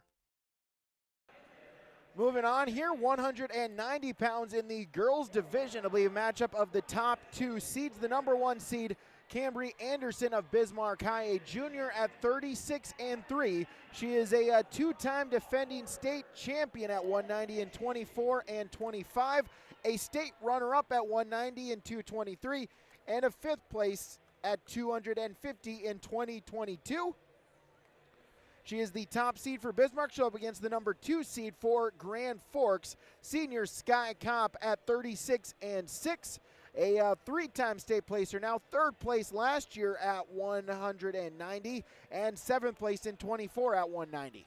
Yeah, our championship match here, 285 pounds for Class B over on mat 8. We have Kate Oakson, the number one seed. He is a two-time state champion, and he's wrestling for the Belleville Aggies. He also with a fifth-place finish at 220 pounds 3 years ago. And then we have his opponent here, Owen Hunt, Valley City Highlanders, the number two seed. Hunt, last year at the state tournament in Class A, he placed seventh for the Valley City Highlanders. So that's your matchup here. The number one seed, Kate Oakson, taking on the number two seed, Owen Hunt of Valley City. And in the A division at 285 pounds, an all-capital city showdown as Darian Blitz for Century, a senior at 48-2, will go up against legacy senior Carter Johnson at 38-7. That is your 285-pound championship match. Hey guys, join us now, Rich Lucina, head coach for the Lisbon Broncos. Rich, before we talk about all three of them so far and still one to go in terms of individual champion matches, let's talk about Eli Lions. Just obviously the community support, everything that's been through them. I know talking with Brent Dick, there wasn't a dry eye, I think, in the stands in that store hog, and obviously seeing what he's been able to do since then. What can you just say about Eli Lions here being a state champ this season, Rich? Basically, he's amazing. I don't know how we can separate things and keep going. I'm in awe of him. He's been a leader in the room. He's a big brother to all the kids, the younger kids. He's just an amazing kid. We're going to miss him next year. I know his dad's looking down and smiling today, and I'm really proud of him. I asked Eli the same question, just able to get into that pinning combination. You hear the whistle, the Lisbon fans erupt. What's kind of going through your mind when you see that from the coach's box, so to speak, when he's getting into a spot to kind of finish off the match and be a winner via fall? Probably words I can't say online, but heck yeah, just heck yeah. So happy for him. Couldn't have happened to a better kid. He's worked hard. Last year had a little bit of bad luck at state. He deserved a state title. I'm really glad he earned a state title. I'm just really happy for him. What do you think is something that he and the senior class is leaving for future Lisbon Bronco wrestling programs going forward throughout the program here, Rich? They taught these young kids how to buy in. Everybody said this year, Velva can't be beat, South Border can't be beat. You know, we're not supposed to be there. Nobody even had us picked in the top 5 at the start of the year. We went in and said, we're going to do it. We're going to chase it down. And every day they showed up, they worked, they led the boys. They didn't take a day off. They didn't complain. They didn't get frustrated. You know, we had a few bumps on the way. They just stayed the course, stayed calm, kept their wits about them, and they chased it down. And you look at the top of the scoreboard today, and that's where the Lisbon Broncos are. Rich Lucina, head coach. 2 other guys to talk about here. Griffin Greenlee gave it all against Sawyer Owens. He had him on the back there trying to get those backfall points. Just what did you see from Mr. Griffin to get to a state championship here this season? You know, the last couple of years, Griff just really turned a corner maturity-wise, the way he works, the way he practices, the way he handles himself. He's a kid that a great role model for our younger kids. Sometimes you set a goal, and it might seem crazy. You know, beating Sawyer Owens wouldn't have been an easy task, but Griff went to it. He didn't go out afraid at all. He tried it. Came pert near hitting that elevator there. I thought he might, you know, thought he might end it with his patented move there. You know, the greatness isn't always winning, it's the chase, and he gave her a heck of a chase. He gave it everything he had. Similar question to Ryan Eng, obviously. It was cool to see you go to his home gym here this year for wrestling and Gwinner in his backyard, able to bring a handful of teams down there for that quad. But what can you say about Ryan and kind of a bracket buster, if you will, you know, weight class, being one of the lower seeds and making his way into a championship? Ryan's just always stayed calm. He doesn't really lose his composure. He's been dedicated and driven, you know, 30 miles every day to practice. 50, you know, just always was just this calming factor, and you could just see, you know, he wanted it. He went out there, and again, it was a good match. He was close, you know, a few more seconds maybe on the scramble through, but Ryan's been a heck of a part of this team. It takes a lot of courage to be the only kid from a school. You know, there's no other kid from Gwinner on that team. There's not even in the practice room. I don't think there's any Gwinner kids that are even on the girls team. And he had the courage to just try it, to stay with it, to be around, you know, I mean, I don't want to call them strangers. They've been wrestling together since they're in 3rd grade, but it would have been real easy for him to quit and hang it up at any point, and it just wasn't in Ryan. He knew what he wanted to do, and it's a pleasure coaching all of these seniors. We've got 10 of them. Some of them weren't on the varsity. We got a great group of seniors, and they've just been a pleasure. It was a joy to coach, and I'm going to miss the heck out of them. I know we'll talk about the duels tomorrow, but one more that you got for individuals here. You got to wait a couple more weight classes, Rich. At Noah Anderson at 127, going up against an Oaks Tornado there in Dahlstrom. Just kind of what does Noah need to do going into that particular match here at 127? Noah just needs to be Noah. He goes after it. He's got a great shot. He's tough on top. He's hard to ride. Noah has the tools. Will stay loose and let him just be himself, and hopefully he comes out on top as a state champ. He's been chasing that dream for a lot of years. Again, I think he's worked hard enough to deserve it. Now he's just got to go out and take it. So, Rich, thanks so much for your time. Best of luck here with Noah, and best of luck at the duels coming up tomorrow. Thank you, and thanks for all the coverage. You guys do a good job. That again, Rich Lucina, head coach of the Broncos. Yeah, over here, Mat 8, Class B for the championship. Kate Okeson up by a score of 7-0, 10 seconds remaining second period. They're going back to the center for a restart over on Mat 8. Taking a look at the A boys, Darian Blitz of Bismarck Century has a 4-0 lead in the second period. Second period in girls 190 title, Cambry Anderson of Bismarck trying to become a 3-time champion. She's got a 6-0 lead over Sky Kopp as we're back on a Bank North Blood timeout.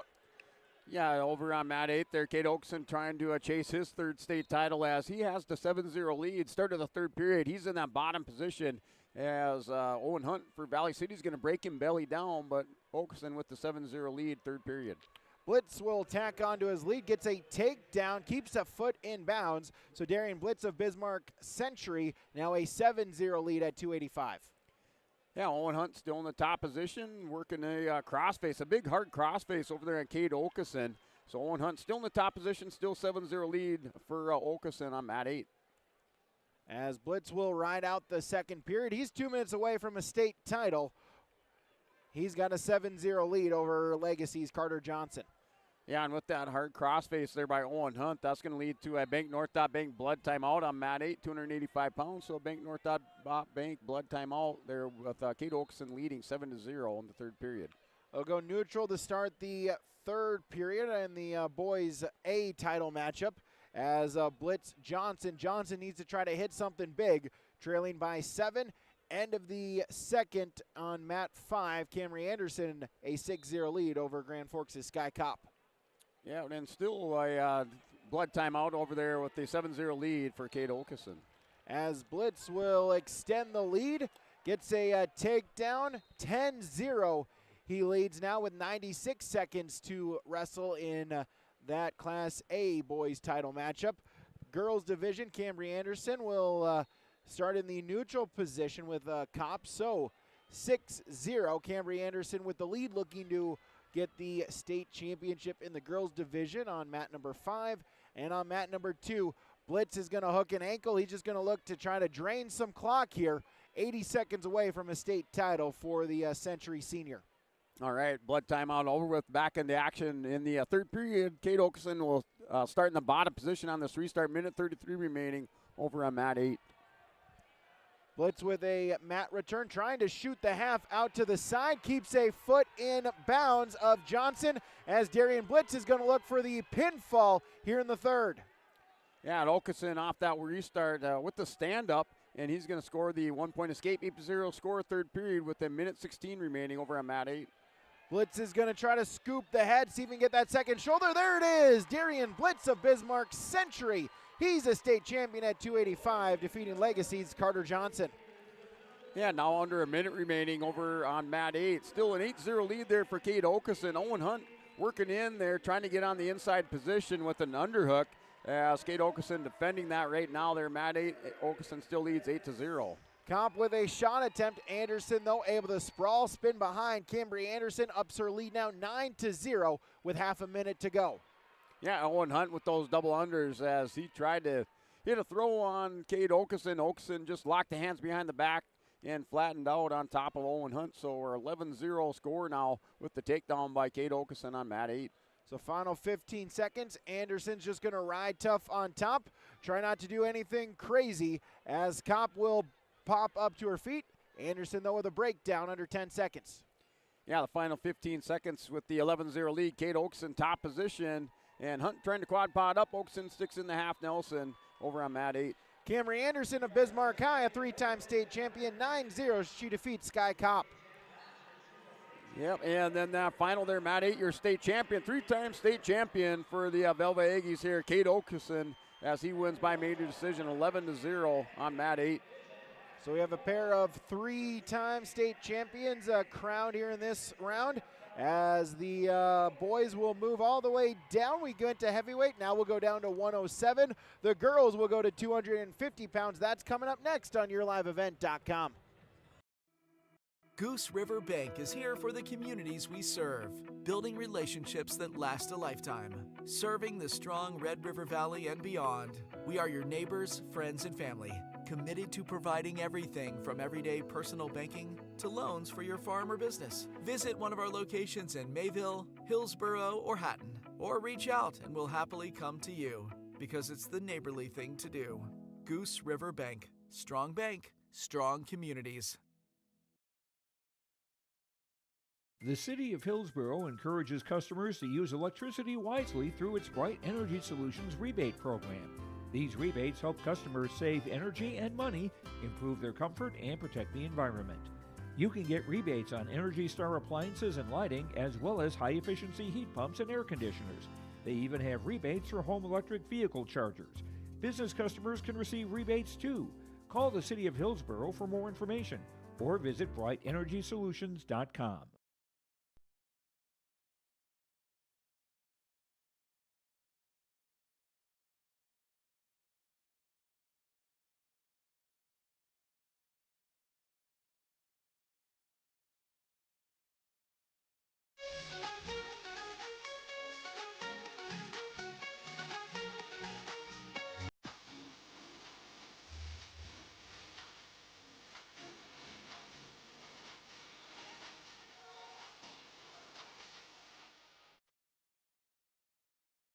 The friendly staff at Lamore Drugstore reminds you from prescription requests and OTC medication, you can find it all at Lamore Drugstore. Download the app to make refilling your prescriptions more convenient. Stop in and stock up on hand and foot warmers. Lamore Drugstore has rechargeable heated gear for everyone in the family. And get your special someone something sweet in February from different candy and gifts. Located in the center of Lamore in the Bank North Mall. For more info, go to lamoredrugstore.com or stop in and check out Lamore Drugstore. Before the farming season moves forward, there's one important decision to make. Every year brings unknowns. Weather, markets, yields. Multi-peril crop insurance helps protect the work you put in long before harvest. The MPCI crop insurance closing deadline is March 16th. At IRE Insurance, we've helped generations of farmers plan ahead with confidence. Let's make sure you're ready. Contact IRE Insurance for guidance you can trust. Hey Lisbon, it's time to rally behind our favorite team. The Lisbon Bronco Athletic Boosters are sending all our best wishes to the Broncos as they hit the court and field this season. The Lisbon Bronco Athletic Boosters are proud to support our teams and community. Let's show our Broncos that we're with them every step of the way. Go Broncos! Your dedication and spirit makes us all proud. From all of us at the Lisbon Bronco Athletic Boosters, we're cheering for you.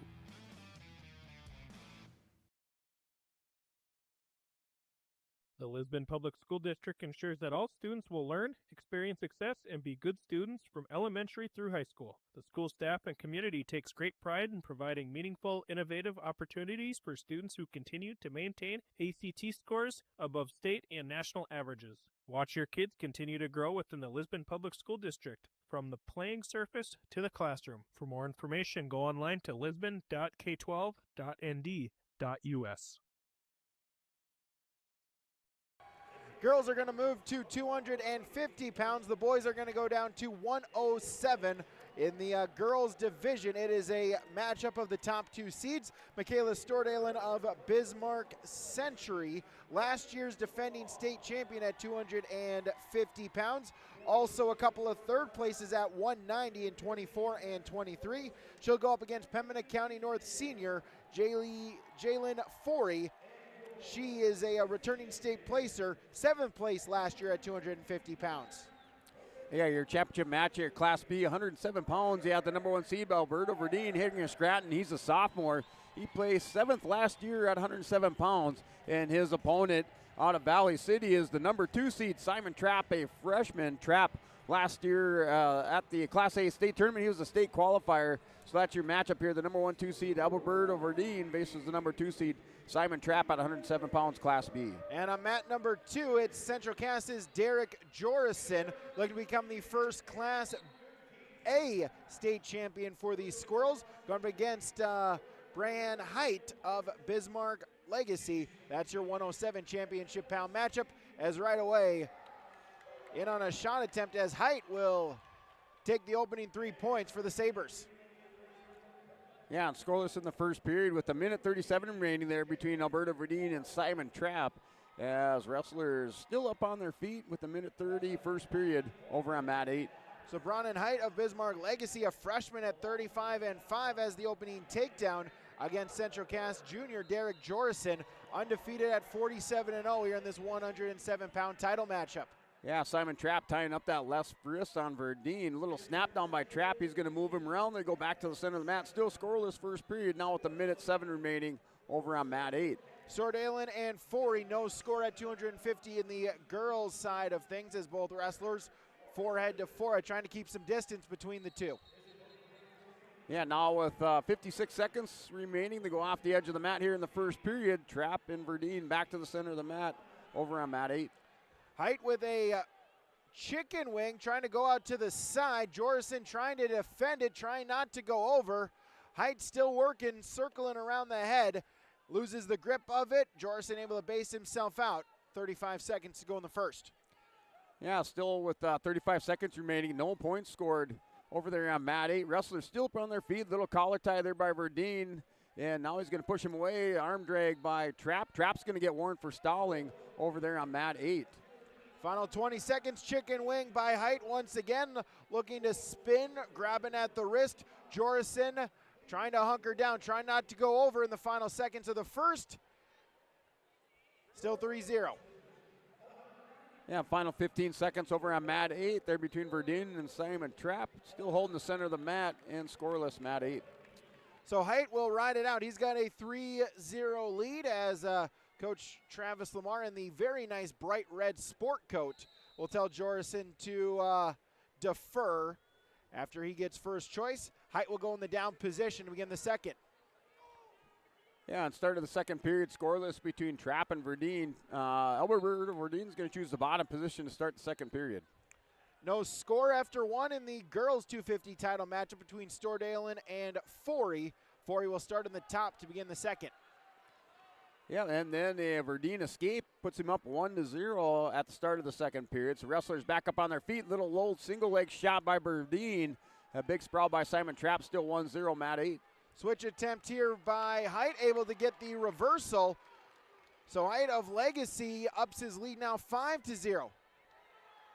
Yeah, Simon Trapp a little snap down on Verdeen. Verdeen leads 1-0. Minute 26 remaining in the second period over on mat 8.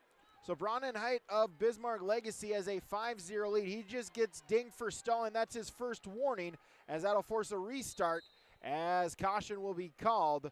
We'll do it once again. Minute 27 to go in the second. Yeah, Simon Trapp with a little outside single shot on Verdeen. Verdeen just stands back up, goes to the center of the mat, working on some collar ties, little head position over there in the second period between Verdeen and Trapp on mat 8. Stordalen gets an escape point to begin the second period, so she leads 1-0 against Jalen Forey here in the second, under a minute to go. Yeah, single leg shot by Alberta Verdeen. He's going to catch Simon Trapp on his hip, and Verdeen leads 1-0. Trapp in a little bit of trouble trying to wrestle through the position. The three-point takedown, Verdeen hitting her Scranton. He leads now 4-0 on mat 8, second period, 34 seconds remaining. Height looking for the chicken wing, a bit of a scramble. Height will end up in control, getting the back exposed. Official taking some swipes. So Height will extend his lead. How many will he get? He'll get 3. So Bronwyn Height of Bismarck Legacy ups his lead 8-0 in the second. Yeah, 15 seconds remaining over there on mat 8. Verdeen still leads by a score of 4-0. He's in that top position as Verdeen up for hitting a Scranton 4-0, mat 8. Stordalen and Forey, no change in the neutral position. Stordalen for Century, a 1-0 lead. Under 20 seconds to go in the second. Yeah, into the second period, going to the third, and it's a 4-0 lead for Alberta Verdeen. And Simon Trapp with choice. He's going to choose neutral. So mat 8 starting up on their feet, third period. Final 10 seconds, Jorison briefly up to his base, but then a breakdown, and that will do it for period number 2. Bronwyn Height of Bismarck Legacy has an 8-0 lead going into the final 2 minutes. Jorison with choice, and he'll go neutral. He's got to try to hit something here in these final 2 minutes. Yeah, here with the 4-0 lead, Alberta Verdeen up over Simon Trapp. Trapp chose neutral to start this third period. Verdeen just kind of keeping his distance away from Simon Trapp. So now with a minute 27 remaining, Alberta Verdeen hitting her Scranton still leads 4-0. Stordalen opens it up on the girls' side of things. A 7-point move at the end of the period. She now leads 8-0. Yeah, Alberta Verdeen backs out of a overtie position, and they're going to go back to the center of the mat as the official Just giving a little talking to Verdeen, but Verdeen still leads by a score 4-0, Matt 8. Height will extend his lead. He gets a takedown. He leads 11-0 against Central Cass's Derek Jorison. Final 90 seconds of this matchup. The Legacy freshman looking for a state title.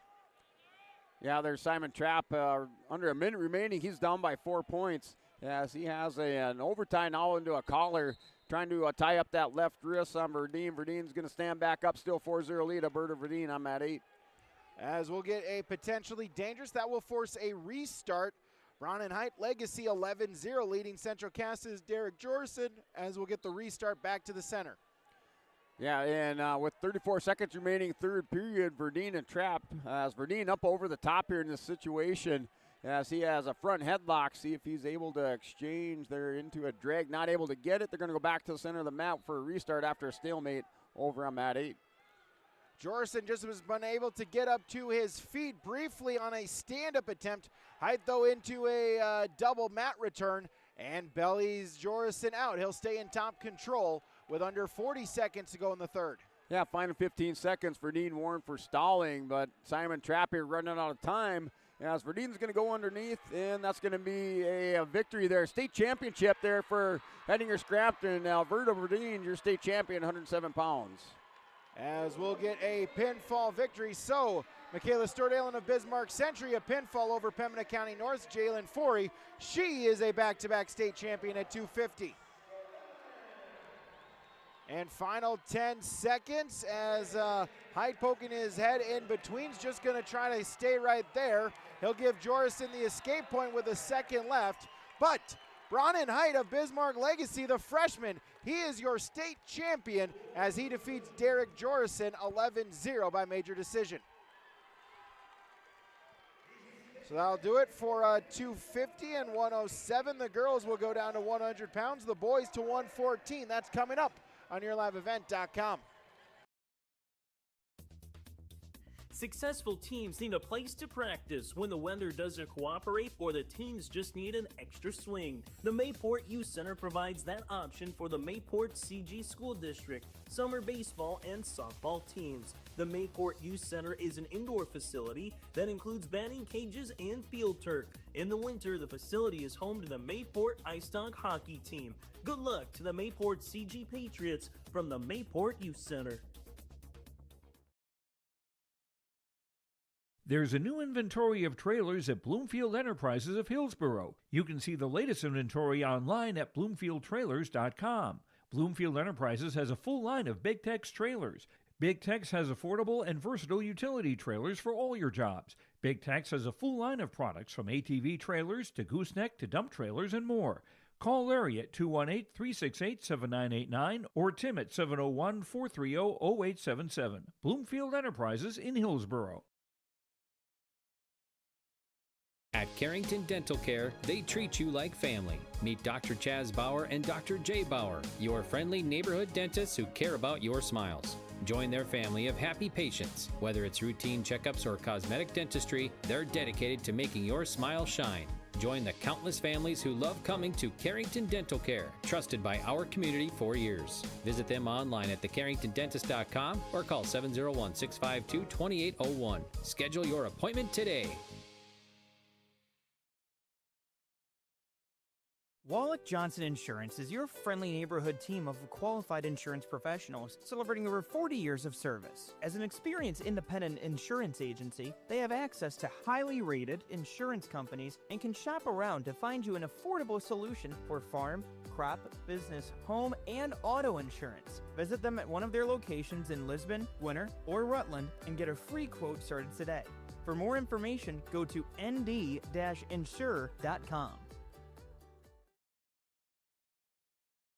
Sharing our heritage, sharing our future. Choosing the right bank for your financial needs can be challenging with the many choices available. Dakota Heritage Bank is pleased you're interested in knowing more about what they can do for you. The Dakota Heritage Bank community bank setting is a strong advantage they have over larger, less personal banks. Customers are more than account numbers. They are friends and neighbors. Working together, Dakota Heritage Bank, member FDIC, equal housing lender. Back here, YourLiveEvent.com. The girls will go down to 100 pounds on mat number 5 as Brooklyn Ost of Minot, an 8th grader at 43-11, will try to win a state championship. She'll go up against Williston's Macy Bruletti, a freshman, at 45-8. Bruletti, a returning state placer, 4th place last year at 100 pounds for the Coyotes.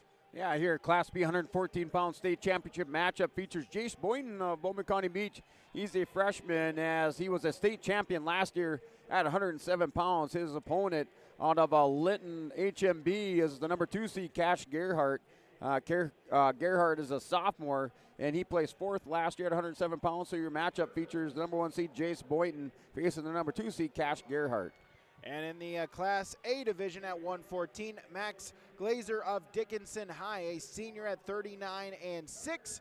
He'll go up against West Fargo Cheyenne Jr., Griffin Maggie at 12-1. That is your Class A 114 title matchup. As they're just finishing up the award presentation for the Class A boys. Once those awards have been given out, some time for photos. They'll get the nod. The refs will get the nod that they're ready to go, as it looks like we've got wrestling here at 114 pounds. Yeah, here, Matt, 114 pounds. Jace Boynton, Cash Gerhardt. That match underway. Minute 52 remaining. Wrestlers in the middle of the mat. Gerhardt down on one knee. Tried to jag and snap Jace Boynton down here, Mat 8. Maggie quickly in on a front headlock, looking to spin behind for Cheyenne, looking to pick up the early takedown. So far, Glazer able to follow him. It stays neutral. Yeah, wrestlers still up on their feet as Cash Gerhardt goes back down to that one knee posted position. Boynton's going to attack the leg there. Stood back up here on Mat 8. Still scoreless first period. Austin Bruletti still neutral as they go out of bounds. They'll get a restart back to the center as Maggie for Cheyenne ups the lead, gets a takedown into a cradle. Yeah, still scoreless there at the minute 10 remaining over on Mat 8 there between Boynton and Gerhardt. Maggie trying to get the pinfall, trying to settle in on the cradle. Right now, Glazer doing a good job, able to fight off of his back, breaks the grip, gets back to his base, but for near fall. As there's the pinfall, as Maggie was countering with it, put in a crossface, and Griffin Maggie of Cheyenne, 58 seconds. He is your state champion. That is your Enbridge Energy Wrestler of the tournament. Griffin Maggie, the 58-second pinfall for Cheyenne. He's your champion, brought to you by Enbridge Life Takes Energy, Energy for Life, online at enbridge.com. Yeah, over here, Mat 8, 114 pounds, as Jace Boynton, he's working for a pin on Cash Gerhardt. As Boynton has Gerhardt on his back, that score 3-0. Boynton with 30 seconds remaining, first period, working for a foul over on Mat 8. So in the girls division, Bruletti, Ost, no score. 32 seconds to go in the first period. We'll get a restart back in the center.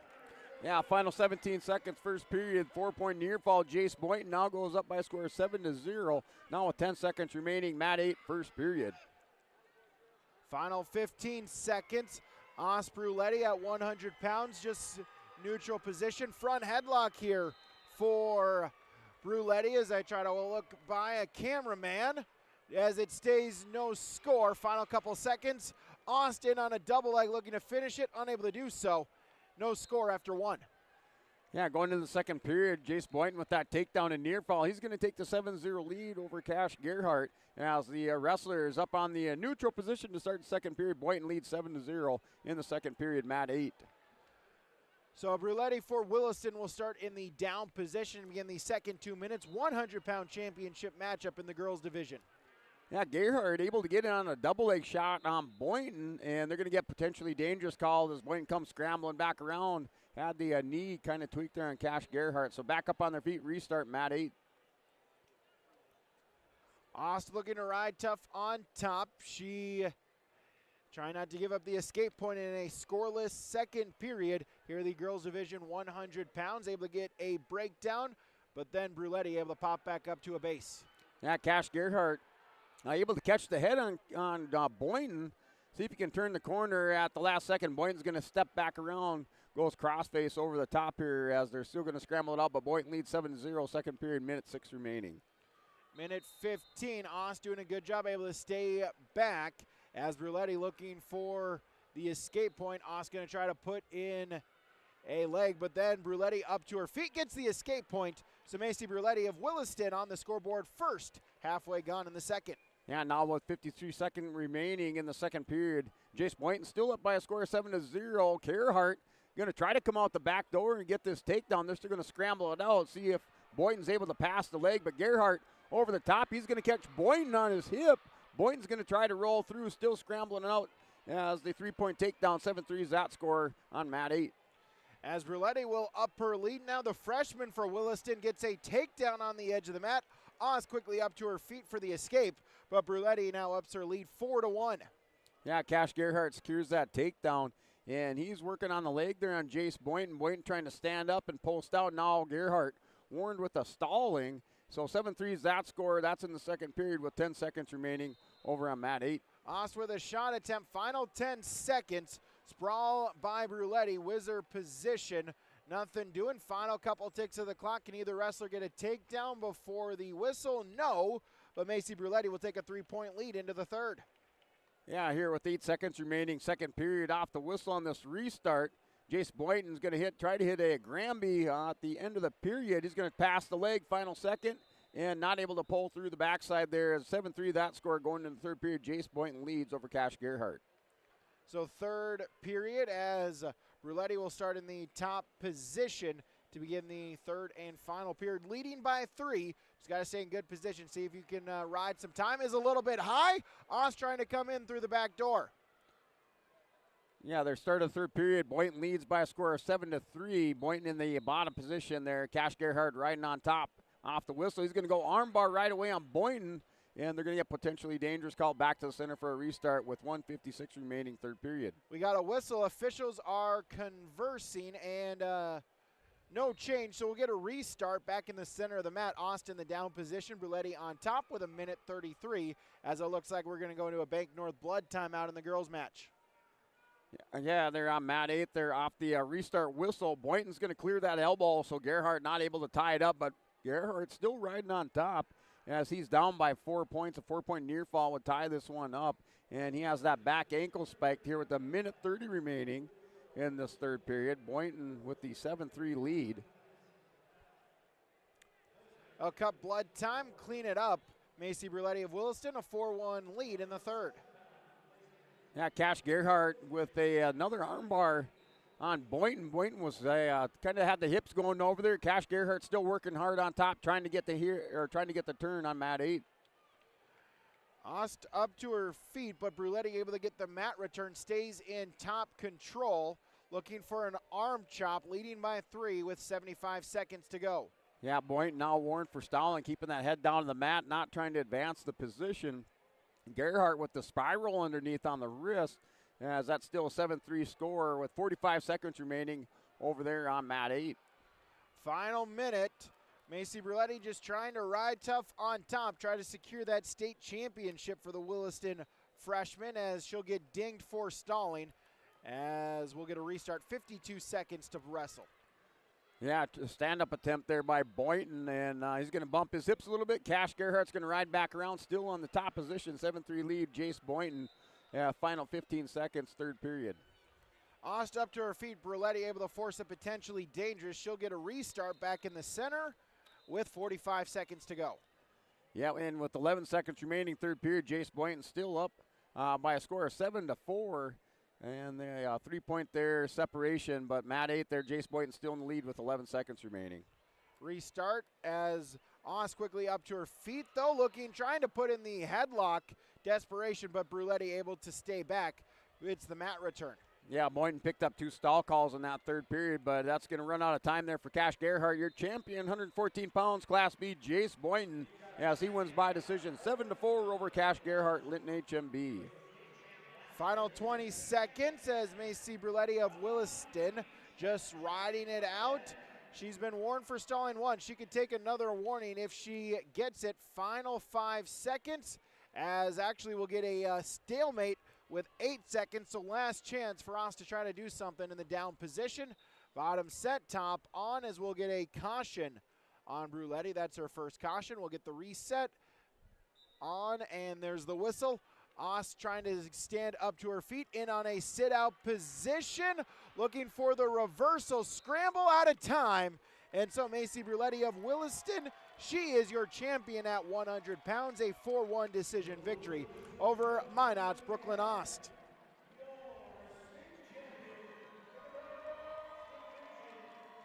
So we'll move to, the boys will move to 121, the girls to 106, coming up on YourLiveEvent.com.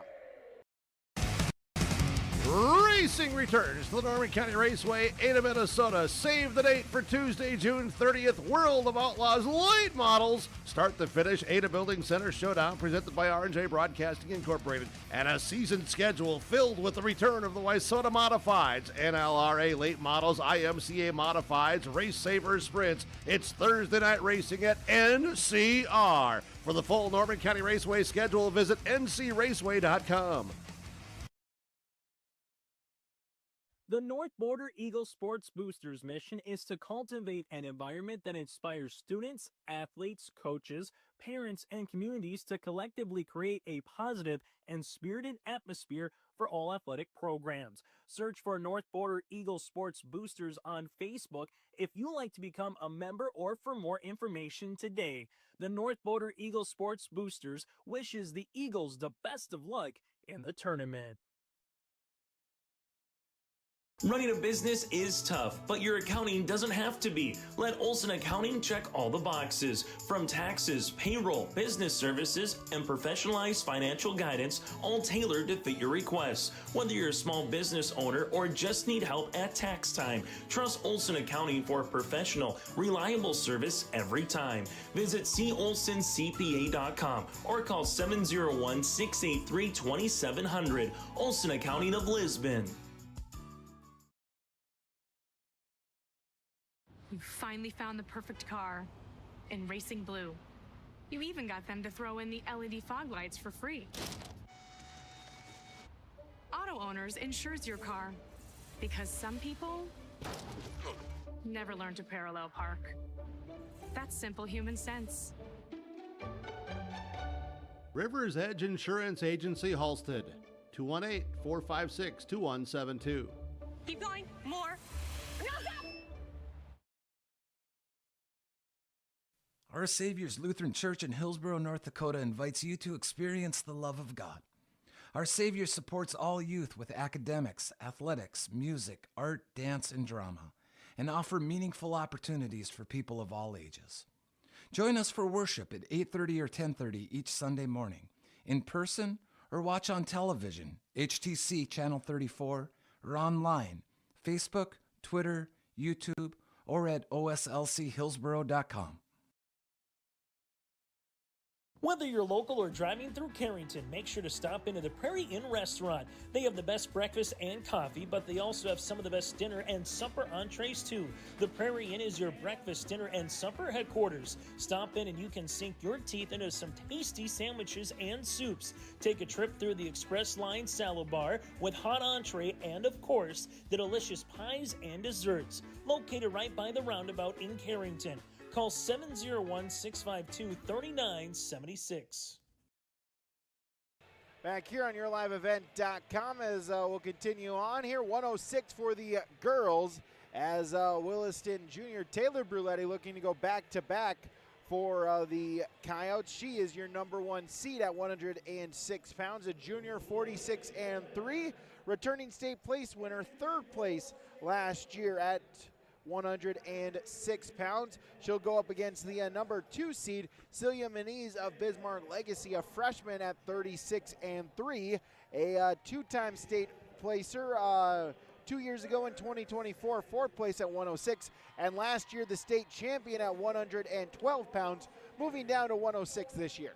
Yeah, over here on 121-pound state championship match for Class B, we have the number 1 seed, Tristan Miller. Miller currently undefeated at 36-0. He is a two-time state runner-up for the Williams County Firestorm as he's wrestling the number 2 seed, Ben Wagner, for the Oaks Tornadoes. Wagner, a senior with the 34-6 record. He was a 6th place finisher last year at the state tournament, a state qualifier a year before. So Wagner trying to level up here at the state championship.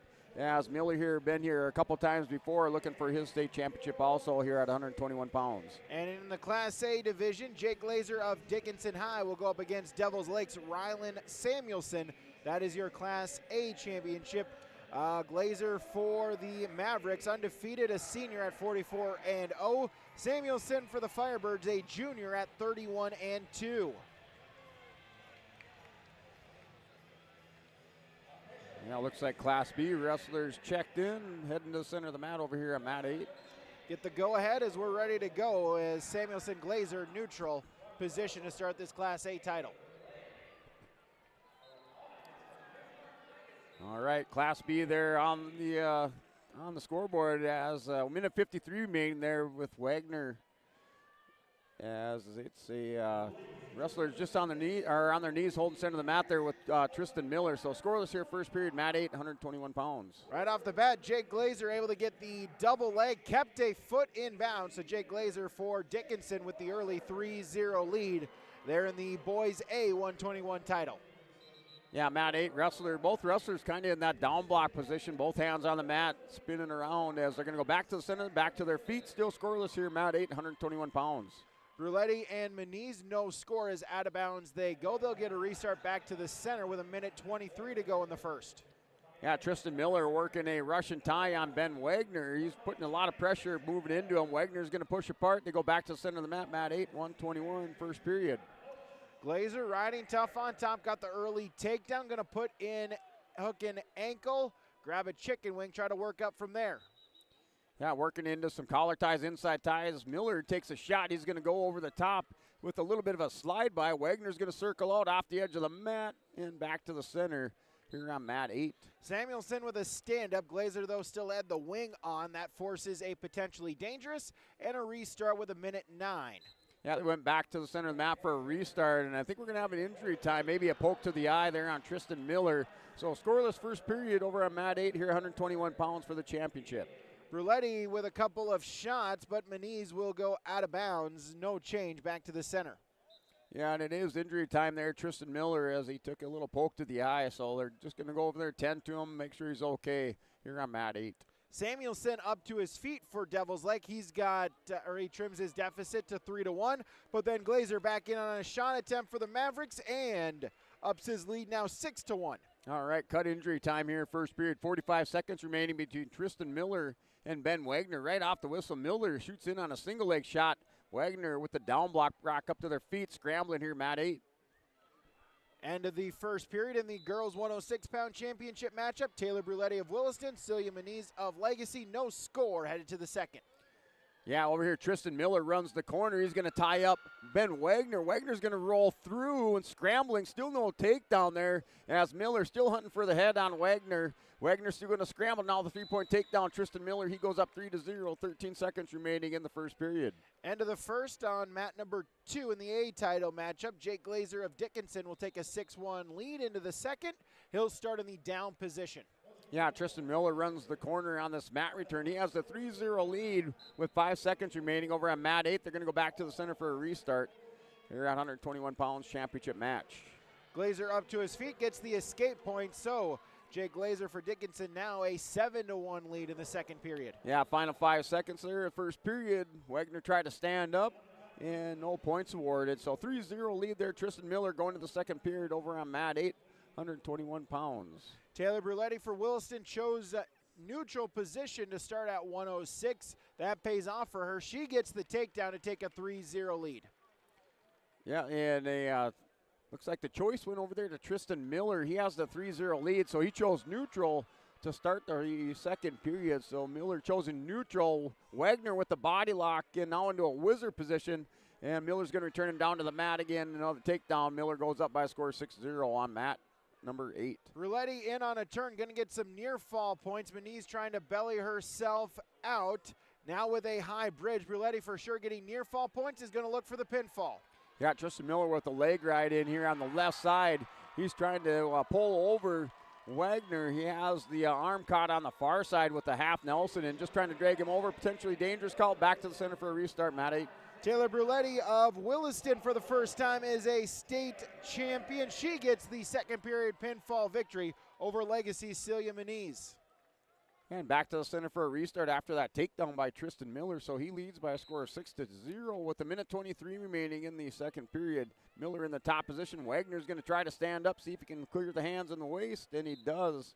So now a 6-1 score there, Mat 8. 10-2 is the Jake Glazer lead for Dickinson High. Final 20 seconds. See if he can get another takedown before the end of the period. As able to single leg, ankle, knee pick, able to bowl him over, get the takedown. So Jake Glazer for Dickinson High now 13-2 as he'll ride out the final couple of ticks. Take that lead into the second or into the third period. Yeah, Tristan Miller worked ahead of Ben Wagner, then fired off a single leg shot and not able to advance it. So they go to a stalemate, 47 seconds remaining. Wrestlers back up on their feet. Tristan Miller leads by a score of 6-1, Mat 8. Also a quick three swipes from Glazer on that takedown, so now it's 16-2. So Glazer a point away from the tech fall here in the state title match. Neutral to start the third. Yeah, they a little duck under there as Miller posted the arm on the shoulder of Wagner. Wagner tried to duck under it and went in on a shot, reshot by Miller. They're going to go off the edge of the mat, back to the center, 6-1 lead there. Tristan Miller with the 27 seconds remaining second period. Samuelson looking for the takedown for Devil's Lake. They're in a whizzer position. Edge of the mat they go. Samuelson trying to drag him in. Out of bounds they go. Officials will talk about it. There's a takedown. Rylan Samuelson, his first takedown. Cuts the deficit 16-5. Yeah, slide by attempt, edge of the mat over there by Tristan Miller. And Wagner steps back out of it to go off the edge of the mat. Back to the center for a restart. Still 6-1 score over there, Mat 8. Samuelson will say to start at neutral. Give the escape point. They'll start neutral. Minute 20 seconds to go. Jake Glazer has a 17-5 lead. Yeah, then at the end of the second period, still 9-1 score. So Miller locked up a cradle at the end of the period. They did give him a takedown. So 9-1's the score over there, Mat 8 there. Tristan Miller leads by 8 points over Ben Wagner. Out of bounds they go. Neutral on mat number 2. Glazer still with a 12-point lead, 17-5 as the restart back in the center. Yeah, and we do have some more injury time over there for Tristan Miller on mat 8, 121 pounds. He does have the 8-point lead, leading 9-1 going into the third period at 121 pounds. Final 50 seconds of the A title matchup at 121 pounds. Samuelson will get dinged for stalling as they'll go back to the collar and elbow ties. Neutral position, clock ticking now under 35. Samuelson a shot, reshot Glazer. They'll stay neutral back to the center. Yeah, start of the third period, Ben Wagner here in the top position. Miller in the bottom on the start. As off the whistle, looks like we're going to have a caution. And just going to call it a false start there on the official. And the 9-1 lead there, Tristan Miller, third period, Mat 8. Glazer in on a single leg pass attempt by Samuelson. Glazer going to try to end it in style with the tech fall. Samuelson reaching at the near leg as Glazer trying to stack him up. Final couple ticks of the clock, and Jake Glazer of Dickinson High, he is your champion at 121, defeating Devils Lake's Rylan Samuelson. Yeah, still wrestling for the championship here in the third period on mat 8, 121 pounds there as Ben Wagner in the top position. He's down by 8 points to Tristan Miller. Miller has the 8-point lead as Wagner just keeping Miller down on the mat. Miller not really looking to advance his position at this point with a minute 10 remaining over there on mat 8. And Wagner goes to work on the working an inside cradle. And now he's going to go three-quarter Nelson. He has this leg here. Turkton Miller, I should say, Wagner tried to throw him over. Miller's going to go ahead and reverse that. Jumps over the top there. Tristan Miller with an Agassi precision move of the match as he's going to go ahead. Cartwheels over the top on Ben Wagner, and he throws him on his back. He's going to have a reversal. And I think some near fall points coming there for that Agassi precision move of the match with your local precision planning dealer, Agassi Precision Egg in Hillsboro. Call 701-636-2119 or visit plannerdoc.com. And that is for near fall Tristan Miller. So now he's up by a score of 15-1, working on a tech fall. And let's see if he cuts Wagner loose and picks up one more takedown. But he's currently up by a score of 15-2 over here on mat 8. Final 15 seconds. And they're going to go off back to the center for a restart. Miller up 15-2. Final 12 seconds.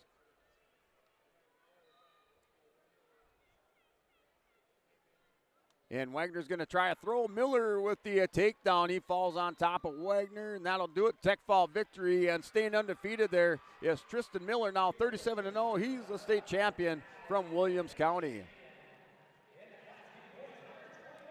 Three-weight classes to go. The girls will go to 112 pounds, the boys to 127, coming up on YourLiveEvent.com. Selling heavy equipment at purplewave.com saves time and money. We handle all of the details, including pictures, videos, marketing, titles, and payments. It was almost immediately over the top with the customer service. I've just never ever experienced that before with any other auction service. They're constantly working for me as the seller, and I really like that. Purple Wave Auction is straight, simple, sold. Riverside Building Center in Lisbon is the premier building supply headquarters in southeastern North Dakota. They have it from the basic home improvements to complete pre-built homes. Their staff is knowledgeable in every product they sell. With their large inventory and a fleet of 6 delivery vehicles, Riverside Building Center in Lisbon can bring the products to your job site. From a hammer all the way to a home, they have you covered. Visit rbclisbon.com today. That's rbclisbon.com. Riverside Building Center in Lisbon.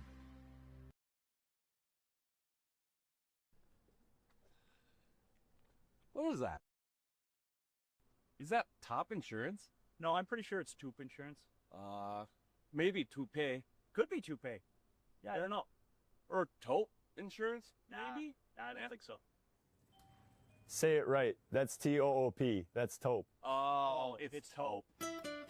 That's Taupe Insurance in Castleton. Get in touch with Ryan today for a quote or review of your policies. From on-site farm repairs to maintaining the condition of your vehicle, trust the staff at Welton's Tire Service. They've served the Lisbon area since 1972, guaranteeing customer satisfaction and workmanship from farm equipment, tire services, and preventative vehicle maintenance. You'll find it all from affordable prices, free estimates, to their knowledgeable technicians answering any question. Welton's Tire Service is locally owned and located on Main Street in Lisbon. For information, go online to weltonstire.net or call 701-683-5136. At Enbridge, we're focused on relationships. 23 Canadian First Nation and Métis communities now own an equity stake in Enbridge Athabasca Pipelines. In Minnesota, Enbridge has spent $450 million and counting with Native-owned companies and in wages to tribal members working on Line 3. Every day brings new collaborations, partnerships, and possibilities. Learn more at Enbridge.com. Continuing on here with the state tournament, the girls are at 112 pounds, the boys are at 127. Your 112-pound girls championship matchup, a battle between the 1 and 3 seeds, as the number 3 seed, Charlotte Croston of Pembina County North, a sophomore at 39-8. Now a 3-time state placer, 5th place in 2024 at 100 pounds.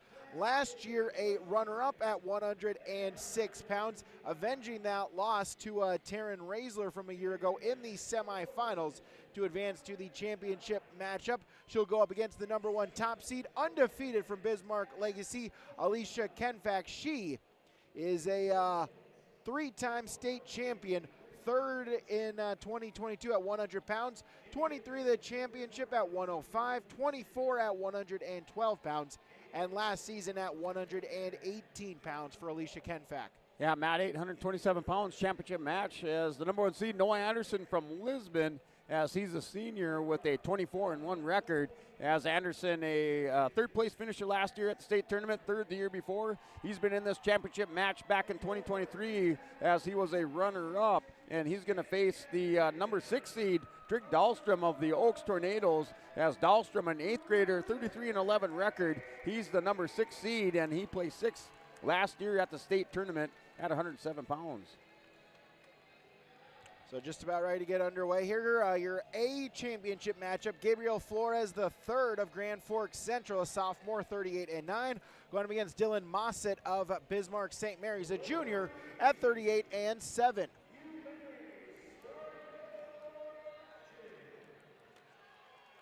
Yeah, matchup underway. Mat 8, 127 between Anderson and Dahlstrom, as that scoreless in the first period with a minute 52 remaining on the clock. As quickly, Mosset looking for a shot attempt, wizard position, trying to keep the foot in bounds. Out of bounds they go. No change in the boys' A title matchup. Yeah, Dahlstrom with the single leg shot. Anderson came up over the top front headlock. Dahlstrom able to get back up to his feet. Still scoreless first period with a minute 30 remaining over on Mat 8. Croston, Kenfax still neutral. 30 seconds gone as they'll circle themselves back towards the center. No change, scoreless. Yeah, still scoreless. Wrestlers back holding the center of the mat. Anderson's going to go collar tie. Dahlstrom tries to slide by. Anderson not able to chase him down with a minute 10 remaining over there. Still scoreless first period. Wizard position. Mosset looking to finish the takedown. Flores the third trying to defend. 45 seconds gone in the first. Yeah, Dahlstrom fires off another shot. And Anderson with the snap down. They're back up to their feet. Dahlstrom another shot there. Anderson going knee pick. Still scoreless first period with 50 seconds remaining. Croston with a front headlock, but out of bounds they go. No change in the girls' 112 title. Back to the center, 51 seconds. Yeah, and looks like we're right around 30 seconds remaining over there on Mat 8, 127 pounds. As Noah Anderson, Trig Dahlstrom still scoreless in the first period, 30 seconds remaining first period. Mosset Flores back to the center, no score. They've had a couple of scrambles. Both wrestlers have been close to a takedown, but so far, no score in the first in the Class A title. Yeah, Dahlstrom with another shot there. Anderson's going to go in, 15 seconds remaining. See if he can hit the mat return on Dahlstrom. Anderson's got to take him down to the mat. He's going to go ahead and crack him down. Turns the corner for the three-point takedown. Anderson up 3-0, Mat 8. Final 15 seconds as Alicia Kenfack for Legacy will get the early takedown. She'll take a 3-0 lead into the second period for the Legacy junior. So looking over here on just a little equipment check over there on Dahlstrom, as Anderson's going to lead this by a score of 3-0. And looks like Anderson's going to take the bottom position to start our second period on Mat 8. So after one period, Kenfack with a 3-0 lead. Croston with choice. She'll choose the top, see if she can get a turn. Yeah, referee's position start here. Anderson in the bottom position. Dahlstrom right away off the wheel, so he's going to throw a leg in onto Anderson. Anderson stands up. Dahlstrom threw that power half over the top. They're going to go back to the center there for a restart, potentially dangerous called. No score after one on mat number 2. Flores the third for Central, Mosset for St. Mary's. No score. Flores will start down to begin the second. Yeah, Anderson leads by a score of 3-0. He's trying to stand up on Dahlstrom. Dahlstrom with the mat return. Anderson back up on his feet.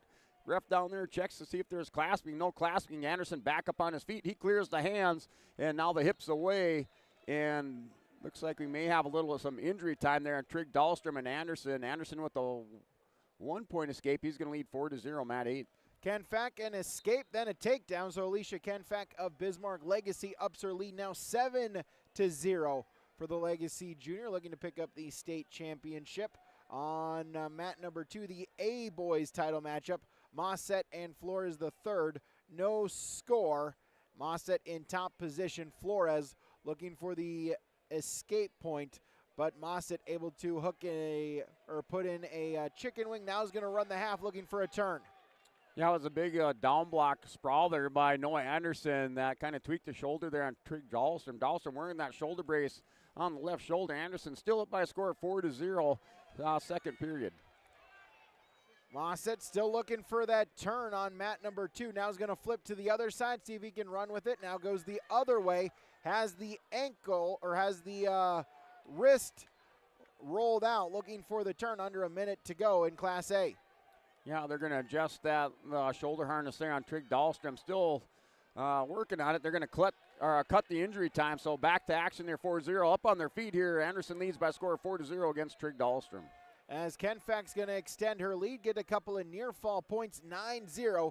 Alicia Kenfack leads going into the third. Yeah, headlock attempt by Dahlstrom. Anderson ducks underneath, now working on a double leg shot. Dahlstrom trying to counter it. Anderson cracks him down in his hip, scoops the ankle, just has to turn the corner, pulls the head out. Now the 3-point takedown, Anderson up 7-0. As Kenfack with choice, she'll start in the top position, leading by 9. 2 minutes to go at 112 pounds. Yeah, Anderson top position. Dahlstrom stands up. He's going to try to clear the hips in the 1-point escape. 7-1's your score. Mat 8, 127 pounds. Sit out into a roll here by Mossett. Good job, by Flores. A good job by Mossett, able to follow with it. Out of the scramble, no change. And so Mossett rides out the 2 minutes. He's got choice. He'll go down. Yeah, 45 seconds remaining, second period. Dahlstrom in on a double leg shot on Anderson. And Anderson trying to sprawl out. It's going to go cradle, trying to spike the back ankle. He's going to step around. Dahlstrom still has a hold of the leg. Anderson's going to throw him over. Anderson going Saturday Night Ride, working for the fall here for Lisbon over there on mat 8. No change in the scores as Mossett an escape point. No score on the A boys title. Yeah, Anderson still working over on the top on Dahlstrom. Has it on the back to pin the state champion for Lisbon, Noah Anderson, 127 pounds. Mossett of St. Mary's gets the escape point. He now leads 1-0 in the girls' title. Alicia Kenfack able to get on the scoreboard as once again, as she'll now take a 10-0 lead with a penalty point issued to Croston. So 42 seconds, Alicia Kenfack in top control, leads by 10 here in this girls championship matchup. As on the boys' A side of things, Mossett in on a shot attempt, pokes the head in between, trying to scoot out through the back door. Flores the third grabbing at that near ankle, trying to hold on, see if he can force a stalemate and a restart in the center. Looking for the leg pass. Mossett in on a single leg. Clock ticking now, under a minute to go here in this Class A championship match. There's the stalemate with 51 seconds. As over on mat number 5, Alicia Kenfack is now a 4-time state champion, a 10-0 major decision victory over Pembina County North Charlotte Croston.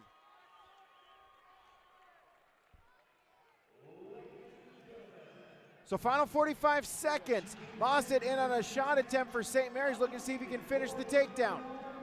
All right, guys, join us here from the Lisbon Broncos, Noah Anderson. Noah, just take us through what it means to be a state champ for you here this year. God, it's so important. You know, all 4 years of my high school career, I've been wanting one goal, and it's probably good again. Ever since Pee Wee, I made Pee Wee State one year, and ever since then, I've wanted varsity.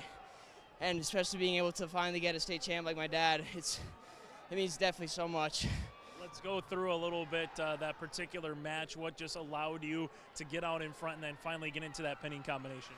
I stayed calm and collective. He was coming at me pretty feisty, but I know it's better to be in your own match, not to get in somebody else's. So I stayed cool, and I just made sure everything that I hit was excellent and not sloppy, and I think that's what did it for me. You mentioned your dad. How sweet is this to kind of become full circle with him and yourself here being a state title champ?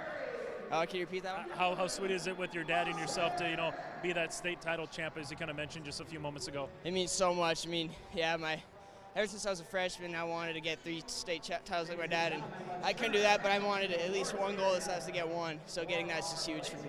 Final thing, this team has obviously still got stuff tomorrow to accomplish, but what does it mean on the individual side that you win a championship and this team also is going to win the team state title as well for the Lisbon Broncos this year?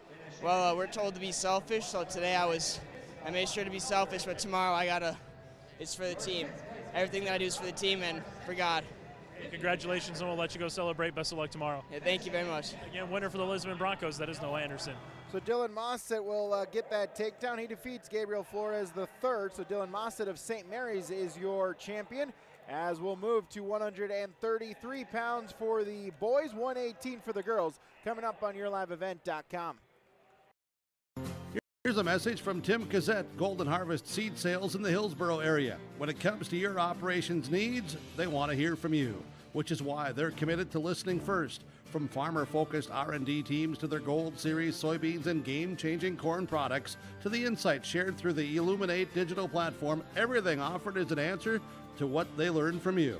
For Golden Harvest corn and soybean seed, visit with Tim Cassette Seed Sales Hillsboro, 701-430-0877. If you're ready to save time, aggravation, and money, the team at Weber Insurance is here and ready to make the process as painless as possible. Weber Insurance makes sure you find the best insurance because their agency is 100% independent. They have the freedom to shop the marketplace and find the best possible combination of cost and coverage. Talk with Dan, Carol, Leslie, or Craig to get a quote started today, or go online to WeberInsurance.net. Call, click, text, or stop in at Weber Insurance, locally owned in Castleton. There's a new inventory of trailers at Bloomfield Enterprises of Hillsboro. You can see the latest inventory online at BloomfieldTrailers.com.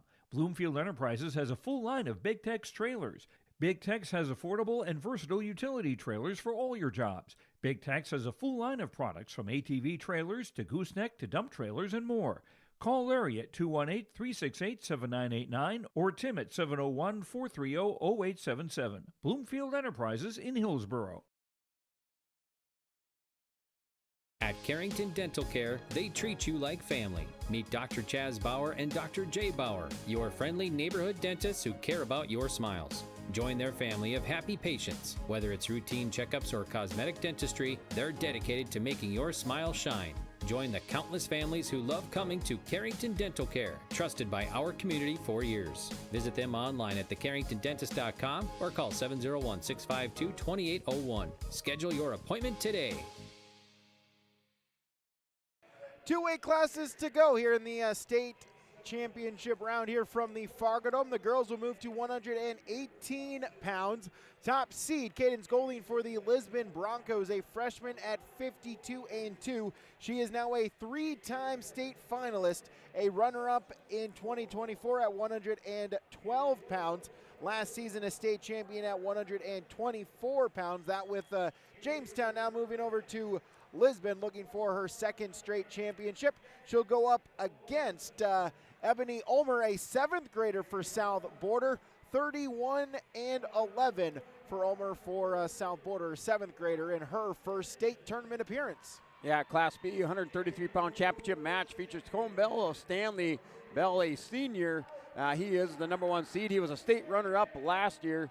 And then his opponent is the number 3 seed out in Salem. That's Hayes Weinberger, a junior. And Weinberger last year also a state runner-up. So one of these 2 wrestlers here are going to walk away a state champion at 133 pounds over here on mat 8. And your Class A championship match at 33, Joey Ensminger of Bismarck Legacy, Wyatt Turner of Dickinson High. As Ensberger Turner will be the first ones to begin this matchup, neutral position, as they'll go right to the collar and elbow ties, getting a feel out for each other. Yeah, Matt. 8 in action here, 1:55 remaining as wrestler is down on the mat there. Looks like Weinberger's going to take a knee. Now he's back up on his feet over there on mat 8. Golding's looking right away for the front headlock, looking for a headlock, nothing doing. So Ebony Ulmer will duck the head under, get the opening takedown. Golding quickly onto her, up to her feet, gets the escape. 3-1, she trails. Yeah, wrestling over there on mat 8, and it looks like Bell in the bottom position, trying to work a higher crotch fireman's on Weinberger. Now switches off to a single leg, trying to turn the corner, going into the forklift position. 1:21 remaining, first period still scoreless. Ulmer with another takedown, but Golding with the escape. Now Golding in on a headlock, looking for the pinfall. Cadence Golding for Lisbon looking for the fall here. 1:05 to try to get it for the Broncos. Trying to spin around the head, see if she can stay close, get that second shoulder onto the mat. For sure it's going to be a 7-point move, and Golding's going to take the lead. Under a minute to go. There it is! Cadence Golding of the Lisbon Broncos. She is your champion at 118 pounds, defeating South Border's Ebony Ulmer. Yeah, mat 8, 133 pounds. Bell with the 3-0 lead. That's in the first period now with 37 seconds remaining. Bell was in the top position. Now he's going to get an escape there for Hayes Weinberger. Weinberger goes back to the center of the mat. 3-1 that score over on mat 8. Ensminger and Turner no score as they'll circle themselves as a throw-by attempt, and there's the opening takedown. Joey Ensminger of Bismarck Legacy with the 3 points. 8 seconds to go in the first. Yeah, 15 seconds remaining in the first period over on mat 8. Hayes Weinberger and Cone Bell. Bell still has the 3-1 lead. Wrestlers up on their feet, center of the mat. Get a restart. Referee's position, final 8 seconds. Turner quickly popping up to his feet. Ensminger, though, able to get the mat return, and that will do it for period number 1. All right, join us here, Cadence Golding. Cadence, able to come into Lisbon, be a state champ this year. Just what does it mean this season with this Bronco team? I don't know. I'm just so happy and grateful that I can wrestle here and wrestle for my team, and grateful for my coaches and my teammates. Are so supportive, and yeah. You got a couple of takedowns against you. You're down 6-2. Just take us through that move that you're able to throw down there and get into that pinning combination. Well, I was, I got taken down twice. I tried to force it, but then I was like, I just need to relax and start with my hand ties, and then move from there. What does it mean to be another state champ and put that on the mantle, so to speak? I'm just so happy and grateful, and I'm just. Thank God. Cadence, congratulations. Best of luck moving forward. Thank you. And again, Cadence Golding, back to you guys. Yeah, over here, Matt, 833 pounds, Colin Bell and Hayes Weinberger, as that's a 3-1 lead over there. Yeah, that's with a minute 11 remaining. So Weinberger still up 3-1, second period, and Weinberger Weinberger is down 3-1 to Colin Bell. Weinberger in the top position with a minute remaining over there in second period. Minute to go in the second on mat number 2. Joey Ensminger of Legacy has a 3-0 lead. He's ridden out the entirety of this second period, also ridden out a majority of that first period for the Sabres, looking to become the state champion here at 133 pounds. Yeah, Weinberger has rode out Bell for the first minute of the second period, so he's still in the top position. That score is still 3-1. No change of position. Bell's going to try to stand up, clear the hands. Nothing going there. Mat 8, 133. Ensminger will get dinged for his stalling. Warning has been staying parallel. Referee say got to go perpendicular, get out to one side. Try to improve your position. So we'll get a referee's position restart with 34 seconds to go in the second. Yeah, 35 seconds remaining second period, and Weinberger and Bell, they go off the edge of the mat. They're going back to the center for a restart with 32 seconds remaining. Still score there. Keen Bell up 3-1 over Weinberger. Ensminger trying to lock up the power half, has the boot in, see if he can get the turn in the final couple ticks of the clock. So far, Turner, though, not going down easy as Ensminger will take a look at the clock.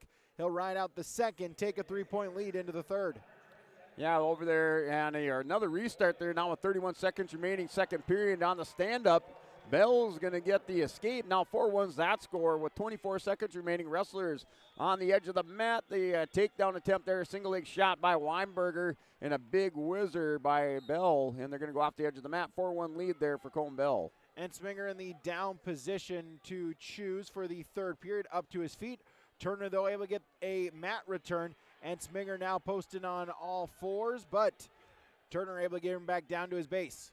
Yeah, Weinberger getting down to the legs on these attacks on Bell, so he's getting inside and right on the edge of the mat. They're going to go off on that scramble. Weinberger was trying to run it over, but Bell gets off the edge of the mat. 4-1 lead there, second period, 5 seconds remaining. Turner sees the writing on the wall, knowing he can't get the turn, so he'll give Ensminger the escape point. See if Turner can pick together a couple takedowns here in the final 90 seconds. Yeah, and going into the third period as Bell still has the 4-1 lead. Weinberger's going to choose bottom position. He's down by 3 points over here on mat 8. So a minute and 10 seconds, neutral position. Ensminger trying to keep some distance between the two. Turner with a shot attempt. Ensminger able to sprawl both wrestlers back up to their feet. Final minute. Yeah, final minute 50 in the third period of this championship match at 133 pounds. Colin Bell in the top position, riding on Hayes Weinberger. Weinberger's down by 3 points, has to get off the bottom here to have a chance on mat 8. Final 45 seconds.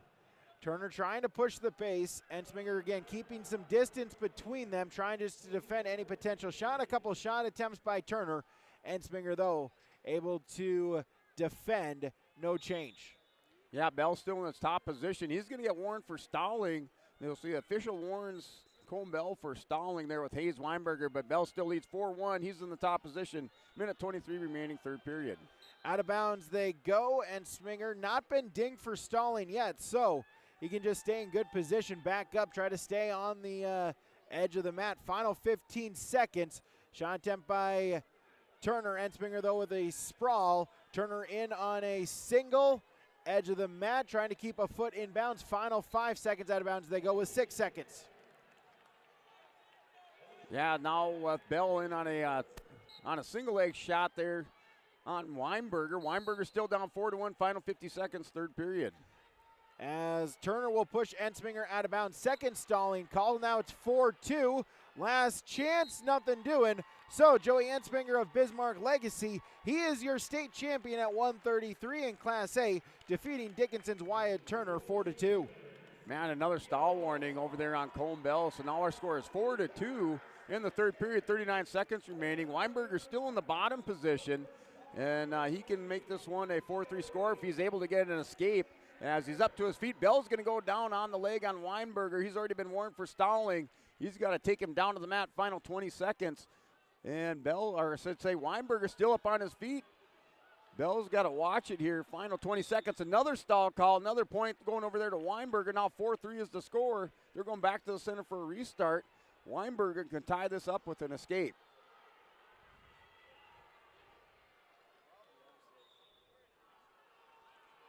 So off the whistle, Weinberger up to his feet. Bell's got to return him to the mat. He gets him down. And final 10 seconds there between Cone Bell and Hayes Weinberger. Bell, the senior, trying to put a state title on the mantle here to finish out his high school career. Weinberger stands up, and that'll do it. A clasping, and it's a clasp call. The final 2 seconds, and the clasping violation over there by Bell, and we're tied up at 4 apiece. And we're going to overtime, sudden victory over here on mat 8. And a big turn of events. Bell leading this match by a 4-1 lead there through the third period or into the third period. It's a couple stall calls. And now Bell on a single leg shot on Weinberger. Has Weinberger cracked down. He's going to turn the corner. And the official with the 3-point takedown there. Cone Bell, the senior. He's going to be a state champion at 133 pounds.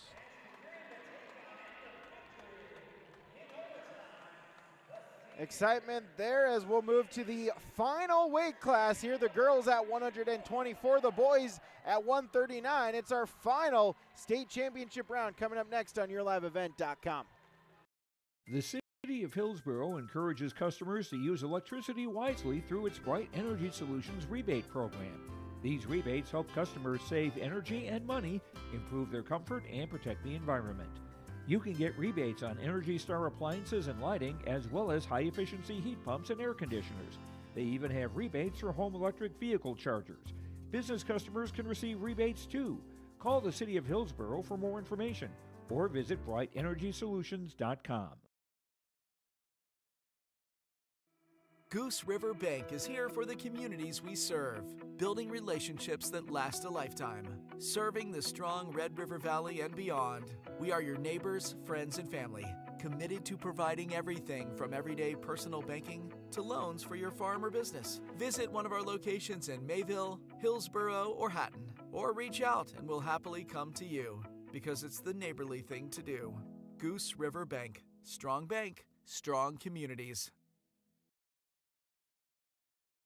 The friendly staff at Lamore Drugstore reminds you, from prescription requests and OTC medication, you can find it all at Lamore Drugstore. Download the app to make refilling your prescriptions more convenient. Stop in and stock up on hand and foot warmers. Lamore Drugstore has rechargeable heated gear for everyone in the family. And get your special someone something sweet in February from different candy and gifts. Located in the center of Lamore in the Bank North Mall. For more info, go to lamoredrugstore.com or stop in and check out Lamore Drugstore. Before the farming season moves forward, there's one important decision to make. Every year brings unknowns. Weather, markets, yields.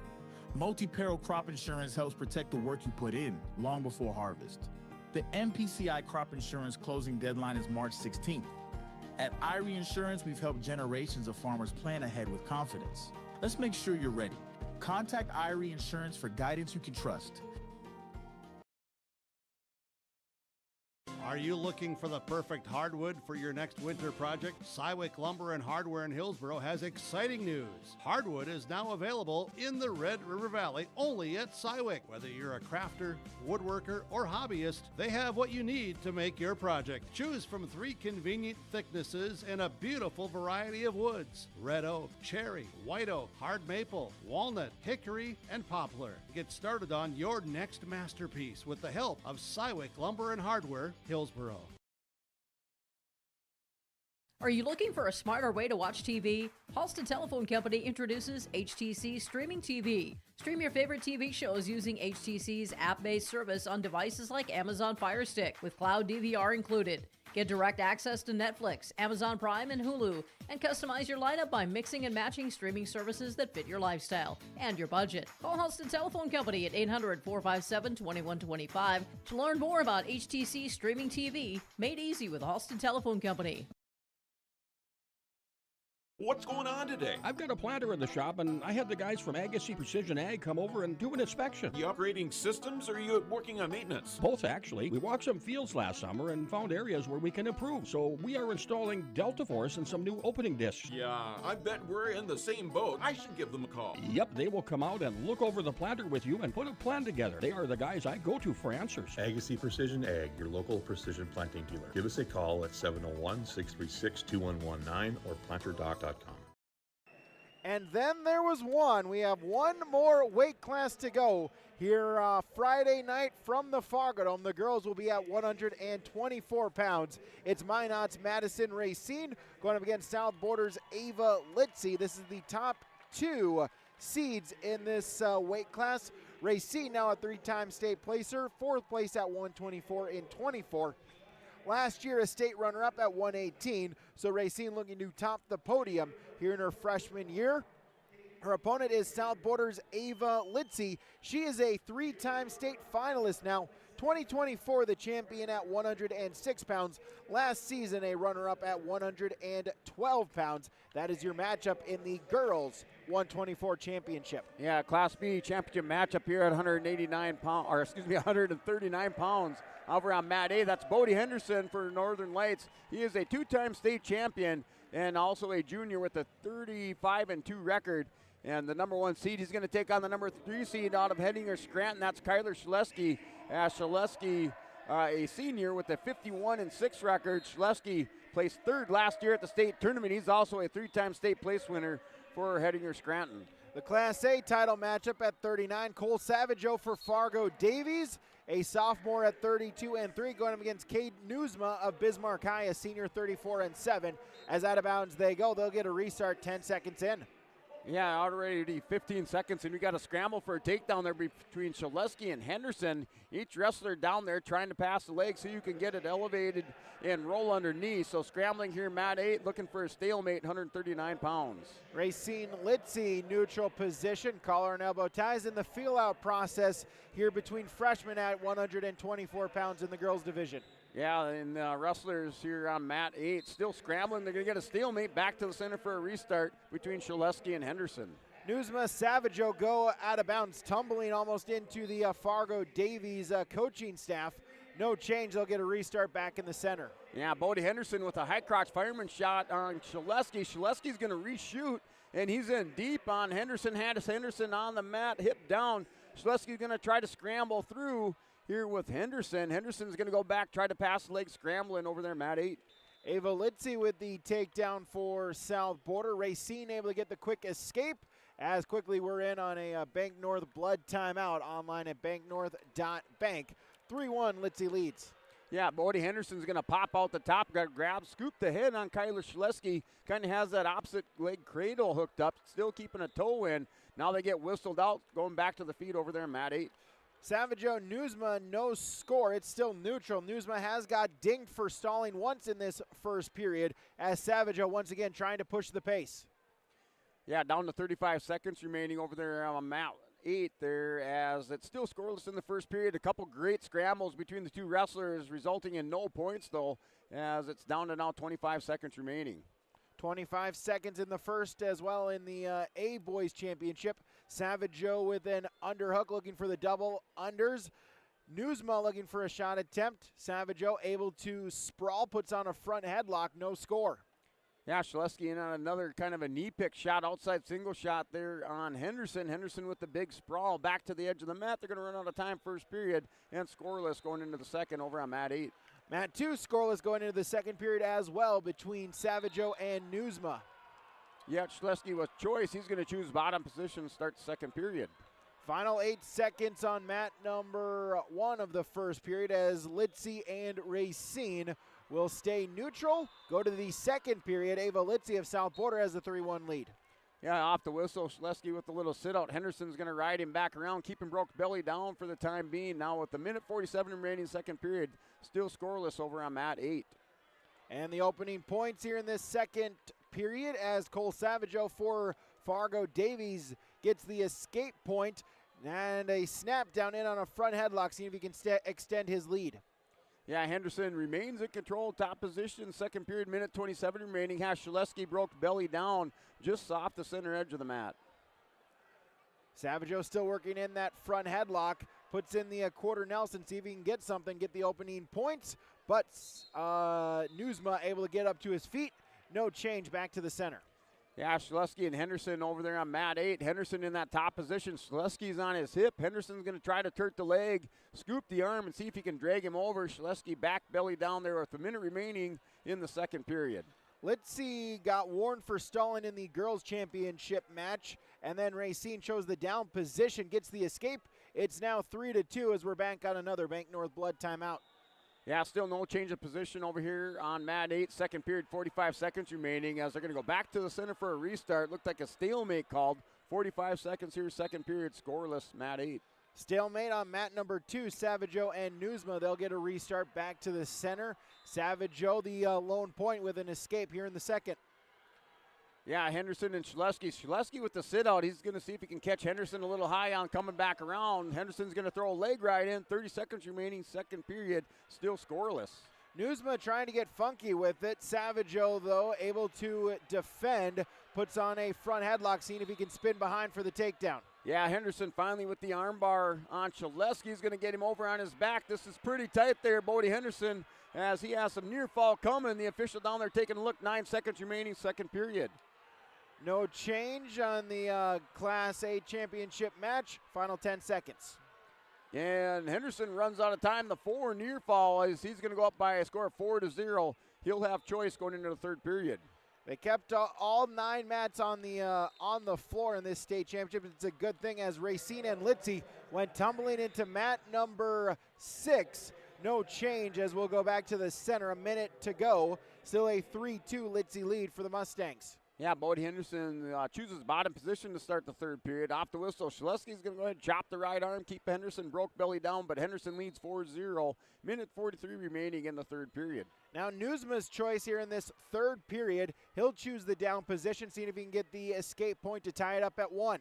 Yeah, Shaleski going to work back on the right arm on Henderson. Henderson still head down in the match. Shaleski's going to go try an arm bar on him right side. And Henderson back around, still belly down, 4-0 lead. Henderson, third period, minute 22 remaining.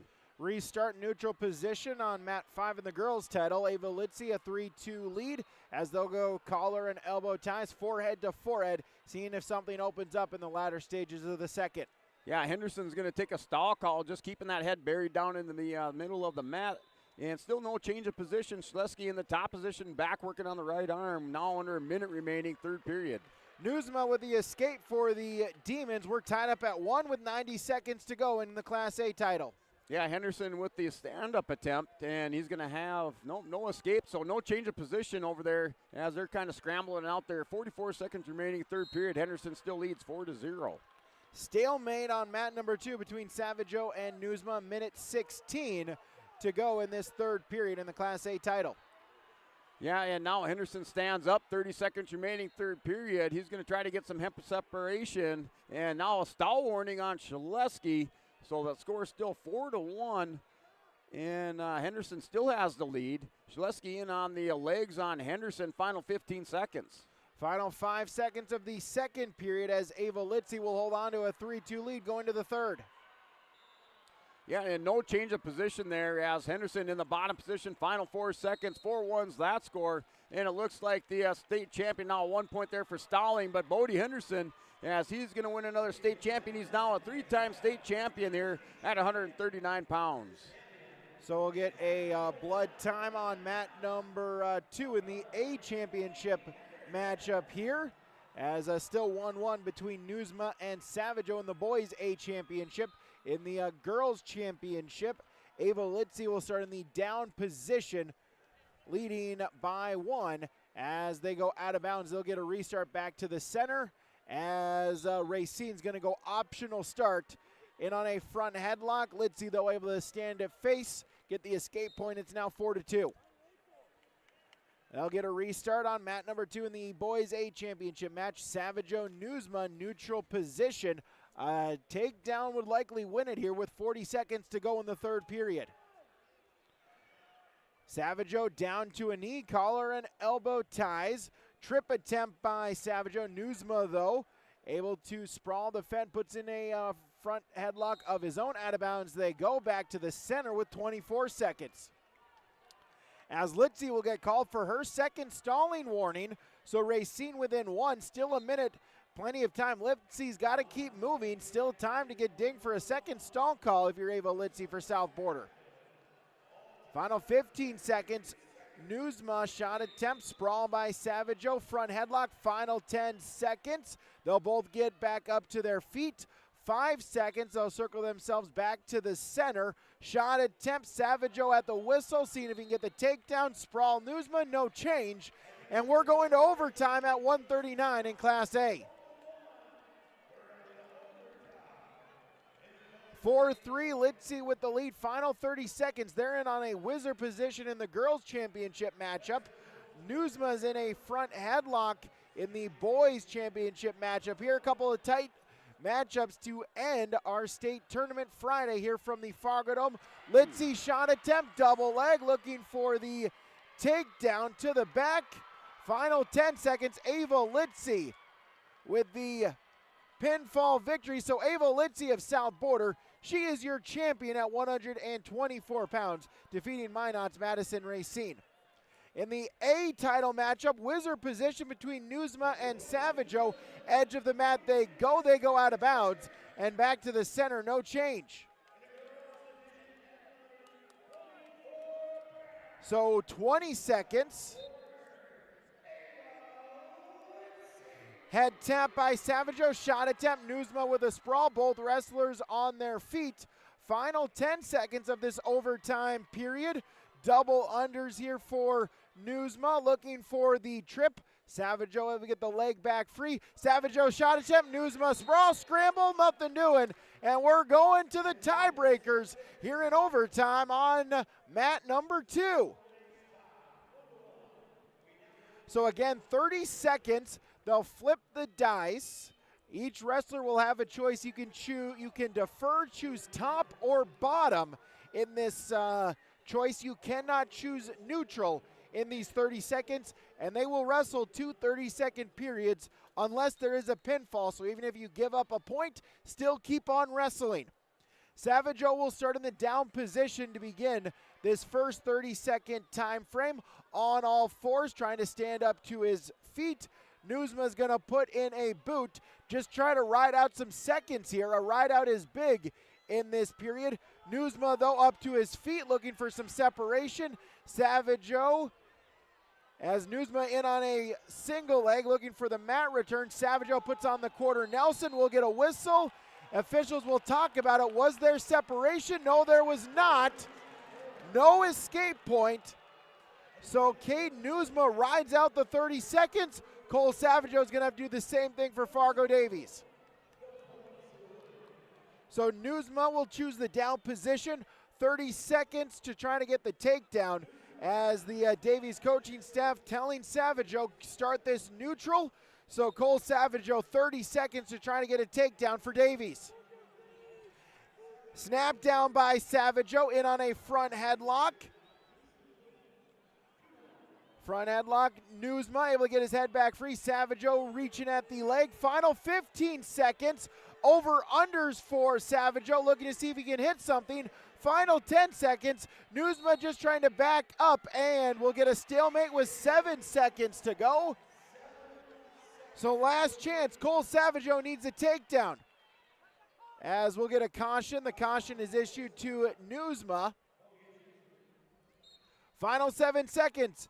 Savageau needs a takedown. Throw by attempt, no. Newsma, double leg attempt, no. And Cade Newsma is your champion.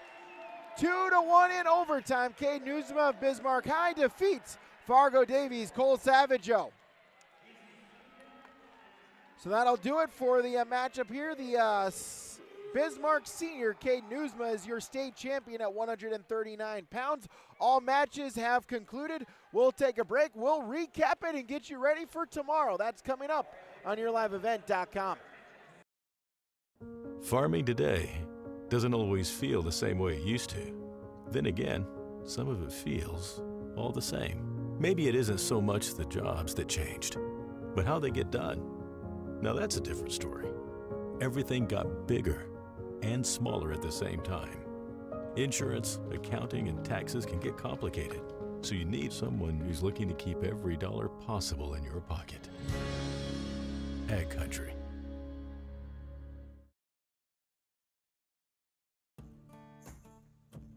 Treat yourself to a great career at American Crystal Sugar Company. Team up with quality people making quality products. Full-time and year-round in a stable business. With great pay and benefits including time off available from day one. American Crystal Sugar Company invests in you to promote your continued growth and career advancement. Grow your career, doing your best work within the world's best beet sugar company. Apply online today at AmericanCrystalCareers.com. So Brady, Brent, and Chase recapping it here after day number 2 as the individual portion of the state tournament has concluded. We'll take one final look of the Dakota Heritage Bank scoreboard as in the girls scoreboard. Bismarck Legacy, they are your team champion, 143 pounds. Legacy, the Sabres, are your state champion in the girls individual tournament. Minot is second at 118 points, half a point better than Bismarck High at 117.5. Lisbon in fourth place, the top team from the east at 114.5. And Pembina County North rounds out the top 5 with 91 points. Other area schools, Central Cass 14th at 54 points. Northern Cass 22nd with 27.5.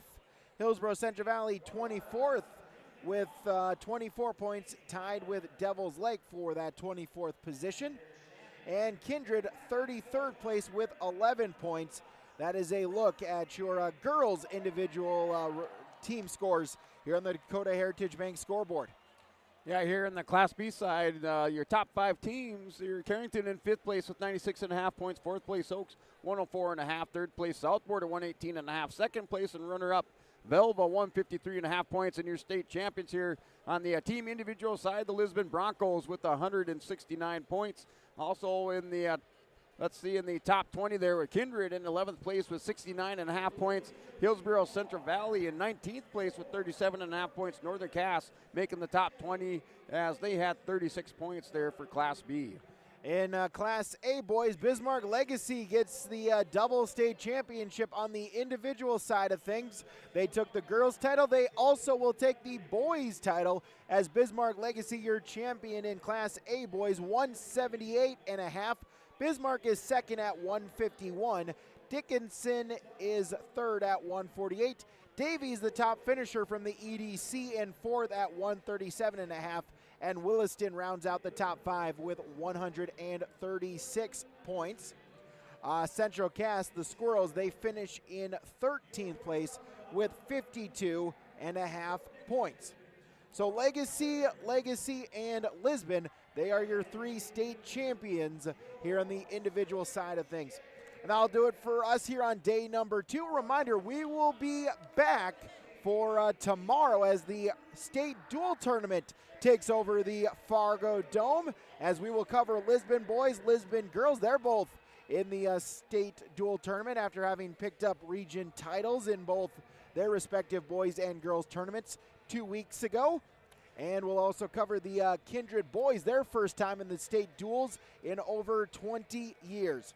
And Brent, another great day of wrestling. It's always exciting when we get to the state tournament as we've crowned a couple more state champions. Lisbon on the boys side in Class B, and Legacy in Class A and girls side. Yeah, 10 hours later there as we got all those champions crowned here. A big day for all the wrestlers here on this individual side. A lot of dreams coming true here as we crown some individual place winners and some state champions. So just looking forward to tomorrow to that state dual team tournament here at the Fargo Dome. Exactly. We get to do it all again once again tomorrow morning. Wrestling starts at 10 o'clock. We'll go live with our IRE Insurance pre-tournament show at 9:30.